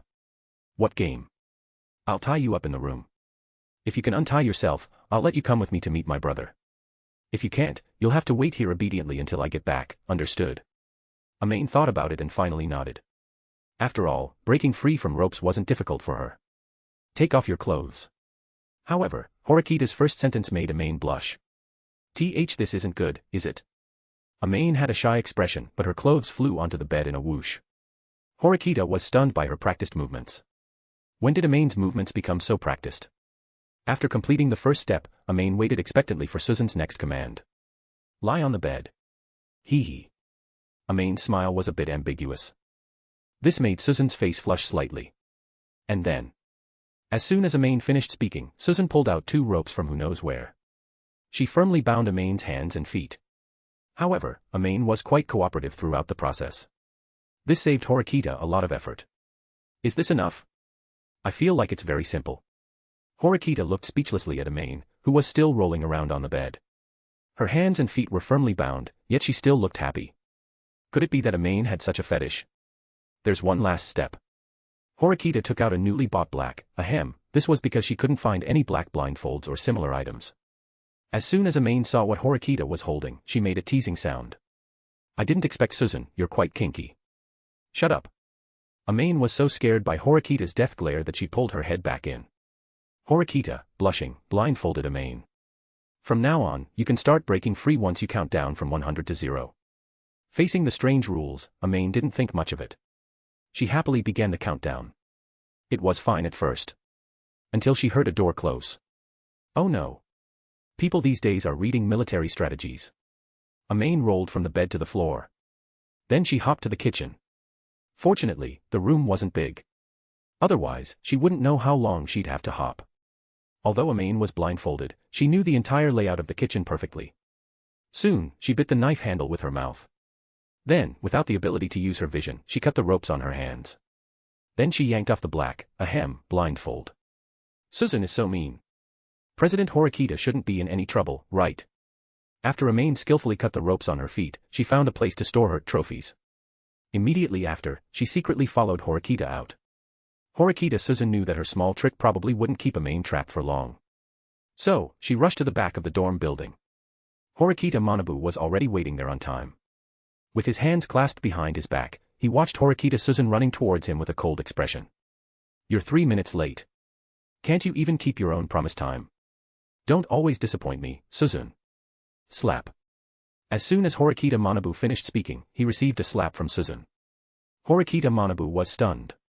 This wasn't right, was it? What kind of sister would greet her admired brother with a slap? Even if this brother had acted out a play with someone else to help her grow, it shouldn't make Suzune this angry, should it? Perhaps, this was just Suzune being shy. She'd immediately throw herself into her brother's arms after hitting him. Unfortunately, Horikita Manabu could only see Horikita Suzune looking at him as if he were some kind of filth. This slap is from Amane. Suzune's opening move completely threw Horikita Manabu into confusion. What on earth happened? Why did Miyako Amane make Horikita Suzune slap him? Before Horikita Manabu could even comprehend the situation. Slap. Horikita Suzune slapped Horikita Manabu across the face again. This is for our parents, I'm truly ashamed of you. Seeing Horikita Suzune say this, even Horikita Manabu, slow as he was, sensed that something was amiss. Just as Horikita Suzune was about to deliver a third slap, Horikita Manabu grabbed her wrist. What on earth are you doing? What happened? Seeing herself restrained by Horikita Manabu, Suzune didn't struggle, but just stared at Horikita Manabu with eyes full of fury. Did you and Amane do that thing? That thing. Was she referring to the time they acted in front of her? That's right, we did that to help you grow better. You should understand my painstaking efforts. Horikita Manabu snorted coldly. Painstaking efforts? Growth? How do you plan to make me grow? President Horikita. Suzune looked at Horikita Manabu mockingly. Horikita Manabu's brows were tightly furrowed. He noticed something was wrong, but he didn't know what it was. Of course, hands-on teaching in front of you is more effective. Horikita Manabu, why don't you just go die? I'll be posting early chapters there so you can always stay ahead and never miss any new content. And if you're enjoying it, drop a power stone for me. Chapter 76, Chapter 75, Slander. Someone is slandering me. Is that how you speak to me? How disrespectful.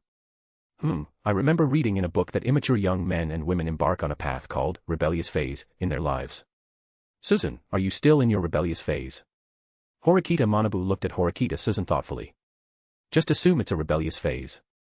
Please let go of my hand. Horikita Suzune raised her head and looked directly at Horikita Manabu. She used to be a sister who would shyly lower her head whenever she met her brother's gaze. Now, she had become Horikita Suzune, willing to stand up for her good friend. Should this be considered growth, or has she become more impulsive? Horikita Manabu slowly released her hand. The next second, his body swiftly moved to the side. He dodged Horikita Suzune's kick. Your speed is good, but you lack strength. In that case, no matter how fast your attacks are, they are merely for show and can easily be exploited for a counterattack. Your attacks are purely impulsive. Suzune, your current state is truly disappointing. Horikita Manabu deliberately provoked Horikita Suzune. To be honest, this was the first time Horikita Manabu had seen Horikita Suzune angry. He had never seen his sister angry before, and she looked so fierce, completely different from the weak image she had previously presented to him. Were all these changes brought about by Amane? If he had the chance, he really wanted to thank her properly.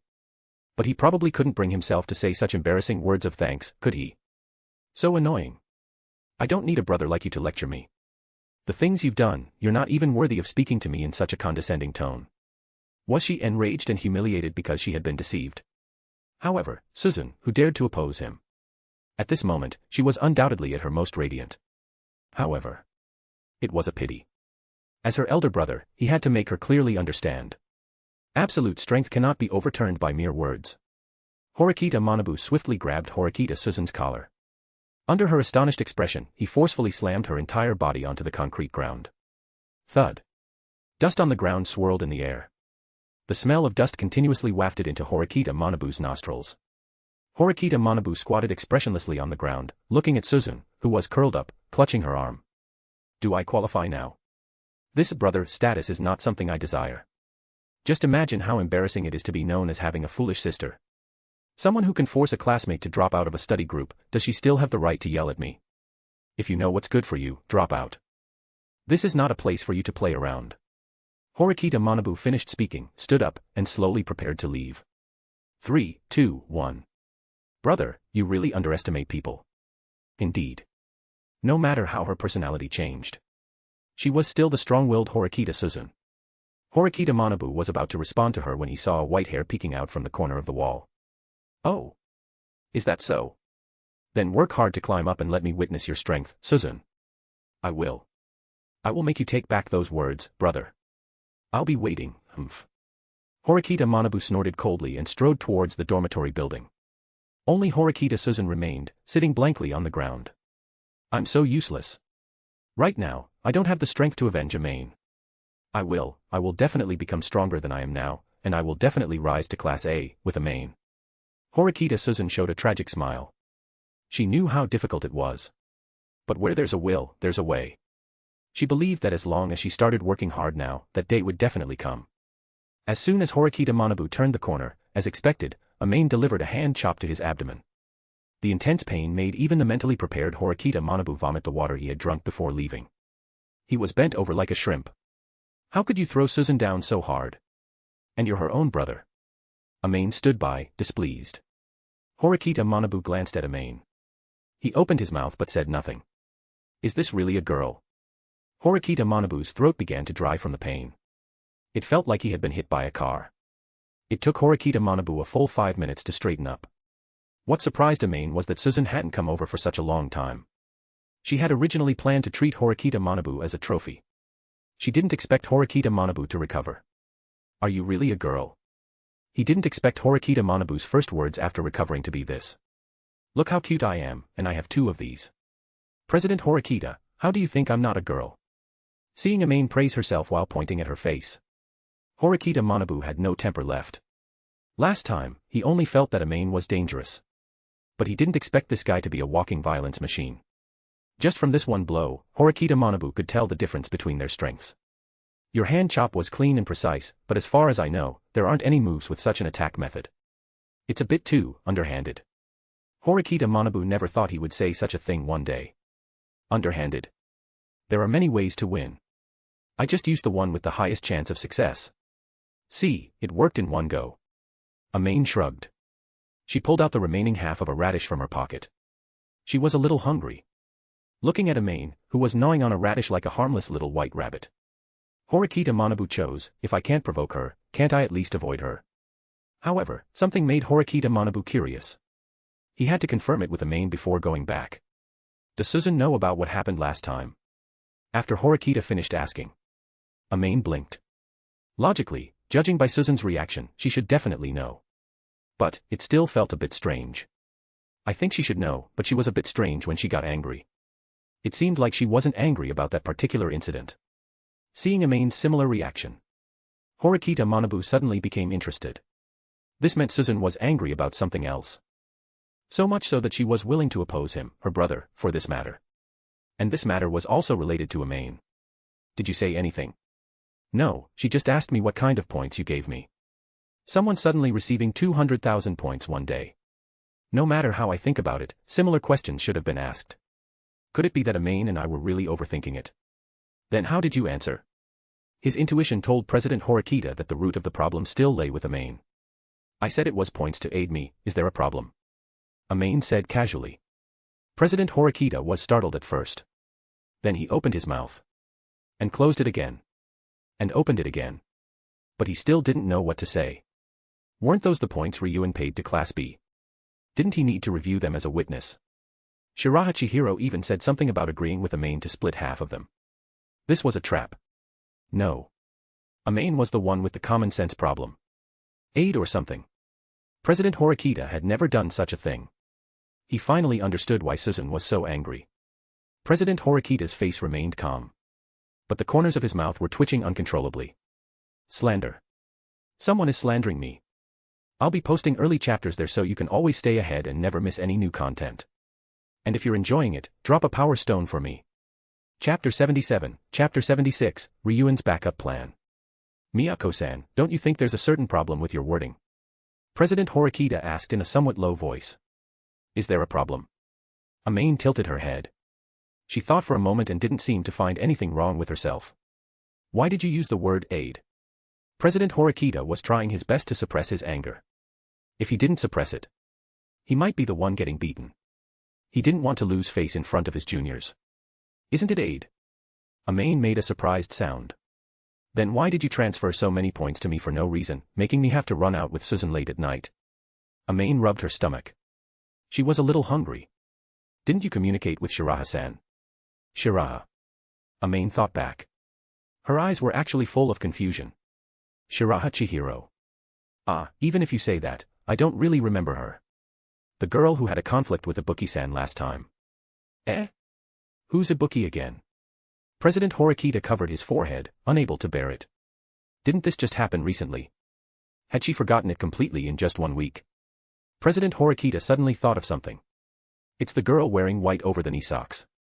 Ah. I remember now, Shiraha-san. She seemed to have said she'd split the points with me when the time came. As soon as Amane triggered the keyword, she immediately found memories of Shiraha Chihiro in her little brain. Ryuan transferred the points to me as a witness today, a total of 450,000 points. Shiraha-san said she had an agreement with you to give you half. At the time, it was calculated based on 400,000 points, which is why I transferred 200,000 points to you. As soon as President Horikita finished speaking, he saw Amane's expression become serious. 450,000 points. Wasn't it 400,000? Seeing Amane's expression, President Horikita thought she was concerned about the 50,000 points and quickly explained. Ryuan did indeed pay 400,000 points to Shiraha-san. The remaining 50,000 were for me. I didn't take them and planned to return them to Ryuan, but he said if I didn't want them, I should just give them to Shiraha-san. Is there a problem? In President Horikita's view, he resisted temptation and successfully secured 50,000 points for Shiraha-san. It could be considered a competent way of handling it. But he didn't expect Amane's reaction to be unusually intense. Confused, foolish. Amane's angry reprimand surprised President Horikita a little. Is there something wrong with what I did? He trusted Amane's judgment. But he couldn't understand how he, who had resisted temptation, became a confused person. President Horikita, how do you contact Ryuan? By phone. Ryuan asked for my contact information after the day ended. President Horikita cooperated with Amane in looking for his own problems. Did you record it? No, how could I think of recording a normal call? President Horikita was telling the truth. Under normal circumstances, people rarely record calls unless it's a particularly sensitive matter. Then did he transfer the points all at once, or in 2 batches? Ryuan gave them to me in 2 batches. The first was 400,000 points, followed by another 50,000 points. Why did he transfer them in 2 batches? Then how do you prove your innocence? Amane sighed, looking somewhat disappointed. Prove my innocence. I didn't take the points in the end, but gifted them to Shiraha-san. There are transfer records that can be checked.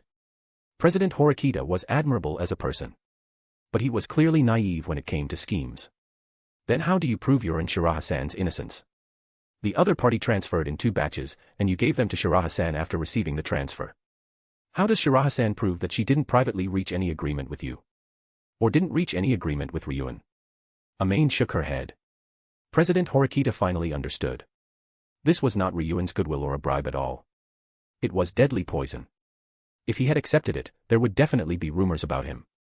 Ryuan had call records and could completely claim that President Horikita had continued to extort points from him. Even if the second transfer time was before the call, it wouldn't matter. As long as President Horikita accepted it, it would be a big problem. In this regard, President Horikita was very smart. He insisted on not accepting it. But the problem lay here. Was Ryuan's real target only President Horikita? No. His goal was to retaliate against Shiraha Chihiro. He had even anticipated that President Horikita would not accept the points, which would allow President Horikita to transfer these 50,000 points to Shiraha-san. But the problem was, how could Shiraha prove her innocence, that she hadn't reached any private agreement with Ryuan or President Horikita? Even Ichinos would have some thoughts about these extra 50,000 points of unknown origin. Even if President Horikita were to explain. As long as Ryuin spread rumors about President Horikita and Shiraha Chihiro, the two of them would immediately fall into a public opinion storm because of these 50,000 points. President Horikita, as student council president, even if he knew Ryuin was behind it, would certainly not be able to stand up and stop Ryuin. Otherwise, he would definitely be seen as guilty in wanting Ryuin to shut up, which would only make things worse. And Shiraha Chihiro, without President Horikita speaking up, would become the center of public opinion. Ryuin had privately given Shiraha Chihiro 50,000 private points. This one fact alone would make Shiraha Chihiro unable to gain the trust of others in Class B. Ryuin's move was extremely disgusting. With just 50,000 points, he could plunge someone into a public opinion storm, and it wasn't impossible for Shiraha-san to even be forced to withdraw. Shiraha-san, subjected to suspicion, rejection, and isolation, if her psychological resilience wasn't strong enough, it's very possible she would choose to withdraw. At this rate, only Ryuin would have the last laugh. Horikita Manabu finally reacted. Ryuin was just using him as a stepping stone. The person he truly wanted to target was Shiraha Chihiro. Perhaps he wanted to ruin her reputation, or perhaps he just wanted to teach her a lesson. But no matter what, Ryuin had already succeeded halfway. Is there still room for maneuver? Horikita Manabu realized that due to his carelessness, he had inadvertently caused a hidden danger for Shiraha-san. He quickly asked Amane for a solution. Look at how flustered you are. Can't you really think of a solution? What right does such a pathetic student council president have to scold his own sister? Amane pouted. Horikita Manabu smiled bitterly and shook his head. He hadn't expected Amane to be so petty, still remembering the words he had deliberately said earlier to provoke Suzune's rebellious spirit. If I truly see the day Suzune grows up, I will personally apologize to her. This was indeed my mistake. If it were just me facing some gossip, it wouldn't matter, but if it implicates Shiraha-san, I would feel terribly guilty no matter what. Could Miyako-san please help me with this? Horikita Manabu said, opening his phone and clicking on the memo app. It recorded some of Suzune's preferences, and, cough cough. Deal. I'll be posting early chapters there so you can always stay ahead and never miss any new content. And if you're enjoying it, drop a power stone for me. Chapter 78, Chapter 77, you don't have a partner, do you? After completing some unspeakable transaction with Horikita Manabu, Amane finally remembered. Where was Suzune? Her big Suzune was gone. But Amane hadn't seen her pass by the dormitory building, had she? Where was she? She couldn't have been abducted by aliens, could she? Amane quickly called Suzune. You broke free from the rope so quickly. I thought it would take you at least an hour.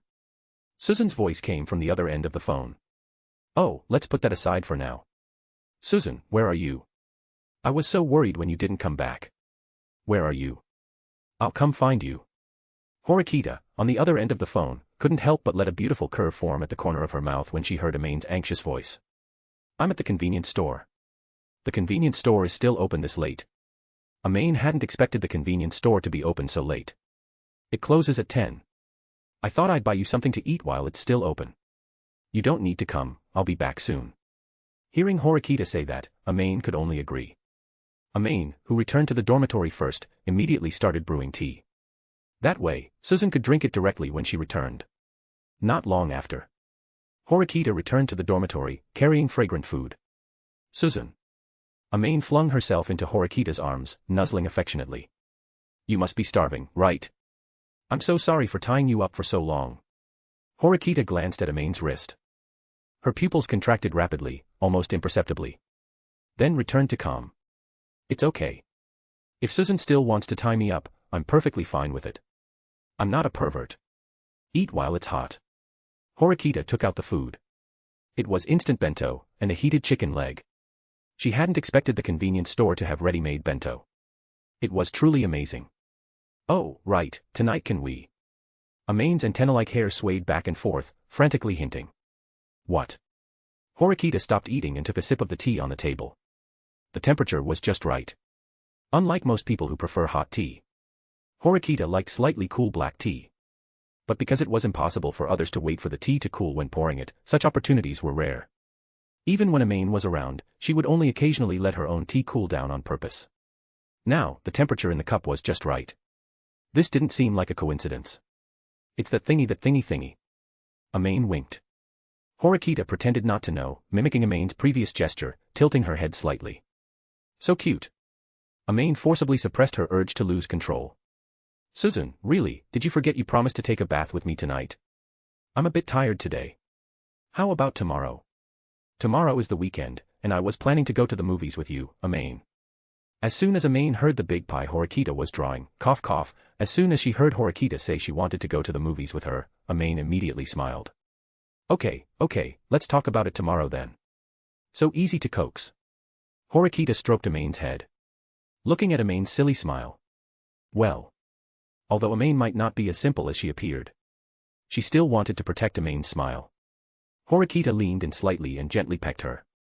Warm. Because she had just drunk black tea, there was still a hint of tea fragrance. Soft. Amane covered her mouth. Suzune is so cunning. No, I want one too. Smooch smooch smooch.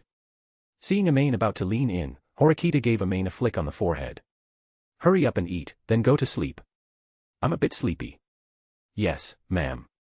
Amane saluted in a proper manner. Then came a flurry of gobbling.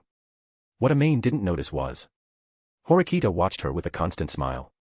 The next day, Horikita took Amane to the movies as promised. The reason she had this idea. It was all because last time Amane had abandoned her to go to the movies with Kushida-san and the others, leaving her to sit alone in the back, envious. Now she could openly hold Amane's hand and come. After buying Amane a super large bucket of popcorn, Horikita led the happily eating Amane to their seats. She had originally thought that what followed would be a sweet and romantic two-person movie experience. But sitting next to her was actually Kushida-san. Oh, isn't this Horikita-san? What a coincidence. Kushida-san showed a gentle smile. But Horikita wasn't falling for it. It really is a coincidence. It truly was a coincidence. Even though there were 3 showings of this movie, Kushida-san miraculously bought a ticket for the same showing and a seat right next to her. What an incredible coincidence. Eh? Isn't this Kikyo-chan? You're here too. Why didn't Aim-chan and Ruri-chan come along? Kushida-san heard a familiar voice. She leaned out slightly. Only then did she spot Amane buried in the popcorn. Amane, you're here too. Aim-chan and Ruri-chan went to Hirata-san's book club. Speaking of which, Amane, can you finish all that popcorn? Amane. Hearing Kushida-san's overly intimate address, Horikita let out a soft snort. Kushida-san, don't worry. My Amane can eat a lot. Saying that, Horikita ruffled Amane's head. Her eyes, however, looked at Kushida-san triumphantly. It's certainly a good thing to be able to eat, but I'm just worried Amane might get a stomachache. Horikita-san, you and Amane are so close, why don't you try to persuade her? Kushida-san's tone became a little strange. I didn't want to either. Amane kept pestering me to buy it. Kushida-san, you know how clingy Amane can be. Horikita retorted, unwilling to be outdone. Crunch, crunch. Amane munched on popcorn while watching the two of them clash. No wonder. Kushida and Horikita stared at each other with icy gazes. But then, they both laughed at the same time. Kushida's eyes darted around, about to say something. The cinema lights suddenly dimmed. Kushida could only wait until the movie finished. But what she didn't expect was, the torment Amane was about to put her through. Suzune, I'm scared, boo-hoo-hoo. Amane hugged Horikita's arm tightly. Wah, Suzune, that's so scary. What is that? Suzune, I'm scared, boo-hoo-hoo. Suzune, give me a kiss and I won't be scared anymore. Amane's voice was very soft.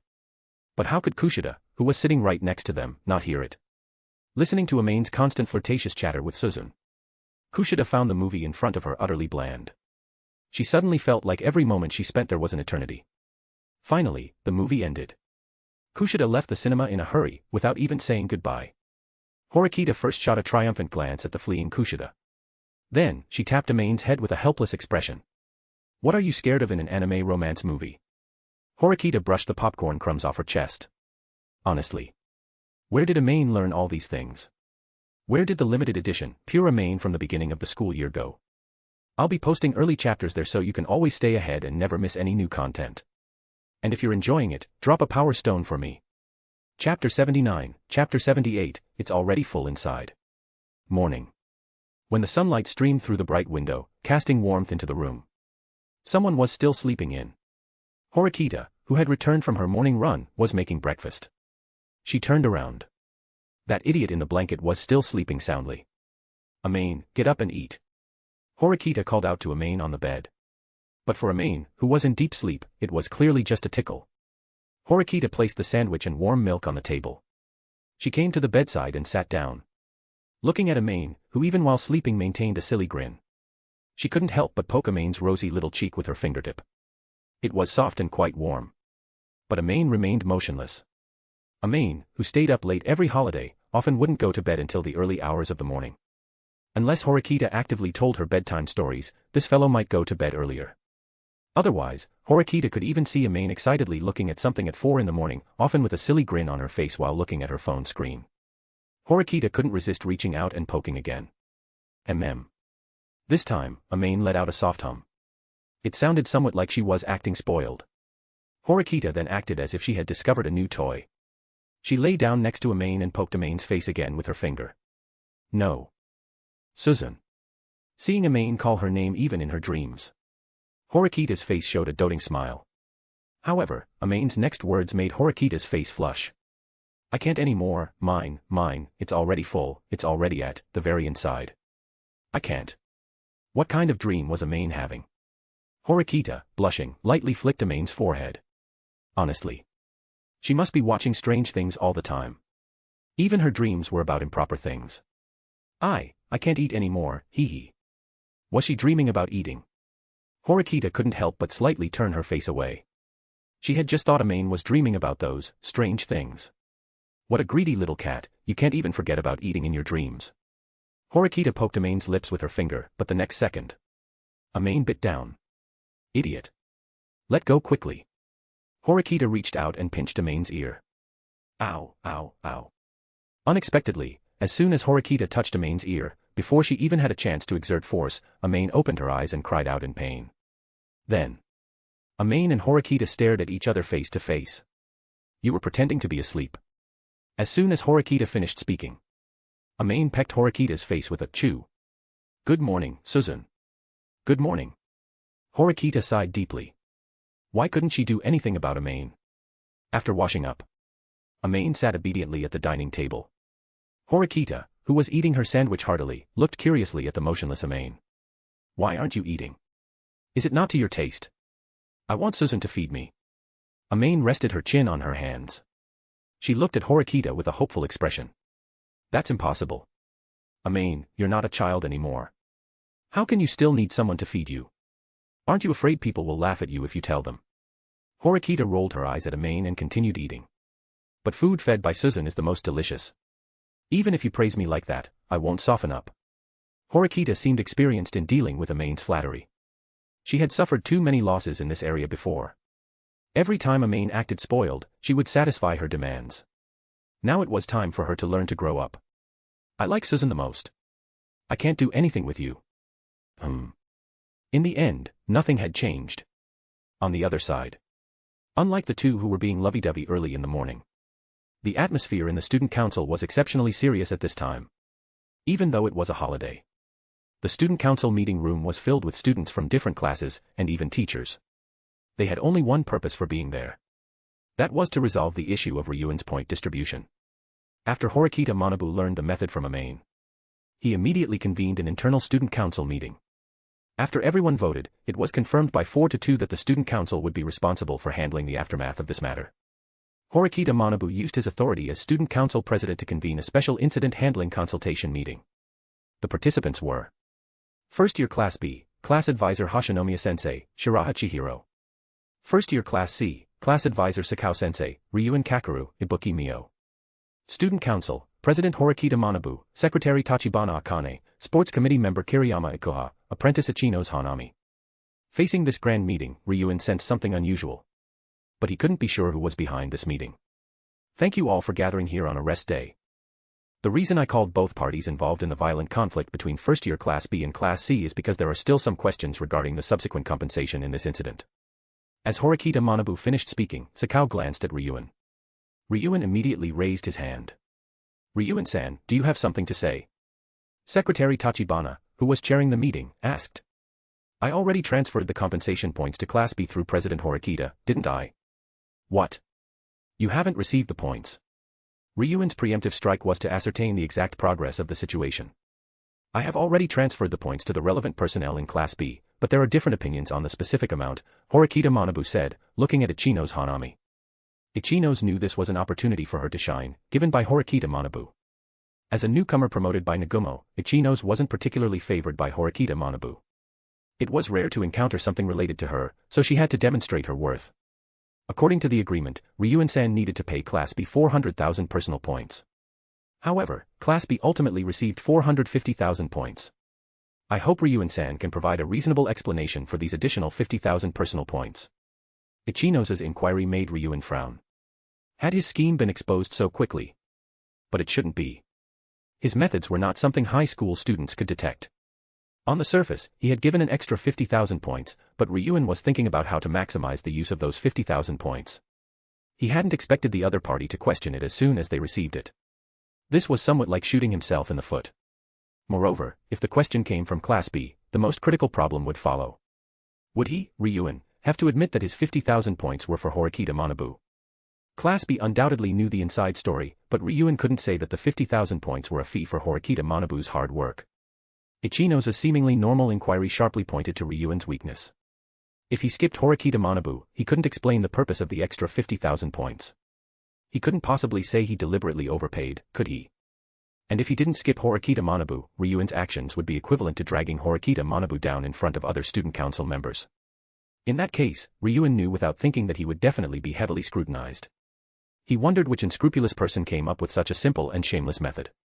I'll be posting early chapters there so you can always stay ahead and never miss any new content. And if you're enjoying it, drop a power stone for me. Chapter 80, Chapter 79, Girl, You're Being Targeted. Achoo. Achoo. Amane, who was playing games on the floor, suddenly sneezed twice in a row. I told you not to lie on the floor, you'll catch a cold. You can play games on the bed. Horikita said, putting down her book, finding a light jacket from the wardrobe, and wrapping Amane in it without a word. I feel like someone's talking bad about me behind my back. Facing Amane's conjecture, Horikita playfully tapped Amane's head with the back of her finger. Who would talk bad about you for no reason? Hurry up and get back to bed. No, I can roll around on the floor. Hey, Suzune, let me down quickly. Amane was lifted off the ground by Horikita and then swiftly tossed onto the bed. Stay on the bed obediently, understood? Facing the serious Horikita, even Amane could only nod quickly. That's a good girl. At this moment, in the student council meeting room, everyone's gaze turned to Ryu and Kakeru. They had heard of classes giving fewer points, or even maliciously refusing to pay. What? Was this Ryuen so kind? He actually gave an extra 50,000 points. One must know that Class D's class points were currently 0. And Class C only had a little over 400 class points. Converted, that was only a little over 40,000 points. It was equivalent to Ryuen casually giving a Class C student a month's worth of personal points. Just thinking about it made it seem strange. Ryuen thought for a moment, he didn't have a very good way to defend himself. If he directly said it was for Shiraha-san, he would be questioned why he needed to give Shiraha-san an additional 50,000 points in batches. And if the transfer records were checked, the problem would be even bigger. Because he had given it to Horikita Manabu in 2 batches. He hadn't expected that the method he used to make Horikita Manabu feel uneasy and dare not accept the points would backfire on him in such a way. As for admitting that he gave points to Horikita, that statement would be recognized and accepted by everyone. But the consequences would directly disrupt his subsequent plans. In that case, the 450,000 points would be completely wasted. After much thought, Ryuen chose the excuse that least fit his personality and that no one would believe. After that incident, I reflected seriously. It was also Class C's fault for not restraining Ibuki-san's actions. So, on my own initiative, I deducted 50,000 points from my own points as compensation for Shiraha-san. Ryuen felt disgusted just saying such a thing. But at the moment, facing Ichinos' relentless pursuit, Ryuen could only use this method to avoid further troublesome matters. So, Ryuen-san voluntarily transferred the points, and it has nothing to do with anyone in Class B or the student council, is that correct? Hashinomiya-sensei delivered the final blow. Hashinomiya, regarding matters between students, I believe that as teachers, we should, in principle, not interfere. Sakao seemed to want to help Ryuen, but he was immediately rebuffed by Horikita Manabu. As teachers, we should bear a certain supervisory responsibility for the students in our class. For example, regarding Ryuen-san's additional payment of 50,000 points, what would happen if it were known by someone with ulterior motives? With a slight oversight, Shiraha-san could fall into a storm of public opinion. As Class B's homeroom teacher, Hashinomiya-sensei has an obligation to protect the students in her class from harm. Horikita Manabu's eloquent speech left Sakao with nothing but a dissatisfied huff. However, he couldn't refute Horikita Manabu's words. Ryuen was cornered. He was already certain that the matter had been exposed. Continuing to persist would only embarrass himself. The most urgent matter was to figure out who had seen through his scheme. Or rather, had a mole appeared by his side. Hashinomiya-sensei is right, I transferred them voluntarily. Hearing Ryuen's answer, the few people from Class B showed relieved smiles. This meant that Ryuen had chosen to back down. If bad rumors were to spread in the future, everyone present could prove that the 50,000 points Ryuen gave to Shiraha were a voluntary gift. In that case, the matter can come to an end.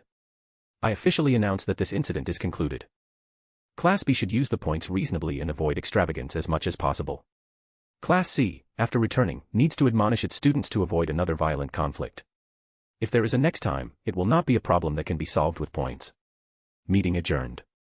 Horikita Manabu's warning made Ryuen feel a trace of unease. However, his plan was not something Horikita Manabu could change at will. He had already experienced Class B's strength.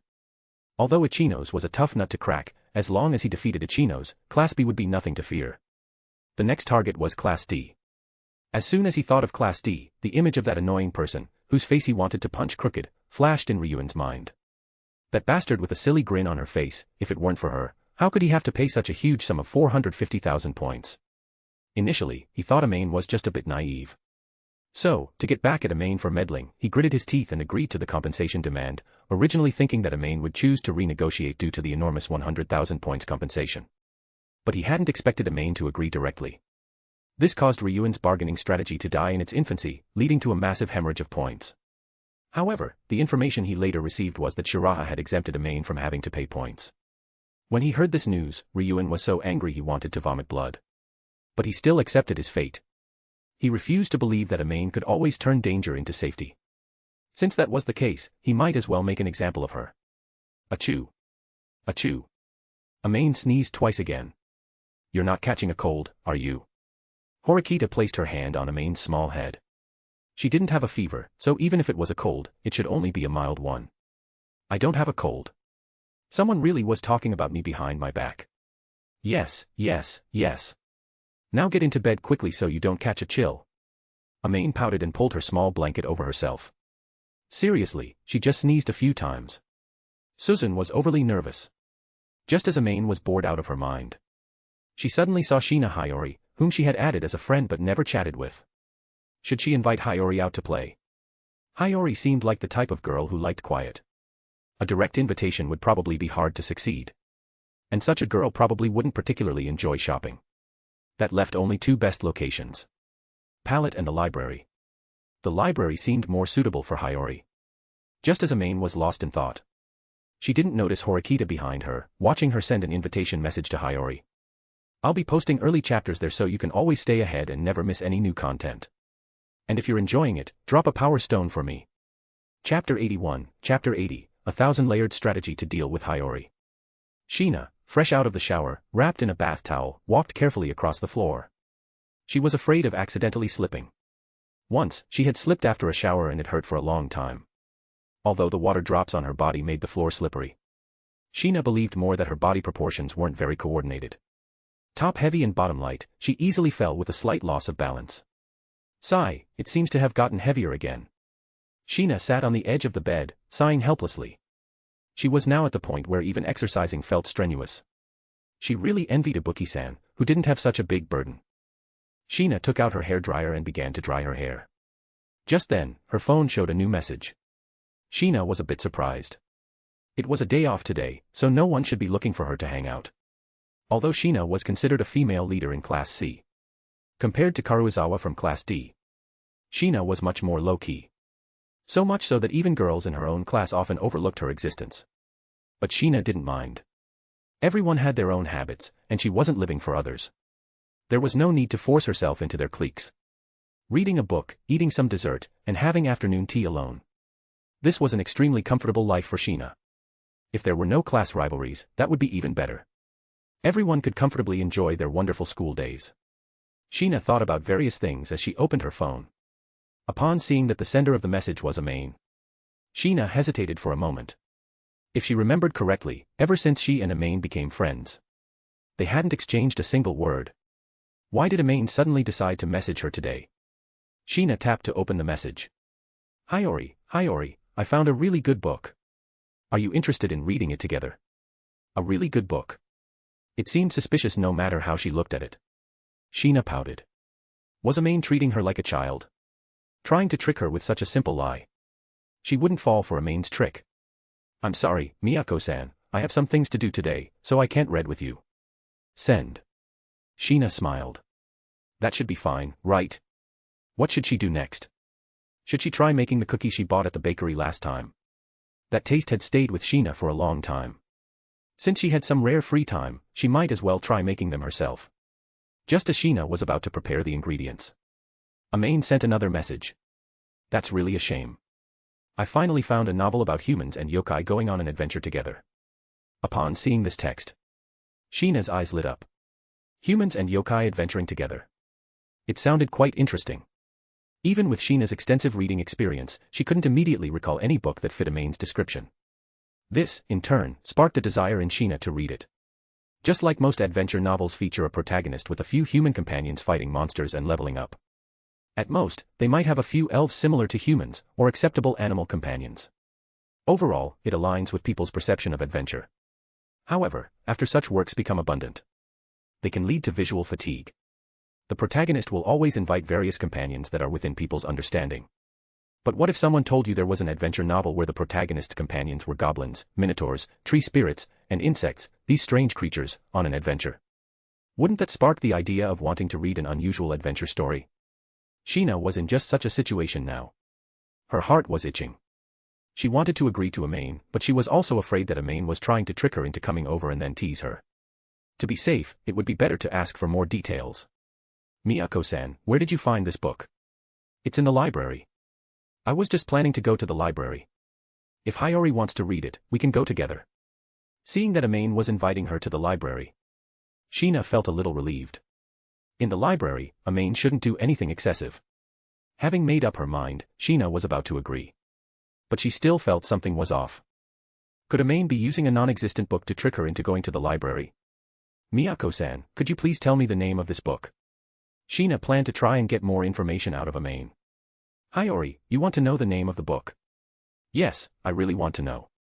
Sheena blushed a little. Every time Amane called her Hiyori, she felt a bit shy. Their relationship hadn't reached the point where they could call each other by their first names. But Amane acted very familiar. This made the gentle Sheena uncomfortable correcting her.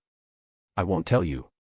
If I tell Hiyori the name, you definitely won't come, so I'll keep it a secret. Amane's reply made Sheena bite her lip. Amane was really naughty. Then I'll try a different approach.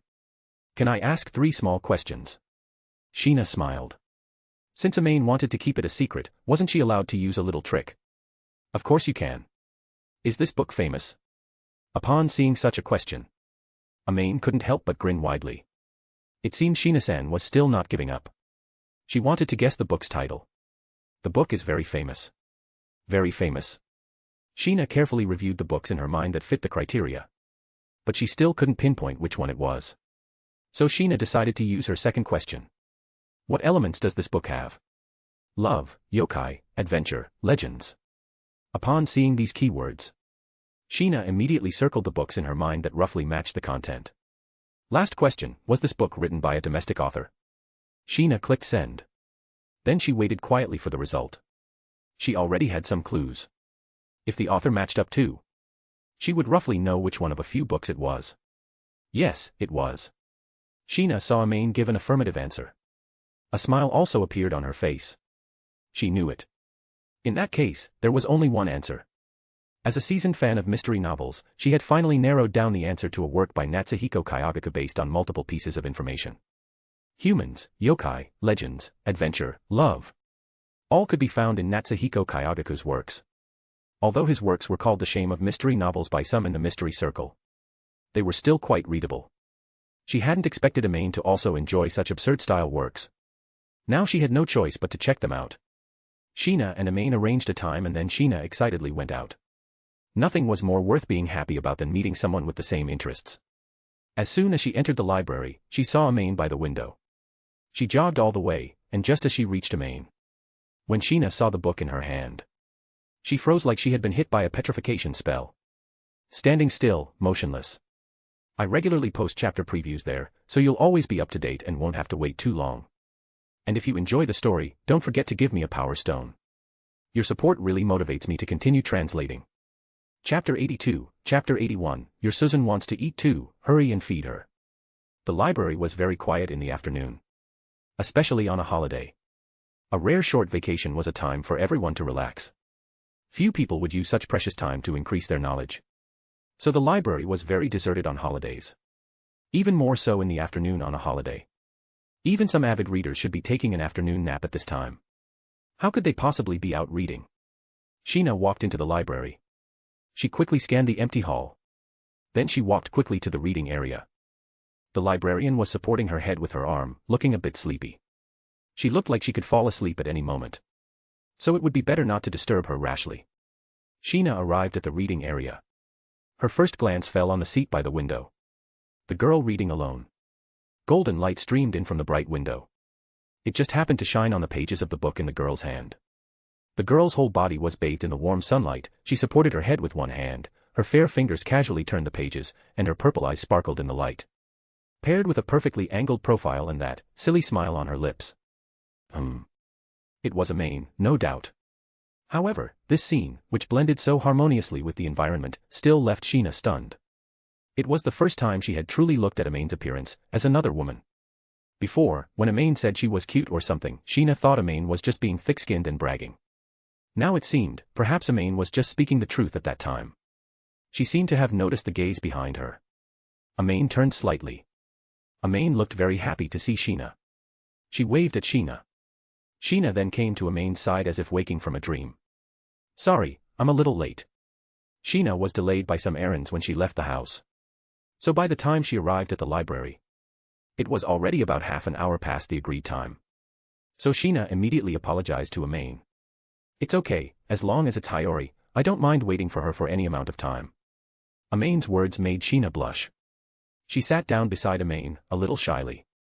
A faint floral scent of shower gel constantly wafted into Amane's nose.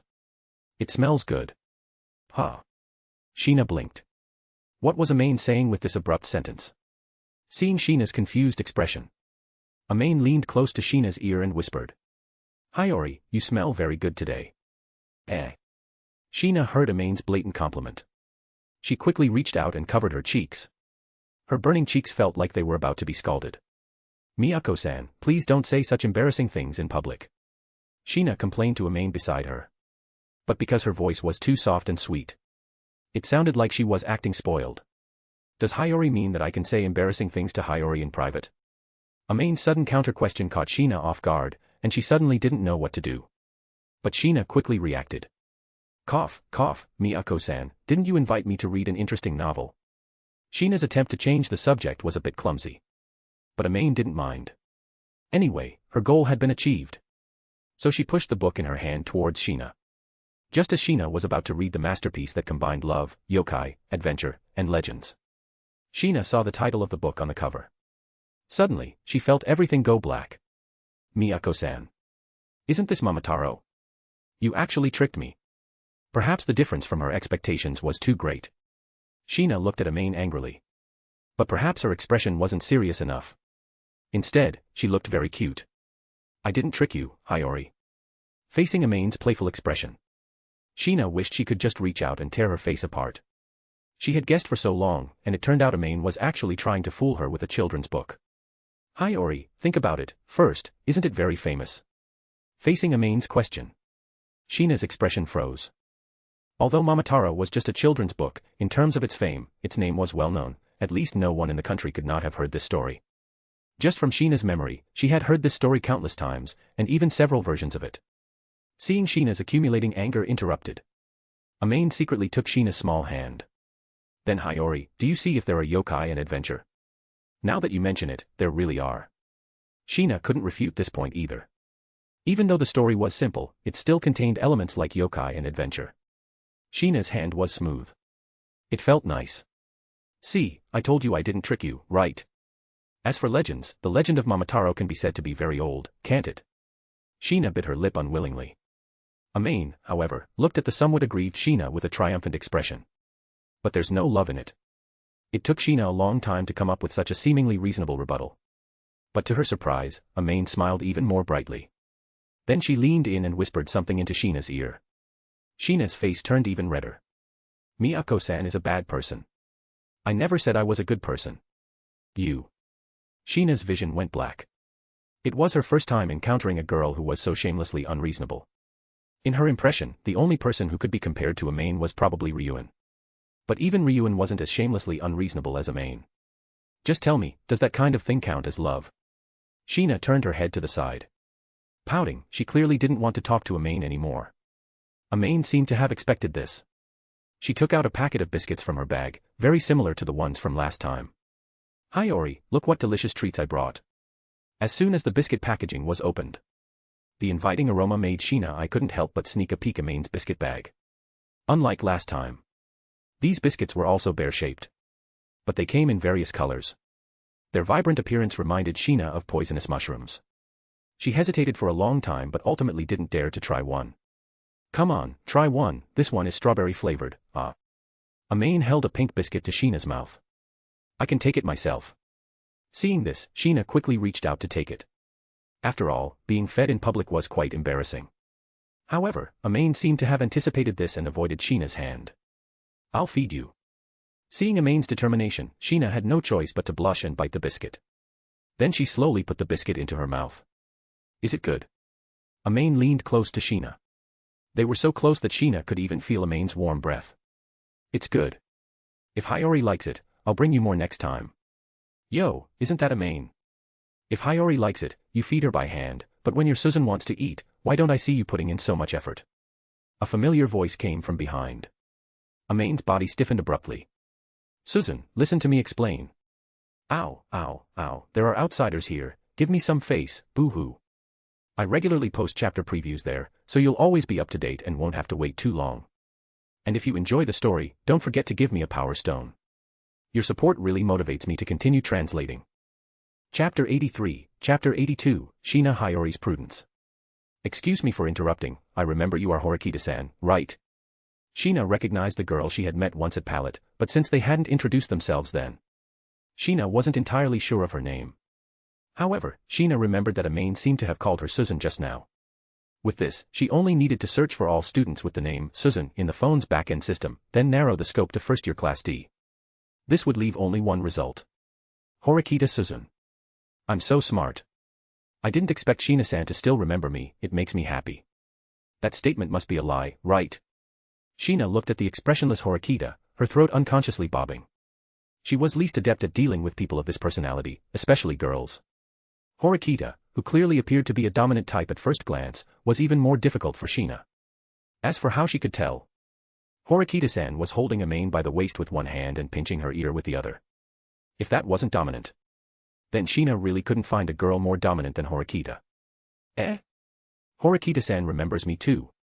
Shina showed a surprised expression, accompanied by a gentle smile. Such a smile was very deceptive. Every girl who has spoken to this idiot, I remember her name and appearance. Horikita's words made Shina a little uneasy. Would a normal girl do something so terrifying? And remembering names and appearances. Ha ha ha, Horikita-san is joking, right? It sounds like Horikita-san might pull out a notebook at any moment with my name written in it. Horikita's words made Shina Hiyori, who loved mystery novels, immediately think of all sorts of strange things. Like Death Note. Like various murder cases. But the next second, Shina's small face turned pale. Shina-san, how did you know? Horikita surprisingly pulled out a small notebook from her top pocket. After flipping through many pages, she showed one of them to Shina. There really was one. Sweat began to seep from Shina's forehead. Especially when she saw the page with her photo on it, marked with a large red cross. She felt as if she was sitting on pins and needles. Horikita-san, why is there a cross on my page? Shina asked cautiously. At the same time, she switched her phone to emergency call mode. Horikita-san was too dangerous. You mean that? Horikita originally wanted to answer Shina's question. But when she saw Amane still secretly flirting with Shina, she deliberately left her in suspense. Who knows? Shina-san, do you have anything else? If not, I'm taking Amane away. Facing Horikita's question, Shina looked at Amane with some hesitation. Amane also looked at Shina with hopeful eyes. As if she was saying she wanted to stay. Sheena's mind at this moment seemed to be filled with the sound of, "Save me, save me." Finally, after an intense internal struggle, "I have nothing else. Then we're leaving. Goodbye." Sheena smiled as she watched the still struggling Amane being dragged away. She hadn't expected Horikita-san, who looked like a refined young lady, to have such a personality. Sheena patted her chest with lingering fear. Luckily, she hadn't stood up for Miyako-san just now, otherwise. Sheena had already imagined the terrifying scene of Horikita carrying one person in each hand and throwing both of them out of the library. But why did Horikita-san draw a cross on the page with Sheena Hiyori's name? Sheena felt a little uneasy about this. Suddenly, she saw the biscuits Amane had left behind. Logically, in such a situation, the items should be returned to their owner. But given the current circumstances, it seemed a bit difficult to return them. Just judging from Amane's expression just now. After they returned, Horikita-san might even give her a small punishment. How pitiful. Thinking this, Sheena looked through the window at the two people leaving. Amane seemed to be still trying to explain something. Then, Horikita, as if finding it troublesome, gave Amane a chop to the back of her neck. Amane, who had been struggling, immediately lowered her head and became obedient. Gulp. Sheena swallowed the saliva in her mouth. With this, the small biscuits in front of her seemed to be something she could just eat directly. It seems Amane probably won't remember anything about today. Sheena opened the bag. She took out a small cookie and put it in her mouth. She chewed gently. The sweet richness of cream mixed with honey, and the slightly bitter taste of cocoa, two unique flavors, balanced each other perfectly. Only then did Sheena realize she had eaten a chocolate-flavored cookie. If she were to rate this dessert, it would get at least 8 out of 10 points. And it was clearly made the same way as last time. Yet, the texture was even more delicate. She could tell that Amane had put a lot of thought into making it. The little cookies were also quite addictive. Before long, the small bag was already empty. Ah! I should have eaten it more slowly. Next time I see Miyako-san, I'll ask her for more. Sheena gently stroked the picture book of Momotaro with her fingers. Even though she had been tricked into coming. But a happy smile remained on Sheena's face. She hadn't met anyone as interesting as Amane in a long time. She hoped that next time they met, they would have time for a good, private chat. Not long after, Horikita opened her door. Having carried Amane all the way, sweat beaded on her forehead. She hadn't expected Amane to be quite heavy, it was just that before, she would pick her up whenever she wanted, which led Horikita to have no concept of Amane's weight. She's so heavy. Horikita complained casually. Unexpectedly, Amane, who had been unconscious a moment ago, immediately revived on the spot. Suzune, that's so mean. My weight is perfectly normal for a girl. As soon as she heard Horikita call her heavy, Amane immediately broke free from Horikita's arms, then put her hands on her hips, pouted, and looked at the slightly surprised Horikita with a displeased expression. Weren't you unconscious? Oh dear, my head feels so dizzy. Amane's eyes darted around. She covered her forehead, spun around 3 or 4 times, then elegantly collapsed onto Horikita's shoulder. She even reached out and wrapped her arms around Horikita's neck. Can you be any more fake? This time, Horikita didn't go easy, she directly pinched Amane's cheek to wake her up. Why was she treating her like this? This little scoundrel, after being caught trying to meet another girl, had actually used the excuse of taking a nap together to brush her off.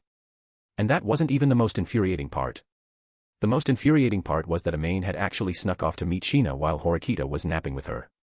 It wasn't until Horikita woke up thirsty for water that she realized she had been hugging the brown bear pillow all afternoon. If she didn't show her who was boss, Amane would really think she could get away with anything. I regularly post chapter previews there, so you'll always be up to date and won't have to wait too long.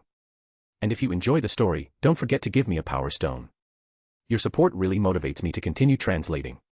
Chapter 84, Chapter 83, I Want to Be on Top. Suzune. A sweet, soft voice rang out. Just from the voice, one could tell that the speaker was probably a cute girl. But when that cute face leaned closer, Horikita's sharp glare immediately sent her back. Didn't I tell you to go back to your own room for a few days? Why haven't you packed yet?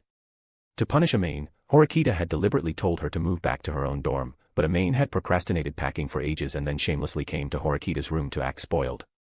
No way I want to sleep with Suzune. Amane clasped her hands in front of her chest, her expression full of anticipation, and her big eyes sparkled. The door is over there. Horikita's reply, however, was exceptionally simple. Woo, Suzune, I can't live without you. Seeing this, Amane immediately unleashed her ultimate move, throwing herself onto Horikita. Then, she shamelessly hugged Horikita and pressed herself against her. But Horikita had learned her lesson this time. She immediately delivered a love punishment to Amane, who was clinging to her like an octopus. This instantly broke Amane's spoiled offensive. Whoa. Fake crying won't work either. Amane wiped away the tears stimulated by onion juice. Has Horikita's level gotten this high now? This is a bit tricky. Bring out whatever other tricks you have. Horikita crossed her arms, looking exceptionally confident. This confidence stemmed from her understanding of Amane. Having spent almost 2 months together, Horikita believed she knew Amane inside and out. It seems there's only one move left. Amane clenched her small fists. Then she ran to the wardrobe, picked through some clothes, and quickly ran into the bathroom with an outfit in her arms. No matter what she wore, Horikita declared that she wouldn't be moved in the slightest. Horikita's lips curved into a slight smile, and she even poured herself a cup of tea. Not long after, the bathroom door opened. Just as she was about to see how Amane planned to resist next, she heard a voice that melted her to the bone. Master. Amane, in a limited edition made outfit with black and white accents and lace trim. Stunned Horikita. What are you doing? Horikita had never seen such a scene and was completely dumbfounded. Master, I am your exclusive maid, and you can do a New York thing to me. Amane winked at Horikita. Horikita frantically averted her gaze. Oh no. She felt like she couldn't handle this. Amane noticed Horikita's aura weakening. She walked straight up to Horikita. Then, she sat on Horikita's lap, feeling the weight on her legs. Horikita suddenly snapped awake. She was about to get up and put some distance between herself and Amane. However, because she was sitting kneeling, Amane's weight prevented her from getting up. Looking at Horikita's hands, which had nowhere to go, Amane smiled. She took Horikita's hands, placing one around her waist and the other on her leg, which was clad in black over-the-knee socks. Suzune, are you still going to kick me out? It seems a bit warm in here. Amane gently rested her head on Horikita's shoulder. Her fingertips lightly slid across Horikita's body, exuding extreme ambiguity. Get up quickly. What kind of behavior is this? She was flustered. A trace of triumph flashed quickly in Amane's eyes. I am being improper, yes, but it's only for my Suzune to see. I love Suzune the most. Amane actively pecked Horikita's cheek. Compared to her usual behavior, Amane's actions weren't particularly excessive. But because of Amane's attire, Horikita was at a loss for what to do. All the methods she had to deal with Amane were instantly forgotten. She wanted to get angry at Amane, but seeing Amane's shy expression, her anger was suppressed. This Amane. When did she learn this trick? Who could resist this? Fortunately, Horikita wasn't a boy. Otherwise, by now, Amane would already be crying. Get off me quickly, my legs are getting numb. After Amane had sat on her for a while, Horikita felt like her legs had lost all sensation. Then, Suzune, are you still going to kick me out? It seems a bit warm in here. The maid outfit's tie was untied by Amane. A pair of surging mounds, ready to burst forth, broke free from their confines and bounced directly onto Horikita's face. All right. I get it, I won't kick you out, now hurry up and be serious. Serious? Isn't she serious now? Amane stood up triumphantly. Only then did Horikita quickly get up and stretch her legs. Seeing Horikita stretching her body while still secretly glancing at her, Amane deliberately rolled up her sleeves high, revealing her fair and powerfully beautiful arms. Then she fanned herself off and on, as if the room were truly hot. That sight made Horikita feel a bit embarrassed. Seeing Horikita a little shy, Amane immediately struck while the iron was hot. Will Suzune still kick me out in the future? Amane hugged Horikita's arm and gently swayed. For the sake of future meal tickets. I mean, best friends. What does face matter? That depends on your performance. Even with Amane like this, Horikita still maintained her last shred of rationality.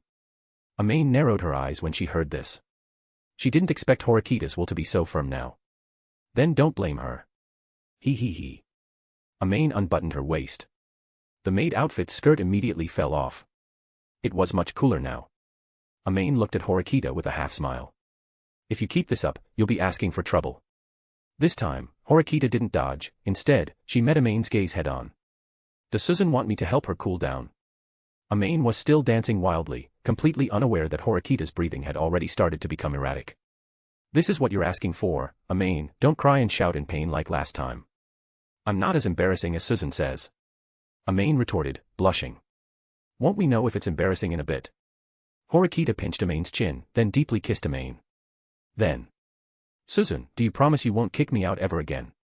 Even at this point, Amane was still concerned about whether she would be kicked out. Yes, I won't kick you out in the future. Are you relieved now? Yay. I knew Suzune was the best. I'm going to change clothes now. Amane happily bounced. Then she intended to go change clothes. But unexpectedly, Horikita pulled her back. Change what clothes? I think this outfit is quite nice. Only then did Amane realize that Horikita's state was a bit off. Horikita stared intently at her, then slowly approached, step by step, pressing her hands onto Amane's arms. I'm still a child. Dressing like this, you should be prepared, right? No. Don't. At least, let me be on top. I want to be on top, woo woo woo.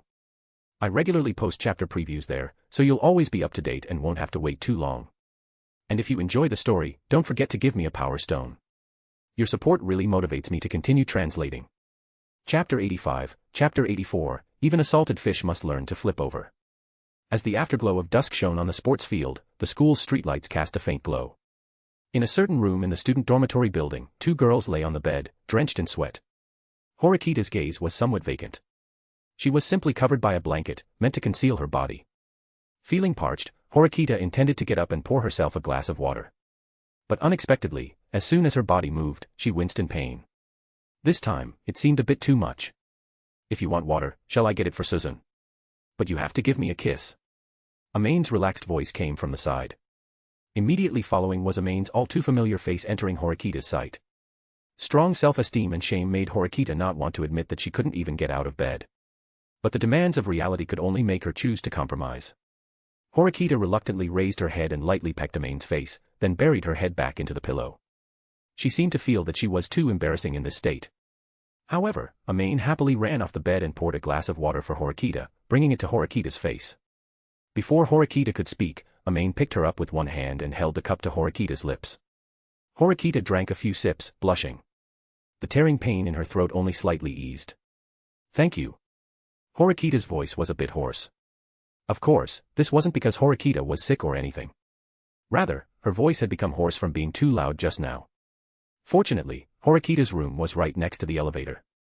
Normally, when the elevator operated, there would be a certain sound that helped to mask things. Next to it was Amane's empty room. Otherwise, Amane was really afraid of being reported for some strange things. Why are we saying thank you between us? Amane's hands started to become restless. No. Suzune. Really, no. Just once. I can't anymore. Horikita explained, a little flustered. Amane's expression showed some disappointment. All right, then that's enough for today. Want to shower together? Horikita tried to move her body, but in the end, she shook her head. You go first, I need to recover. Then I'll go first, okay. Amane gave Horikita an ambiguous look, then just took her clothes and went to the bathroom to wash up. Hearing the sound of water in the bathroom, Horikita's calm expression immediately twisted slightly. Is this Amane a cow? She used to be soft like a pillow, especially easy to bully. But this time, she was careless, and Amane completely turned the tables, and she lost so badly. Originally, Horikita's worst psychological expectation was to lose in the second half. But she didn't expect to be routed within 10 minutes of the start. Amane's stamina seemed endless. To maintain her dignity in front of Amane, Horikita even fought Amane for 3 rounds. The result was that she was practically crippled.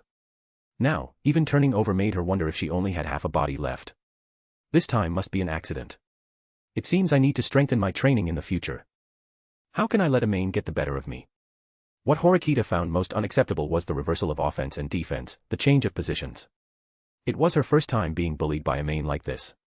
Although it was very comfortable, the price was too heavy. Horikita attributed this unfavorable battle to her recent lack of exercise. So, after setting a brand new training plan, she finally accepted this unfavorable reality with satisfaction. By the time Horikita finished cleaning, it was around 8 in the evening. With her hair still wet, Horikita sat at the table, blow-drying her hair. From the kitchen came Amane's joyful humming. All that was missing was a line about turning over a new leaf. Horikita felt a little jealous, but with her poor performance, she couldn't really say anything. After all, before, it was always she who teased Amane. It was just that this time, the roles were reversed. Not long after, Amane brought out several dishes that looked relatively simple. Chicken soup's here. When Amane, wearing gloves, brought over a small pot of steaming hot chicken soup, Horikita was dumbfounded. Where did you get a pot like this? Horikita looked at the black, jar-like container, finding it quite novel. I bought this when school started, specifically for making soup, but making soup takes too much time, so I usually don't use it, Amane said with a smile, then ran to the kitchen to bring out the freshly stir-fried dishes. Horikita ladled a small bowl of wolfberry black chicken soup, carefully scooped a small spoonful with her spoon, and slowly savored it in her mouth. The taste was very good, although it felt a bit undercooked, the texture was indeed pleasant to drink. If the first dish was just an appetizer, then the subsequent dishes increasingly puzzled Horikita. Next, Amane brought out chives and eggs, as well as steamed oysters that were frozen and didn't require a pressure cooker, only simple heating to be edible. Horikita even wondered for a moment if today was some special occasion. However, after thinking for a long time, today wasn't any memorable day. To eat so luxuriously when points were so scarce was really a bit. Oh, Amane's points were 6 digits. Never mind then. But there was still something quite strange. Amane didn't seem to have any intention of eating with her. This time, as soon as the dishes were ready, she urged Horikita to eat quickly. She herself ran to the kitchen to get busy. Eating alone in advance seemed a bit out of order. But under Amane's strong insistence, Horikita could only take small bites and start eating. Soon after, a plate of beef was brought out. Looking at the beef that seemed to have no seasoning, Horikita felt a bit strange. Does the beef not need any seasoning? Do you need my help? Thinking Amane was too busy, Horikita stood up to help. But Amane pushed her back down. Boiled beef is very nourishing, Suzune.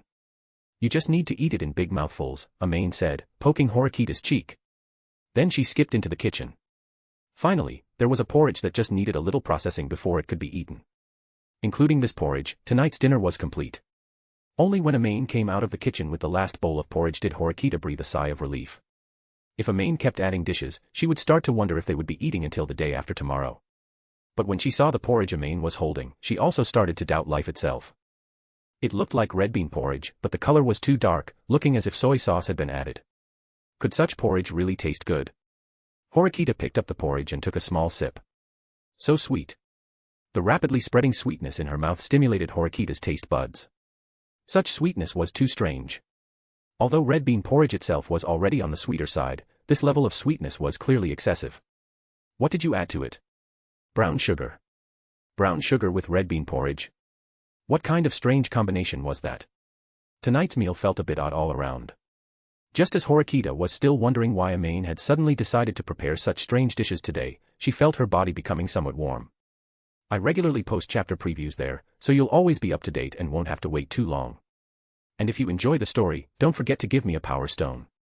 Your support really motivates me to continue translating. Chapter 86, Chapter 85, Midterm Exam.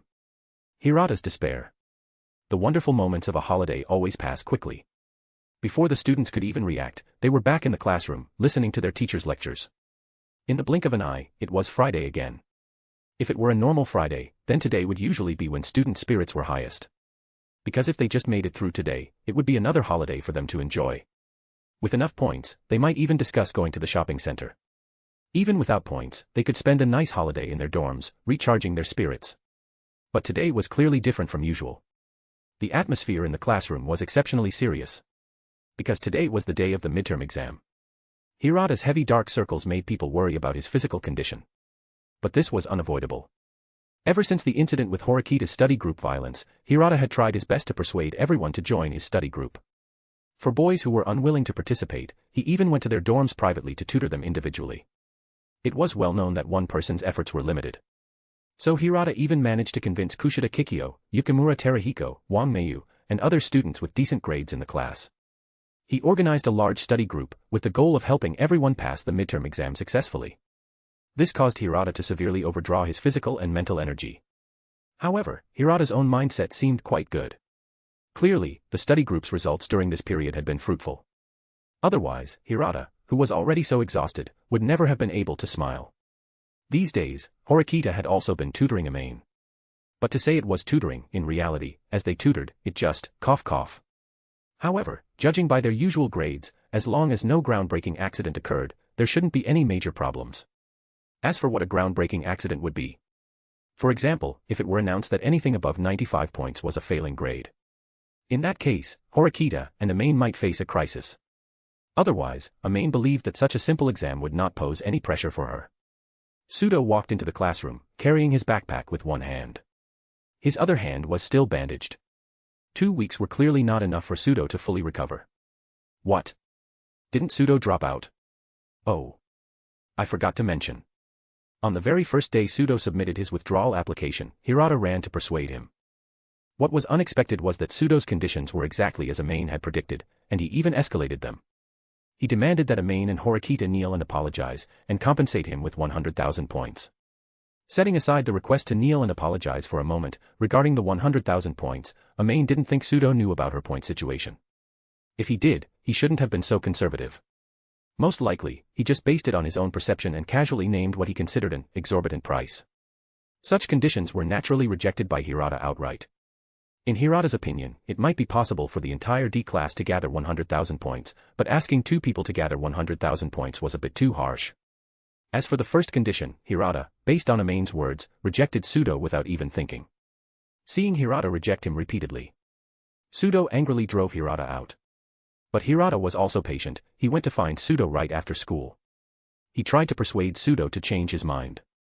As the 7-day deliberation period was drawing to a close, Hirata even shamelessly visited Amane once in between.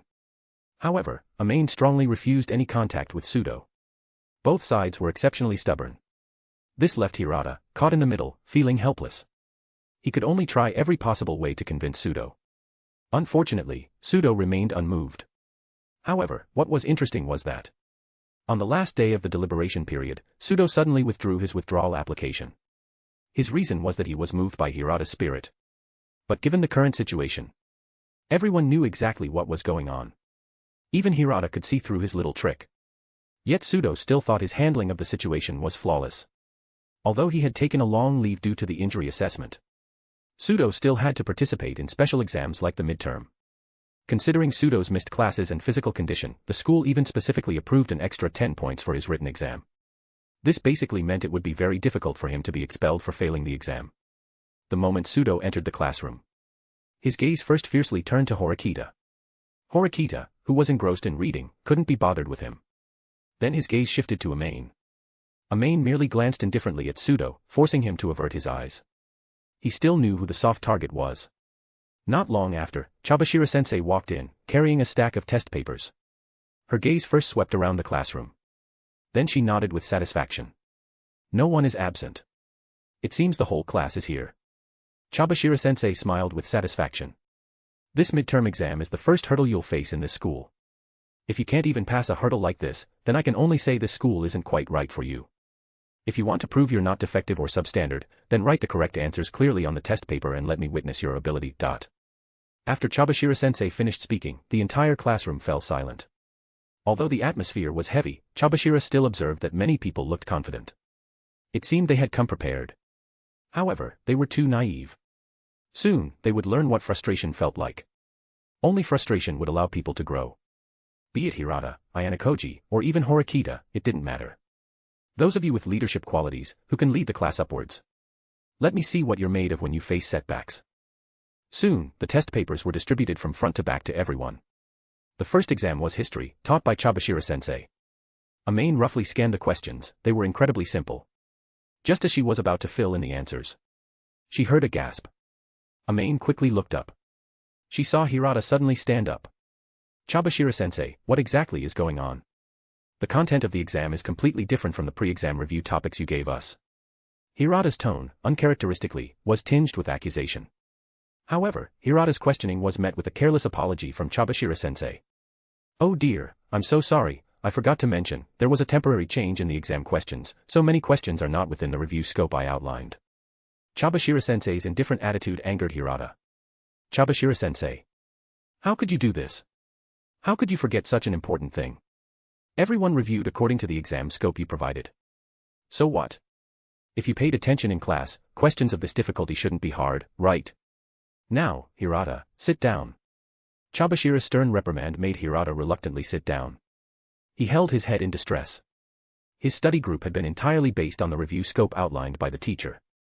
Now that the exam content had changed, it meant that Hirata's efforts over the past half-month had all been in vain. Hirata couldn't imagine what kind of despairing results Class D would get on the midterm exam under such circumstances. I regularly post chapter previews there, so you'll always be up to date and won't have to wait too long. And if you enjoy the story, don't forget to give me a power stone. Your support really motivates me to continue translating. Chapter 87, Chapter 86, A Turn for the Better. Is that possible? The first history exam ended in an extremely oppressive atmosphere for the entire class. No one complained. Nor did anyone blame Hirata.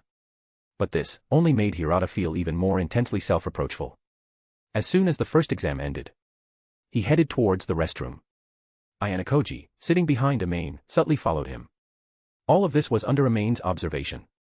However, she felt nothing. Yes. Just as the literal meaning suggests, she felt no difficulty in the questions at all. She had completed exams of this level when she was 10. The main reason she was allowed to leave home for school was to complete all her studies as a scholar. Amane had already achieved that goal 3 years ago. These questions seemed like child's play to her. However, everyone's mood was very subdued. She couldn't appear too out of place. Here, it was called reading the atmosphere. One of her friends had once been incredibly exasperated by her lack of this common sense. Although Amane's ability to read the atmosphere was still not great, she compensated for it with another method. That was cold reading. Analyzing the psychological activities of those around her to deduce the current mood. And what kind of expression she should make. Amane looked back at Horikita. Horikita was looking through her textbook with a somewhat worried expression. Clearly, she had also been misled by Chabashira during her review. However, with Horikita's ability, even performing at 80% of her capacity would be enough to pass the exam. Seeing Horikita start to cram, Amane didn't disturb her. Instead, she found Wang Meiyu. Amane, aren't you going to use this time to review? Seeing Amane approach, Wang Meiyu's face showed a puzzled expression. That innocent, naive, and shy face made one I couldn't help but want to kiss her. However, Amane managed to restrain her desires slightly. Because she wanted to ask some answer she sought. Wang Meiyu, did you find the last exam difficult? Amane organized her words a bit. But it still sounded a little strange. Indeed. Wang Meiyu's face also showed a confused expression. Huh? Amane, didn't you just participate? Oh, I get it, so that's how it is. Amane-san is so amazing. What did you get? Amane really wanted to know what Wang Meiyu understood. But she also felt that asking directly might be impolite. It seems, Amane, you're even more amazing than I thought. The content of the last exam and the key points outlined before the review, they weren't exactly the same. You could say they were completely unrelated. People who usually get 60 points probably only got about 20, and I probably scored around 90 points. Although her tone was a bit soft, giving a feeling of lack of confidence. The content, however, was very convincing. Wang Meiyu's usual scores were around 100 points. This time, it dropped by 10%. It didn't look like much difference. But in reality, it was a very dangerous signal. Usually, she got 100 points because the exam's maximum was 100. But this last exam directly cut Wang Meiyu's unmeasurable upper limit to 90. Given this, Wang Meiyu's estimate should be correct. In that case, Class D would probably be in big trouble. If someone who should score 60 can only manage 20, then those below 60, one could even say, can only rely on guessing and leaving it to fate. Hirata-san probably already guessed D-class's solution, which is why he became like that, right? I understand, thank you, Xiaoyu. Ah, it's nothing, we're all good friends. Good friends. Yes, we are good friends. Wang Meiyu seemed to want to ask something, but it looked like she found it inconvenient to speak. Xiaoyu, is there something you want to ask? Amane-san looked at Wang Meiyu curiously. Amane-san, you haven't shown any expression on your face today, you look a bit serious. That kind of expression is a little scary, you know. At Wang Meiyu's reminder, Amane-san finally realized. Just now, in order to adapt to the class atmosphere, she hadn't gotten into her usual state. Because everyone else is so serious, you know. Being too cheerful might lead to gossip. Amane-san's face returned to her usual smile. Wang Meiyu thought about it, and indeed, that was the case. So she patted her rather ample chest. So that's it. You scared me, I thought you were angry, Amane-san. No way, you must be tired from studying so hard recently, right? How about we go see a movie this weekend? My treat. Amane-san, do you really have time? Wang Meiyu was actually teasing someone. Probably. When Wang Meiyu asked, Amane-san also became a little uncertain. Amane-san and Horikita-san really have a good relationship, don't they? I often see you two inseparable. As soon as Wang Meiyu finished speaking, she quickly covered her mouth. Those words sounded a bit like jealousy. Sure enough, Amane-san winked at her. Suddenly, Wang Meiyu's face turned completely red. Then we'll see about the time.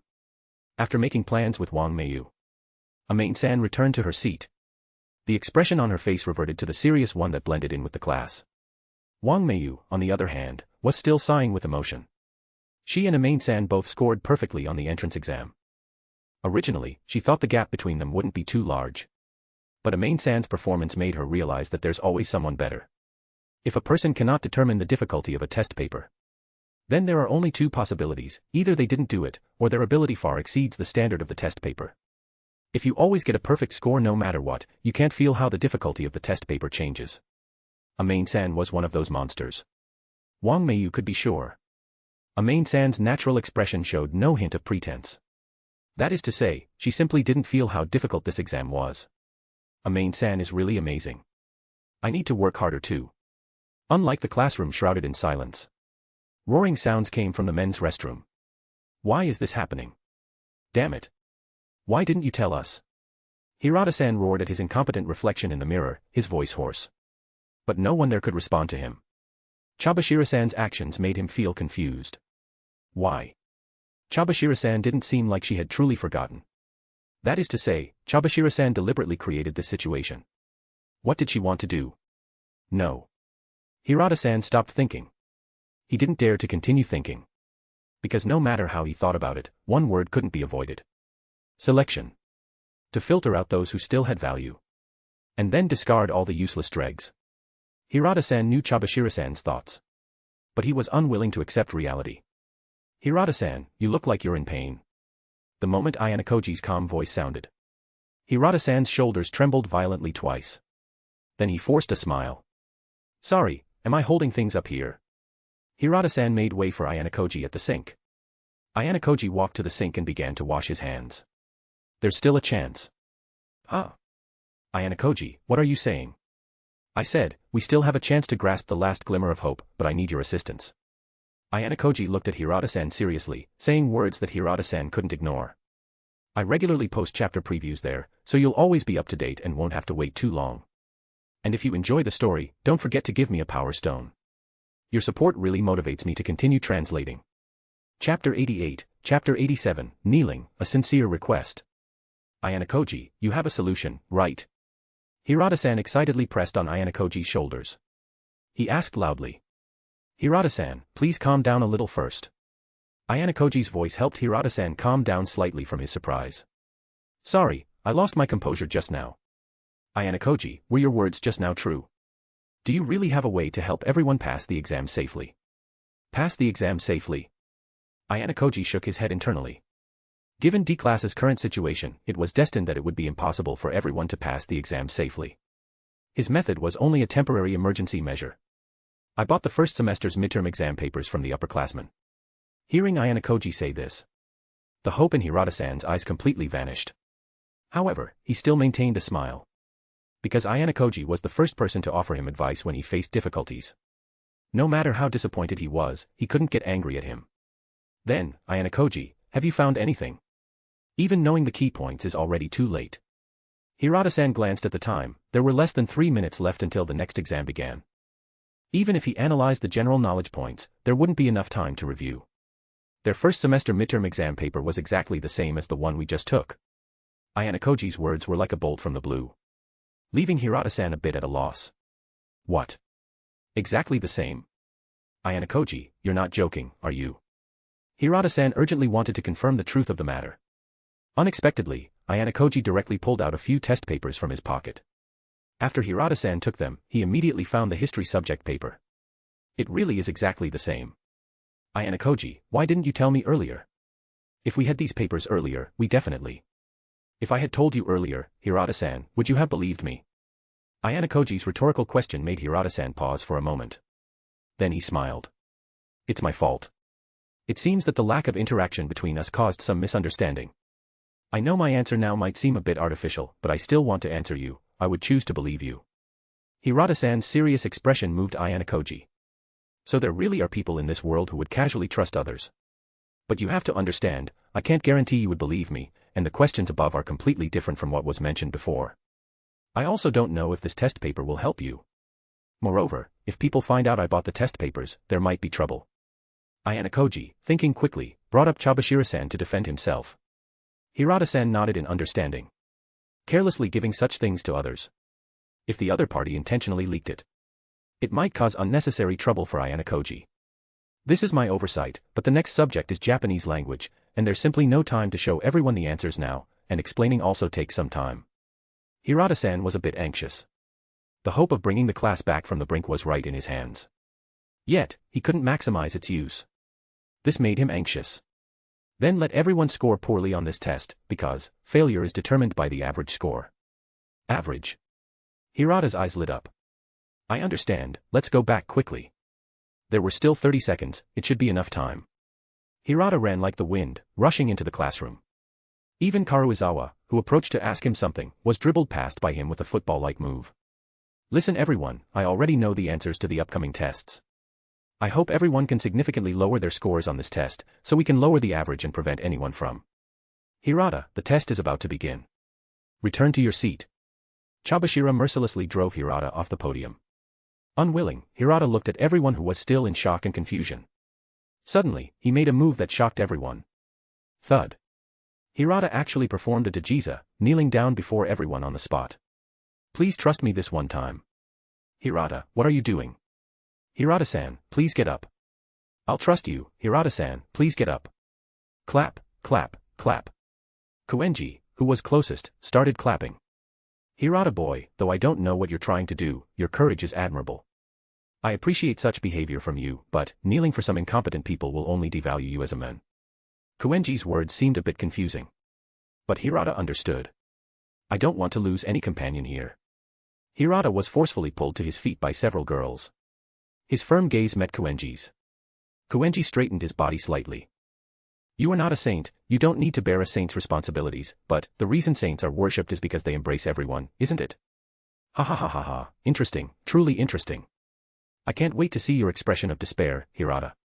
Go on, after giving it your all, kneel on the ground again like just now and cry for your foolishness. Koenji's laughter this time was different from his usual frivolous tone. This time, his laughter carried a powerful oppressive force.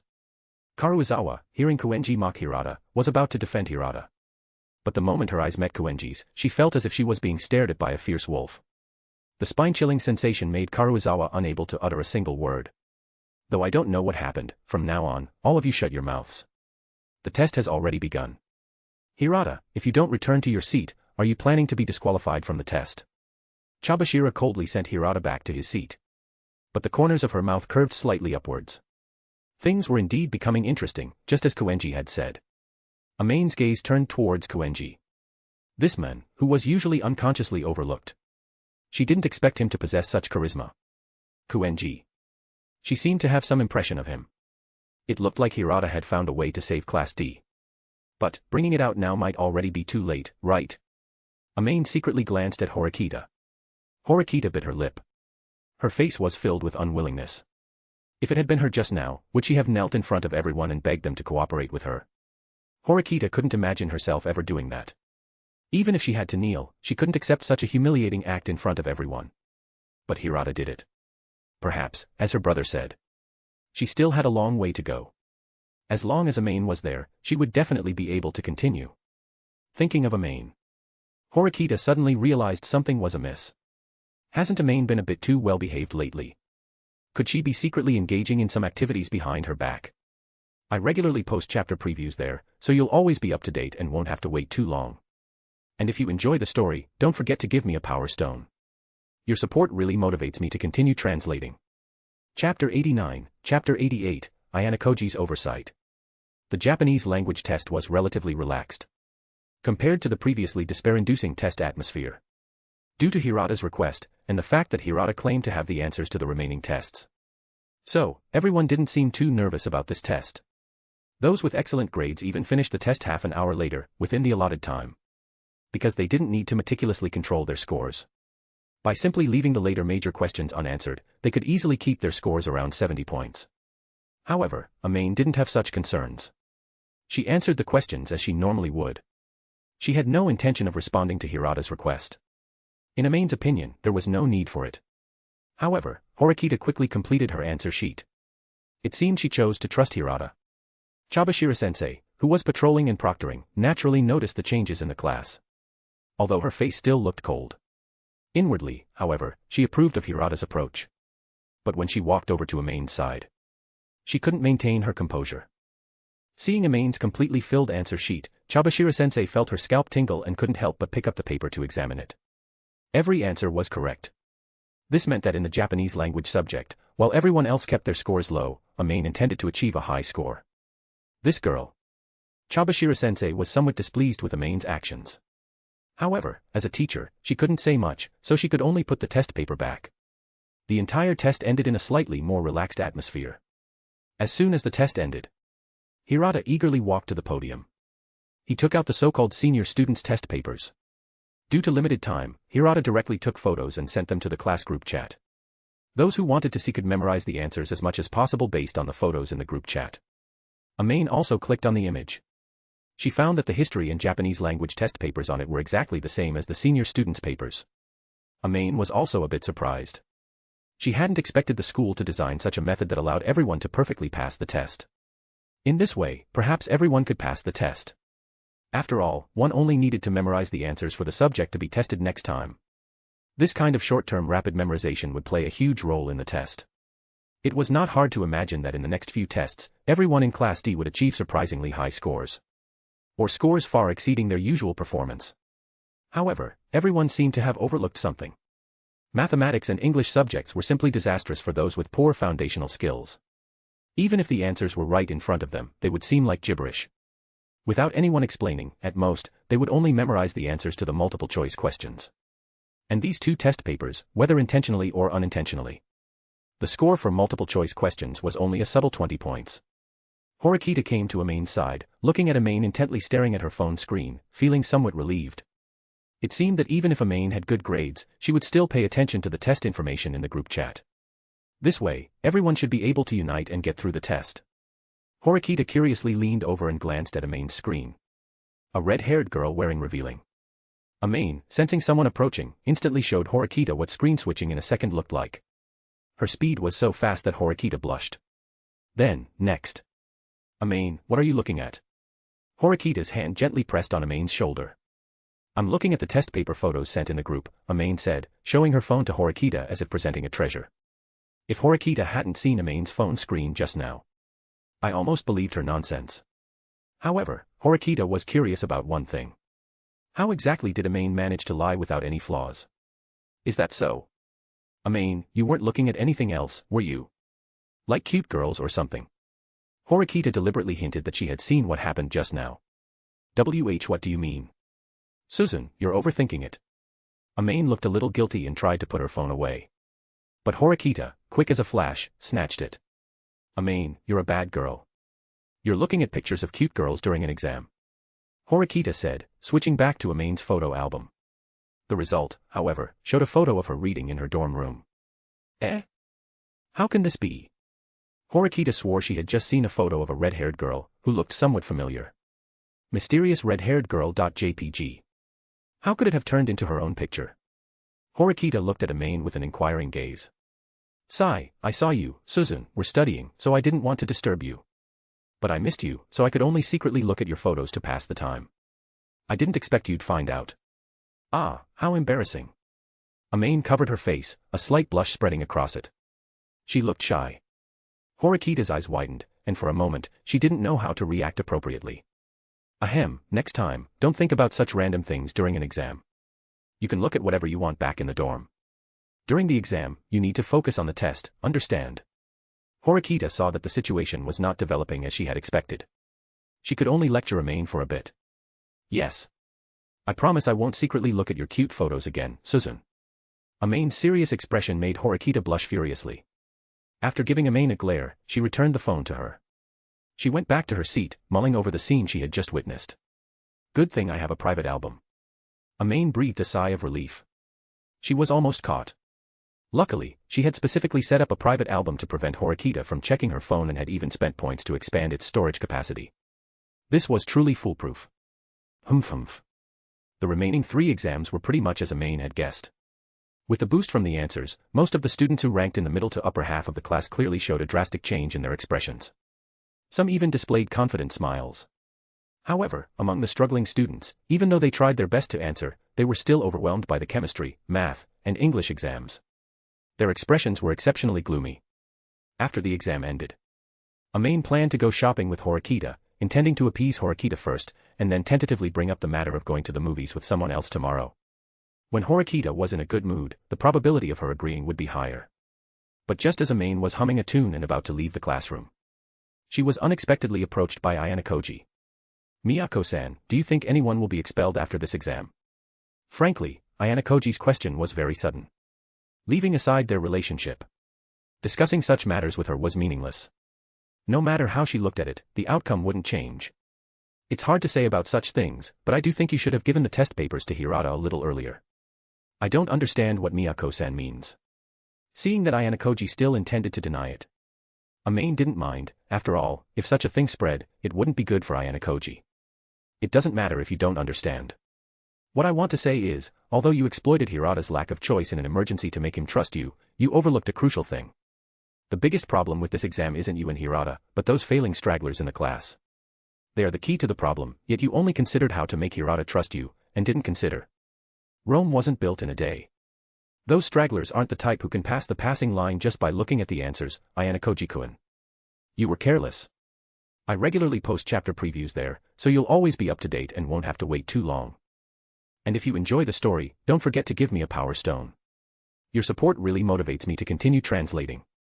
Chapter 90, Chapter 89, An Encounter on a Day Off. After the exam came the day off. In normal times, the day off was undoubtedly the most welcomed day for all students. When the day off arrived, everyone would often gather in groups of 3 or 5 to play to their heart's content on campus, enjoying the rare campus time. Some would also choose to rest quietly in their dorms to relieve the stress of studying. However, this week's day off was very different from usual. The students of first-year Class D, with the exception of a very few members, mostly had no desire to go out. They were waiting. Waiting for the exam results to come out. To find out their grades a step ahead, people kept privately messaging Chabashira-sensei, annoying Chabashira-sensei to no end until she finally announced news about the exam in the class group chat. The results would be available by Monday at the latest. But even though everyone already knew the results would be announced on Monday, they still couldn't escape the oppressive atmosphere. Because besides the hurdle of grades, there was also a hurdle called points. Due to Sudo's violent incident, no matter how many points were earned this month, they would not be paid next month, which meant that the 100,000 points allocated at the start of the school year had to last for 3 months of living expenses. It seemed a bit unbelievable. However, if they had been informed in advance, they could have managed by spending frugally, but the school wouldn't be so kind as to tell them to save their points. The poor souls who spent all their points in the first month. Even without the worries of exams, they could only stay cooped up in their dorms on their day off, almost lying motionless to avoid expending energy. Because on their day off, the school only provided 2 meals. Those without points could only queue up to receive the vegetable set meal. For some reason, the vegetable set meal on the day off was exceptionally unappetizing, so everyone, to avoid getting hungry from strenuous activity and being forced to eat the vegetable set meal. So they lived a difficult and arduous shut-in life. But for Amane, this was no problem at all. She didn't come to school to live like an ascetic monk. Naturally, she ate and drank as she pleased, and when she had nothing to do, she would go shopping, watch movies, sing songs, and drink some milk tea with cute girls. "Megumi, let me feed you, ah." Amane picked up a takoyaki and brought it to Karuizawa's mouth. Facing Amane's somewhat abrupt action, Karuizawa's face showed difficulty. "Why can you call me by my name so naturally? Also, everyone is watching, isn't this a bit inappropriate?" Karuizawa's mind raced, desperately trying to figure out how to avoid the embarrassing situation of being fed in public. "What's wrong with that? Aren't Megumi and I friends?" Amane deliberately teased, bringing the takoyaki closer to Karuizawa's mouth. Matsushita and Wang Meiyu next to them directly pretended not to see. Only Shinohara was still smiling mischievously. "Karuizawa-san, just give up. Everyone here is spending Amane-san's points." Shinohara's words made Karuizawa sigh helplessly. It seemed there was no escaping it. After all, she still owed Amane 10,000 personal points, and if she didn't even give her this much face, it would seem a bit heartless. But, being stared at still felt so embarrassing. She had never been this close to another girl. "I remember you really liked that skirt we saw last time, Megumi. That one costs 8,000 points. Ah." Amane didn't directly answer Karuizawa. But her actions hinted to Karuizawa that as long as she cooperated, even an 8,000-point skirt could be casually given to her. Where did Amane get so many points? Karuizawa still couldn't resist the temptation, blushing as she bit into the takoyaki, then quickly chewed and swallowed it. How does it taste? It's okay, I guess. Wait, is this one so expensive? Oh no, I ate it too fast, I didn't even taste it. Karuizawa looked at the price tag of 100 points per takoyaki, somewhat frantic. Who knew something could be so expensive? It was such a waste that she ate it so quickly out of embarrassment. Karuizawa's annoyed expression, clutching her hair, caused Shinohara and Matsushita to laugh. Wang Meiyu, on the other hand, shyly covered her mouth and let out a soft laugh. Amane, meanwhile, generously transferred points to her. Seeing that Amane would give her points for such a simple matter, Karuizawa was a little surprised. Speaking of which, Amane-san, where do you get so many points? Matsushita keenly asked the question everyone wanted to know. Keeping wealth hidden was undoubtedly the best choice for ordinary people. But for Amane, points were meant to be spent, and not only spent, but spent valuably. I helped someone make a huge amount of points, and they gave me half, Amane said, sounding half true, half false, making it hard to judge the veracity. Eh? Isn't that like a lucky encounter? It sounds a bit. Shinohara didn't state it explicitly, but her meaning was clear. Well, the points have already been given to me, so that can't be wrong, right? Amane spread her hands. Seeing how readily Amane paid, everyone couldn't help but believe her to some extent. Originally, Karuizawa, Shinohara, and Matsushita were just casually browsing. They ran into Amane and Wang Meiyu at the entrance of Palette, who had just finished watching a movie and were planning to buy some drinks and continue shopping. Amane generously treated them to milk tea, so they formed a group of 5 and explored the shopping center and snack street. They were just about to return to the dorms. That's great. I wish I could encounter something like that too, Shinohara said with a hint of envy. I think even if you did, Satsuki, you wouldn't be able to seize the opportunity, Matsushita said, half jokingly, half seriously. Chiaki. Don't look down on me, humph. Shinohara, however, only thought Matsushita was joking with her, so she put on a facade of being angry. Watching the two playfully bicker, Amane and Karuizawa exchanged smiles. Amane was purely enjoying the show, while Karuizawa felt a bit helpless. Originally, Shinohara and Karuizawa got along well, but recently, Shinohara seemed to want to form her own clique, even poaching members from Karuizawa's group. This made Karuizawa somewhat annoyed, but her limited influence prevented her from stopping it. Coupled with her recent financial difficulties, she couldn't strengthen her group members' relationships through social means, which greatly troubled her. However, Amane's appearance gave her some ideas.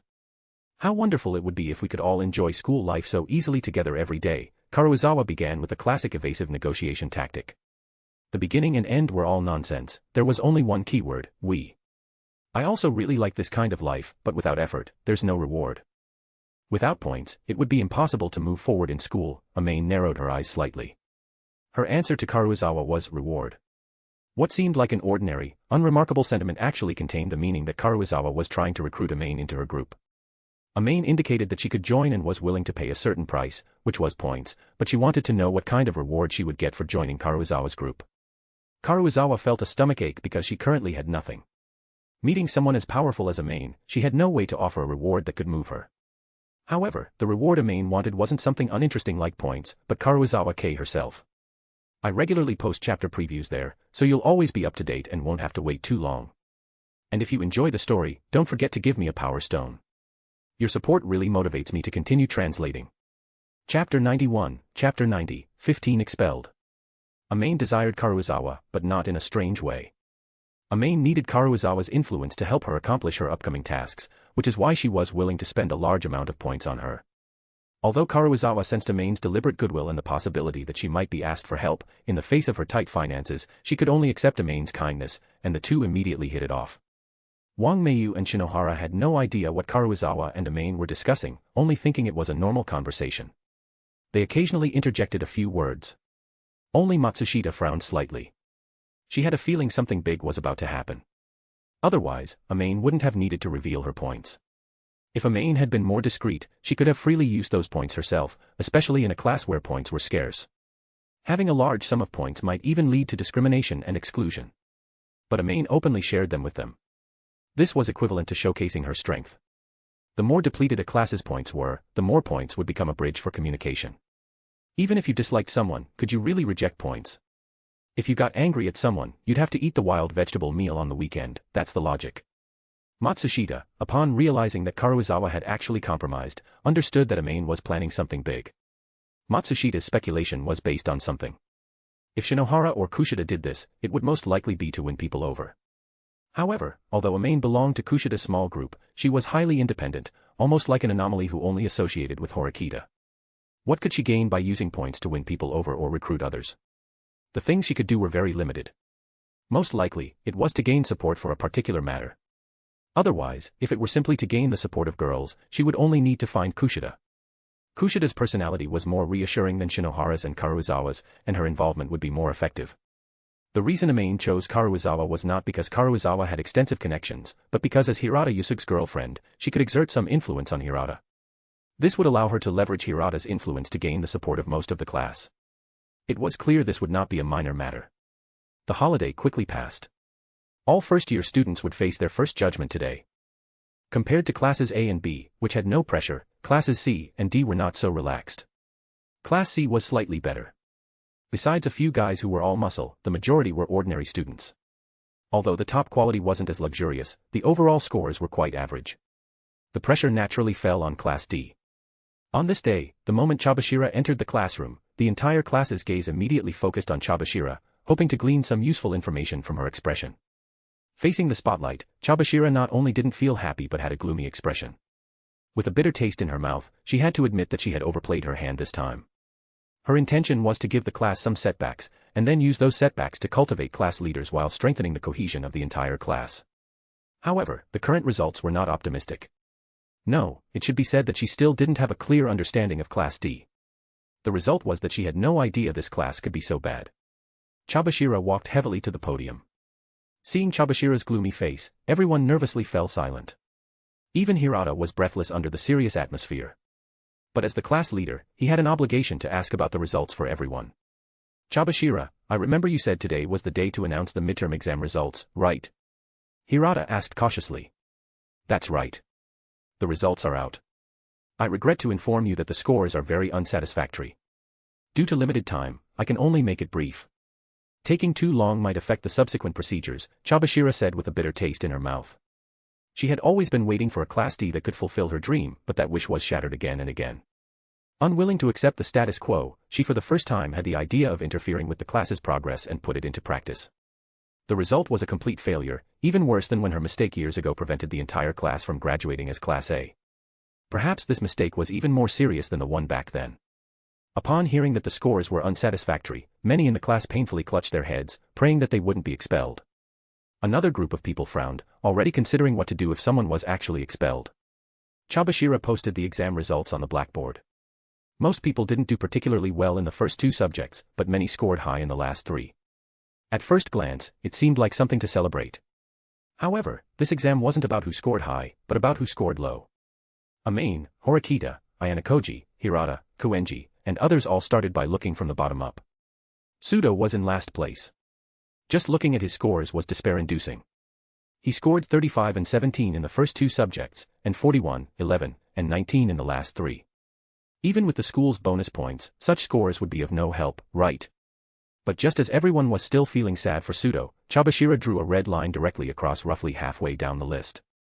Many people's eyes widened instantly.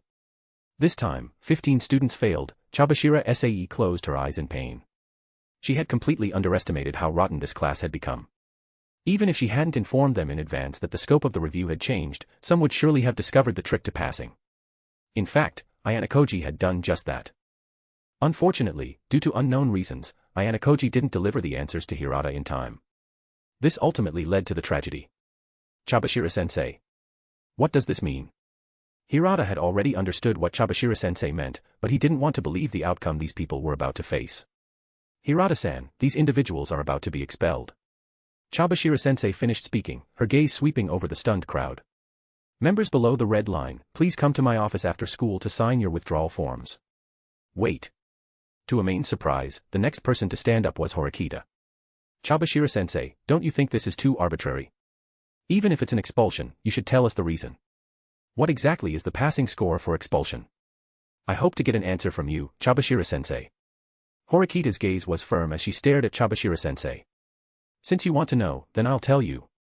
I regularly post chapter previews there, so you'll always be up to date and won't have to wait too long. And if you enjoy the story, don't forget to give me a power stone. Your support really motivates me to continue translating. Chapter 92, Chapter 91, Sudo's Second Outburst. Chabashira-sensei finished speaking, picked up a piece of chalk, and wrote a series of numbers on the blackboard. Then, she pointed to the number 62 among them and said, "Since Horikita, you want to know, then pay close attention. Let's take Japanese as an example. 62 is the class average for the Japanese subject." Chabashira-sensei then started writing a formula after 62. 62 divided by 2 is equal to 31. Everyone was familiar with the simple and easy-to-understand equation. I believe everyone can understand what this means, right? The average divided by 2 is the passing score. In other words, all students who scored below 31 in the Japanese subject are considered to have failed. Initially, when everyone heard Japanese, they didn't react much. Because this was the subject that most people chose to intentionally lower their scores in, at Hirata's request. Even if someone genuinely didn't have good grades, with the average score being what it was, how low could he possibly go? But when everyone saw the class ranking for the Japanese subject, they were immediately dumbfounded. Kuenji and Amane were tied for first place. Yukimura was in second place. There were also nearly 10 people who scored in the 70s and 80s. These people might have intentionally lowered their scores. But because they were afraid of lowering it too much and ultimately being expelled, they chose this half-hearted approach. The direct result was that the average score wasn't as low as they had imagined. However, even if it was 62 divided by 2, that's only 31 points. The Japanese subject is so simple, it's impossible for anyone to score below 31, even by guessing. How could anyone possibly score below 31? Chabashira then picked up a piece of chalk and drew a line. There were actually 4 people below 31 points. This meant that even in Japanese, a subject where most of the class tried to lower the average, some people still fell behind. Not to mention the other subjects. Horikita saw this result, opened her mouth, but couldn't say anything. She had already lowered her score to 60, so why were there still students who failed? This brings us to Hirata's study group. Hirata's study group was voluntary.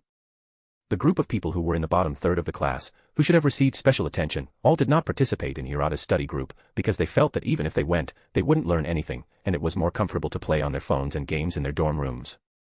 But the moment the expulsion notice came out of Chabashira-sensei's mouth, they couldn't accept the cruel reality.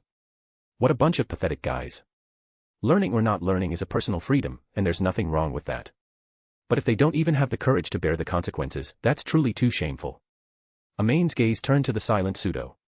Could he really hold it in? Sudo saw that no one was willing to speak up for them anymore. He slammed his textbook on the desk and stood up. Chabashira-sensei. This is too much. To be expelled just for failing one exam, what kind of ridiculous school would set such a rule? Sudo's roar made some of the girls look at him fearfully. Ridiculous? Isn't it normal for a student to be expelled for failing? I don't know what you have to complain about, Sudo. Besides, I've already told you in advance. Ah. I never heard you say that failing the exam would lead to expulsion. Sudo retorted loudly. Chabashira-sensei was a little stunned. Although she had already anticipated that someone might lose control due to expulsion. She never expected that Sudo, in order to escape the reality of being expelled, would choose to distort the facts. Sudo-san, calm down. Chabashira-sensei did say back then that if we failed this exam, we would be expelled. Hirata saw Sudo pushing the situation towards an uncontrollable edge. He quickly stood up, trying to defuse the argument. Although he wanted to help everyone pass the exam, this didn't mean he would unconditionally side with his classmates and ignore objective facts. Exactly, Chabashira-sensei already said it before. Why are you getting so angry? If your grades were even half as good as your temper, you wouldn't be facing expulsion. Karuizawa saw Hirata speak and quickly chimed in. Suddenly, many people turned their criticism towards Sudo. The accusations and taunts constantly stimulated Sudo. Crash. Sudo slammed his chair hard on the floor. Shut up. All of you, shut your mouths. Sudo glared menacingly at Karuizawa, whose accusations had been the most grating. Karuizawa, who had been continuing her sarcastic remarks, instantly seemed to have her throat choked, unable to utter a single word. Hirata saw this and gave Ayanokoji a look. Ayanokoji, however, subtly shook his head. Hirata was a little disappointed. He had originally hoped that Ayanokoji could talk some sense into Sudo. But he didn't expect Ayanokoji to refuse to get involved at this moment. However, Hirata could understand Ayanokoji's actions. If it were him, he would hesitate before risking a beating to persuade someone. Not to mention, Ayanokoji didn't seem to have a particularly close relationship with Sudo. His refusal was understandable. Just as Hirata was about to speak up again to persuade Sudo to calm down. Amane stood up. Chabashira-sensei, how long do you plan to watch this gorilla go berserk? Does the school not even have a security department? Do you intend to allow such a person to cause trouble and disrupt school rules? Amane's triple questions brought the stunned Chabashira-sensei back to her senses. Since I can't communicate with you, I'll have to ask security to come over. Chabashira-sensei said as she started dialing the phone. Just then, Sudo suddenly strode forward. When he was less than a meter from Chabashira, he suddenly reached out, intending to snatch Chabashira's phone. Bang. It was supposed to be a surprise attack. But Koenji, who was sitting next to Chabashira, instantly grabbed his wrist. Oh. Are you planning to lay hands on a woman? My, you've truly redefined my understanding of the word worthless trash. Koenji adjusted his hairstyle with one hand, slowly rising from his seat. You bastard. Let go. This has nothing to do with you. Sudo struggled a few times, and after realizing he couldn't break free from Koenji's grip, his face was filled with shock. All his life, no matter what he encountered, as long as the other person dared to argue with him, one punch would make them obedient. But ever since he came here, he had repeatedly suffered setbacks in his proud strength. The endless humiliation made Sudo feel his pride being ruthlessly trampled underfoot. Isn't this a school where strength reigns supreme? He would use his strength to show these people that his, Sudo-ken's, strength couldn't be reflected by mere additions and subtractions in textbooks. If you have the ability to break free, then try it. Or, red-haired gorilla, if you kneel and beg me now, I might consider letting you go. Koenji hadn't even finished speaking when Sudo punched towards Koenji's face with his free hand. It worked. Sudo's face showed a hint of a smile and excitement. Even if it was a sneak attack, success was victory. But Sudo's smile didn't last long before it froze on his face. His full-force punch was now firmly caught by Koenji. Koenji's face even showed a hint of playfulness. Hey, what is this? Are you perhaps trying to act cute like a girl? This kind of strength isn't even enough to give me a foot massage. I regularly post chapter previews there, so you'll always be up to date and won't have to wait too long. And if you enjoy the story, don't forget to give me a power stone. Your support really motivates me to continue translating.